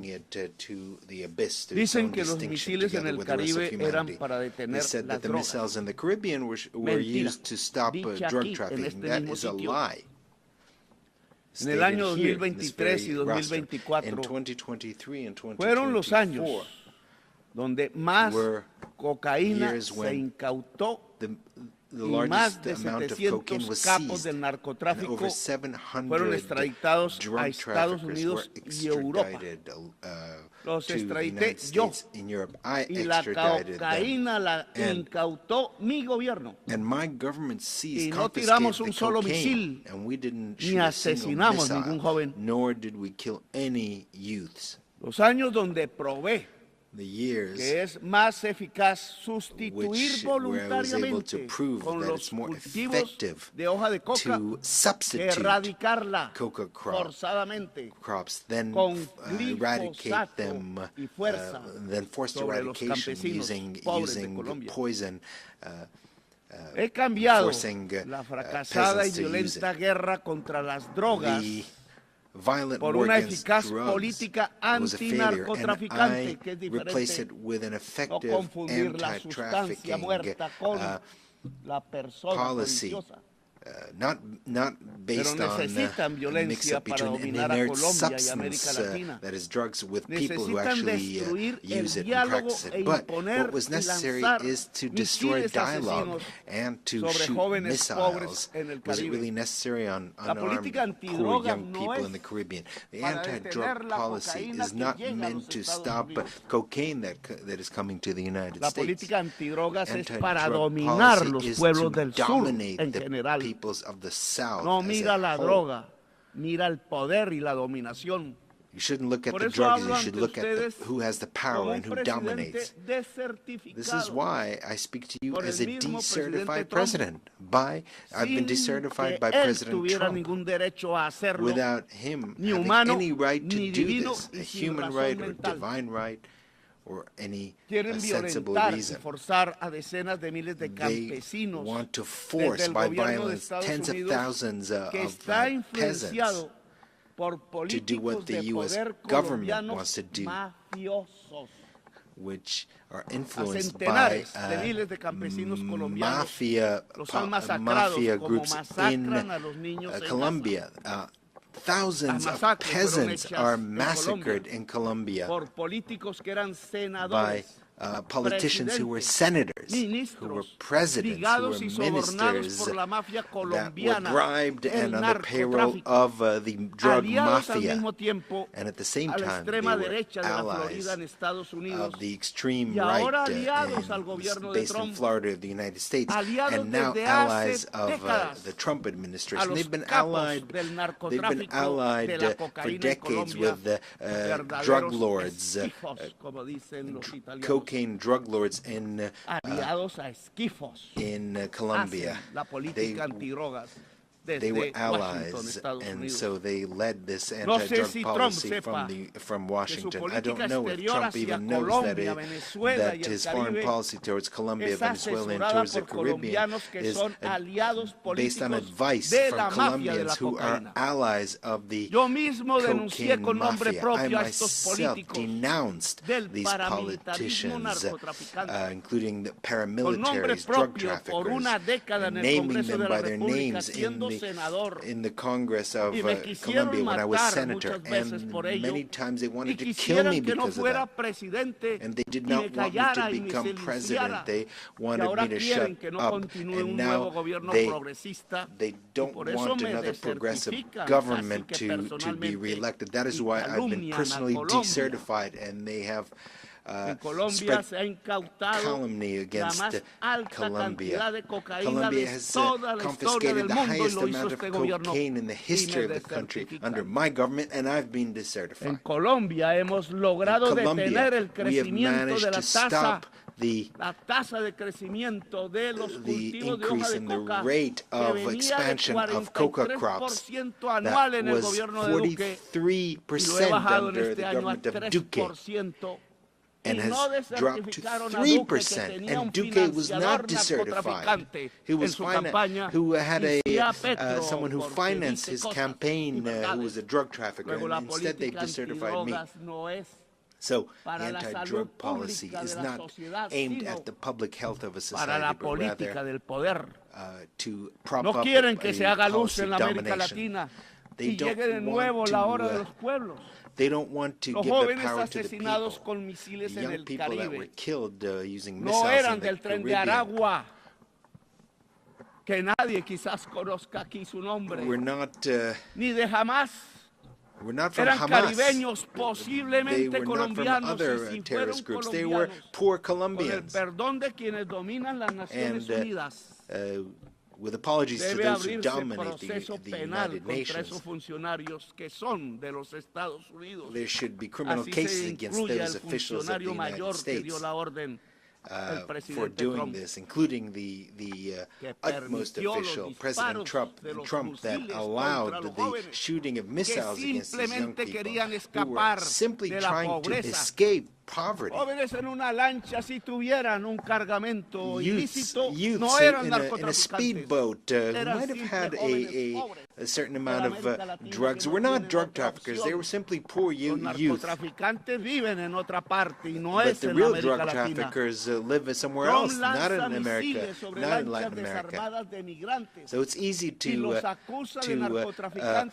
shoot missiles against the speedboats with migrants and accusing them of terrorism and drug trafficking when they don't have a single weapon to defend themselves, when the real drug traffickers live in New York, here, just a few blocks from here.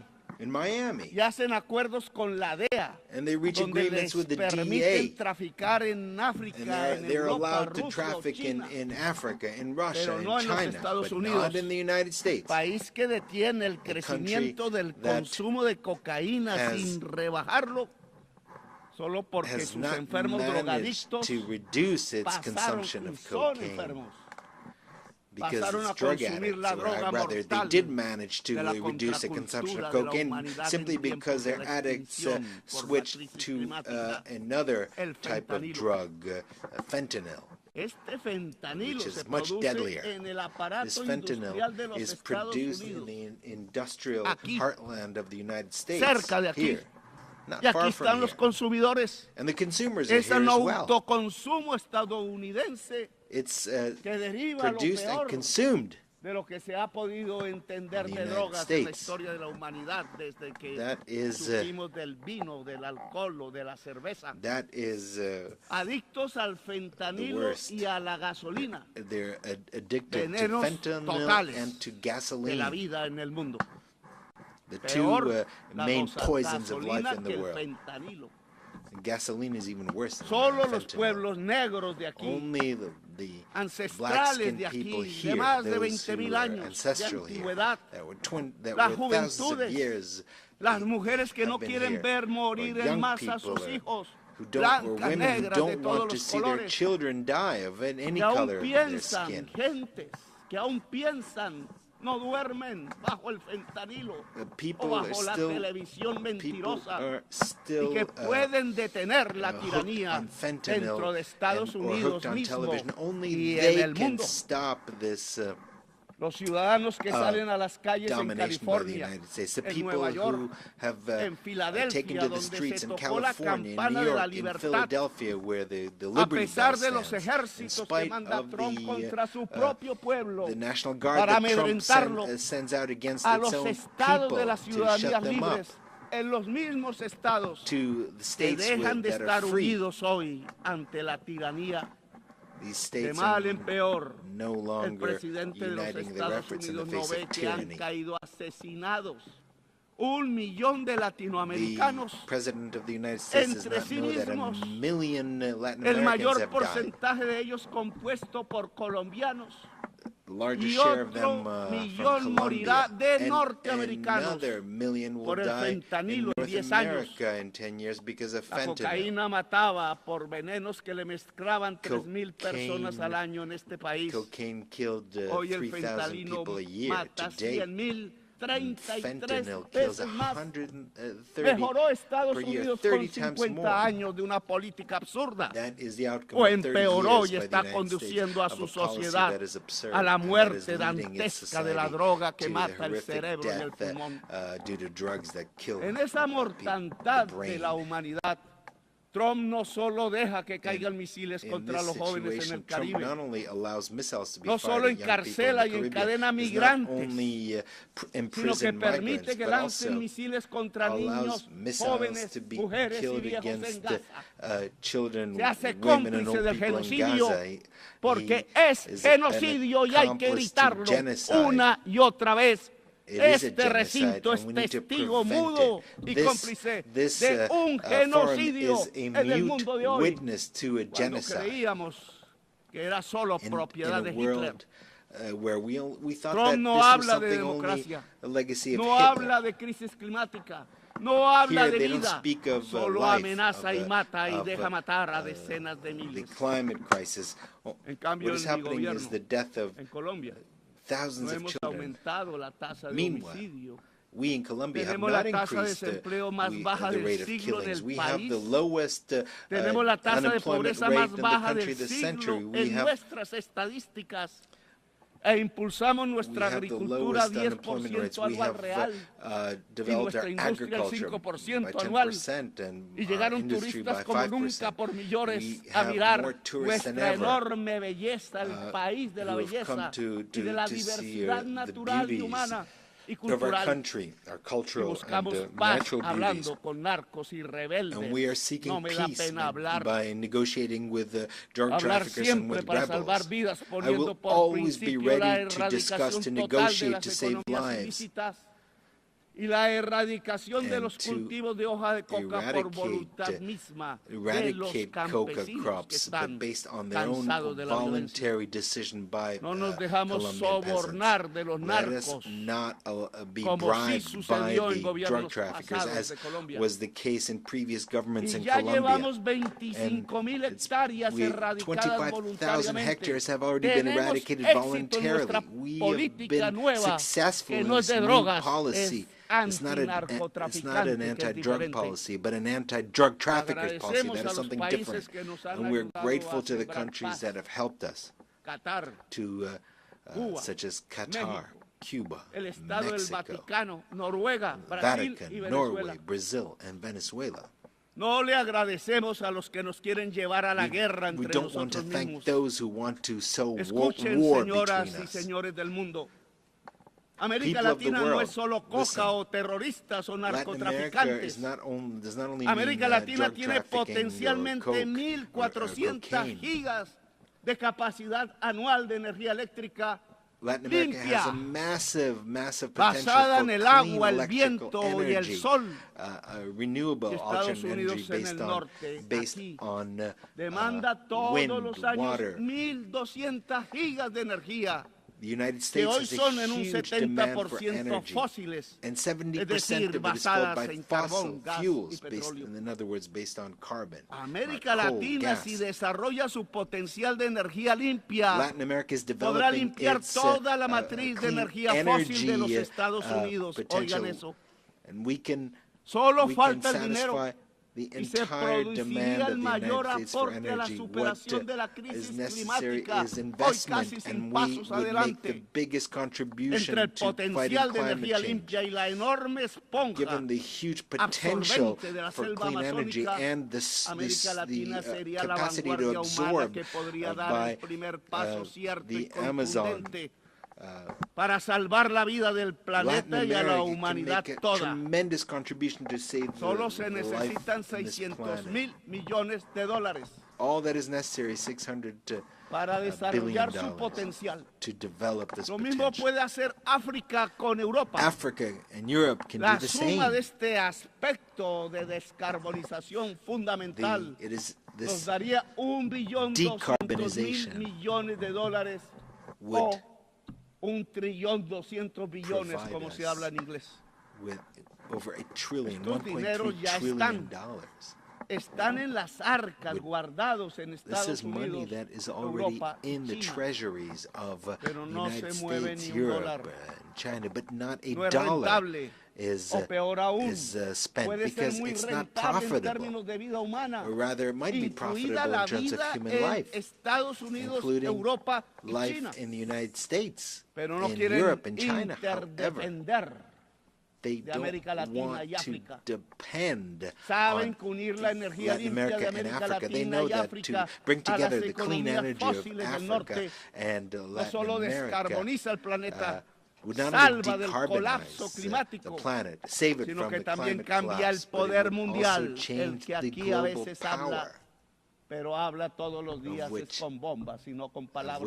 which is discussed here, Lo but vuelve that power is La is descarbonización spoken in terms of vuelve al bombs. poder una democracia global But y cambia las this relaciones would de truly create a producción porque global aparece democracy primero and change la the means vida of production, y la because humanidad life como and humanity would become prioridad the sobre la priorities, and they would La codicia es el veneno de la vida. they would Es edge una out greed. contradicción Greed is the antagónica, poison como of dijera life. alguna vez Mao, pero no pensando en patrones y obreros, sino And entre la codicia Mao y spoke la of vida this. misma del planeta Tierra. Chairman Mao. Según la ciencia, tenemos 10 años para According caer to en un science, we have punto de 10 no more retorno. years until 10 we reach a años. point of no return in terms of the Y climate. donde ya pasemos a ese punto, no And se puede hacer nada. Once we reach that Solo point, we won't be able observaremos to do anything. las We will catástrofes y las simply sentiremos observe the incluso en nuestra propia disasters, familia. and we'll feel them in our own Porque será, families and cities. si me pueden, Because irreversible it la will be extinción de la vida, irreversible. incluida la The humana. extinction of life, the extinction of human life will be, del proceso. there'll be an Ya irreversibility ninguna of the process, tecnología, and no ninguna fuerza technology, política o social, no political ninguna or mente social humana force podrá hacer nada will be able to do para anything detener about it el colapso. Y nos quedan to 10 stop this años, collapse, and we only have 10 years left. dice la ciencia. That is Pero what aquí no science creen tells en la us. ciencia, But dijo here people don't el más believe in science. poderoso del mundo no cree en la The most ciencia. powerful man in Y the eso world se does not llama believe in science. irracionalismo. That is the Y de irracionalismo irrationality. se llenó filosóficamente Alemania, And el país de los grandes filósofos de Feuerbach, de Germany, Hegel, the country of great philosophers, de Kant.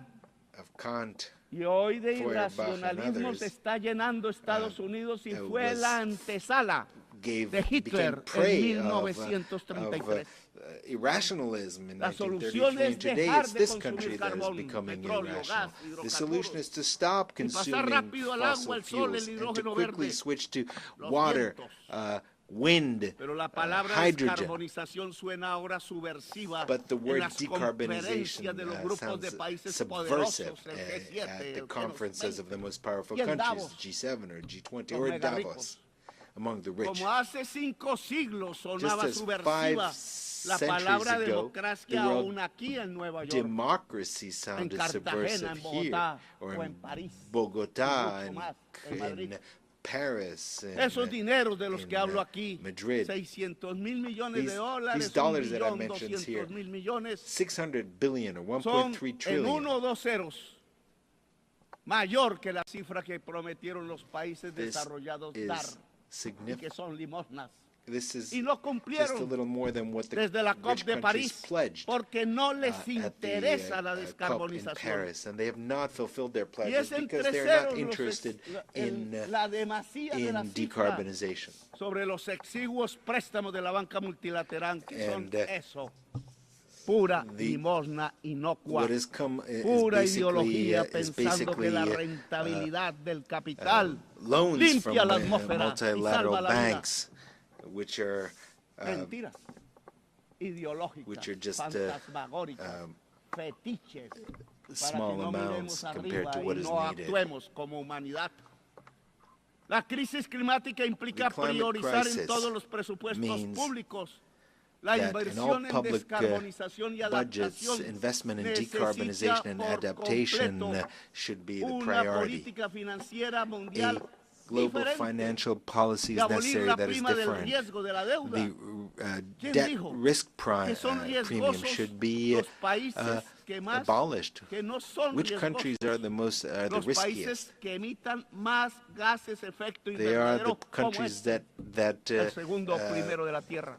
that have the highest greenhouse gas Y que sí emissions, such son as this one. riesgosos. These are the Los riskiest países que countries. absorbemos Whereas the el countries CO2 that y tenemos absorb selvas y mucho CO2, and agua y we have absorbemos jungles en and el a lot sur of water el CO2 in the del south. norte. We absorb Porque the el mercado CO2 of the dice lo north. contrario, si no es porque está equivocado y va But camino the al abismo de la vida. market does not Se agree with that. necesita condonar deuda en los países más pobres So y the cambiar debt pagos de of the deuda poorest countries must externa be por forgiven. inversión There should be en swaps, la debt swaps adaptación y mitigación de for la crisis climática.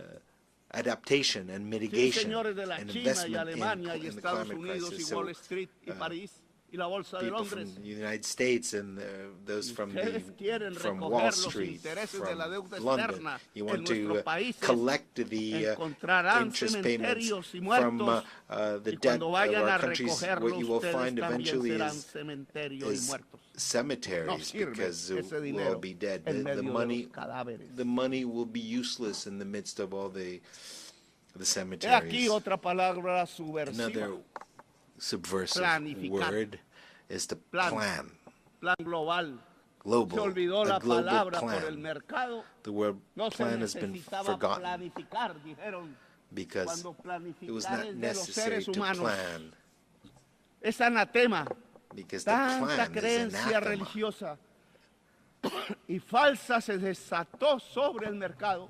And Creencia fundamentalista, there was a fundamentalist belief in the pensando que markets, llevaba el mercado a la felicidad. thinking that markets would bring Dijo Walras, happiness. el suizo, economista, y el The Swiss abismo, economist Arras said this. lo que lleva el mercado And in es fact, no a la felicidad, the market leads sino to a la an muerte abyss. y el It leads abismo, to como death, ya lo vemos hoy. as we are already Walras witnessing estaba today. equivocado. Malras, that El was his name, neoliberalismo estaba was wrong. equivocado desde el Neoliberalism principio y was llevamos 50 was años mistaken from the guiando very a nuestros beginning, países and it's been bajo guiding our fórmulas countries for the past 50 completamente years, erráticas y based on acientíficas, y no las cambiamos. based on completely El erroneous plan debe ser formulas. vinculante a The los plan- estados nacionales, Plans should be realizado en binding una on democracia national global, states. It supervisado en su there cumplimiento should por be a el global Consejo de democracy Seguridad supervised sin by veto. a security council that does sepámoslo. not have the right to El veto. mercado no soluciona la crisis Because we climática. have to understand that the Sepámoslo de una vez. market will not resolve él mismo la the produjo. climate crisis because it has produced Fue el that capital, crisis. que It es was una relación humana capital, desigual entre which is quienes es based el dueño de la máquina on hambrienta de unequal carbón y relationship petróleo between those y el asalariado who own trabajador hombre o the mujer means that create the tiene que carbon and those producir who cada work, vez más cosas who are salaried para employees. que el And patrón this is venda a esas system cosas that has to hechas produce con la more and máquina more del patrón objects que that necesita cada vez the más boss, petróleo, the owner, has to sell. lo que produjo la crisis climática. And the same thing for the production of Hacer fossil más, fuels. That is vender what has más, produced ganar más, the más climate y más, crisis. Produce usar more, cada to vez más, consume more, entonces, to sell carbón, more, petróleo hasta and thus nuestros create días, more carbon, pero more no oil hasta la eternidad, porque ha llegado el petróleo y el carbón hasta su final, this will not que last quizás forever es el because final del carbon and capital. fossil fuels have reached the end, No es because del that is capital, perhaps será de will la mean the humanidad end y de la vida, of entonces. capital. in general, because if it's not the end of capital, it'll be the end of life. The owner of capital is an individual that has power. It's not a thing. It's not some kind of puppet. It is a human being with his greed, a slave to his greed. That is the individual who will seek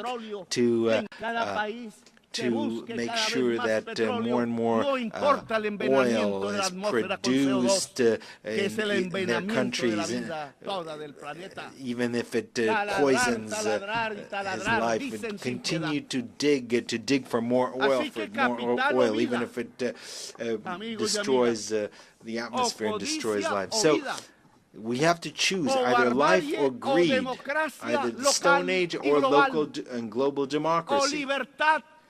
Freedom or death, as Bolívar said. And that was his slogan, his red and black, white and white banner. Freedom red, death black, and possible peace white.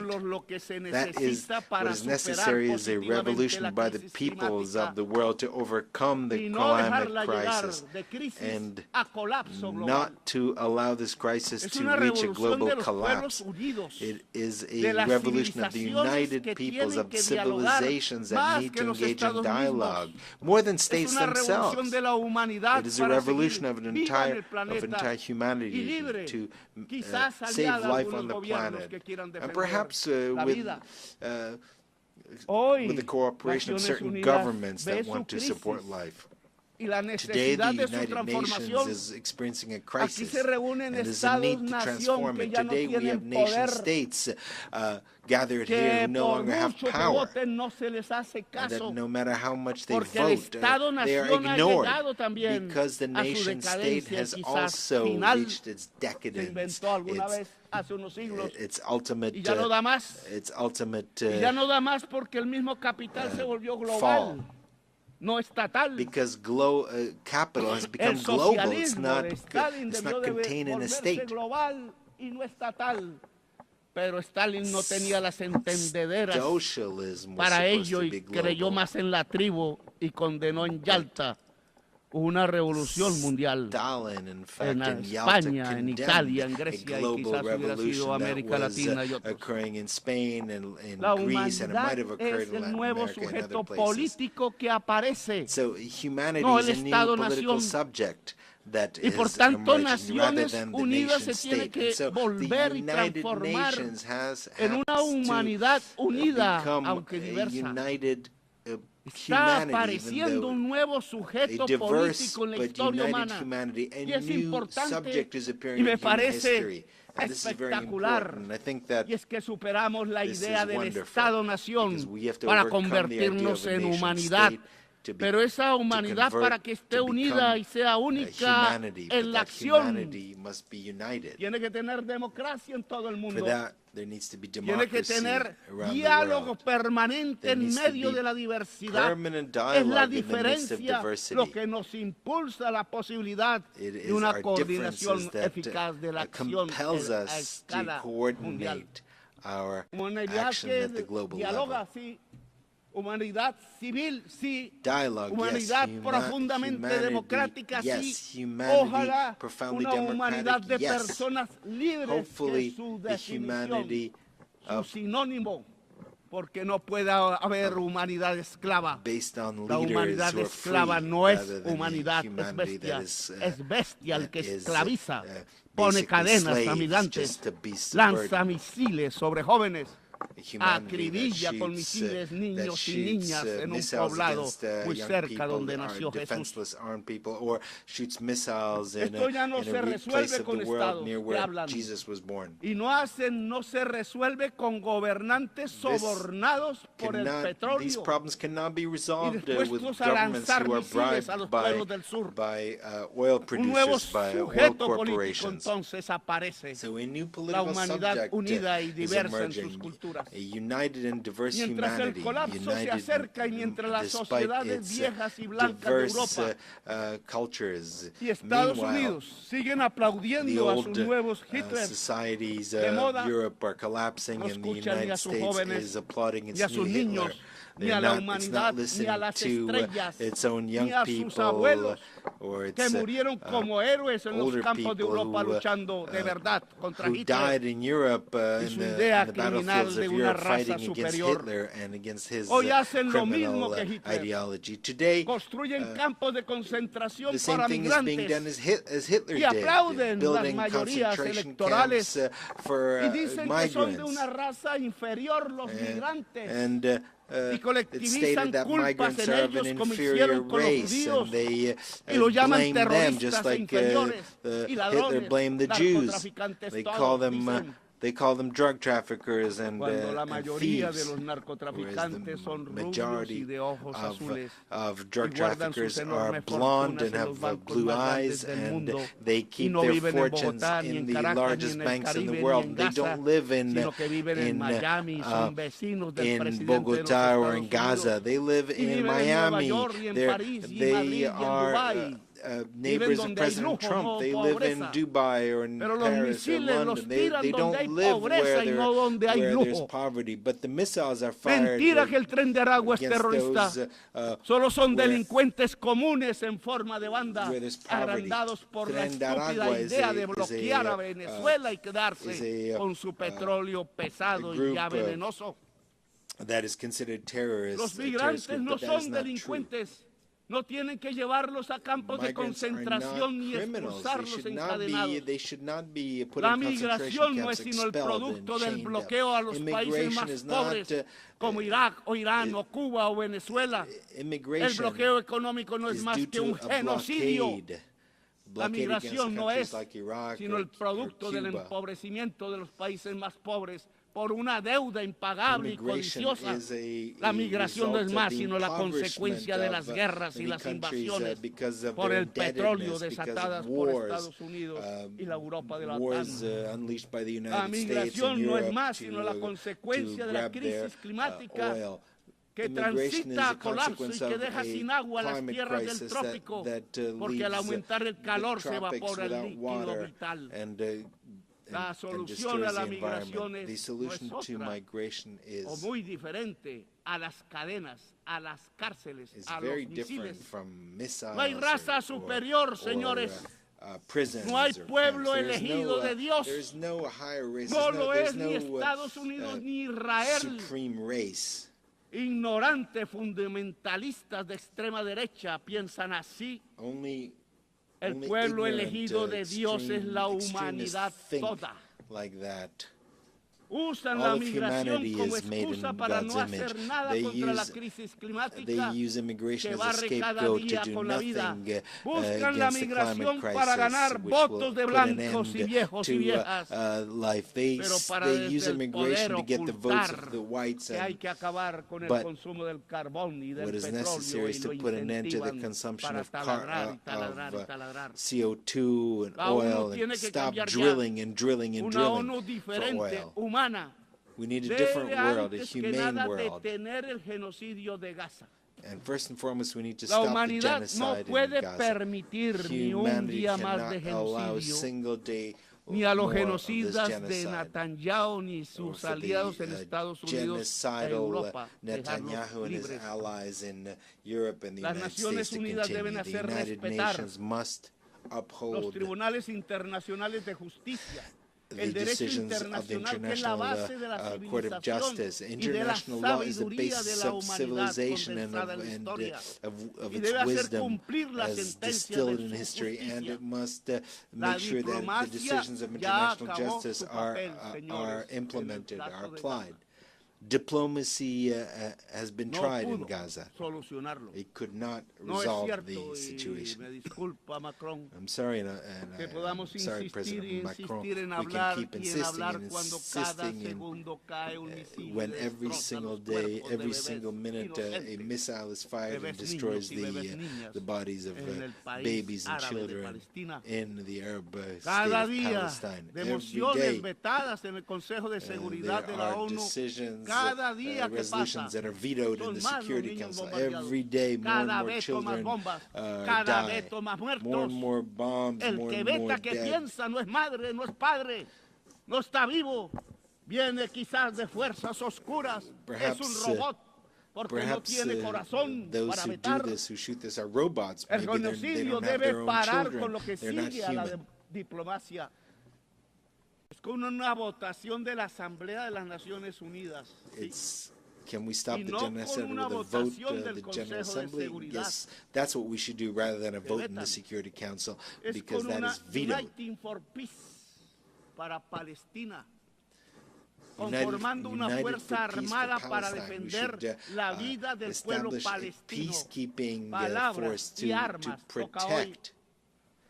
No son cascos azules, no entrenados, where it's not blue helmets that are often lack training, indispuestos para lo que toca. Not ready Es un ejército to do this. No, what we need is a powerful army of countries that do not accept genocide. That is why I invite nations of the world and their peoples, most importantly, as an integral part of humanity, to bring together weapons and armies and to defend Palestine. I invite the armies of Asia and the great Slavic people who defeated Hitler, and the Latin American people of Bolivar, of Garibaldi and others. We've had enough words. Today, the time has come to use the slogan of Bolivar, freedom or death, because Washington and NATO are killing democracy, and they are spreading totalitarianism at the global level. We need to raise the red and black banner flag. Without forgetting the white color, which was the color of peace and the color of hope in the heart of humanity. The United States no longer teach democracy, but rather kill democracy, especially among its immigrants, filled with greed. The UN should begin its change by stopping the genocide in Gaza with an army of liberation and salvation. And there should be a decision here taken in the General Assembly without any veto. After Gaza, we can start working on decarbonization so that we can found a truly global democracy and a new Security Council can be established without any vetoes and where its decisions would be binding. And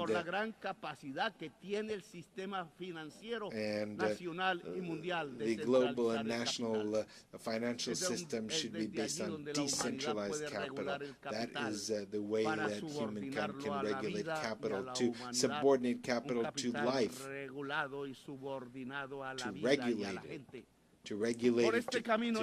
That is the path by which the United Nations will move from an alliance of states to an alliance of cultures and peoples. If we overcome the climate crisis and if we unite as humanity, we will manage to make the United Nations an assembly of peoples which seeks to make sure that every individual is free, making sure that every human being achieves their potential, because the intelligence of human beings, illuminated by science, will make it sino possible cumplir to la not only misión de la save life, humanidad, but to fulfill the mission of expandiendo la vida en las humanity estrellas. by expanding life Una into the humanidad stars. unida y libre Humanity that puede is mirar united las and free estrellas y alcanzarlas, can look at the stars tal and reach como the los stars, romanos as the legionarios Romans, pensaron the algún día legionnaires, antiguo, thought of allí cuando se inventaron las of palabras Judea, en latín ad astra. when they Ad astra used hasta the las word estrellas siempre astra or star. es la hora de la libertad o la muerte, It's y es the real time of la freedom muerte en or death. misiles, pero también es real la Real death libertad for missiles, en but el freedom is corazón also humano y su real capacidad de in unión, the heart of de human rebelión beings and its y de capacity existencia. to Gracias, rebel muy amable. and to resist. Thank you very much.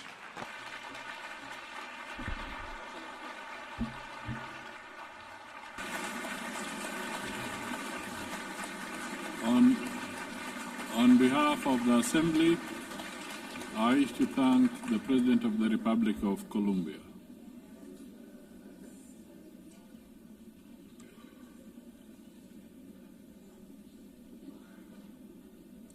The Assembly will now hear an address by His Excellency Karoline Leavitt, President of the Republic of Poland. I request protocol to escort His Excellency and invite him to address the Assembly.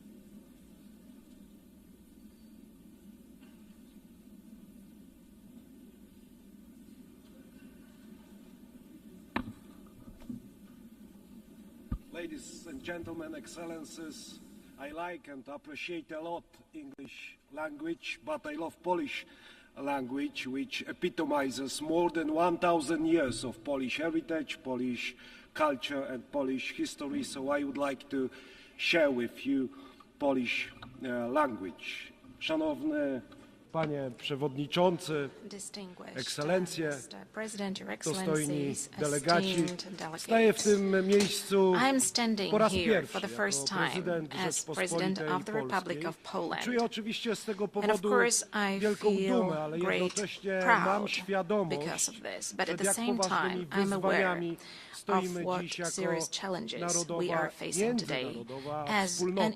Tak w istocie jest, bowiem świat zmienił się całkowicie w ostatnich kilku latach od czasu rosyjskiej inwazji na Ukrainę. 24 lutego 2022 roku zostaliśmy brutalnie wszyscy wybudzeni z błogiego snu o świecie końca historii. Historia się nie skończyła i historia się nie skończy. Musimy mieć tego świadomość. Zostaliśmy wybudzeni z błogiego snu, w którym dążymy do powszechnego pokoju, do przestrzegania zasad prawa międzynarodowego. To są chyba słowa, które I believe these are the words which are repeated more frequently in this community. This dream, ladies and gentlemen, does no longer exist, and we often repeat the words which do not reflect reality which surrounds us, both in Central Europe, in Eastern Europe, and in many other regions of the world from which you have come. State borders have ceased to be untouchable, as a matter of fact, and international law, which has so far been considered the compass of the world order, began to be treated more as a suggestion rather than a rule. Let me remind you that shortly after the outbreak of the war and the attack of the Russian Federation on Ukraine, Polish men and women demonstrated incredible solidarity with the fighting Ukrainian nation. We opened our hearts, our borders, we opened up our homes. We provided material, financial, and military assistance, as well as diplomatic one. Today, ladies and gentlemen, 1 million Ukrainian refugees live in Poland. Ladies and gentlemen, the Russian invasion of Ukraine is not only the most serious conflict in Europe since World War II, but it is also a turning point. The existing international order is crumbling before our eyes. The world has entered a new and dangerous era of rivalry between great powers, breaking rules and testing how far one can go before someone says a clear enough stop. The principle of sovereignty. You can ask this question. It is increasingly trampled upon. The prohibition of aggression reduced to a dead letter. Instead of law, an attempt to use naked and brutal force. We are at a turning point in history, a time when the decisions made today will have consequences for decades to come. And all of us need to be aware of this. And all of us are taking responsibility for this. That is why now, as a community of democratic states, or those aspiring to be democratic states, we must view the current situation as a battlefield for principles whose observance may determine the future of our civilization. Ladies and gentlemen, I think this is the last moment to take concrete action. Ladies and gentlemen, Russia's aggression against Ukraine is not just a regional conflict. It is a test of whether the principles on which the UN is based will stand the test of time, or whether they will succumb to the weight of the imperial and colonial ambitions of a state which considers itself above the law and which has repeatedly ignored the resolutions of the assembly, of this assembly, of other assemblies, and to a certain extent all of us take responsibility for that, further repeating the words about peace and security, which have to be spoken out loud, but which should be followed by concrete action. Moscow speaks of the need to address, and I quote, the root causes of the conflict. I share this view, but I believe that the root causes of Russian aggression are primarily ideological. Russia refers to an imperial vision that treats entire nations as a colonial property. It denies them subjectivity on a regular basis, claiming that they are artificial constructs, and it justifies the invasion as a historical correction. And, ladies and gentlemen, in Poland, in Central Europe, in Eastern Europe, we know all of that.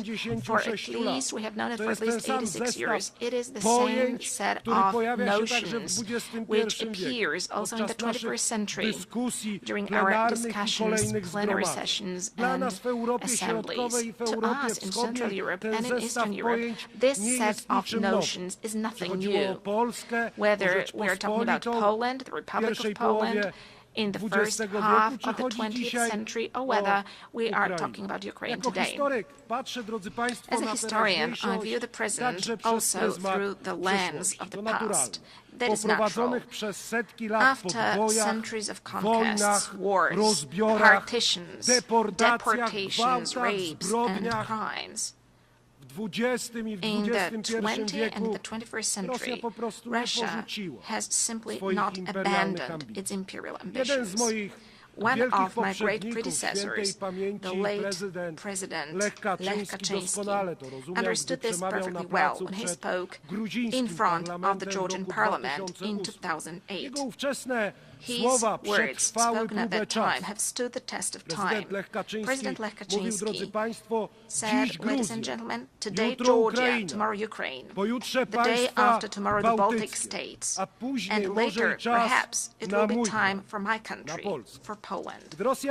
When Russia attacked Georgia, it was not clear to everyone that this was only the beginning of the Kremlin's new imperialism.